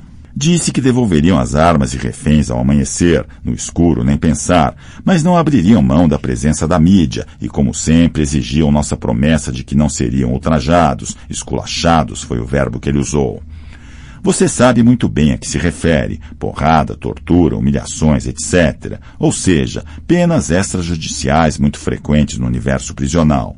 Aliás, o próprio cumprimento da pena em geral corresponde à execução de uma sentença adicional não pronunciada do tipo: será submetido aos efeitos da superlotação carcerária, a temperaturas extremas e odores repulsivos, contrairás tuberculose, outras moléstias contagiosas e alérgicas, especialmente as doenças sexualmente transmissíveis, não receberás atendimento médico e nem jurídico, não terás acesso à alimentação e condições de higiene dignas, tua família sofrerá vexames nas visitas, perderás o direito à privacidade e serás privado dos mais primitivos vestígios de respeito, dignidade e autoestima. Eu previa que teríamos problema nos dois itens, o no escuro nem pensar e o nada feito sem a mídia. É fato que, a menos que se empregue a força, nenhuma rebelião é suspensa à noite. Por um motivo muito simples. Se o maior temor dos presos é o esculacho, a luz é seu principal aliado e sua única defesa. Por outro lado, a imprensa, que quase sempre cobre eventos dessa natureza sem maiores problemas e sem grande resistência por parte da polícia e do governo, naquele caso poderia representar, sim, uma ameaça inaceitável para as instituições do Estado. Explico. Se houvesse mesmo um namoro com alguma solução final do estilo Carandiru, a ação se tornaria impraticável com acompanhamento ao vivo e em cores pelas TVs. Uma incursão sangrenta assistida por milhões de pessoas provocaria forte aversão popular, enquanto manchetes assépticas, sem fotos ou imagens, garantiriam amplo suporte na opinião pública. Imagina as pessoas lendo ou ouvindo frases do seguinte tipo: governo restabelece a ordem, presos morrem em confronto, reféns não sobrevivem à rebelião. Governo não se submete à chantagem dos criminosos e restaura a lei e a ordem. Estado de Direito prevalece. Vândalos causam morte de reféns e morrem. O efeito é completamente diferente daquele que seria produzido pela transmissão ao vivo do massacre diretamente para a sala de jantar dos brasileiros. Diz o ditado, o que os olhos não veem. Ainda que enfrentássemos resistências do lado governamental, nos cabia selar o acordo. Tudo bem, aceitamos as condições dos presos desde que eles cumprissem sua parte. Em nome do seu grupo, Russo nos perguntou que garantias eles teriam de não serem esculachados quando se rendessem. Nossa palavra, disse eu.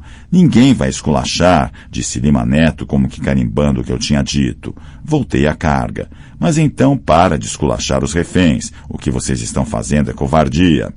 Russo me olhava sem nenhuma expressão, mas eu adivinhava o que sentia. Huber parecia atônito, fitando os reféns amarrados aos botijões. Outro preso com longa história de liderança cobrou um posicionamento do diretor, virando o rosto em sua direção e elevando as sobrancelhas. Huber balançou a cabeça, sinal de que concordava comigo e com o capitão. Subitamente, como que despertando, jogou de volta na roda a mesma pergunta. Como é que nós vamos saber que vocês vão mesmo se render e não fazer nenhum mal aos reféns?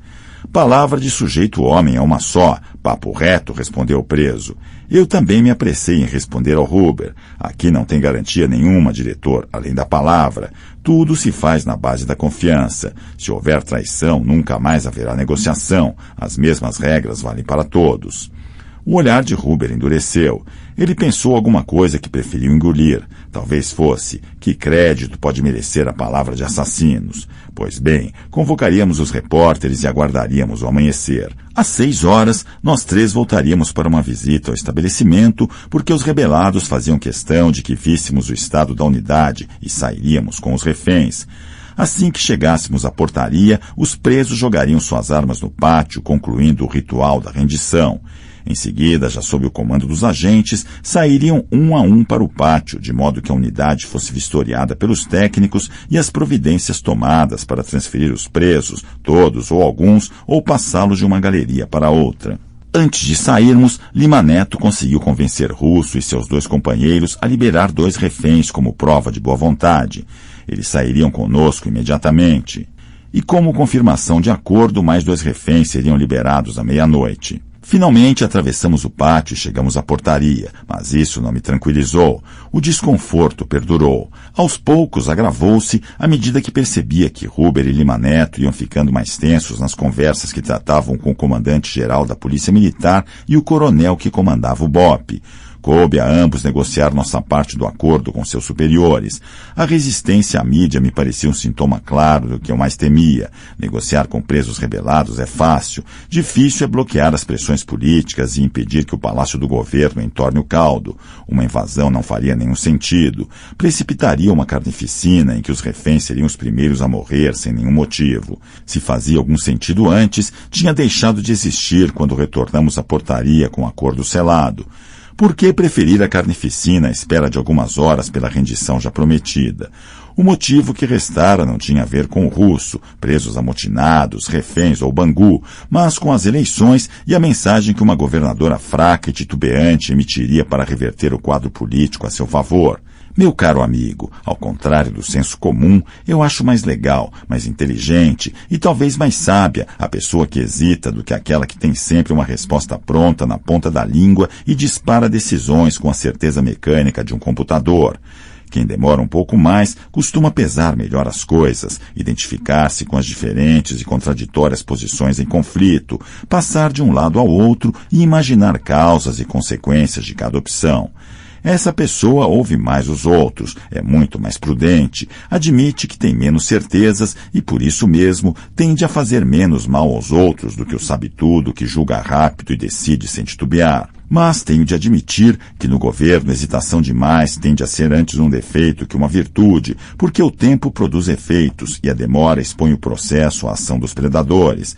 Por isso, a situação me assustava demais. Os sinais que vinham do palácio eram contraditórios. A boataria repercutia e ampliava ainda mais as contradições.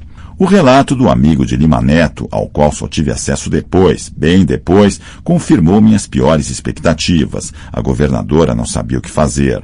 Chorava, evocava as dificuldades de governar, os sacrifícios que o fardo de governar lhe impunha, e invocava a luz divina. Chegou a rezar com o secretário de Segurança e os auxiliares mais próximos, pedindo inspiração a Deus. É por aí que se abrem as brechas por onde penetra o diabo. E foi o diabo que soprou por telefone a decisão no ouvido da governadora. Do interior de São Paulo veio a orientação firme de seu padrinho político, um experimentado militante da esquerda revolucionário, curtido na grande marcha da burocracia partidária que nunca perdera o charme juvenil nem o ar hierático de comandante. O que é que se poderia esperar de um velho stalinista? Um stalinista não hesita nunca, para o bem ou para o mal. O recado era cristalino. Morte aos párias, aos contra-revolucionários, aos rebelados de Bangu. Mentira, Il Padrino não fala assim. Ele provavelmente foi mais coloquial. Deve ter dito algo como: fuzila os filhos da puta. Eles querem fuder a gente. Ou você acha que uma rebelião perto das eleições acontece por acaso? Claro que estão recebendo grana ou promessas de vantagens dos nossos inimigos políticos. Ou você mata esses bandidos ou eles nos aniquilam.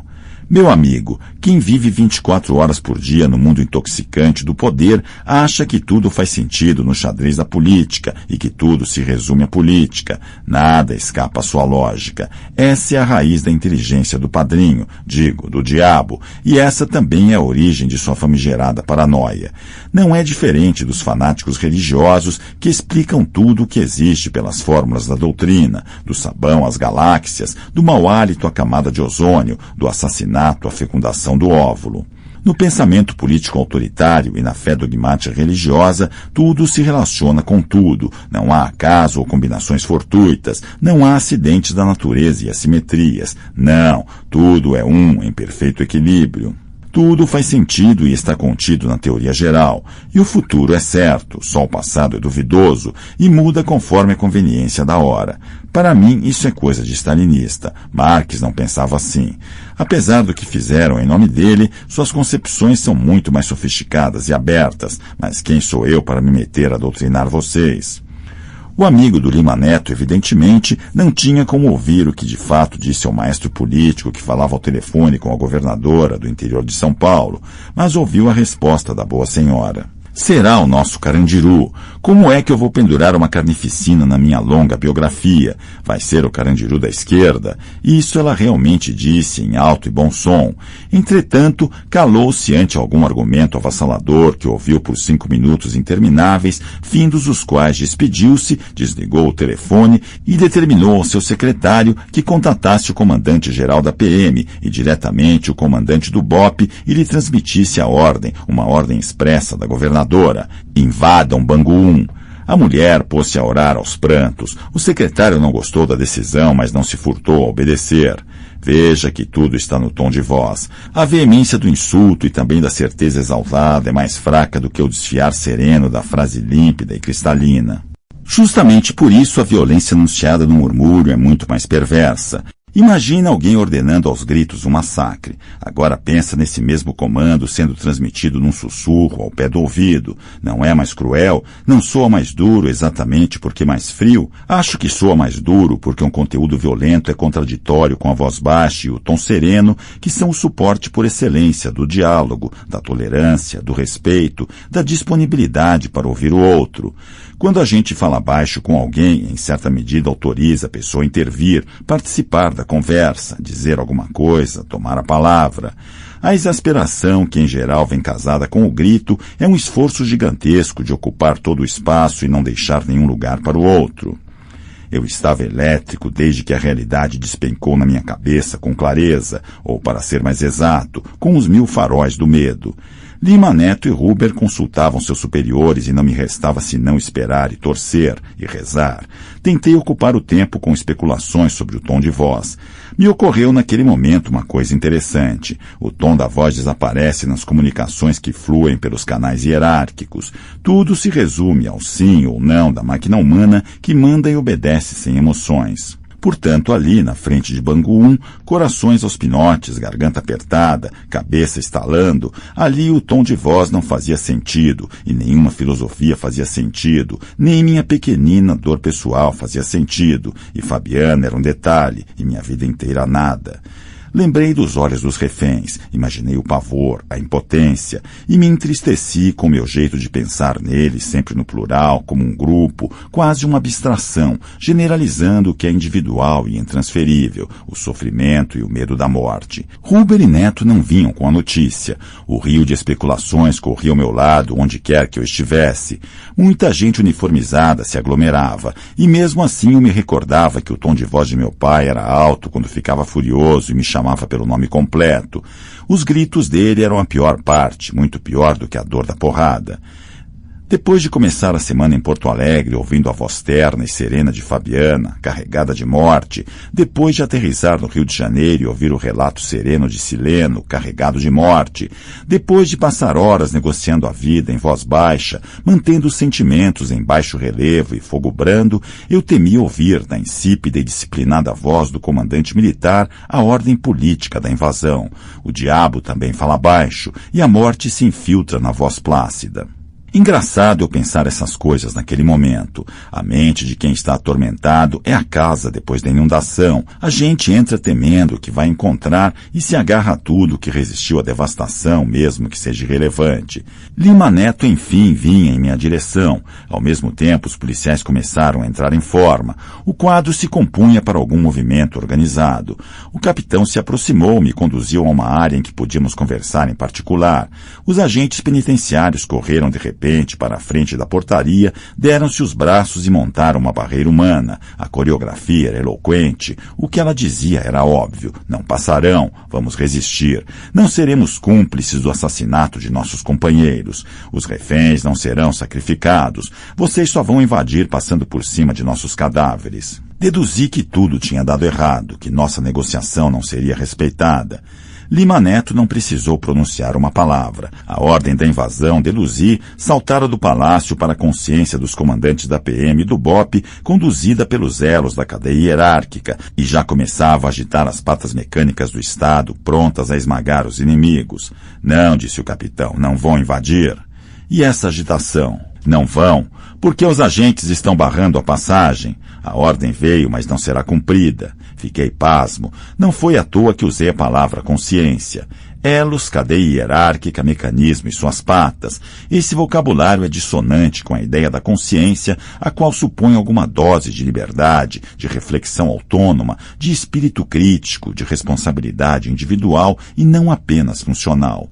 Senti um orgulho danado daqueles homens. De um instante para outro, eles se transformaram em heróis épicos à altura de seu tempo, mais do que simplesmente profissionais. Tive vontade de abraçar Lima Neto. Acho que ele sentiu o mesmo. Disse o capitão. A governadora mandou invadir, mas o comandante-geral da Polícia Militar e o comandante do BOPE assumiram juntos a responsabilidade de desobedecer. Quem dirige as tropas são eles, quem manda aqui são eles, e não vai acontecer nada. E o acordo que negociamos vai ser respeitado. Neto bateu de leve no meu ombro e voltou ao trabalho. Os repórteres chegariam em breve. Era preciso acalmar os ânimos e ensaiar um discurso harmônico que ocultasse a desobediência. Essa harmonia não me incluía, claro, os oficiais e as autoridades que se entendessem. De todo modo, para não atrapalhar os comandantes que se negaram a obedecer, para não criar uma situação delicada que pudesse enfraquecer e até provocar uma reviravolta, decidi não contar aos repórteres que o Brasil estava diante de um escândalo político e militar. Se os jornais vinham caçar histórias extraordinárias e manchetes chocantes, tinham um prato cheio. 2 sublevações, a dos presos e a dos coronéis. Só que a sensatez e o respeito à vida que sobravam nos segundos faltavam aos primeiros. Por outro lado, rebelião de preso acontece a toda hora, enquanto a desautorização de uma governadora daquele jeito e naquelas proporções... Situações desse tipo nos ajudam a ver que desobediência, a lei ou a hierarquia ou a ordem superior, quer dizer muito pouco fora de contexto e sem o exame cuidadoso de seu conteúdo. Pode ter significados opostos. Para mim, o que vale mesmo é a lei que está por baixo das leis, o respeito à vida e à dignidade de cada ser humano, a essência dos direitos humanos, sua alma que o capitalismo esmaga. eu não diria nada à imprensa. Entretanto, meu amigo, nada me impediria de contar a verdade depois que o dia amanhecesse e os presos tivessem cumprido a promessa de libertar os reféns depois que eles estivessem realocados em segurança, sem riscos de retaliações e sem esculacho, conforme combinado. O fato de alcançarmos uma solução negociada e pacífica com menos danos não negava o fato de que estivemos à beira do abismo. Pior, não negava o fato de que fomos empurrados para o buraco pelo governo. A polícia, tantas vezes vilã da história, salvou-nos, salvou até a biografia da governadora contra a vontade dela.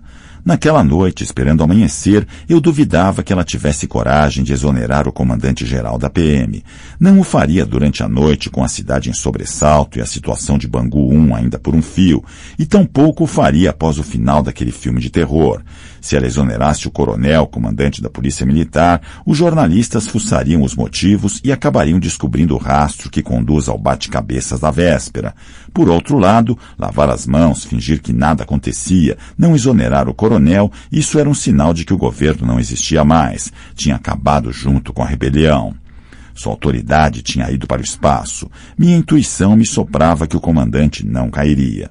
Você não acha que há um lado cômico em tudo isso? Pensa bem. A cena tinha um quê de pastelão.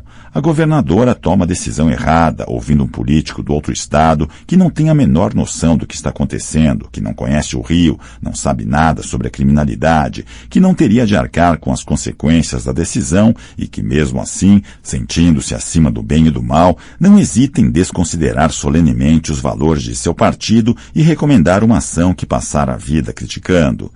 A honorável senhora chora, reza, vacila e acaba escolhendo o pior caminho. Em seguida, não consegue fazer com que sua ordem seja cumprida. Erra e não tem força para implementar o erro. Duplamente incompetente. Bem, graças a Deus, meu amigo. Antes assim, um brinde ao coronel. De manhã cedo não houve comédia alguma. Fiz um passeio no trem fantasma. Às 6 da manhã, Lima Neto, Huber e eu atravessamos o pátio. Tinha chegado a hora da visita de inspeção que ficara acertada, após a qual os reféns seriam liberados e as armas entregues. Depois que mais 2 reféns foram liberados, conforme o combinado à meia-noite, nos encostamos e cochilamos em bancos da portaria, no tapete e no sofá da sala de recepção. O tempo se arrastava entre um café e o outro, trazido por boas almas da polícia e da imprensa. Dormi 2 horas, se tanto. Tensão esgota qualquer um e a gente acaba adormecendo independentemente das condições. Nem por isso eu sentia cansaço ou sono. A adrenalina do último capítulo da epopeia não permitia. Os olhos do russo estavam vermelhos quando nos recebeu. Ele seria o principal guia do tour macabro. Os reféns foram reunidos na galeria. Ele e um camarada alto que eu nunca tinha visto nos indicaram o caminho e nos acompanharam. Russo na frente, o sujeito atrás. Quando passamos por esse sujeito, ouvimos o som característico da escopeta sendo engatilhada. Huber apertou o gatilho verbal, veloz no raciocínio. Engatilhar escopeta é mole, quero ver servir café. Abaixe essa porra e vai buscar um café, Russo ordenou. O sujeito alto trouxe o café frio e melado. Bebemos para postergar o encontro com o que não deve ser visto. O que é que eu podia fazer para não estar ali? Como desaparecer?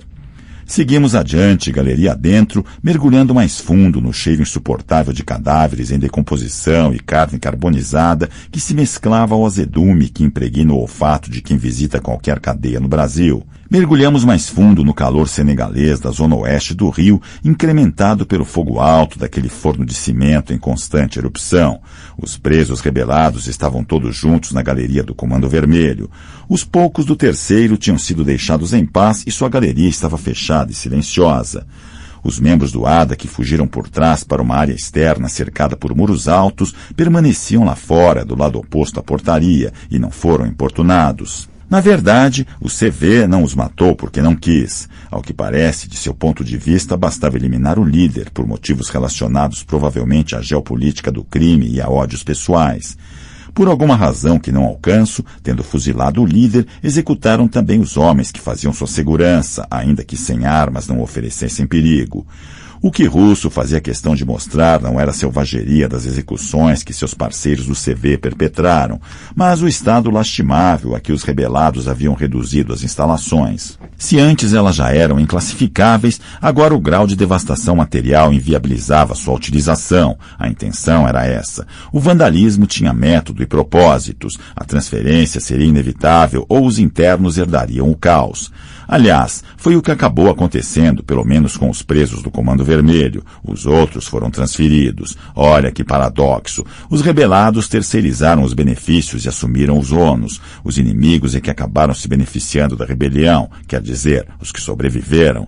Os que não sobreviveram estavam na última galeria, quer dizer, o que restou de seus corpos. Você não gostaria de ver a cena. Eu nunca esqueci. Vou poupá-lo da descrição. Melhor não falar disso. Imagino a cabeça do Russo, sabendo que seus companheiros, obrigando-o a ser um dos comandantes da rebelião, haviam jogado no lixo seus 20 anos de espera, minuto a minuto. Recluso, você conta o tempo em conta-gotas. Ele se opusera à rebelião, tentar impedir as execuções, mas quem vai ficar sabendo disso se ele nunca aceitaria admiti-lo? Saímos rumo à portaria. Os reféns foram empurrados para fora, um a um. Em seguida, os presos jogaram as armas embrulhadas em um pano rasgado, que em outra encarnação tinha sido um lençol. Acompanhamos a vistoria a que agentes e policiais submeteram os presos, checando se todas as armas haviam sido entregues. Trabalho profissional, com respeito. Nenhum acidente de percurso, missão cumprida, hora de bater em retirada. Cumprimentei Huber, Lima Neto me levou até a viatura que me conduziria ao batalhão, onde o helicóptero me devolveria a Niterói.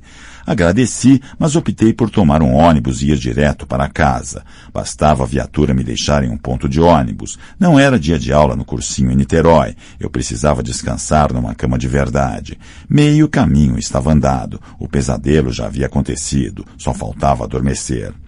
Cheguei ao Jardim Botânico por volta das 15 horas. Tomei um banho, esquentei o prato, liguei o computador para ver se havia mensagens urgentes. Enquanto as mensagens entravam na caixa postal, recostei no sofá.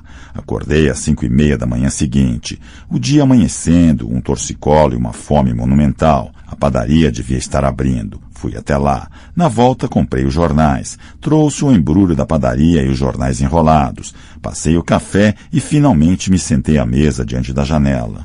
Abri o primeiro jornal e você não imagina o susto. Havia na capa uma referência à entrevista que eu dera na saída de Bangu 1 depois da rendição. Negociador de Bangu denuncia governo. Ao lado o editorial sob o título Governo sem autoridade e sem rumo, criticando a falta de pulso do governo que deixava a população à mercê dos criminosos dentro e fora dos presídios.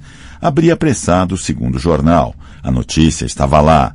Governador ordenou a invasão que não houve. E no terceiro também. Coronel desobedece governo e evita Carandiru socialista. Insubordinação militar impede massacre.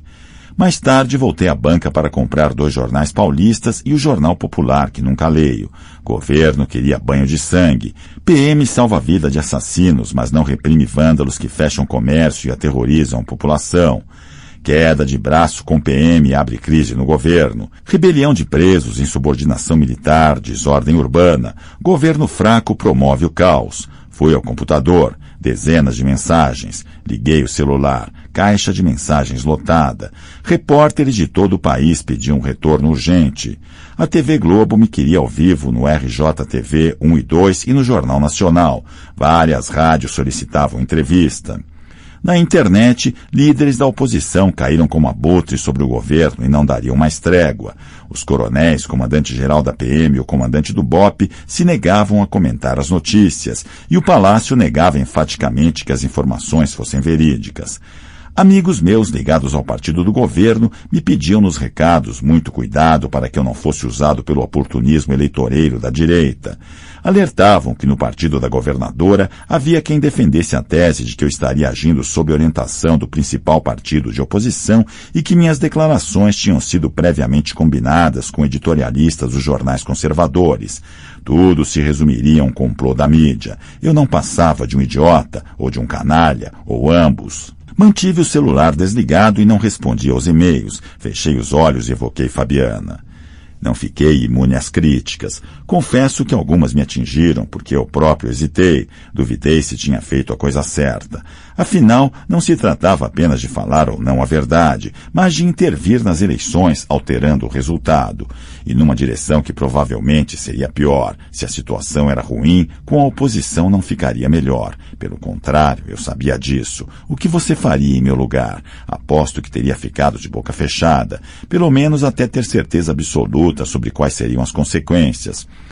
Eu deveria ter dado um tempo para amadurecer, assimilar o que aconteceu e avaliar melhor. Quando aceitei conversar com os repórteres, veja bem, era assim que eu vi a coisa, uma conversa. Claro que fui ingênuo, mas foi de fato o modo como vivenciei aquele momento.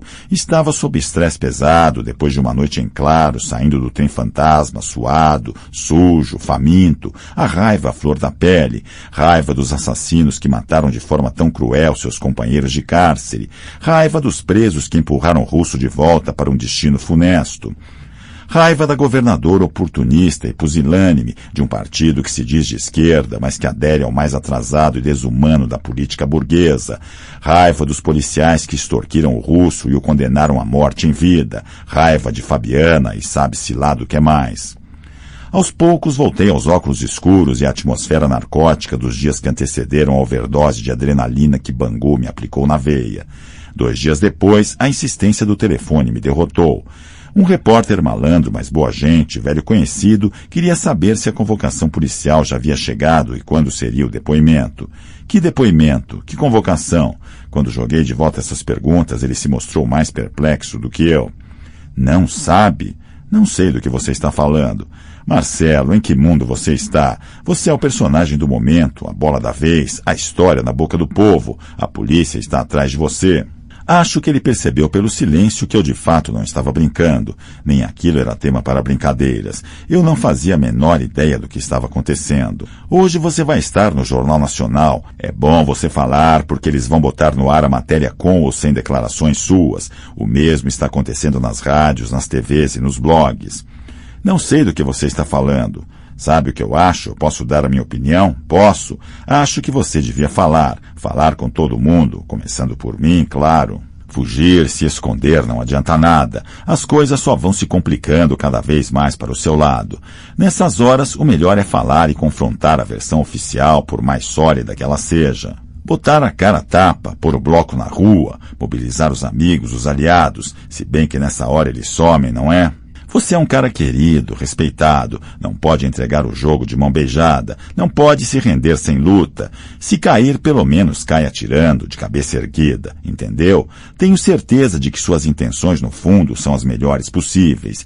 Ninguém está livre de um erro. Importante é mostrar que se você incitou a rebelião, foi porque estava com a cabeça quente, sei lá, por alguma razão qualquer, e não porque tem vínculos com o crime, está associado ao tráfico ou representa interesses escusos, políticos ou não. O silêncio se prolongava. Alô, Marcelo, você está aí? Alô? Espera, isso é sério? Porra, cara, seríssimo. Então me explica devagar, começa do começo. Chegou à imprensa a gravação de uma conversa telefônica tua. Se você quer saber, foi a Secretaria de Segurança que vazou. Do meu telefone, me grampearam autorizado pela justiça? Não sei, Marcelo. Não sei se foi legal, nem se o telefone grampeado era seu, mas a voz é sua, o jeito de falar é seu, parece você e é você. E o que é que eu falei de errado? Pô, cara, você manda um traficante botar pra fuder? Como assim? Fuder o quê? Fuder todo mundo, sei lá, a cidade, o governo, o sistema penitenciário, a justiça, a polícia, Bangu 1. Como assim fuder todo mundo? Arrebentando, explodindo, botando pra fuder mesmo. E quem diz isso é um traficante? Não, Marcelo, é você. Você diz isso para um traficante. Depois de um momento juntei as peças. Russo? Isso, eu digo ao russo. Manda ele botar pra fuder. Eu dou ordens ao chefe do Comando Vermelho, quer dizer, ao ex-chefe. Dá. Você está falando sério mesmo? Jura? Eu mando no russo? Bom, Marcelo, não sei se você manda nele, mas no telefonema gravado é o que parece. No telefonema você manda. E você tem certeza de que sou eu mandando o russo pôr fogo no circo? Isso mesmo, agora você captou. Fogo no circo. Fogo no circo? Eu digo isso? Não, Marcelo, é modo de falar. Sei. E o que mais eu mando ele fazer? Mais nada. Pelo menos na gravação é só isso. Pode ser que eles tenham mais. O boato que corre é que você estaria ligado a uma rede de jogadores de futebol e pastores evangélicos. Quer dizer, são 2 linhas de boatos diferentes. 2 linhas de boatos, e boatos têm linha e já são 2. Exatamente. Uma linha é a da rede com pastores e jogadores, e a outra liga você a um complô político, mas as 2 acabam na droga. Entendi. E o que é que você me diz? Rapaz, se as minhas falas foram grampeadas e se eu sou tão perigoso a ponto de dar ordem a traficantes, você não acha que a polícia já grampeou meus telefones? Com certeza. Então o que você quer não é uma entrevista, é um depoimento. Combinamos uma conversa em um boteco perto de casa. Eu precisava de um tempo para me refazer do susto e para me situar. Entrei na internet, dei um par de telefonemas e no meio do fogo cruzado recebi o chamado de Porto Alegre. Você sabe qual? Aproveitei para passar recados aos policiais que porventura estivessem na escuta. Eu era inocente. Aquilo era uma armação inominável. Se foi a Secretaria de Segurança que vazou, a armação veio de lá e com a chancela política do governo. Não precisei pensar nem um minuto para deduzir que a intenção era me desmoralizar e me empurrar para a defensiva. Só assim seria possível desacreditar a denúncia que eu fizera. A voz de Fabiana me deixou ainda mais desestabilizado. Eu falei com ela pensando nos policiais me ouvindo, de forma que não falei com ela, entende? Foi me dando um desespero, porque não sabia como explicar a ela porque eu falava daquele jeito, sem que os caras percebessem que eu lhe mandava um recado, ainda que isso fosse óbvio, ainda que eles certamente soubessem disso muito bem. Mas Fabiana não sabia e não tinha obrigação de saber, ainda que ela fosse bastante esperta. Talvez ela também tinha dito o que disse pensando o mesmo que eu, tramando uma armadilha para meus algozes, os arapongas. Não consigo lembrar direito o que ela disse. Já tentei, não consigo. Falou alguma coisa sobre o golpe que montaram contra mim e completou mais ou menos assim. Logo você, a pessoa mais dedicada à luta pelo Estado Democrático de Direito que já conheci na vida. Logo você, o defensor dos direitos. O cara que é tão certinho que nem se gostasse usaria drogas para não financiar o crime e a violência. Logo você, o pacifista. Coisas assim. Legal ela ter ligado, ter falado tudo isso. Mas ela falou formalmente, sabe? Com cuidado, de caso pensado, como se estivesse prestando um depoimento em uma delegacia ou respondendo a perguntas em uma entrevista ao vivo. As primeiras entrevistas que concedi, naquele momento eu até as provocava, porque senti que tinha que falar, tinha de contestar as acusações, acabaram jogando mais lenha na fogueira e aumentando a repercussão do caso. Os meios de comunicação se nutrem de polêmicas, e elas são muito mais atraentes do que acusações, ainda que estas também despertem muito interesse, sobretudo quando os personagens são como eu e Russo. Em síntese, eu deduzi que se tratava de uma escuta ilegal do celular de Sileno e que o alvo original era o Russo. Imaginei que a polícia estivesse trabalhando com a hipótese de que ele continuaria sendo uma peça importante nos esquemas do tráfico, o que significava que seus novos colegas de ONG provavelmente também estariam envolvidos, e eu entrei de gaiato. Ouvindo o celular de Sileno, garimparam ouro, a voz do próprio Russo e a minha, naquela conversa que mantivemos quando Sileno o visitou. O recorte que fizeram foi sensacional, uma edição esperta. Vou ler para você a transcrição de um site muito popular na internet. Poucos dias antes da rebelião de Bangu 1, em que foram barbaramente assassinados 4 apenados, Marcelo Freitas, professor e conhecido militante de direitos humanos, diz o seguinte ao traficante russo, preso por porte ilegal de arma depois de ter cumprido 20 anos de reclusão. Tem de arrebentar com tudo mesmo, tem de explodir toda essa merda, tem de botar fogo na cidade, tem de explodir loja, tem de matar qualquer um aleatoriamente, tem de criar um clima de terror. Eu lhe dou minha palavra de que vou fazer tudo o que puder para que isso aconteça, ouviu? Ok? Segura a onda, meu irmão, não fraqueje, estamos juntos e boa sorte. Quanto mais eu falava, pior ficava a minha situação e mais visibilidade ganhava o caso. O governo acionou sua máquina de notícias e pressões políticas. A polícia avançou feroz. Um delegado disse que recebeu pelo correio de remetente anônimo a mesma gravação que estava circulando nas redações dos jornais e antecipou que eu seria chamado a prestar esclarecimentos. Foi além. Era possível que eu viesse a ser indiciado. Claro que eu sabia que o problema estava na falta de contexto, na retirada dos trechos da sequência em que foram falados. No entanto, quanto mais eu denunciava a manipulação e a falta de contexto, mais o delegado confundia a opinião pública com provocações, críticas desqualificadoras e imprecações indignadas contra esse militante de direitos humanos que defende bandido, faz apologia ao crime, incita rebeliões, subverte a ordem e promove o terror. Reagia com irritação quando repórteres diziam que eu cobrava a falta de contexto. Que contexto? Interessa o texto? Quero saber se o que ele disse foi ele mesmo que disse ou não. Foi. A perícia mostrou que sim. Não resta a menor dúvida de que aquilo foi dito, pois aquilo tem valor em si. Quem conclama os outros a praticar atos criminosos, atos de terrorismo, é um criminoso sem escrúpulos, é cúmplice da barbárie. Quero saber o seguinte, o senhor Marcelo Freitas disse ou não disse aquelas coisas absurdas? Disse, isso basta. Vai ser indiciado e vou pedir a prisão provisória. Está provado, ele participou da rebelião que depois fingiu ajudar a controlar. Quem fez isso apronta outra. Esse homem livre é um risco para a segurança pública. Chegou o dia de prestar o depoimento formal. Uma multidão de repórteres se acotovelava diante da delegacia. Eu detestava a ideia de recorrer a um advogado, mas os meus amigos me convenceram. Fabiana não telefonou outra vez. A conversa provavelmente não tinha soado estranha só para mim. Ela enviou um e-mail conciso. Não perca a fé. A verdade vai prevalecer. Beijo, F. Um pouco formal demais para o meu gosto, para minha ansiedade, considerando-se o contexto anterior, a intimidade que compartilhávamos. De novo, o contexto. Na delegacia só falei de contexto e manipulação. O delegado queria me indiciar, mas meu advogado, velho de guerra, foi muito hábil e empurrou qualquer decisão para mais adiante.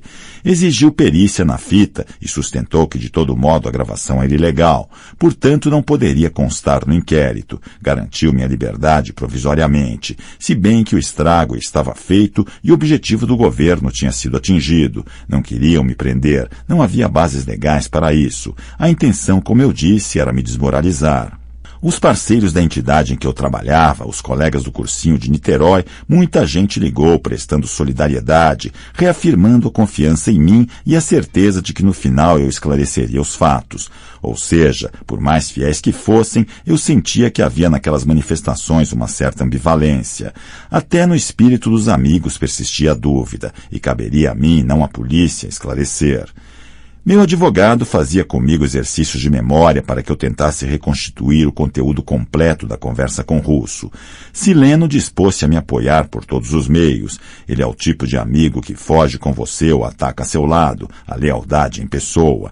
De cara feia e tudo. Grande Sileno. Prometeu reconstituir a conversa na outra ponta, ouvindo Russo. O advogado convenceu-o de que não seria uma boa ideia. Minha vida estava de pernas para o ar. Passei umas 72 horas que superaram em desgaste a noite da rebelião. Mesmo assim, não rivalizaram com a noite de Porto Alegre, porque esta se instalava ainda mais fundo em um registro quase arqueológico de minhas emoções primitivas. Paradoxalmente, a crise com Fabiana me ajudou a enfrentar com mais desapego e destemor a tentativa de assassinato moral que sofri. Explico. Desde que cheguei do Sul, uma camada de mim mesmo, aquela que a gente chama vaidade, orgulho, sei lá, tinha sido raspada. Não me pergunte por quê, não sei. O fato é que se desfez. Talvez tenha apenas perdido o sentido e a função. Por isso, a dor provocada pelo ataque da polícia, dos jornais, do governo, acabou sendo menor. É como se o ataque tivesse atingido a verdade, o senso de verdade, e agredido o nervo que me conecta à justiça, à ideia de justiça, ao sentimento de justiça. O ataque me feriu por inteiro, claro, causou tremenda indignação, mas não afetou a camada em que se concentram a vaidade, o apego, a idolatria do ego. Eu era um homem sem vaidade, convivendo com a perda mais essencial, o limite extremo, e isso que a gente chama de morte e que não é nada senão esquecimento. Nada podia ser tão importante e tão decisivo. Quem puxava as cordas era a Fabiana, a relação com ela e o que eu tinha sido naquela relação. O jogo do meu destino eu passara a jogar de modo inteiramente diferente. Não me peça para explicar. Talvez nem seja preciso. Talvez você entenda muito melhor do que eu. Talvez para você já não haja esse mistério. 4:30 da manhã. Insone, eu não adormecera antes das 3. O interfone berrou até me trazer de volta à vigília. Corri até a cozinha. Abre essa merda, porra. Sileno não estava de bom humor. Aquela hora da madrugada, uma visita era implausível. Imaginei que ele viria me resgatar antes que a polícia chegasse. Ele tinha fontes nas polícias e devia saber que o delegado tinha encontrado um jeito de justificar judicialmente a minha prisão.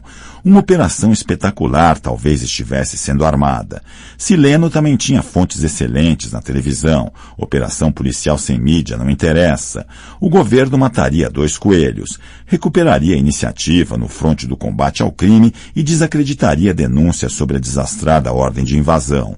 Senti um frio na barriga quando abri a porta para Sileno. Ele foi logo perguntando: onde é que está o computador? Levei-o ao quarto. Abri uma picada na bagunça de lençóis e travesseiros e jornais velhos e livros abertos e cheguei ao computador. Como é que liga esse troço? Apertei o botão. Aguardei com frieza o tempo da máquina. Sileno estava mais impaciente que eu. Não quer saber? Perguntou ele. Por que eu vim aqui essa hora? Por que é que você veio aqui essa hora? Tirou um pendrive do bolso do blusão e o enfiou na lateral do notebook. Abriu o documento, clicou e ouviu a minha voz. A pessoa, depois de sofrer uma injustiça dessas como a que você sofreu, depois de sofrer tantas humilhações, depois de testemunhar tamanho cinismo e tantos crimes cometidos pela polícia, pelos profissionais que ganham para defender a lei, a pessoa se sente impotente, revoltada e acha que tem que arrebentar com tudo mesmo, tem de explodir essa merda. Não estou dizendo que você pense assim, eu sei que não. Você tem maturidade para entender que a violência só gera violência e não leva a lugar nenhum. Mas a gente tende a admitir que, mesmo não se justificando, dá para entender que uma pessoa queira pôr fogo em tudo, que uma pessoa chegue à conclusão de que tem de botar fogo na cidade, tem de explodir loja, tem de matar qualquer um aleatoriamente, tem de criar um clima de terror. Mas é um erro, Russo. Inocentes não têm nada a ver com isso e não podem ser sacrificados. Fazer uma coisa dessa só vai piorar tudo. Só vai contribuir para que as pessoas confirmem seus preconceitos e defendam pena de morte, penas mais duras e tolerem as piores condições carcerárias do mundo. Assim não se vai a lugar nenhum.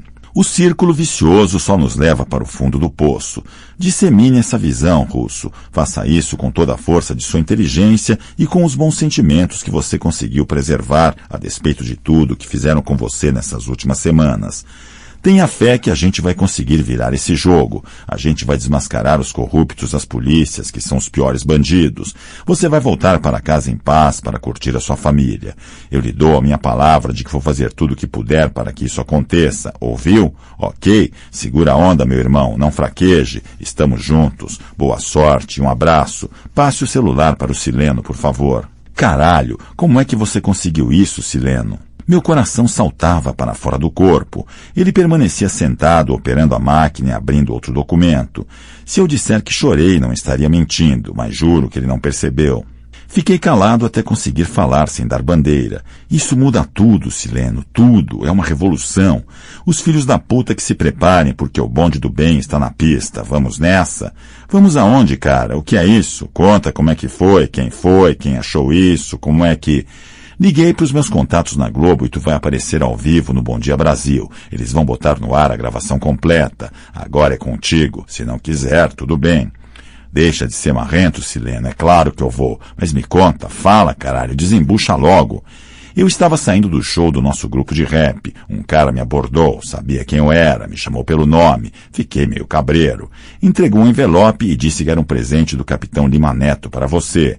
Eu ainda perturbei um pouco o cara e perguntei se eu levava jeito para pombo correio, se eu tinha pinta de carteiro ou de motoboy. Ele cortou o papo. Fica esperto aí, mané, que isso é importante pra caralho. Tu tem um tesouro nas mãos. Voltei pro clube e peguei um laptop de um menino da produção. Chega de falar. Vamos logo antes que esse teu computador velho apague o arquivo do pendrive. A produção do programa tem de ouvir a gravação, testar o áudio e escrever as legendas. Quem é Lima Neto? Tu tem espião infiltrado na PM, cara? Ele é um velho companheiro de trabalho. Companheiro de trabalho? Tu sabe o risco que ele está correndo? Isso pode encerrar com a carreira dele. É um amigo. Em certo sentido, Marcelo, não é exagero dizer que tu deve a vida a esse camarada. Eu sei, é isso mesmo. Espero que Deus me dê a oportunidade de um dia provar a ele a minha gratidão. Melhor não esperar por Deus, não, porque o cara lá de cima costuma ser muito ocupado. Sabe qual a retribuição que o capitão gostaria de receber e que tu pode dar mesmo sem ajuda divina? Qual?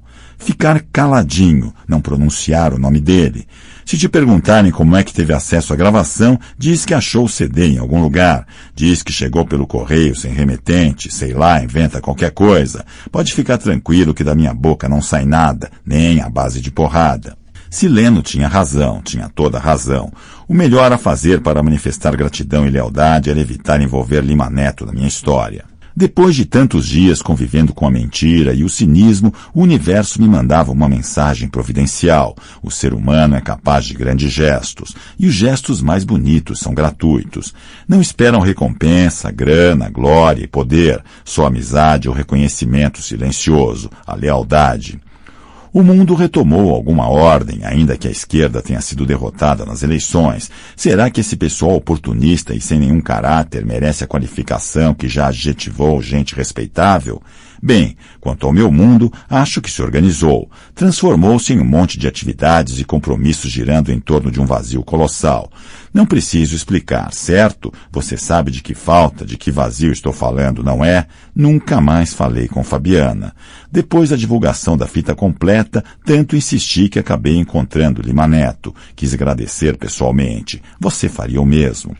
Qualquer pessoa decente sentiria a necessidade de apertar a mão de quem lhe salvou a vida. Sem exagero, foi o que ele fez. Salvou a minha vida. Nós nos encontramos na Feira de São Cristóvão, um lugar muito simpático e excelente para quem quer se misturar à multidão, mas difícil para conversar.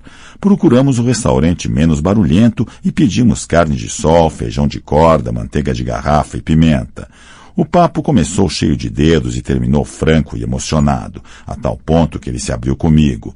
Contou o que aconteceu dentro do camburão quando o sequestrador do ônibus foi asfixiado. Não foi ele. Tentou evitar, mas tendo ocorrido, achou que devia sumir. Olha, meu amigo, e não é fácil admitir isso, mas talvez eu nunca tenha ficado tão confuso em relação a mim mesmo e meus valores quanto naquele momento escutando a história do capitão, porque me identifiquei com ele e passei a admirá-lo mais ainda. Achei de uma integridade, de uma generosidade, enfim, um ato de grandeza. Como conciliar a empatia e a admiração que sinto por ele, pelo gesto dele, com as minhas crenças? Crenças que são opiniões eventuais ou valores frouxos que a gente vai trocando conforme a estação. Minhas crenças, nem preciso dizer, você me conhece bastante. Eu dedico meu trabalho, em certo sentido, minha vida, a elas. Pensa bem. O subordinado dele matou o camarada, o que constitui um crime, e Lima Neto sabe que é um crime, sabe que está errado. No entanto, ele considera mais errado ainda não ser leal ao parceiro, sabendo que o colega mais jovem e de patente subalterna seria massacrado sem merecer. Pelo menos não merecia mais do que a massa que clamava por linchamento. Lima Neto ponderou sobre a vítima, o rapaz que já estava morto. Nada o ressuscitaria. Resolveu assumir. Agora eu lhe pergunto e me questiono. Fazendo isso, ele não avalizou a execução? Protegendo o subordinado, não foi desleal com a justiça e, portanto, com a sociedade? Fiquei tão confuso e perturbado que achei melhor simplesmente me resignar a conviver com a dubiedade. Não queria e não podia negar minha imensa empatia e admiração por Lima Neto e não conseguia negar a visão que tenho sobre a cidadania, a legalidade, a justiça e os direitos humanos. Espero que você me entenda. Não abriria meu coração nem revelaria essa fragilidade a mais ninguém. Pode saber que também admiro muito você e tenho uma dívida enorme por sua dedicação e o seu trabalho. O Rio deve muito a você. Em certo sentido, você deu parte de sua vida a uma missão que considero civilizadora. Tenho certeza de que só você, entre os meus companheiros, pode entender essa minha história. Minha vida, que já havia sido quebrada ao meio em Porto Alegre, se partiu em mais 2 pedaços que não se encaixam. Creio no que não acredito e me identifico com o que refuto. Uma puta ambiguidade. Mas acho que seria pior se, em nome da lógica, sacrificasse o sentimento ou, em nome da amizade, negasse os valores. Melhor ser sincero e verdadeiro, apesar da ambivalência e da inconsistência moral, do que jogar fora um dos lados que se chocam só para restaurar a unidade orgulhosa da minha consciência, ainda que essa unidade me ajudasse a dormir em paz. Se eu fizesse isso, estaria aqui falando com você, uma pessoa coerente e tranquila, cheia de certezas, mas falsa. Prefiro assumir esse alvoroço de contradições que sou eu. Pasta 20. Capítulo 20. O sucesso do filme e a redenção de Lima Neto. Eu disse que o extenso relato de Marcelo Freitas esclareceria muitas coisas e começaria a criar condições para que sua situação angustiante fosse entendida. Entretanto, sozinha ela não basta. Falta relatar os acontecimentos dos últimos meses que deslocaram o capitão Lima Neto para o centro do palco e terminaram por provocar a situação sem saída em que Marcelo se encontra. Eu prometi que daria ao leitor a mesma oportunidade que Marcelo me dera de conhecê-lo melhor e contextualizar os últimos atos de sua história. Ele pediu que eu o ouvisse contar sobre o que lhe havia acontecido muito antes de lhe passar pela cabeça a ideia de candidatar-se a deputado estadual. Com sua autorização, a transcrevi. O leitor pode lê-la também. Agora tenho certeza de que vai ser mais fácil compartilhar o que descobrir. Vamos deixar Marcelo um pouco de lado enquanto focalizamos outro personagem da trama, Lima Neto. Se queremos compreender a angústia do deputado, devemos dirigir nossa atenção ao policial do BOPE que salvara a vida de Marcelo. Mais ou menos na metade do percurso da CPI, um filme tornou-se conversa da cidade. Mas o assunto do país chamava-se Tropa de Elite e era protagonizado e narrado por um policial do BOPE, o Capitão Nascimento, representado pelo ator Wagner Moura, num desempenho extraordinário que encantou plateias de cinéfilos e arrebatou audiências que nunca foram ao cinema. Quem não conhece a história que vou contar deve estar imaginando que errei no tempo do verbo. Em vez de nunca foram ao cinema, deveria ter escrito nunca tinham ido, uma vez que o filme que a seduzira as teria levado, enfim, a descobrir o prazer de entrar numa sala de cinema. Não, eu não errei. O tempo do verbo está correto. Muita gente mesmo. Segundo pesquisas, cerca de 15 milhões de pessoas viram o filme, mas só 2,5 milhões em salas de cinema. Assistiu a DVDs piratas antes mesmo da estreia.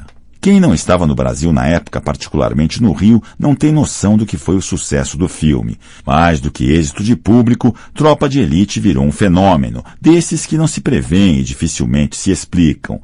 O que teria provocado uma reação assim, ecumênica, sensibilizando as plateias mais diferentes, ricos e pobres, jovens e idosos, homens e mulheres?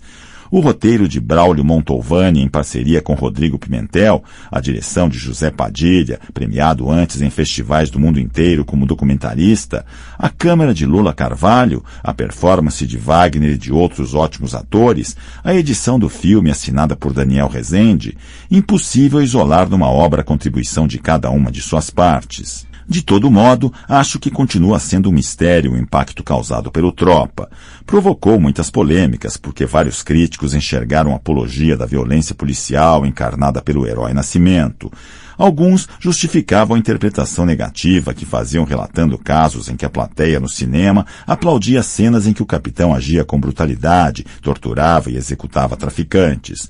Outros defendiam o filme com o argumento de que exibir um personagem, inclusive seu mundo interior, e mostrar a realidade tal como ele via, não era o mesmo que aderir a essa visão ou aos valores do personagem. Até porque o Capitão Nascimento era construído como um homem angustiado, infeliz, descrente do que fazia e incapaz de resolver o problema da segurança pública que se multiplicava enquanto ele lutava sua guerra inútil e sórdida. Para a grande massa, esse debate não interessava. O que realmente interessava, fascinava, emocionava e envolvia era o filme. Por isso, não era incomum que as pessoas assistissem várias vezes, divertindo-se sempre. Os personagens, as piadas, o vocabulário, tudo foi absorvido pela população.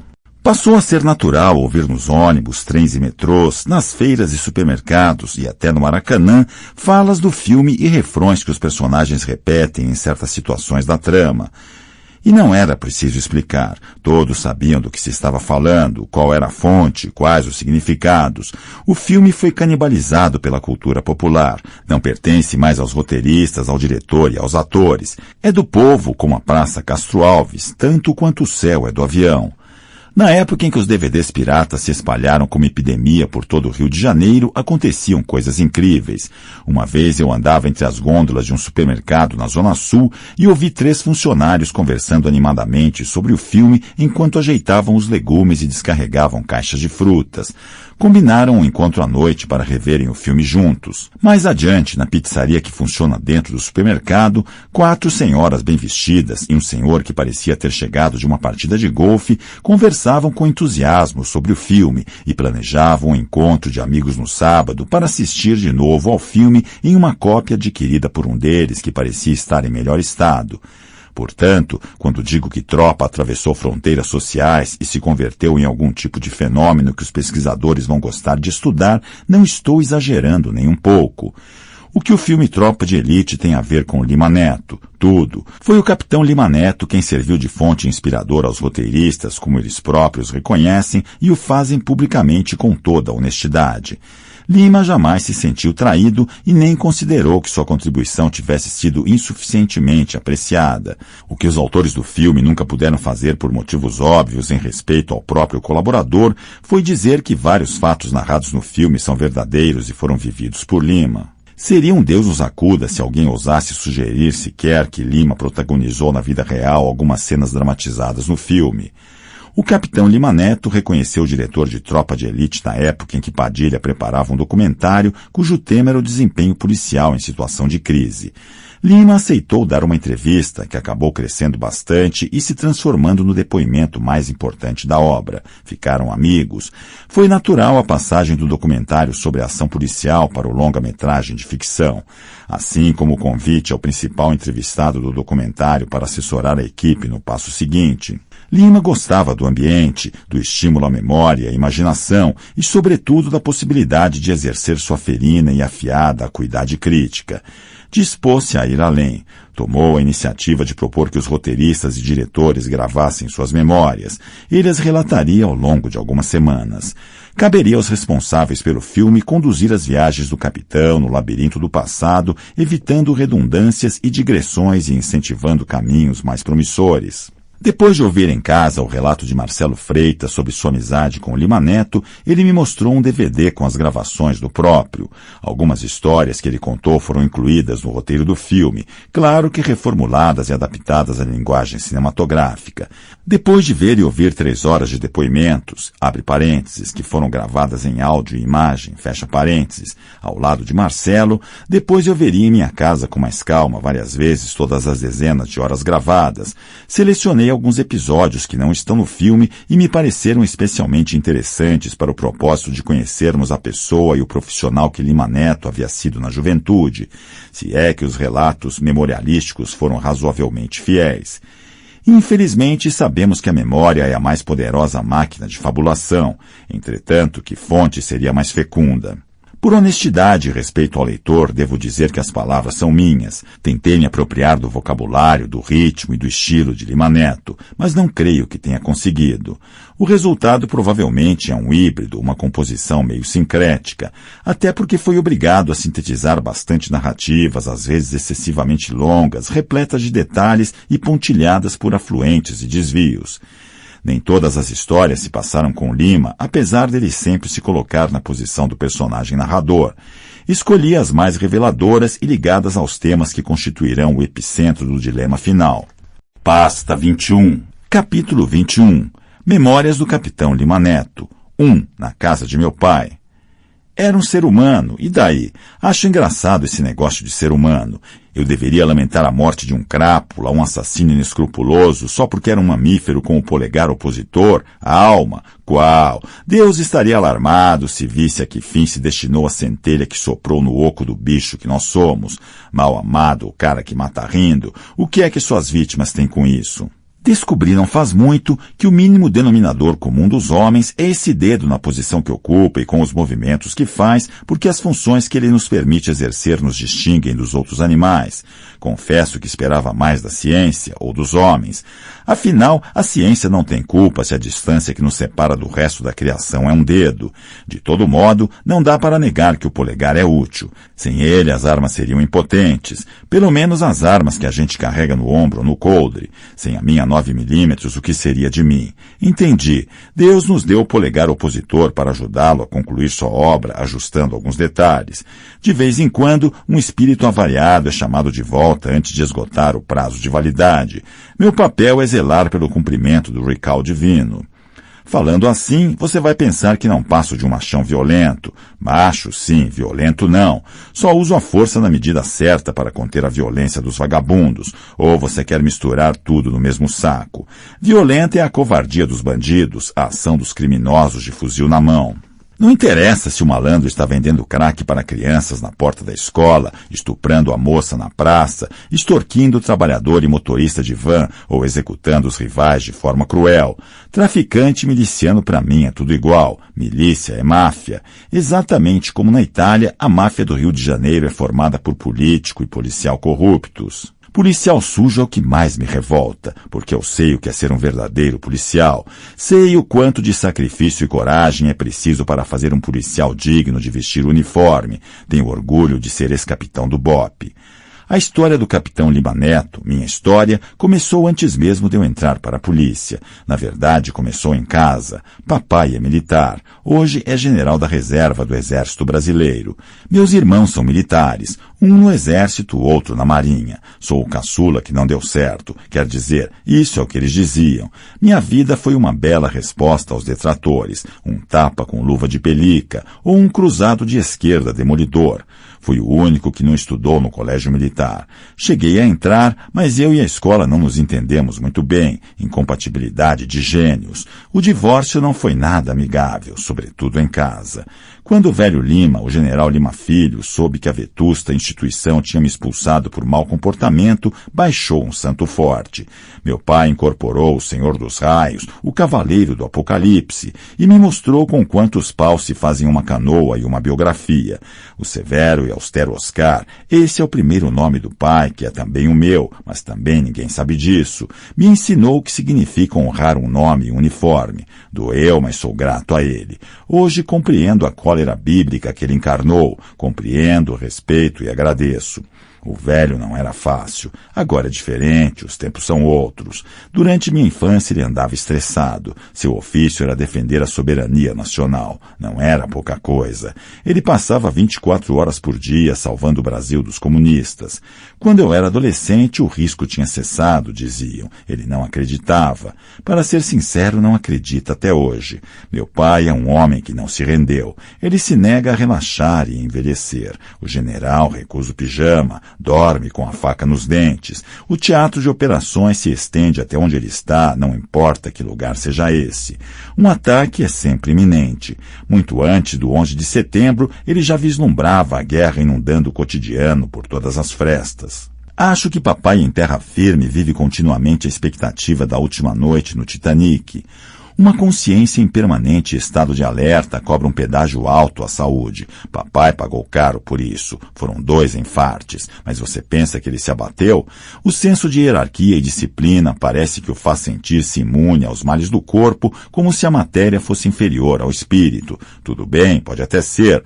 Mas quem é que vai enquadrar aquele coração safenado e informar-lhe que seu papel é submeter-se ao comando nas decisões superiores do velho Lima?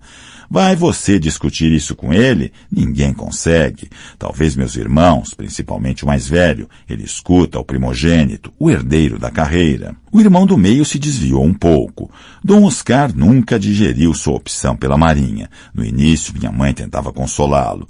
É tão bonito, Oscar. O uniforme branco é tão bonito. Foi pior. Já a polícia militar, a minha opção, bom, melhor pular essa parte. Minha história na PM não me envergonha, nem deveria envergonhar o meu pai.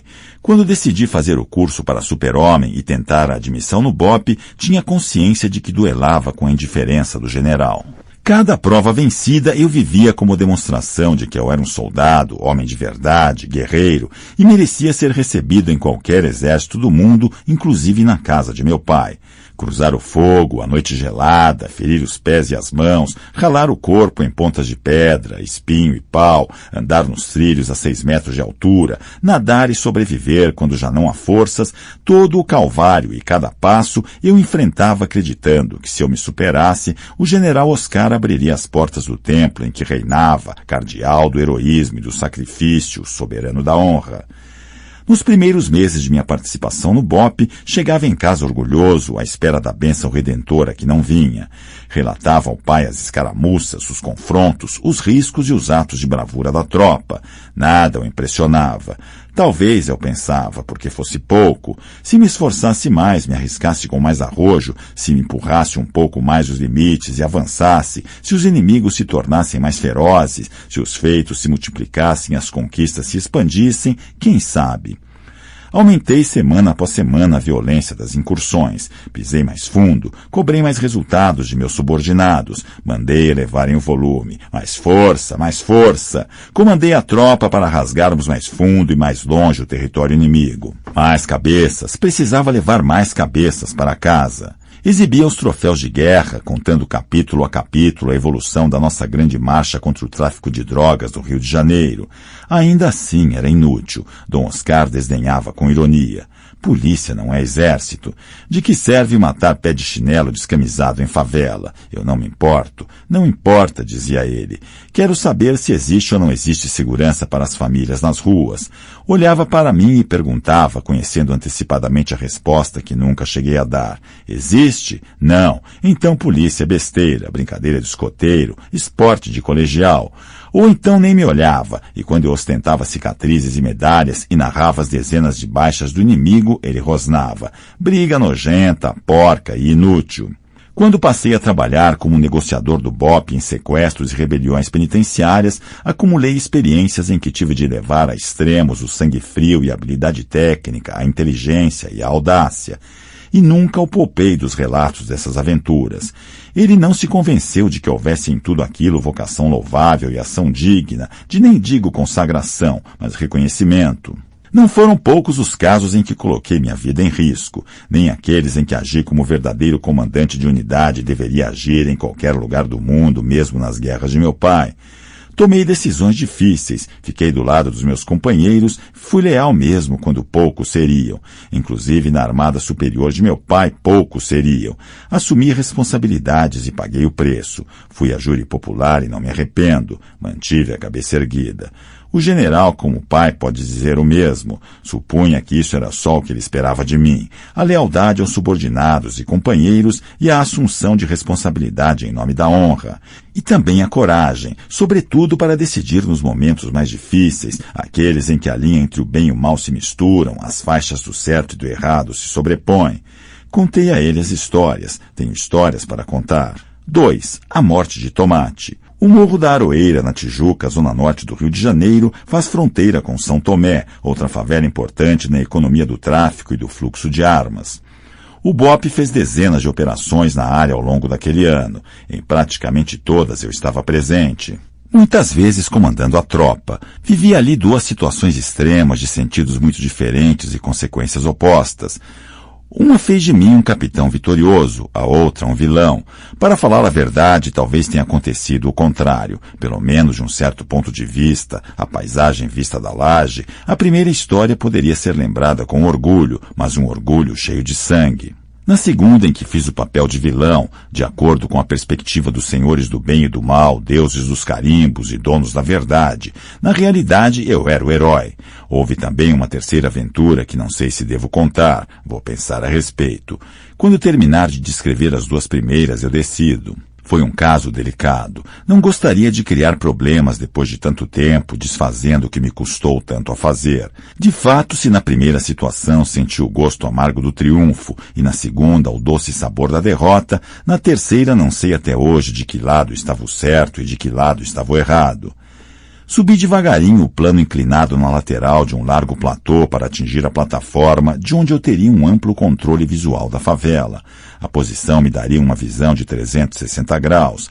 Sargento Tenório veio comigo carregando o fuzil G3 SG1 com uma excelente luneta Leopold, que aproxima em 6 vezes a imagem natural. O G3 SG1 acertava um alvo a 60 metros com precisão e se fixava em um bipé suficientemente firme. Tenório não era o sniper do grupo, mas era fiel, corajoso e disciplinado. Pau para toda a obra. Pisei nas pedras e nos galhos caídos com muito cuidado para não fazer barulho.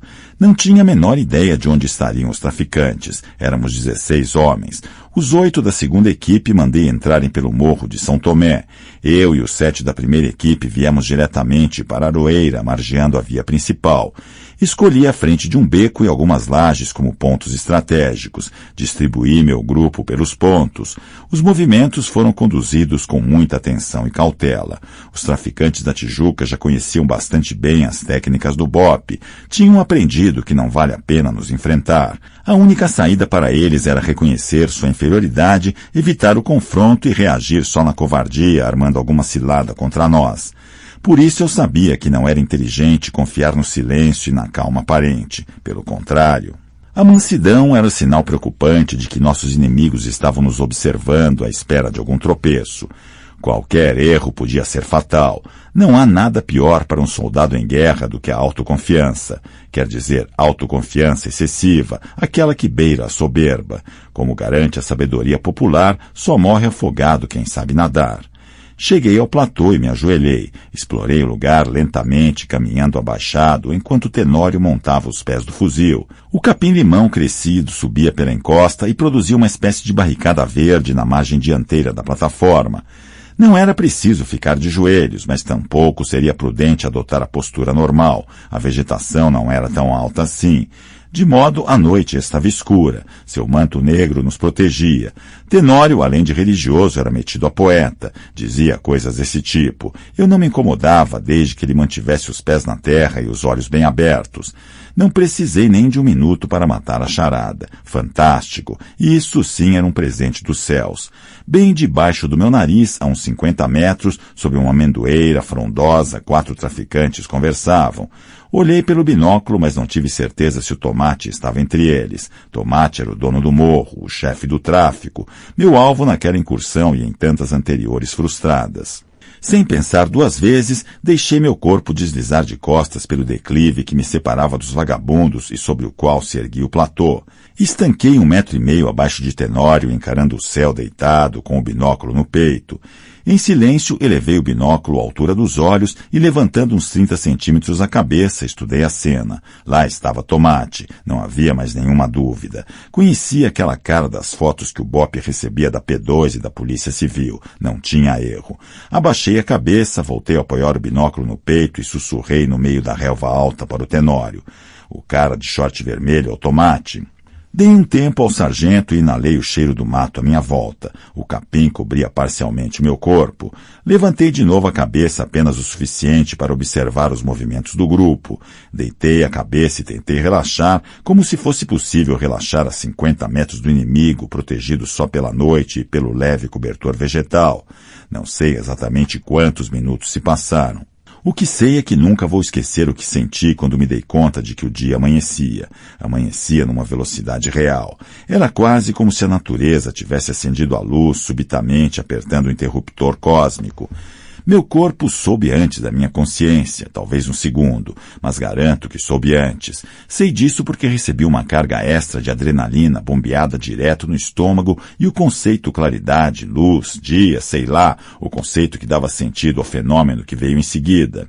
Não seria exagero dizer que o conceito foi transportado até a consciência pelo jato sucessivo de adrenalina que o metabolismo bombeava em ritmo frenético. Não estou fazendo diagnóstico médico, descrevo impressões e sentimentos. Com a luz vieram o perigo e a lucidez, o medo também, por que mentir? E aí, Tenório, porra!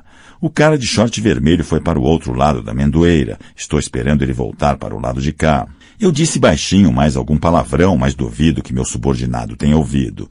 Fui obrigado a redobrar os cuidados. Parei de me mexer e de alçar a cabeça. A claridade trouxe os bandidos para perto. Uma coisa são 50 metros no meio da madrugada escura, outra ao amanhecer. Suspendi um pouco o pescoço e vi que o grupo olhava em nossa direção. Olhava fixamente, em alerta. Teriam visto o fuzil mesmo camuflado? Temi que meu corpo pudesse ser percebido na forma de mancha na relva. Um instante depois, os vagabundos começaram a atirar. O coração socava mais forte. Logo deduzi que não éramos nós os alvos, ou eles teriam nos acertado. Atiravam para a área à nossa esquerda, de onde viemos. Felizmente, meus homens eram disciplinados e cumpriam ordens, e eram preparados tecnicamente. Sabiam que quem atira a esmo é traficante e polícia convencional. Só os despreparados atiram aleatoriamente. As consequências a gente conhece. Vítimas inocentes, balas perdidas e baixa eficiência. Se minha tropa respondesse aos tiros, revelaria sua posição que permanecia ignorada pelos criminosos. Era esse o nosso triunfo. Se o grupo do Tomate não tinha identificado nossa presença, por que atirava? Muito simples. Àquela hora, 5 da manhã, o movimento da favela em um dia normal já teria começado. A partir das 5, os trabalhadores descem para o trabalho. Acontece que naquele dia ninguém descia. Por quê? Por que imobilidade? Claro que era artificial. Evidente que estava sendo provocada por algum fator externo à vida da comunidade. A conclusão era óbvia. Alguma coisa estranha estava ocorrendo no morro. Nós éramos essa coisa estranha. A explicação para o ataque sem alvo dos traficantes me acalmou por alguns segundos, mas não era motivo para tranquilizar quem estava deitado de costas na terra, na iminência de virar foco da mira de armas inimigas. Eles continuavam estranhando o silêncio, a imobilidade. Percebi com um leve alçar do pescoço que davam alguns passos cautelosos em nossa direção, os fuzis já nas mãos. Eu não queria transmitir insegurança ao Tenório. Ele não era experiente, não era um sniper, tinha tudo para tremer. Usei a voz mais calma disponível no meu repertório. Consegue ver? Tenório apertava o olho direito na luneta. Achou? Ele finalmente respondeu. Está no retículo. Retículo é aquela cruzinha que focaliza o alvo e calcula para o sniper a trajetória do tiro. Se eu mandasse ele atirar e ele errasse, eu estaria liquidado. Não foi bem essa palavra que me veio à mente. Na hora, falei fudido, ou melhor, pensei. O jeito era dividir com o Tenório a decisão. Eu só daria a ordem se ele estivesse se sentindo seguro. Perguntei se ele achava que poderia fazer o tiro. Positivo, capitão. De short vermelho? De short vermelho. Dá para fazer? Positivo, está bem no retículo. Então faz. O bando dispersou no instante em que Tomate foi atingido. Cada um correu em uma direção.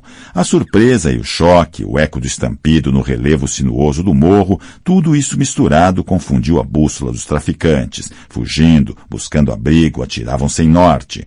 A quantidade de sangue ao redor de Tomate formava um círculo cujo diâmetro não cessava de crescer. Não sei o que fiz para ficar de pé tão rápido. Quando dei por mim, estava acelerado, descendo, a pistola apontada para o dono do morro, que ameaçava atirar, mas não conseguia manter o equilíbrio nem fixar a mira.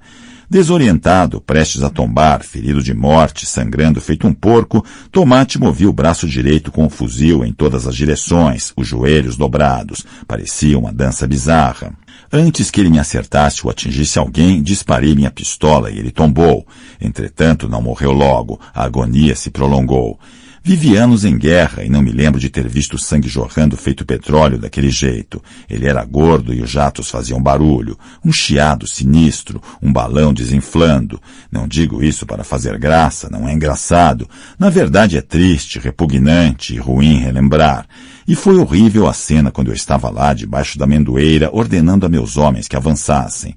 Tomate era o meu troféu. A missão era matá-lo. Dezenas de vezes muitos de nós tentamos em vão. O homem era o diabo. Mesmo assim, vitorioso, acompanhando sua passagem borbulhante e penosa para o inferno, eu não me sentia feliz e nem gratificado. Os soldados comemoraram. Meu superior me fez um elogio público. O BOPE foi celebrado em prosa e verso por mais aquela conquista. Mas eu me sentia oco, vazio como a carcaça ressecada do dono do morro. Um fato envenenou minha vaidade e o sentimento de realização. Quando parei diante de Tomate agonizante, enquanto contemplava a vida em fuga, o sangue revirando o corpo pelo avesso, uma criança de cima de uma laje próxima gritou. Não gosto de recordar o grito e a voz da criança, mas a memória tem autonomia e goza do direito de ir e vir. O que fazer? Ele gritava, meu pai, e me chamava de assassino. 3. A noite em que roubei R$70 mil. No Morro de São Pedro, de novo na Tijuca, fiz uma prisão espetacular. Interessante. Agora me ocorre dizer que ela foi muito bonita. Mas reconheço que é estranho atribuir um valor estético à captura de um traficante, por mais violento e nefasto que ele seja. Aliás, esses adjetivos não colaboram para embelezar substantivo nenhum, verbo nenhum. Portanto, admito que é impróprio considerar bela aquela ação policial sob meu comando, independentemente da periculosidade do meliante que foi detido ou do modus operandi. Aliás, engraçado, a expressão latina que nós policiais empregamos e os advogados também serve para descrever a dinâmica do crime, o método de um bandido. Estou me dispersando. O que importa é expor meu sentimento. Para mim, aquela prisão foi linda. Uma jogada de futebol não tem sua beleza? Estratégias de enxadristas não são chamadas belas? Uma demonstração algébrica, um cálculo matemático não podem ser considerados bonitos? Então, por que uma prisão tem de ser apenas eficiente, justa ou legal? Para mim pode ser bela também. Insisto nesse ponto porque naquele caso usei o melhor que tinha na mente e nos músculos, o mais eficaz no plano físico da força e o mais astucioso na esfera da psicologia, da performance teatral e da argumentação. Como de hábito, dividi minhas equipes em 2 colunas de 8 homens cada. Minhas é modo de dizer, porque só me identificava com uma delas, ainda que naquela oportunidade me coubesse comandar as 2. Com a outra não tinha intimidade, aliás, nem afinidade. Das razões eu nem me lembro, mas tinham a ver com a imagem do grupo entre os oficiais. No BOP, nós oficiais, tenentes, capitães e majores, nem incluo os coronéis e tenentes-coronéis que constituem um caso à parte, classificamos as coisas e os seres de acordo com os lugares a que pertencem segundo a nossa avaliação. Altares, gavetas, cofres e latrinas. Não preciso explicar. Talvez 2 categorias sejam obscuras para o leigo. Então vá lá. Gavetas guardam o que não tem destino certo e definitivo. As coisas e os seres que aguardam nosso pronunciamento final. Aquele soldado que a gente ainda não sabe se é covarde ou atrapalhado. O superior que não dá para saber se é rigoroso ou oportunista e politiqueiro. O pacote turístico que talvez seja uma furada, mas que talvez seja uma pechincha imperdível. Cofre é tudo aquilo que não convém vir a público, nem mesmo entre familiares e amigos, muito menos deve chegar ao conhecimento dos coronéis. A segunda equipe era um misto de latrina e gaveta, e esse parecer era cofre. Se não fosse cofre, se não fosse mantido em sigilo, seria inviável abrir a gaveta, examinar os casos e separar o joio do trigo. O que, aliás, nós, os tenentes e capitães e majores, pretendíamos fazer o mais rápido possível, porque não estávamos dispostos a conviver com latrina no BOP. Já não bastavam os convencionais mergulhados até o pescoço no esgoto? Ressalvo as exceções de praxe para evitar injustiças e não aumentar meu círculo de inimigos, que não é pequeno. Mandei a segunda equipe invadir o morro por baixo, subindo pelas vias usuais, com o ponta puxando o grupo esquina a esquina, beco a beco. Subi pela mata até o alto do morro de São Pedro com meu grupo. Quem lê a frase anterior imagina que não é nada demais subir o morro São Pedro pela mata. Engano. Subir pela mata é uma aventura quase sobre-humana. Por conta da inclinação é quase uma escalada. Os obstáculos naturais são inúmeros. E tudo se complica em função da impossibilidade de recorrer a meios que facilitariam nossa evolução, mas chamariam a atenção. Por isso, começamos a incursão na véspera. Dormimos acampados, atingimos o topo ainda em plena mata no fim da tarde. Descansamos, preparando-nos para executar a missão no começo da madrugada, no mesmo momento em que a segunda equipe subiria a favela pela frente. A inteligência nos informará que Osmar, o dono do morro, costumava se refugiar no alto da mata, onde chegava por uma trilha a que poucos tinham acesso. O plano era pressioná-lo de baixo para cima e forçá-lo a sair pela trilha, que já estaria sob nosso controle. Ali o apanharíamos vivo ou morto. Uma tática tão velha quanto a guerra, mas ainda eficaz. Contávamos com sua experiência. Ou seja, supunhamos que ele não fosse um acelerado, um aventureiro inconsequente disposto a encarar a tropa do BOP. Imaginávamos que ele recuaria, mesmo que isso lhe custasse alguns homens, armas e drogas. A posição que ele ocupava em sua facção criminosa não autorizava irresponsabilidades. Osmar era importante demais para cair nas mãos da polícia. Muitos negócios de interesses de líderes criminosos presos dependiam dele. Em resumo, se não fosse por egoísmo, seria pelo compromisso com a facção.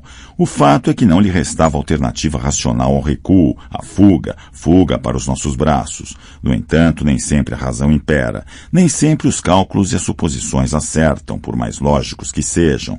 Existem outros fatores que algumas vezes interferem e mudam inteiramente o quadro. Por exemplo, o orgulho de um sujeito, sua vaidade diante dos subordinados, ou até mesmo o senso de lealdade com seus soldados. Pois foi o que aconteceu.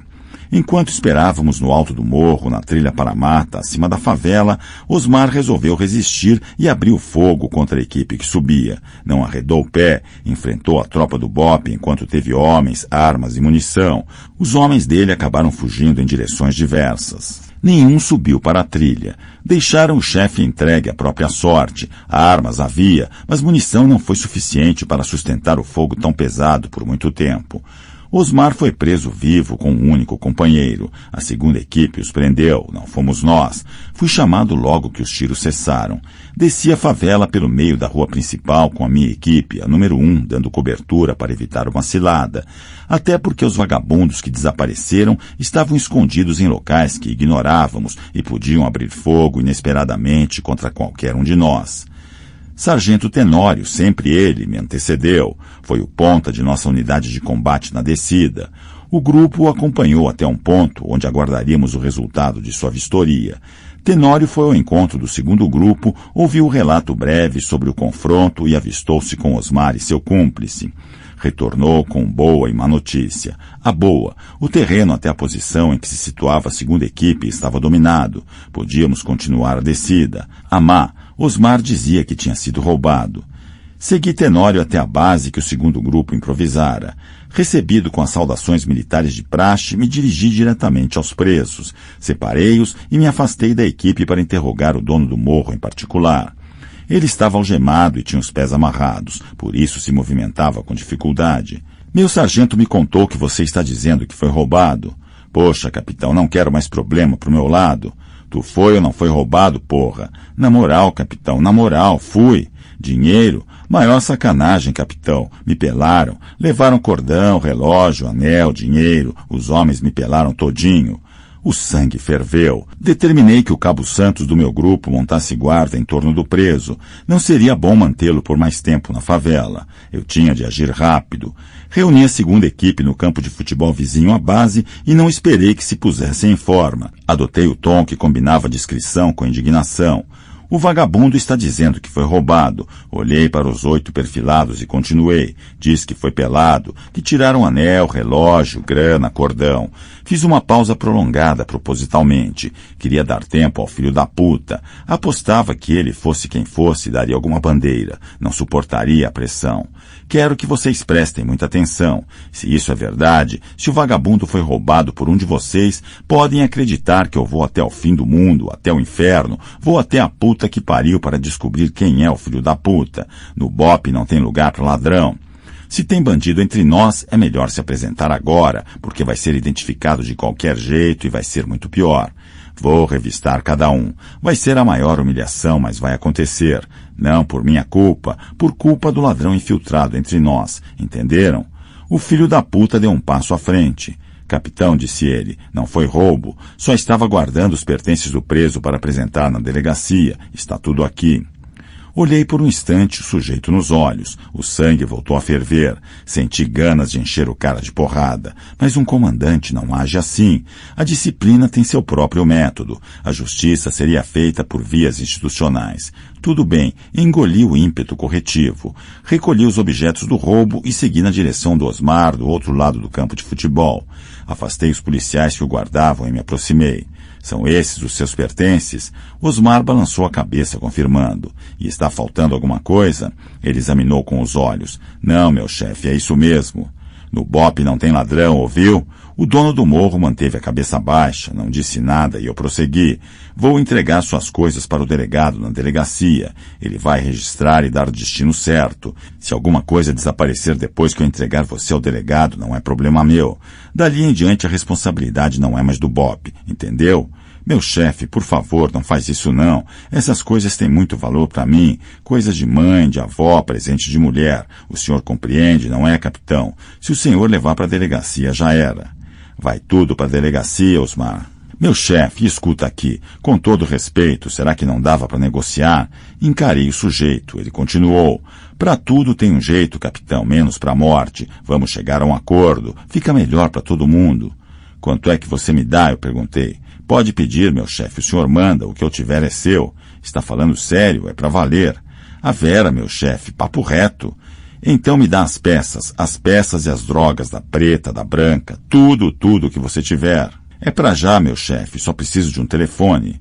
Claro que não dei o meu celular. Chamei um dos meus homens e pedi o celular que tinha sido apreendido com o vagabundo. Passei ao Osmar e ele mandou desenterrarem as armas e trazerem o estoque de drogas que tinham acumulado para vender na boca. Menos de meia hora depois, vieram algumas mulheres com 6 fuzis embrulhados e alguns quilos de maconha e cocaína. Ordenei ao soldado motorista que já me aguardava com a viatura naquele posto intermediário da favela que se aproximasse de ré e abrisse a caçamba. Determinei às moças que depositassem os pacotes na viatura. Ouvi a voz de Osmar. Pronto, capitão, está tudo aí. Estendeu os braços para eu abrir as algemas. Segurei seus pulsos unidos pelo aço e puxei em direção à viatura. Meu chefe, o que é isso? Acordo é acordo. Eu cumpri a minha parte, disse ele. As mulheres começaram a gritar. Eu disse bem alto. Você está maluco? Está louco? Você acha mesmo que vai negociar com o capitão do BOPE? O volume dos gritos aumentou e explodiu a revolta das amigas e parentes de Osmar. O senhor disse que era papo reto. Não uso vocabulário de traficante, rapaz. Cabo, chamei. Leva o preso para a viatura e vamos embora. As moças me insultavam, inverteram-se as posições. O desonesto era eu, o trapaceiro eu. Encarei a mulherada feroz. Acho que vou ter de levar mais gente para a delegacia. A ameaça fez efeito. Osmar gritou para as mulheres, interrompendo o coro indignado. Mandou que elas calassem a boca. Tinha consciência de que comigo não tinha mais papo. Sabia com quem estava falando. As duas equipes saíram juntas da favela. Dispensei a maioria dos homens que estavam sob meu comando e levei só um pequeno grupo comigo para a delegacia. No caminho decidi mudar o rumo. Temi a polícia civil, os delegados, a conversa mole, os padrões de comportamentos moles, os valores flexíveis demais para o meu gosto. Claro que tem delegado sério, é óbvio. Alguns seriam até bem-vindos ao BOPE, gente de primeira. Mas tem cada um. Como não sou chegado à loteria, eu preferi não arriscar. Com a lábia, o renome e o poder de mobilização do Osmar, mobilização de apoios implicava a capacidade de levantar grana, qualquer vacilo seria fatal. Vacilo ético, quero dizer. Uma queda para a desonestidade por parte do delegado, uma leve queda, abriria as comportas para a passagem de muito dinheiro e, consequentemente, para um acordo nojento que livraria Osmar da cana. Resolvi levar o preso para a Polícia Federal. Não é que lá só tenha anjo, longe disso. Quem não se lembra do roubo de cocaína que aconteceu dentro da superintendência no Rio? Mesmo assim é diferente. No Rio, entre agentes e delegados, são bem menos de 1.000. Na Polícia Civil são mais de 10.000. Nos grupos menores, a informação vaza mais fácil e rápido. O escândalo é maior. O controle é mais eficiente. O compromisso corporativo menor, porque as redes de lealdade são mais fragmentárias. O que se tem a perder na PF é mais valioso porque seus padrões salariais são incomparáveis. A distância entre a direção geral em Brasília e as superintendências estaduais é maior do que aquela que separa o chefe da Polícia Civil de seus subordinados. Este sabe que vai voltar em breve para o convívio dos pares. De Brasília, o diretor-geral tem muito mais opções em seu retorno à planície, entre elas pular de sua instituição para uma Secretaria Estadual de Segurança e daí para a Câmara Federal, tripulando os votos produzidos pela visibilidade midiática, as operações espetaculares, os apoios das milícias e pelo dinheiro arrecadado junto ao bicho e as maquininhas de azar, por exemplo. Liguei para meu superior comunicando o destino do preso, que se justificava na medida em que o porte ilegal de armas e tráfico de drogas ilícitas podem ser classificados como crimes federais. Ninguém sabia de minha decisão, além do motorista ao meu lado e do coronel, o comandante do BOPE. Mesmo assim, surpreendentemente, o advogado de Osmar já nos esperava quando chegamos à superintendência da PF, na Praça Mauá. Nunca esclareci o mistério. No final dos procedimentos formais, antes de sair, perguntei ao advogado, diante do delegado da PF, se faltava alguma coisa entre os pertences do preso. Ele disse que não. Fiz questão de perguntar se seu cliente tinha alguma queixa contra os policiais do BOPE. Não, nenhuma queixa. Quis saber se Osmar tinha sido bem tratado nos termos da lei. Sim, foi bem tratado, atestou o advogado nos marcos da legalidade. Nenhum problema, portanto, missão cumprida. Um revés rolou a ladeira até meu barraco meses depois da bela prisão de Osmar. Uma captura bonita porque custou muito trabalho preparatório, de inteligência, planejamento. Exigiu execução precisa, sacrifício físico, escalada, acampamento, uma noite na mata, o cerco em pinça vertical e uma astúcia para extrair do vagabundo a entrega do que lhe restava no paiol. O coronel que comandava o BOPE na ocasião me chamou ao seu gabinete para informar que estava sendo aberto um procedimento investigativo contra mim com a finalidade de apurar uma denúncia. Chama-se IPM, Inquérito Policial Militar. Denúncia? Denúncia, sim. Como assim, coronel? Roubo de R$70 mil. Roubo? R$70 mil? Nessas horas, o que vem à cabeça? Algum criminoso armou uma calúnia qualquer pelo disque denúncia para me afastar da linha de frente, porque sabe que sou osso duro de roer, ou fez isso por vingança. Tudo bem, saí na urina. Se o canalha pensa que vai me abalar, se acha que pode atingir minha biografia na Polícia Militar, no BOPE, estava completamente enganado. Seria a palavra de um marginal, provavelmente anônimo, contra 15 anos de serviços prestados com honra e bravura. Minha ficha era limpa e meu nome, modéstia à parte. Bem, meu nome, não vou dizer que era uma lenda, porque não era, mas entre os que me conheciam era sim uma lenda. Alguém apostaria no marginal? Pois ganhou quem pôs as fichas na zebra. Enganado estava eu. De início não parecia nada grave, nem levei a sério. Aos poucos vieram à tona dados preocupantes. A fonte da denúncia não era anônima nem ligada à bandidagem, ainda que óbvio tampouco pertencesse à categoria dos homens de bem. Um dos membros da segunda equipe se vingava da humilhação a que eu submetera o grupo durante a prisão de Osmar. Provavelmente o filho da puta que roubara os pertences pessoais do preso. Com certeza fazia isso para se defender antecipadamente da acusação que eu faria contra ele. Acusação que ele temia que eu fizesse, mas que eu decidira não fazer. Não me pergunte por quê, não sei a resposta, sei que já é tarde para pensar nisso. Pareceria desculpa esfarrapada e desleal. Antes daquele comunicado do coronel sobre a acusação contra mim, hesitei um bom tempo, imaginando que talvez fosse melhor dar uma outra oportunidade ao rapaz, ponderando que se ele reincidisse, seu comportamento acabaria sendo notado e o conjunto probatório, ganhando mais substância, o condenaria definitiva e irremediavelmente. Erro meu, não se fere um animal selvagem. Mate-o ou não lhe faça mal. Se você ferir e ele sobreviver, não durma ao seu lado. Aprendi essa lição do jeito mais sangrento, despertado do sono idiota nas garras e nos dentes da fera. O inquérito avançou e passou a me preocupar. Entretanto, jamais cogitei a hipótese de ser condenado. Por um motivo primário, não havia prova, nem mesmo materialidade. Esse dinheiro para entrar na minha conta ou no meu bolso teria de sair de algum lugar e ser guardado ou gasto de alguma forma. De onde teria vindo? De Osmar? Mas eu o levei preso. Eu teria lhe pedido dinheiro, além de armas e drogas, e teria ficado com a grana? Por que ele não denunciou? O que foi feito dos 70 mil, se eu continuava morando no mesmo apartamento modesto de sempre, se meu carro era o mesmo velho Chevette, se a pequena movimentação bancária nunca sofreu qualquer mudança, se eu tinha todos os depoimentos de minha equipe e de meus superiores a meu favor. Mesmo assim, apesar de tudo e contra toda evidência, contrariando o bom senso e as avaliações minimamente racionais, na contramão dos princípios mais elementares do Estado Democrático de Direito, rasgando a Constituição Federal, o IPM concluiu pela conveniência de minha punição para que uma denúncia contra um policial não passasse em branco, para que a lição servisse aos que ousassem transgredir no futuro os valores militares de propriedade, etc. Fiquei 60 dias preso no quartel da PM, que abriga os profissionais em cumprimento de sentença militar privativa de liberdade. Na folha de antecedentes está lá a marca, a mancha, a gota de sangue que mais me doeu em toda a vida. Nascia ali minha vontade de mandar a polícia à merda. Compreendi que o policial não é cidadão, nem isso ele é. Ele ou ela, tanto faz, não passa de um joguete que os políticos manipulam para divertir a sociedade. Divertir? Por outro lado, não posso negar que o diabo está conosco. Em certo sentido, o diabo somos nós também. Não basta posar de vítima e apontar o dedo para os oportunistas da política, fingindo que o filho da puta que me delatou não está em nossas fileiras. Está, e bem próximo, é um de nós, está dentro do batalhão de operações policiais especiais. É hora de aposentar ilusões e me acostumar a essa ideia. A fonte do mal está em nós, ainda que haja tanto demônio solto por aí, originário das mais diversas fontes, a começar pela Igreja Romana, que não é exatamente um viveiro de anjos. 4. Lealdade a quê e a quem? Decidi, vou contar a terceira história.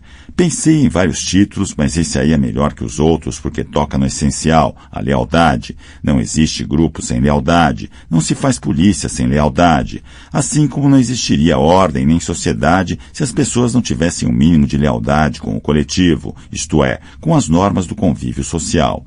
O problema é que nem sempre uma linha de lealdade se harmoniza com as outras. Às vezes se emaranha numa teia complicada, cada uma puxando para um lado até arrebentar o nó. Esse tipo de nó não desata. O fio não resiste à pressão das forças opostas e rompe. Quando isso acontece, o destino dá um nó, a gente tem de escolher um lado. Quer dizer, tem de optar por uma entre as lealdades em conflito. A favela do Boqueirão é mais do que um núcleo residencial que os pesquisadores, com aquele palavreado pernóstico e horroroso, chamam de subnormal. Uma vez ouvi um morador da favela comentar a entrevista com o professor que falava nessa linguagem subcomunicativa e subrespeitosa. Posso resumir dizendo que o morador foi super expressivo e super passional e até mesmo super hostil. Portanto, quando eu visitava a favela, escolhia bem as palavras. Preferia a palavra comunidade para designar o grupo de residentes naquele bairro popular. Bastava a raiva que a população tinha da polícia. Não era preciso incrementar o ressentimento abusando do vocabulário.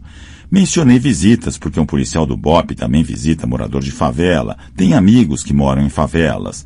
Claro que isso foi ficando cada vez mais complicado e perigoso para todos os lados envolvidos, inclusive e sobretudo para o anfitrião, à medida que o tráfico foi ocupando as regiões populares e impondo seu domínio violento sobre os territórios e seus habitantes.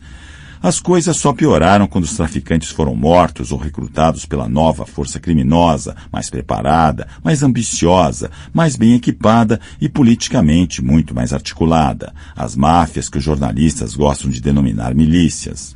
Mas é evidente que enquanto as visitas amenas e amistosas rareavam, a barra pesava e as incursões bélicas aumentavam. Aos poucos passei a fazer menos visitas e a substituir por operações de guerra. Uma favela que a gente visita é um espaço social como outro qualquer, ainda que dotado de características próprias. Afinal, rico ou pobre, todo lugar tem suas regras, seu código, seu estilo e até seu ritmo. Esse tipo de coisa a gente aprende por osmose, sem perceber. De tanto frequentar, passar a esperar, antecipar e reproduzir o tom, o som e o cheiro e a musicalidade do local. É assim que acontece nos prédios luxuosos do Leblon e no Morro do Boqueirão.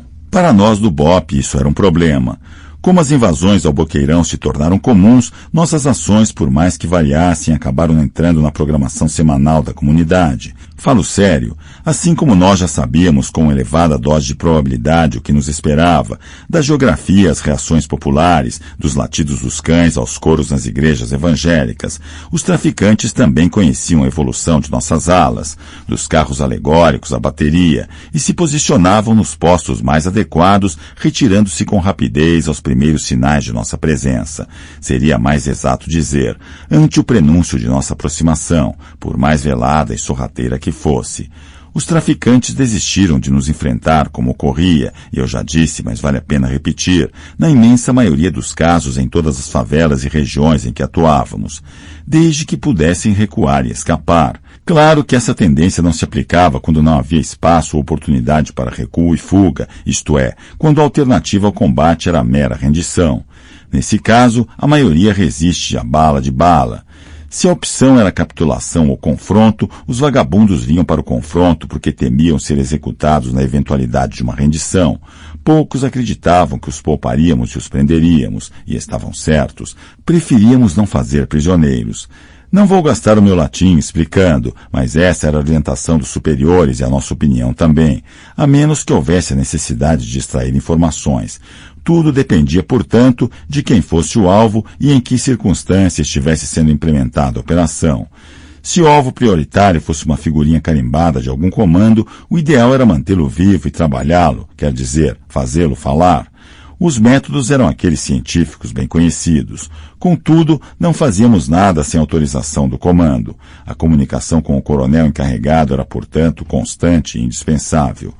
Interessante o fato de que minhas histórias, as histórias do BOPE, não incluem milicianos como alvos. Isso reflete o período em que ocorreram as situações que narro, segunda metade dos anos 1990, mas também essa curiosa realidade. Até hoje o BOPE não reconhece os milicianos como os maiores inimigos, salvo excepcionalmente. Volto ao Boqueirão. Mais do que seus comparsas de outras favelas, os traficantes daquele morro nos conheciam e justamente por esse motivo nos temiam mais do que os outros. Esse contexto dificultava demais o nosso trabalho. Além de tudo, o Boqueirão é uma área enorme, parece um arquipélago de áreas habitáveis cercadas de matas, encostas e pedras por todos os lados. Tinha se tornado quase impossível surpreender os traficantes e aproximar-se deles. O único jeito que nos restava era arriscado, ainda que factível, considerando-se a qualidade de nosso sniper, um ataque à distância, a longa distância. Era mais ou menos 1 da manhã quando invadimos a favela na tal operação sinistra que hesitei em contar. Com 8 homens sob meu comando, corri no primeiro trecho, caminhei na plataforma central da comunidade e subi mais um pouco até uma espécie de alça de pedra, de onde se tinha excelente visão do morro. A uns 150 metros, vimos um grupo armado e imóvel. Não sei se jogavam cartas, conversavam ou separavam e embrulhavam droga. Não dava para ter certeza. Sem dúvida eram traficantes. Era possível divisar as armas sem chance de erro. Um cabo e um soldado tinham me ajudado a fixar o tripé do fuzil. O cabo Meireles era nosso sniper. Os outros soldados nos davam cobertura. Meireles se preparou para os tiros. Disse a ele que estava autorizado a atirar assim que tivesse alguém no retículo. Meticuloso e paciente como ele era, demorava na espera do momento perfeito. Nesse instante, o sargento Prata quebrou nossa concentração. Ele estava um pouco abaixo de nós. De onde ele estava, a visão do conjunto era inferior à nossa, mas era muito melhor para observar o platô situado abaixo da pedra em que fixamos o fuzil do sniper. Capitão, um vagabundo circulando sozinho. É um teco só. Posso? Tem certeza? Absoluta. O cara está armado? Armadíssimo. Tem risco de acertar algum morador se você errar? Nenhum, capitão. O camarada está vagando sozinho. Uma alma penada pedindo para a gente apressar seu encontro com o Criador. Mamão com açúcar, capitão. Não faz o tiro não, Prata. Sinto o cheiro de merda no ar. O Meireles vai aí dar uma olhada com a luneta. Vamos trabalhar direito. Capitão, o cara está dando a maior bobeira. Ele parece perdido. Deve estar drogado pra cacete. Tiro e queda, capitão. Meireles, que mirava o outro lado do morro, sussurrou que estava selecionando o alvo, tentando descobrir quem aparentemente era o chefe do grupo. Às vezes era fácil identificar, às vezes só adivinhando. Se ele tivesse calma, acabaria escolhendo o alvo ideal. Claro que haveria tempo para matar pelo menos uns 2 ou 3 traficantes, mas se começasse com o chefe seria um gol de placa. Prata voltou à carga. Um teco só, capitão. Esquece, Prata. Você vai acabar alertando os outros e dispersando o grupo que está na nossa mão. O estampido de início me confundiu. É evidente que percebi que o disparo não tinha saído do fuzil do Meireles, mas não podia imaginar que fosse o tiro do Prata. Eu tinha vetado o tiro. Cheguei a supor que estivéssemos sob ataque de um inimigo situado próximo de nós. Não seria possível. Onde ele poderia estar? Era do Prata?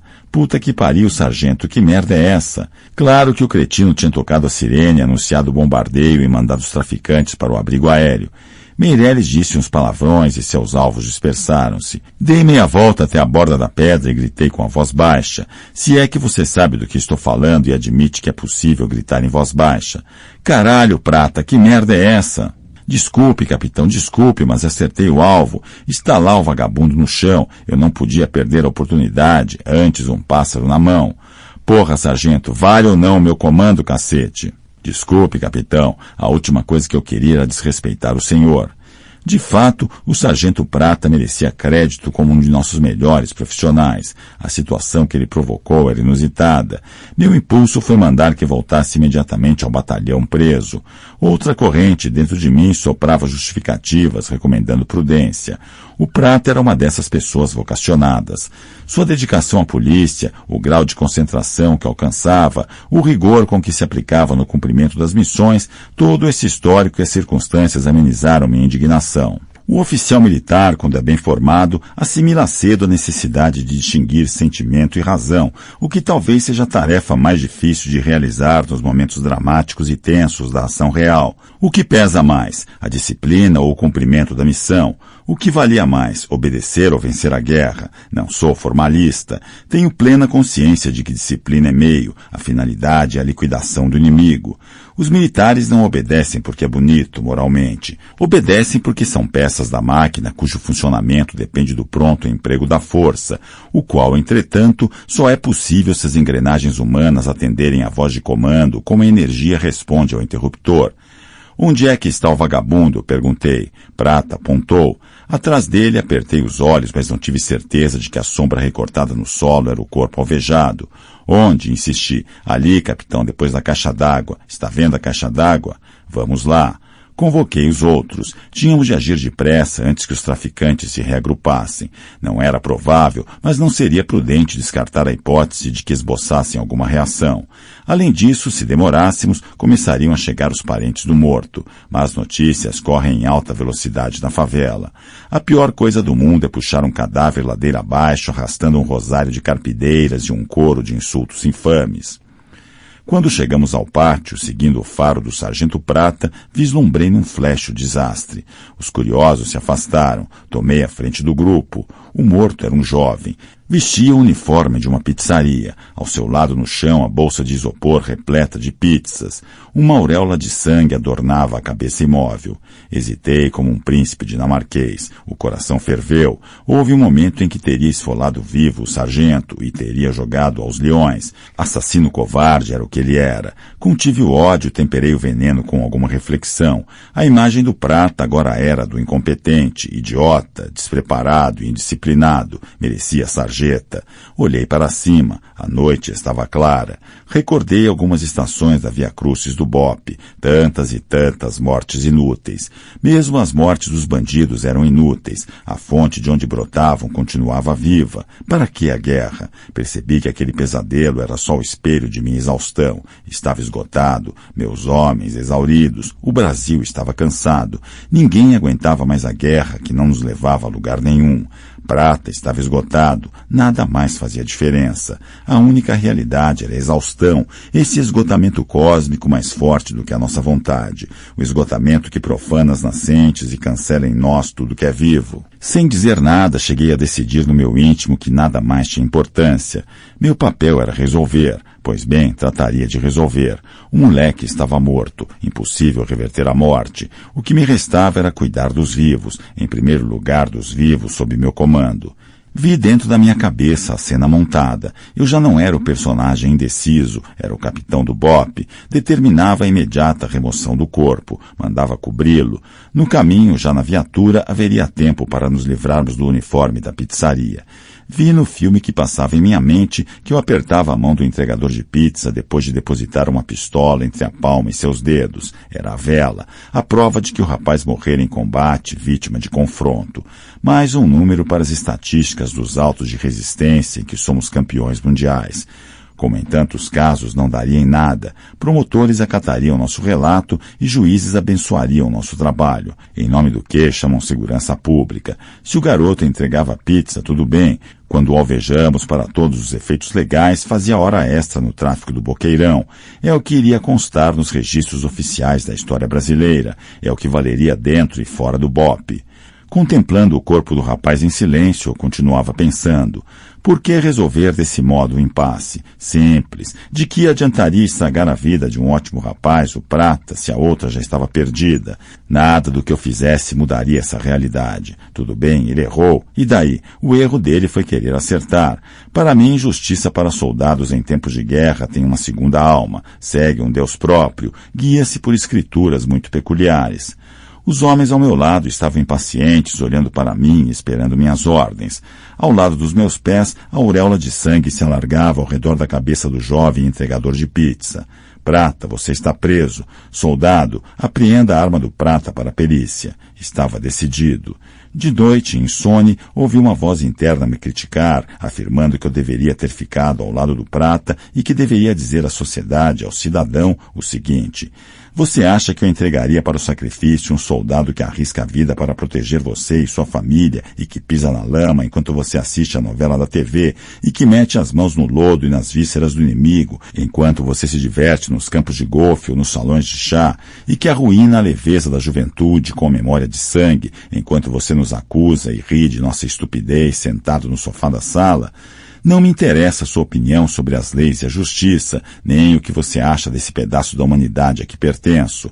Se minha consciência doer, e ela dói com frequência, pode ter certeza de que não será por causa de suas opiniões a meu respeito. Admiro o elevado padrão de seu juízo moral, mas ele não vale nada enquanto não for testado no barro, na cinza, no fogo, no tear lúgubre em que os deuses da guerra tecem a mortalha de cada um. Acabei dormindo. Acordei com um gosto amargo na boca, uma puta dor de cabeça e a certeza de ter feito a coisa certa. 5. Mistérios. Alguns fenômenos são misteriosos e permanecem enigmáticos ao longo dos anos. Quanto mais pensamos neles, menos os compreendemos.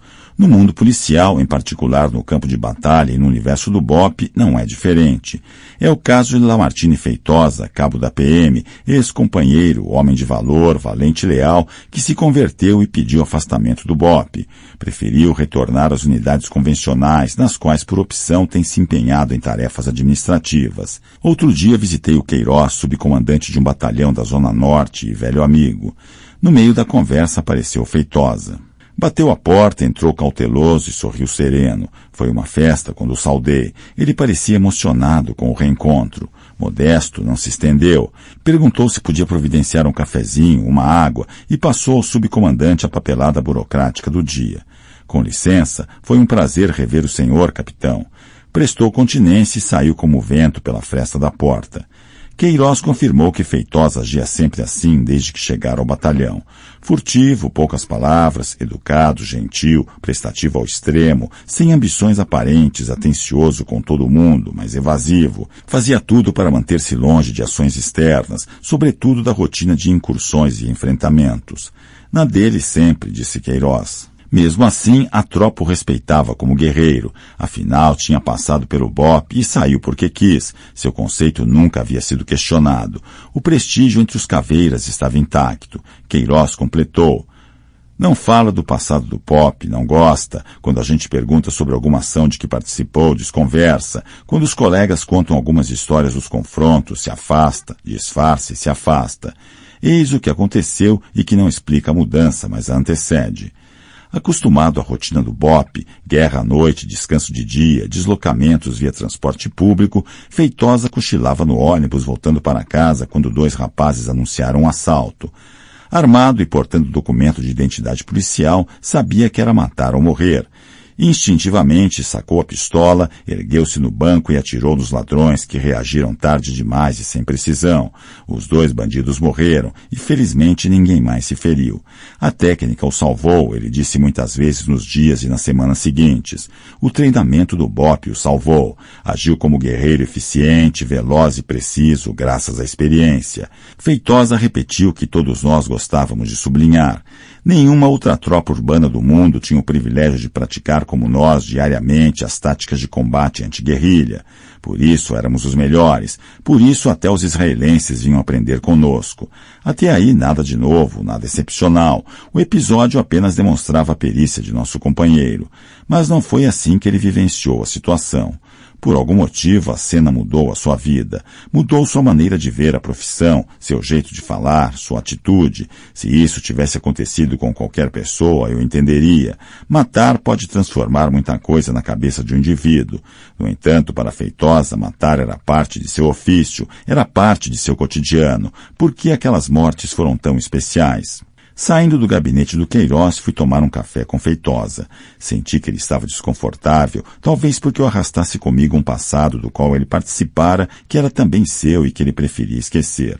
Por isso escolhi temas neutros. Falei de minha família, futebol e coisas assim. Ele foi se desarmando. Se eu bebesse, o convidaria para um chope. Ele teria me dito que tinha parado de beber, a religião proibia. Feitosa havia se convertido. Era evangélico e isso eu já sabia.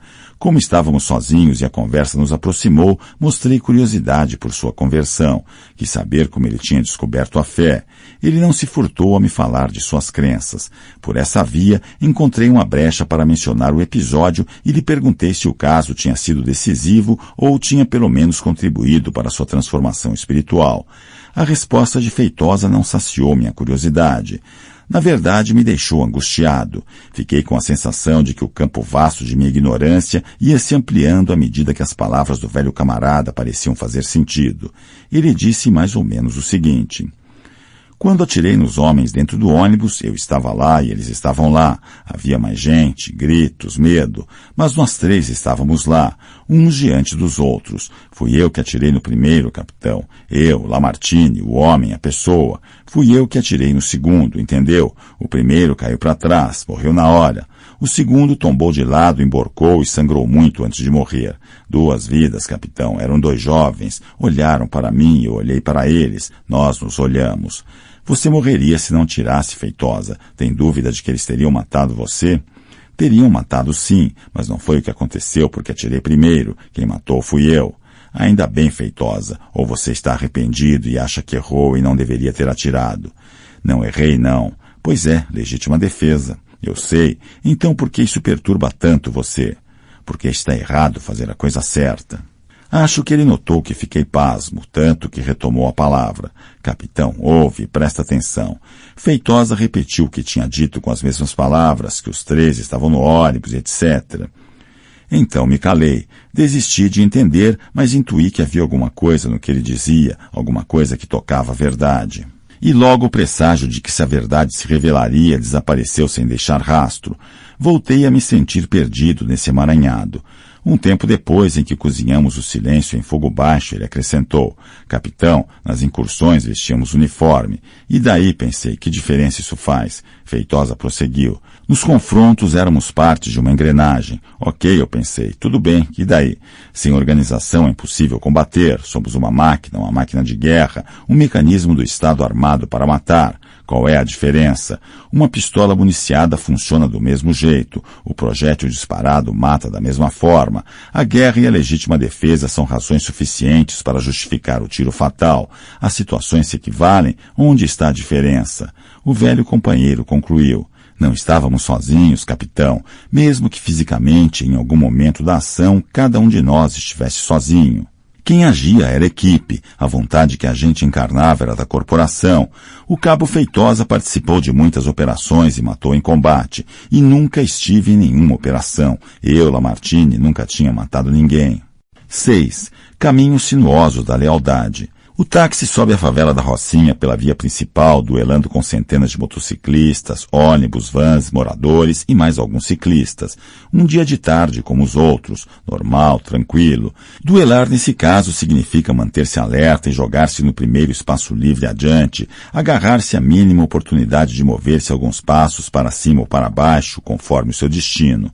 Ao mesmo tempo, tem o sentido de exercitar a paciência, desenvolver as artes da cortesia, dar passagem, prevenir-se de movimentos súbitos sem qualquer sinalização, proteger os pedestres e atentar especialmente para as crianças com suas bolas e pipas e sua incrível capacidade de improvisar coreografias e saltos tríplices e recuos e avanços entre, dentro e por cima de tudo que é mecânico e se move ladeira acima ou morro abaixo. A algazarra se multiplica nos alto-falantes das igrejas evangélicas, dos anunciantes locais e da rádio comunitária. E o trânsito inviável congela irremediavelmente quando chegam as combis que fazem mudança e as caminhonetes que entregam móveis e eletrodomésticos. Os cães dão sua imodesta contribuição à Babel comunitária. Ao volante, o As Moisés, capitão Moisés do BOPE, bom motorista, bom piloto de helicóptero, bom comandante de sua unidade e um dos mais experientes snipers da Polícia Militar. O aumento não veio, a mulher engravidou de novo, não restaram alternativas mais interessantes para um profissional sério. O táxi acabou se revelando a melhor opção. Preferia dedicar-se exclusivamente à polícia, mas quem consegue fazer isso com os nossos salários? Não era homem de malandragem. Acontece que a escolha tem seus inconvenientes. Por exemplo, subir uma favela populosa, um bairro popular com 150 mil habitantes e poucas e estreitas vias de acesso como a Rocinha em um fim de tarde como outros, ou seja, caótico. Moisés costumava recusar passageiro para a favela, não por preconceito, mas porque, depois de tantos anos no BOPE, tornara-se conhecido da galera que tem pacto com o diabo. Muita gente dessa tribo se esconde nas áreas populares, aonde a polícia não vai ou em que só aparece para receber o dinheiro do arrego, quer dizer, do acerto com os traficantes.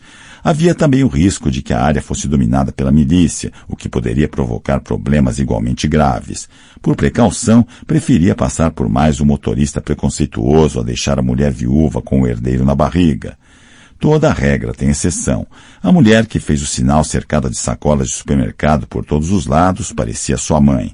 Idosa, gorda, movimentando-se com dificuldade, parecia derrotada pela tarefa e sem forças para seguir adiante, prestes a desistir. O jeito perdido e o desamparo meio infantil lembravam a mãe quando ela entregava os pontos na tentativa sobre-humana de disciplinar os 2 filhos adolescentes. O sinal para o táxi era quase um apelo. Pelo menos foi assim que Moisés interpretou os gestos da senhora. Quando ela disse que ia para a Rocinha, já tinha empurrado com a ajuda de Moisés todas as sacolas para o banco de trás e se sentado ofegante ao lado do motorista. Ele acumulou na vida de policial alguns momentos memoráveis de coragem. Ali acovardou-se. Mesmo que a mulher não lhe recordasse a mãe, ele não teria coragem de lhe pedir para sair do carro. Raciocinou, fez alguns cálculos, olhou o relógio e concluiu que não haveria problema. Ele seria apenas mais um carro no meio do trânsito indiano da favela. Além disso, a boa ação seria infinitamente mais visível em seu rosto. Lá estava Moisés esgrimindo seu Gol 1.0 amarelinho ladeira acima. O sexto sentido policial permanece ligado. Não tem jeito, é instintivo. Seu impulso é olhar para todo mundo e em todas as direções. No entanto, sabe que o melhor é manter a cautela, ser discreto, não cruzar os olhos com ninguém, não encarar ninguém. A confusão geral no trânsito, a algazarra dos meninos são bons sinais. Quanto mais atrapalhada a rua, mais calma a situação e mais fácil que ninguém note Moisés. Ninguém armado. Claro que a tensão está ativa, movimentando o metabolismo. Entretanto, vida de policial no Rio de Janeiro é assim. Mesmo sem documentos que o vinculem à PM, há sempre o risco de que algum marginal desconfie e o execute em alguma blitz falsa na linha amarela, na linha vermelha, na Avenida Brasil, na Avenida Suburbana. Tinha acontecido com colegas. Por que não com ele? O jeito era não portar arma, só usar a identidade de motorista profissional, tomar cuidado com a postura e o modo de falar e ir em frente, que atrás vem gente. Aliás, é exatamente o que ocorre agora subindo a Rocinha. Muita gente vem atrás. O problema é que muito mais gente continua na frente. Cada metro tem de ser conquistado com suor e agilidade. Correr na Fórmula 1 é mole, pensa Moisés. Eu queria ver o Felipe Massa, o Rubinho Barrichello e o Schumacher dirigindo aqui. Quando surge a brecha para avançar, aparece um ônibus fazendo a curva na contramão e ultrapassando lentamente o enxame de motoristas. Paciência, Moisés, paciência. Finalmente, vencidos os 12 trabalhos de Hércules do congestionamento, o Gol quase fervendo para na esquina de um beco do alto da Rua 1. Moisés desce do carro para ajudar a passageira a descarregar as sacolas.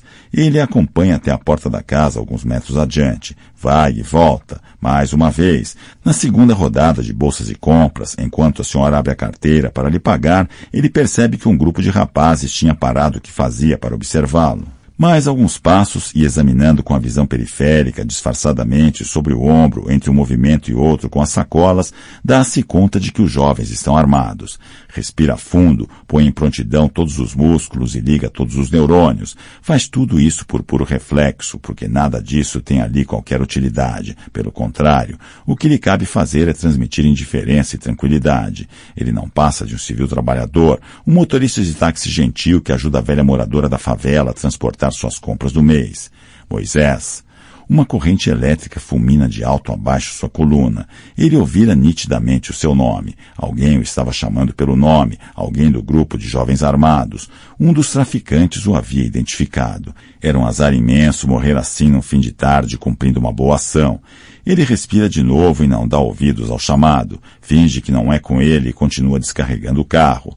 Capitão, a voz está mais clara, vai ficando difícil fingir indiferença, não sabe o que fazer com a máscara de motorista, não sabe como esconder o rosto, não sabe o que fazer, não pode dar o braço a torcer, sua vida está em jogo. Com o canto do olho, estuda as possibilidades de uma fuga, examina a hipótese de se fechar na casa da passageira, trancar-se lá e resistir até a chegada dos companheiros do BOPE. Não haveria tempo. Sem arma, a porta não seria suficiente para protegê-lo. Além do mais, poria em risco a vida da senhora e de sua família. Correr estava fora de questão. O beco bloqueava as alternativas.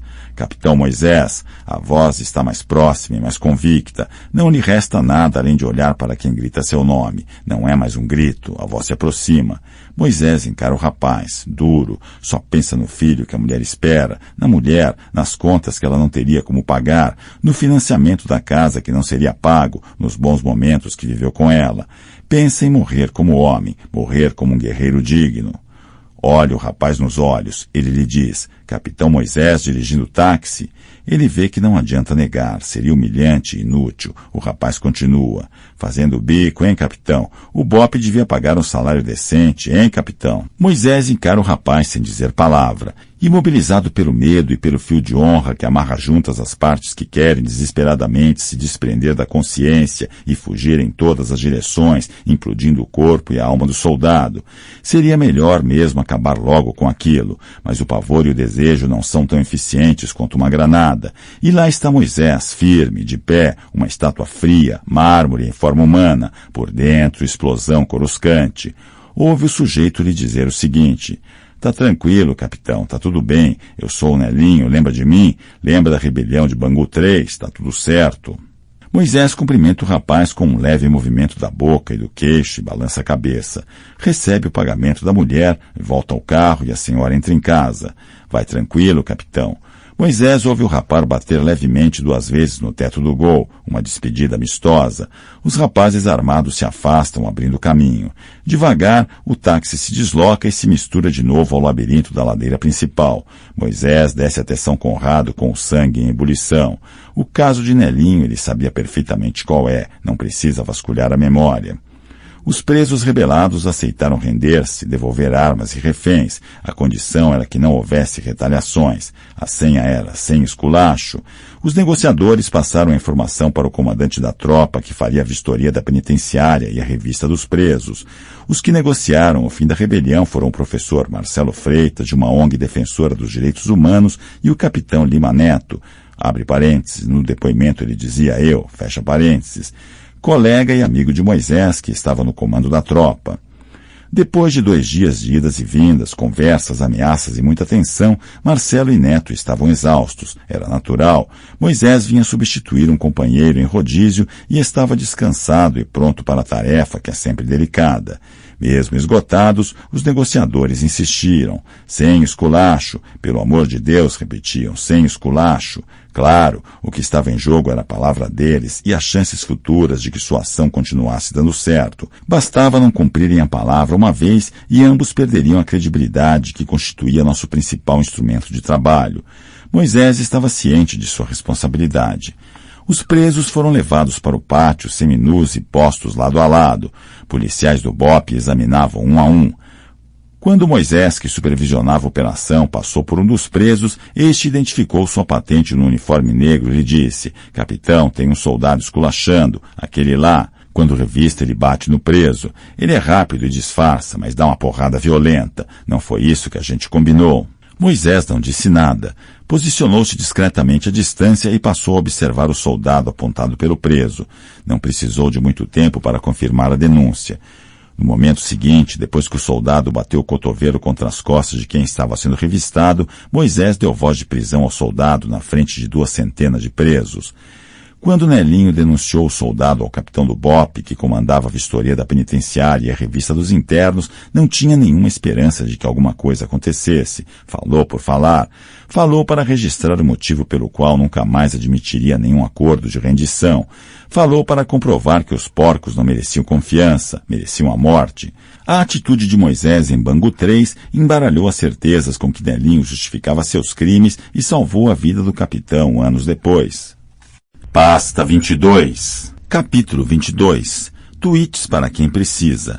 As memórias de Lima Neto me inspiraram alguns tweets. Draconiano.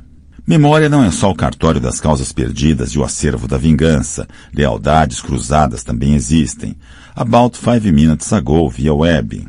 Mesmo assim, se eu fosse você, não confiaria sempre, de olhos fechados. A traição reina. About 5 minutes ago, via web. Se você quer saber o que eu acho, eu lhe digo o seguinte: use sua confiança moderadamente. About 4 minutes ago, via web. Lendo um livro, creia duvidando e duvide acreditando. A fantasia inacreditável em geral é verdadeira, porque a verdade é inverossímil. About 4 minutes ago, via web. Esse não é um conselho, até porque não acredito em conselhos. É só um alerta daqueles que ficam piscando e fazendo barulho a noite inteira. About 3 minutes ago, via web. Por fim, um poema para quem precisa dessas coisas, como eu.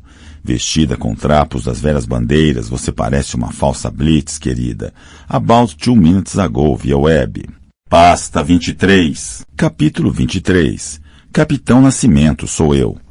Colaborar com o filme tinha sido uma aventura interessante para o Capitão Lima Neto, ou uma oportunidade para reviver aventuras interessantes. Ainda que nem todas fossem agradáveis, nem todas lhe suscitassem uma sensação de conforto moral, Lima tinha se afastado muito ao longo dos anos da pessoa que fora aos 20 anos quando ingressou no BOPE. Tornou-se um crítico de práticas que antes executava ou ao menos tolerava. Deu-se conta da inutilidade da guerra que empreendera e de seus resultados negativos. Estava exausto porque não via avanços ano após ano, nem na mentalidade de seus comandados e comandantes e nem na opinião pública, muito menos na consciência de políticos e governantes. Agarrou-se ao convite como uma única chance de fazer o balanço e ajustar as contas, com sua instituição, com a sociedade, consigo mesmo.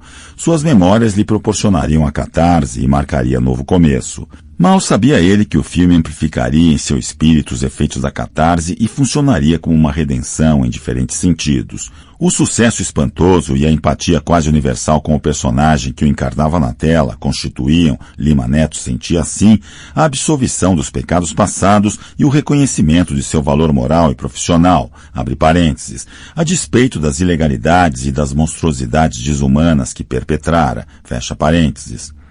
A aclamação do Capitão Nascimento representava também, finalmente, uma espécie de convocação para que ele, Lima Neto, usufruísse a glória merecida por sua bravura, por seu despreendimento, por sua coragem de arriscar a vida em defesa da sociedade. Era o que jovem ele imaginara estar fazendo ao aplicar o que aprendera no curso de formação de oficiais e especialmente no treinamento do BOPE. Ao longo dos anos, o orgulho que sentia por sua trajetória vinha sendo neutralizado pela culpa. À medida que amadurecia, qualquer vestígio de orgulho se dissipava e era substituído por uma amargura difícil de suportar, sobretudo porque fazia coro em sua consciência com a voz de seu pai e estava em sintonia com seu juízo arrasador. Passado e presente perdiam sentido, e Lima Neto se interrogava sobre o futuro. Não se via mais na carreira que abraçara, e sua identidade, aquela que se habituara a representar, lhe parecia a imagem vaga de um estranho. Por isso, o êxito contagiante do filme foi vivido por Lima Neto como uma epifania. Andando nas ruas do Rio, experimentava a vibração de uma espécie de êxtase espiritual quando os pedaços de conversas que ouvia exaltavam o Capitão Nascimento, o seu duplo. Ele sentia que o filme captara mais do que seus gestos e sentimentos, lhe flagrara a alma. Tinha vontade de gritar no meio da rua: sou o protagonista do filme, esse cara, o herói, o personagem que vocês aplaudem, eu, o Capitão Nascimento, sou eu. Nessas horas tinha vontade de abraçar com emoção Wagner, Padilha, Braulio, Pimentel e todos os profissionais que tinham tornado possíveis aqueles momentos. Quando algum deles lhe agradecia, achava uma inversão na balança dos débitos. Era ele, Lima Neto, o maior beneficiário. O débito de gratidão era dele. Wagner Moura, Padilha e os demais eram credores. O filme o salvara. Permitira a ele reencontrar-se consigo mesmo, o que não significava recuar à juventude e de novo aprovar torturas e execuções. Significava, ao contrário, que ele não precisava jogar fora a criança com água suja do banho, ou seja, que ele não merecia apenas condenação, uma vez que seus atos, mesmo errados, mesmo criminosos, não anulavam o valor do jovem que os realizava.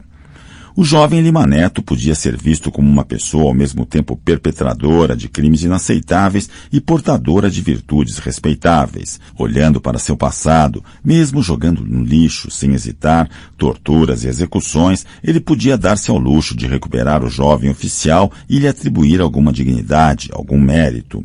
Lima percebeu que o filme lhe proporcionara a oportunidade de fazer consigo próprio o que ele fizera algumas vezes com alguns subordinados para preservá-los da condenação absoluta. Tinha lógica esse tipo de juízo moral? Provavelmente não. Entretanto, Lima não era filósofo, não almejava a verdade, mas a salvação. Além do mais, o tumulto feliz dentro dele prescindia de coerência. A redenção estava nas ruas. A beleza do perdão é a gratuidade, a incoerência, a irracionalidade. Quem perdoa quebra as regras de troca que regem o mundo, no mercado, na justiça e nas relações do dia a dia. Dá sem receber, ou dá o bem em troca do mal, e abençoa o outro. Libera-o das trevas, da culpa, do desprezo e do ódio. Liberta o condenado e o convida a ocupar com dignidade um lugar no mundo. Que dança complicada de sentimentos, imagens e ideias perturbava a cabeça do capitão. O resultado era bom. A excitação do público contagiou os jornalistas que passaram a pautar o filme antes da estreia, a pirataria na notícia e o interesse popular mais ainda. Nada escapou aos repórteres, desde os métodos de preparação dos atores que representaram policiais até as relações entre realidade e ficção. Na qualidade de capitão do BOPE e consultor dos realizadores, Lima Neto foi bastante assediado para entrevistas e palestras. Um novo campo profissional se abria. A visibilidade tardiamente conquistada em certa medida compensava a indiferença da sociedade ao destino individual dos que se arriscam para protegê-la. O capitão sentia-se à vontade diante das câmaras e gostava de colher comentários sobre suas entrevistas nos táxis, no condomínio, no batalhão e nas ruas. Mesmo seu pai, o velho general, não ficou alheio às aparições aqui e ali do filho e, sobretudo, aos elogios que seus companheiros de farda dirigiam não só à performance de Lima Neto nas entrevistas, mas também no BOPE, cuja fama de melhor tropa de combate urbano do mundo se difundia com a velocidade da pirataria. Oficialmente lançado, o filme reinou absoluto. Todos os programas jornalísticos e culturais de TV e rádio, os sites noticiosos na internet, os jornais e as revistas semanais pediam entrevistas, fotos e imagens. Esgotados os convites e as matérias com os atores principais, o diretor e os roteiristas todos cobiçavam ouvir Lima Neto, mostrar o capitão, acompanhá-lo em casa e no trabalho, contar a história de um verdadeiro capitão do BOPE. A caçada a Lima Neto ganhou volume e energia quando os jornalistas descobriram que ele era apresentado nos créditos do filme como consultor e não apenas porque orientara, nos ensaios e no set de filmagem, os desempenhos dos atores, mas porque abastecera o repertório de histórias dos roteiristas com relatos sobre experiências policiais reais. Quais seriam essas histórias? Quais acontecimentos do filme seriam reais? Essas eram as perguntas óbvias, sempre repetidas, para as quais o entrevistado trazia um kit resposta na ponta da língua. Colaborei com todo o pessoal da tropa, mas cabe ao diretor e aos roteiristas discutir a relação entre o filme e a realidade.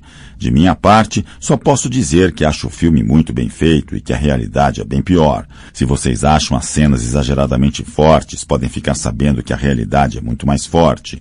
Lima Neto alcançara assim um ótimo equilíbrio. Era credor e devedor de gratidão. Sentia-se aliviado, redimido, feliz.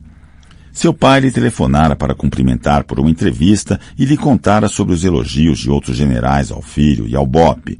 O interesse das mulheres, que nunca lhe faltara, principalmente depois da segunda separação, demonstrava que ele atingira a cotação máxima na bolsa de valores da masculinidade. Esse coquetel saboroso de conquistas teria bastado a muitos de nós. Porém, para Lima Neto faltava um ingrediente, faltava um degrau para alcançar a sensação de plenitude. Precisava dar mais um passo, portanto, e ele deu o último passo. Aconteceu num programa noturno de grande audiência, em que uma jornalista e atriz muito respeitada entrevista ao vivo personalidades do mundo das artes e da política.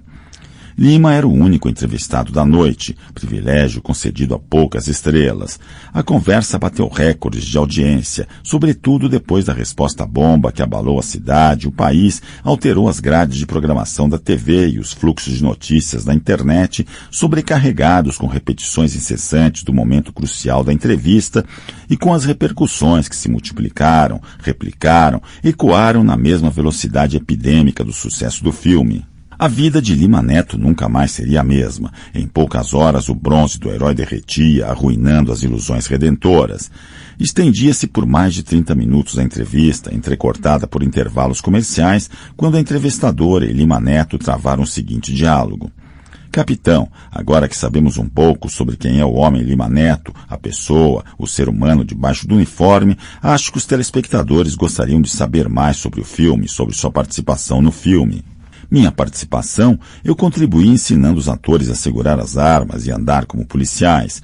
Expliquei como são as incursões na favela, como é que se avança, qual a posição do corpo, da cabeça e da arma, essas coisas. Enfim, graças a você os atores não ficam mais desempregados. Se não seguirem na vida artística, estão preparados para entrar na polícia. Não é bem assim. Eu sei, eu estou brincando com você. Para ingressar na corporação é necessário muito mais. Para o BOPE, então, nem pensar. Nem pensar.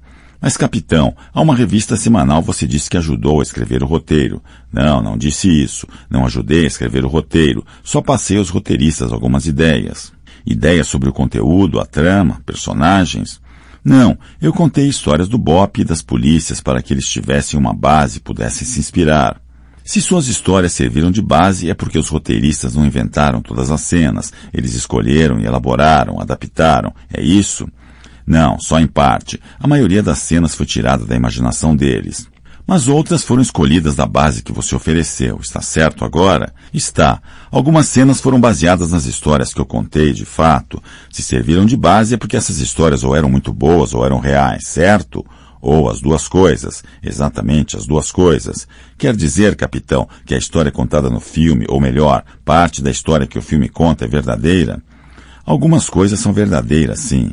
Talvez por isso, capitão, o filme tenha sensibilizado tanto as pessoas, tenha emocionado tanto e tenha se comunicado tão bem com as mais diversas plateias. Concorda? Acho que sim, é possível. Sim. E os personagens são reais? Alguns são, pelo menos em parte.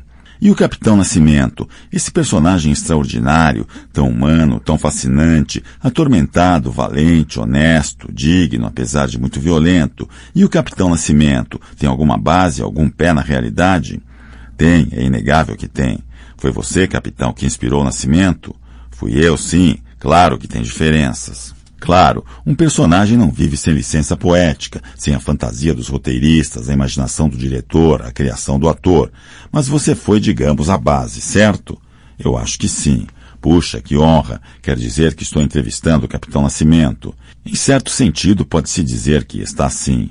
Isso não é o máximo? Olha, Capitão Nascimento, digo Lima Neto, é um grande prazer conversar com um homem que conquistou o carinho do povo brasileiro. Mas, como você mesmo disse, o Nascimento tem muitas fraquezas, comete erros, não é super-herói nem santo, é um homem, só isso. Claro, ninguém é perfeito. Mas então quer dizer que as dificuldades, as lutas do Nascimento, tudo aquilo é verdade?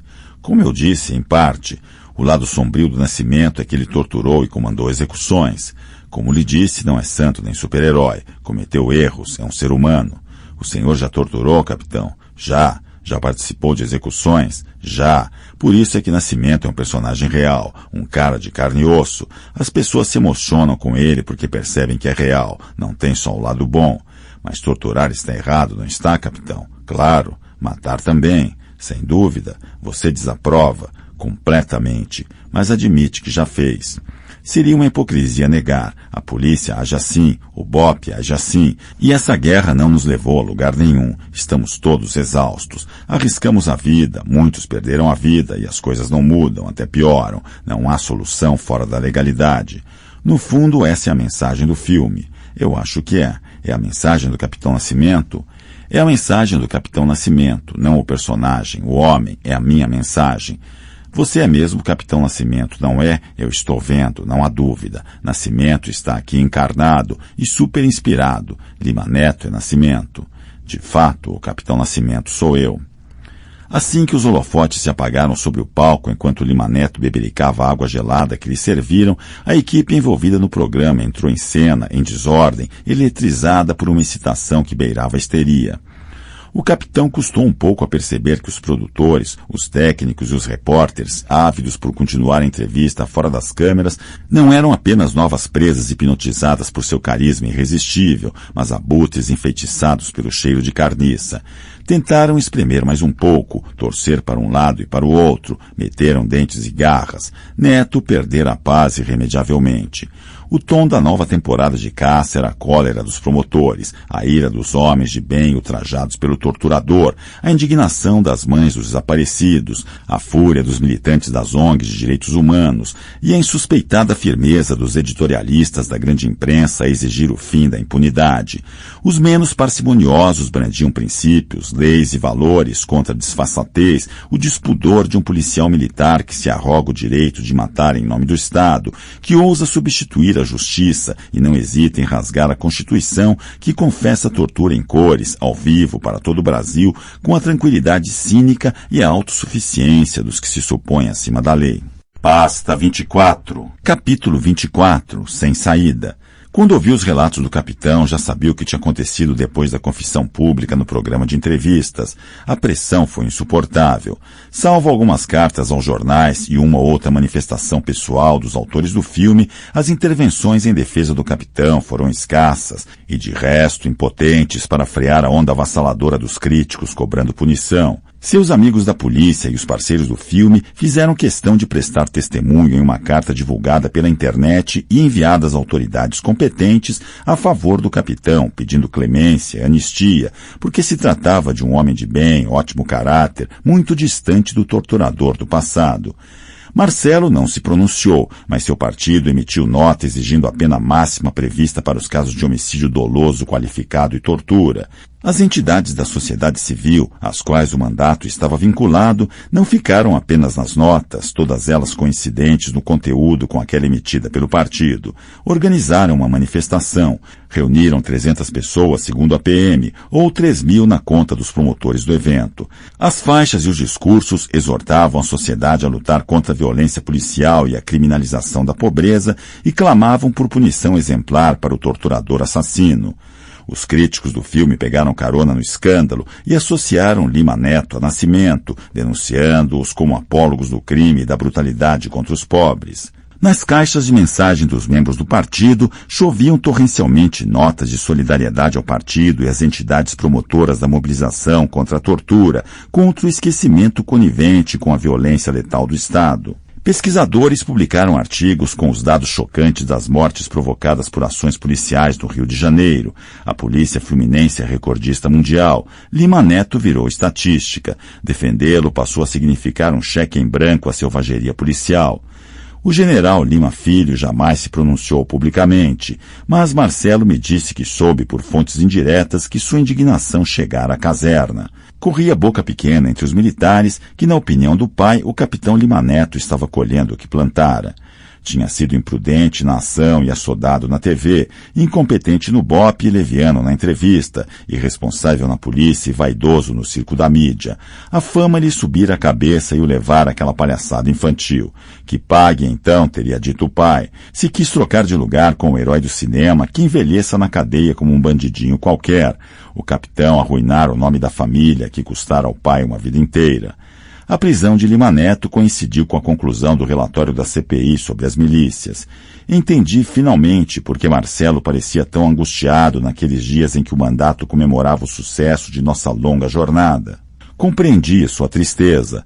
Marcelo acompanhara com imensa amargura o calvário público de Lima Neto, sua humilhação, o linchamento moral e, por fim, a decretação da prisão preventiva em nome da preservação da ordem pública e da proteção da vida do acusado. Quando me ligou cedo pela manhã, naquela quinta-feira, Marcelo não tinha com quem conversar sobre Lima Neto, porque seus amigos da política jamais compreenderiam tanta angústia e sofrimento por um policial assassino. Na véspera, ele tinha visitado o capitão no batalhão especial prisional onde estava detido.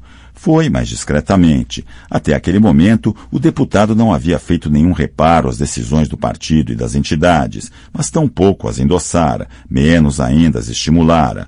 Para todos os efeitos, dentro e fora do partido, Marcelo era mais um soldado do Exército da Resistência contra a brutalidade do Estado, contra a violência policial, contra a tortura. Era o que sua biografia permitia deduzir.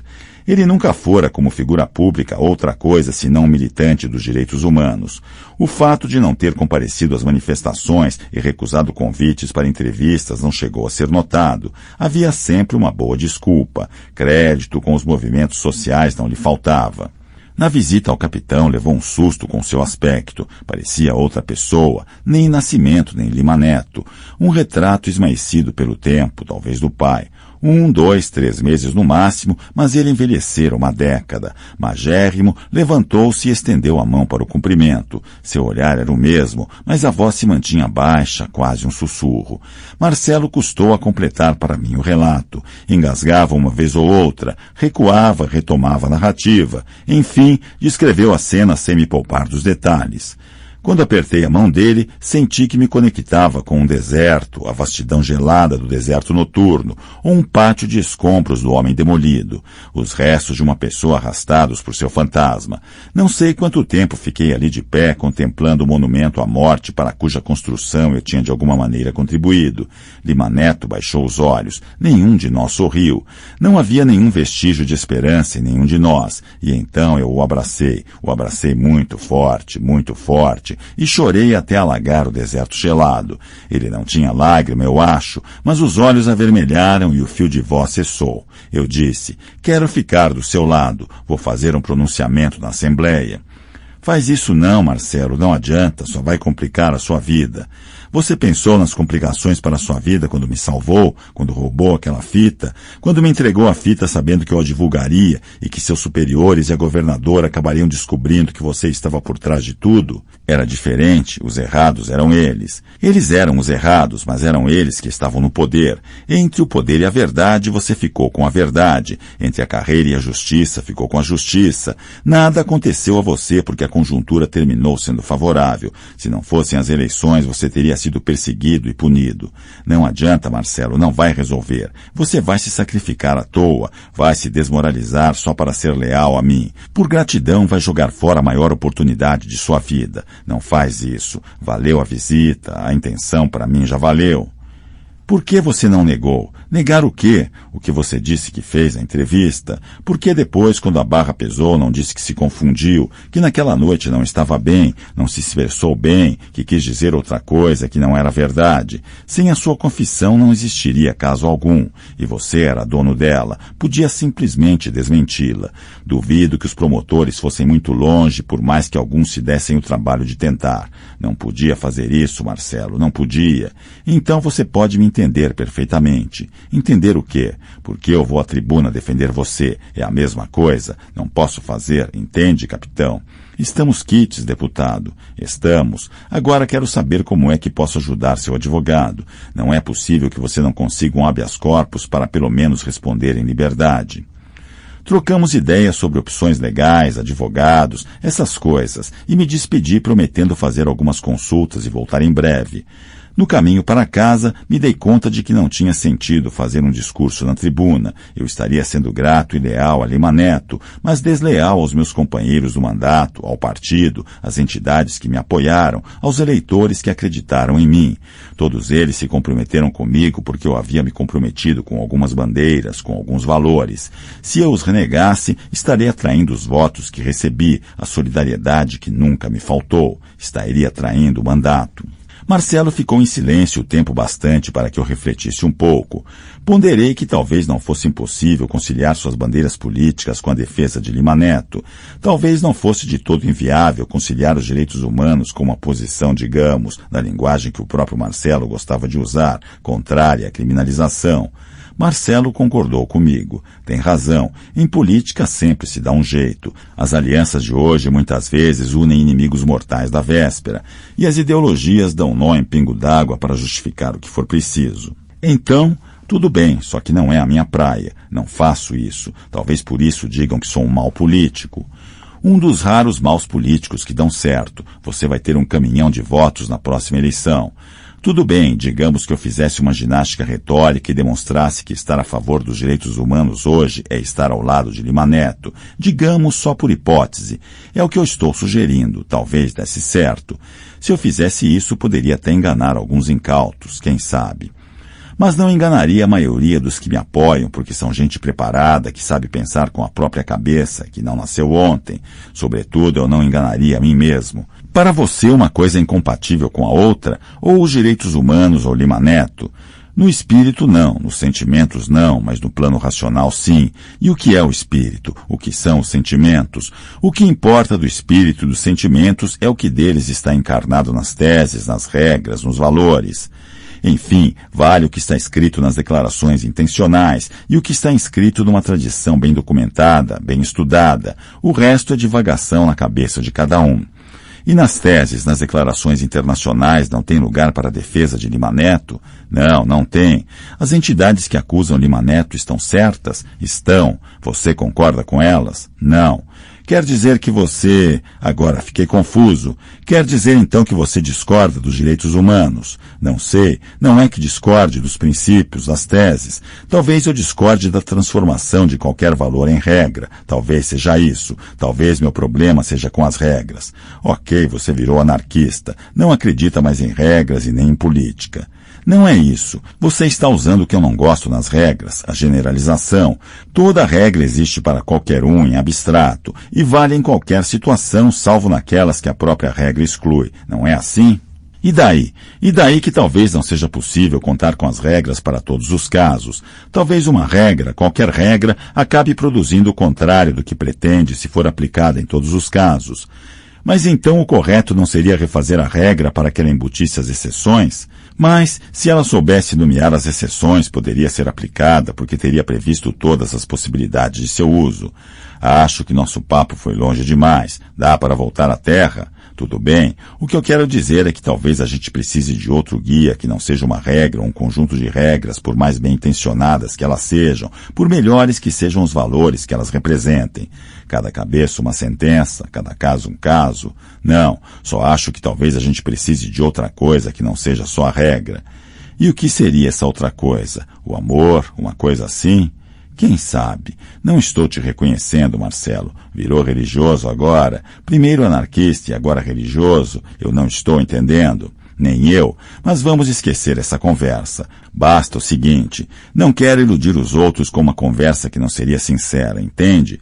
Isso eu entendo, claro, apesar de achar que se você não fosse tão Caxias, tão rigoroso com você mesmo, talvez tudo fosse mais fácil. Desculpa, mas no fundo tudo se resume ao fato de que você gosta do Lima Neto, sente gratidão por ele e prefere ser leal a ele a ser fiel aos princípios que você diz que são os seus.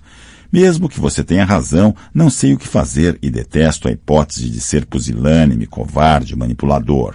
Nesse momento, sinto que eu deveria considerar todos os caminhos, inclusive a renúncia. Você enlouqueceu, Marcelo. Aí sim você estaria atraindo a confiança de muita gente que precisa de você, da sua liderança. Faça o seguinte, deixe a cabeça esfriar, continue distante do caso, respeita seus eleitores e segue sua vida.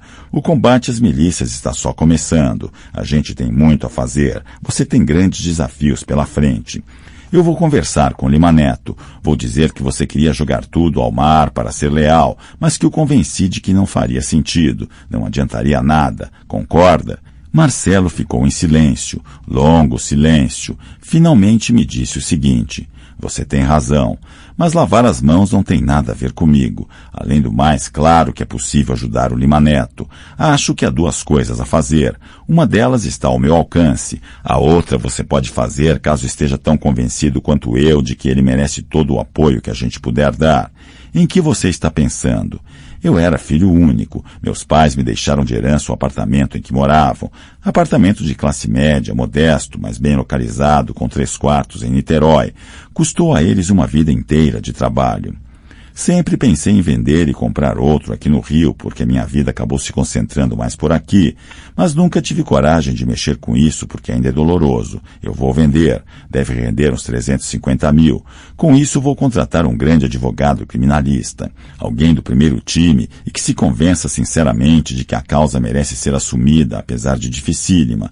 Uma pessoa que se emocione com a situação de Lima Neto, compreenda sua trajetória e decida tomar nesse caso como oportunidade para provar novas interpretações da Constituição. E decida tomar esse caso como oportunidade para propor novas interpretações da Constituição, de tal modo que eu também pudesse participar do debate público sem me isolar, sem se imolar politicamente, não é, Marcelo? Sem agir como um kamikaze. Isso, intervindo de modo mais organizado, mais maduro, mas não me omitindo.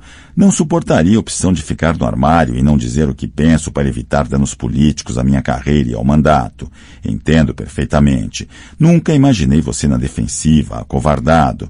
O que não quero é que você faça uma loucura que seria destrutiva para você e inútil para os seus objetivos. Então, o que você acha? O que eu acho é que a ideia é generosa e 350 mil é muita grana para nós dois, que somos duros, mas é pouco para um grande advogado. Eu sei, por isso é que falei na importância de que a pessoa se entusiasme e vista a camisa. Tenho bons amigos entre os melhores advogados. Gente da melhor qualidade, também do ponto de vista humano. Aposto que dinheiro não vai ser o problema. Tudo bem, Marcelo, mas você não disse como é que eu entro nessa história. Acho que seria muito importante que, em paralelo à disputa legal, você escrevesse um livro contando a vida do Lima Neto. Um livro verdadeiro, mas que o redimisse. Só você poderia escrever esse livro. Claro, se você aceitar correr o risco de se expor às muitas críticas, porque muita gente não vai gostar. O que você acha? Antes de tudo, seria preciso combinar com os russos, não é? Quer dizer, com o russo. Lima Neto? Claro, ele já está atravessando esse calvário todo porque abriu uma pequena janela pública sobre sua vida. Imagine o que lhe custaria uma biografia. Não se esqueça de que ele está na chuva, na tempestade. Não vai achar ruim se molhar um pouco mais. Eu vou pensar no assunto. De qualquer forma, pode contar comigo para levar ao capitão a proposta sobre o advogado. Diz a ele que eu não posso prometer nada, é claro. A causa é muito, muito complicado. Mas diz também, por favor, com toda a ênfase possível, que eu garanto que pelo menos ele vai responder em liberdade. E não fala nada sobre a origem do dinheiro. Diz que conseguiu organizar uma vaquinha com empresários amigos. Já estávamos no meio da tarde. Despedi-me levando comigo o DVD com as memórias de Lima Neto. Pasta 25. Capítulo 25. Antes que anoiteça.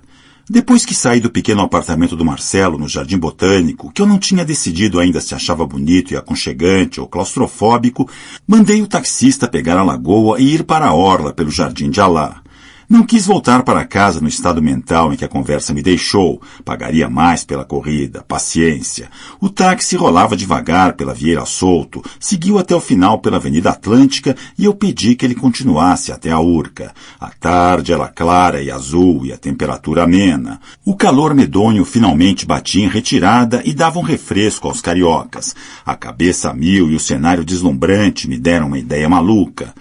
Quando tinha sido a última vez que eu subira ao Pão de Açúcar? Fazia o quê? Uns 20, 30 anos? Programa turístico é muito chato, mas no meio de uma semana qualquer, sem feriados, sem férias e festas, era provável que pouca gente disputasse comigo um lugar no bondinho. Pensei que quando contasse a Maria Clara ela não acreditaria, ia achar que eu tinha pirado, e talvez não estivesse muito longe da verdade.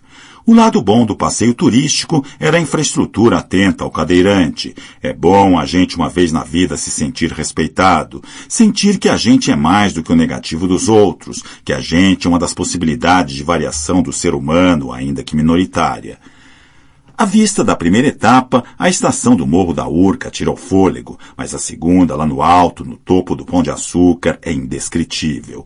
Avancei até a mureta e girei a cabeça. O mar aberto, as praias, a cidade, a linha sinuosa do relevo ao fundo. A reação imediata é clichê. Uma cidade tão linda, pena ser tão violenta e corrupta. Bobagem, eu pensei. Não vou ser pego no alçapão das ideias mastigadas. Essas não têm sabor. E me deixei impregnar pela extravagância das formas luminosas e das desproporções colossais. Eu e a Serra do Mar, que covardia, minhas memórias e o horizonte, comecei a rir. As dúvidas angustiantes e o firmamento sem fim. Suguei o ar e enchi os pulmões. Meu sentimento e a cidade. Engasguei. Não gostava de me emocionar e muito menos em público. Atrás do cartão postal, por baixo, roendo suas bordas, mascando o miolo acetinado, milhões de pessoas frequentavam a tarde de suas vidas sem consciência de que aquela poderia ser de fato a última, ou a melhor, a única, a transformadora tarde de suas vidas. Quem sabe? Os fios dos destinos eram milhões, os cruzamentos bilhões. A dimensão cósmica se espelhava no formigueiro humano, mas cada homem, cada mulher limitava-se a pastar sua escassa ração diária de infinito sem a menor ideia do grandioso espetáculo de que fazia parte. Sem a mínima noção de que contribuía para a majestosa máquina do mundo com sua minúscula gota de mistério, sordidez, beleza e generosidade. Foi assim que a cabeça atormentada desse inspetor de polícia precocemente aposentado, que se julgava perdido no caos, percebeu que as pequenas experiências individuais da desordem se harmonizam na constelação orfeônica da natureza. E que até mesmo sua loucura e suas contradições se resolvem no espelho d'água, e que o movimento incessante faz o bem devorar a própria cauda, não restando ao pequeno ser que somos, senão o vestígio de lucidez que nos permite admiti-lo e extrair lições dessa maldição circular. Aqui talvez resida o segredo. O pulo do gato não é descobrir que o bem morde a própria cauda, mas que isso não anula as diferenças entre o bem e o mal, e mais, que essa ondulação de choques move o mundo. A corrente especulativa carregava uma energia exaltada e nervosa que eu esfriei com água de coco e um chicabon, afinal ninguém é de ferro. Na fila, esperando o bondinho para retornar, dando os primeiros goles, senti a água atravessar os condutos internos e abrir os canais para uma felicidade expansiva que se infiltrava pelo corpo. Uma engraçada felicidade líquida, que não me pergunte por quê, me ajudou a concluir que não somos todos iguais, nem tudo se equivale, e as notas desafinadas dessa simetria humana e moral se combinam, sim, mas só em um plano que nenhum de nós governa ou conhece. Seria absurdo me colocar à altura da divindade e afirmar que não devo julgar ninguém. O que me caracteriza é ser incapaz de não julgar. Essa isenção compassiva e superior cabe a Deus ou às forças que nos ultrapassam. E se não posso, não devo, por que seria despropositado dever fazer o impossível? Nenhum pecado contra a natureza é maior que esse, desde Adão e Eva e a Torre de Babel, ousar o impossível. Julgo, avalio, penso com minha cabeça, e é assim que deve ser. Fico do lado do meu amigo Marcelo, porque isso é importante para mim. A lealdade eu sinto, pratico, quase posso tocar com as mãos. A justiça é uma correnteza de dúvidas abstratas, e fico com o Lima Neto. Vou escrever sua história se ele aceitar. Eu me dei conta de uma coisa muito simples. O que desejam os que pedem a prisão do Lima Neto? Que ele mude? Ele já mudou. Ele não aprova mais o que fez no passado. Sobra o quê? Puni-lo. Tudo bem. Mas se não é para proteger a sociedade e o capitão já não representa perigo, nem para transformar a pessoa. Aliás, nunca acreditei na balela de que a cadeia melhore alguém. Mas de todo jeito não é o caso, porque Lima já mudou. Para que seria então? Reparação? Mas ninguém está pedindo a ele que repare nada, que devolva nada. Resta o osso, o que de fato motiva as pessoas que pedem punição com cartazes e gritos. Elas querem vingança. Claro que sempre se pode sustentar a tese do exemplo para os outros. A liberdade do capitão não pode virar regra geral. Mas quem sentira tanto ódio e se mobilizaria com tanta garra por isso? É de vingança que se trata e eu estou fora. Hora de voltar à cidade e misturar a modesta história deste valente ex-inspetor que eu sou às dos milhões que cumprem seus pequenos destinos sem temer a imperfeição dos juízos e das decisões. E se é o coração que fala, pensei, dublando a razão para me enganar, vou fingir que fui enganado e deixá-lo me guiar. Qual é o problema, afinal? De volta à rua, a noite descia a cortina lentamente, preparando o último ato de uma quinta-feira qualquer, e o vento soprava cinzas no meu rosto. Olá, obrigado por assistir até aqui. Se você curtiu o conteúdo, não esqueça de deixar o seu like, se inscrever no canal e ativar as notificações para não perder nenhum vídeo novo. Seu apoio faz toda a diferença e me ajuda a continuar trazendo conteúdos incríveis para você. Um forte abraço e até o próximo vídeo.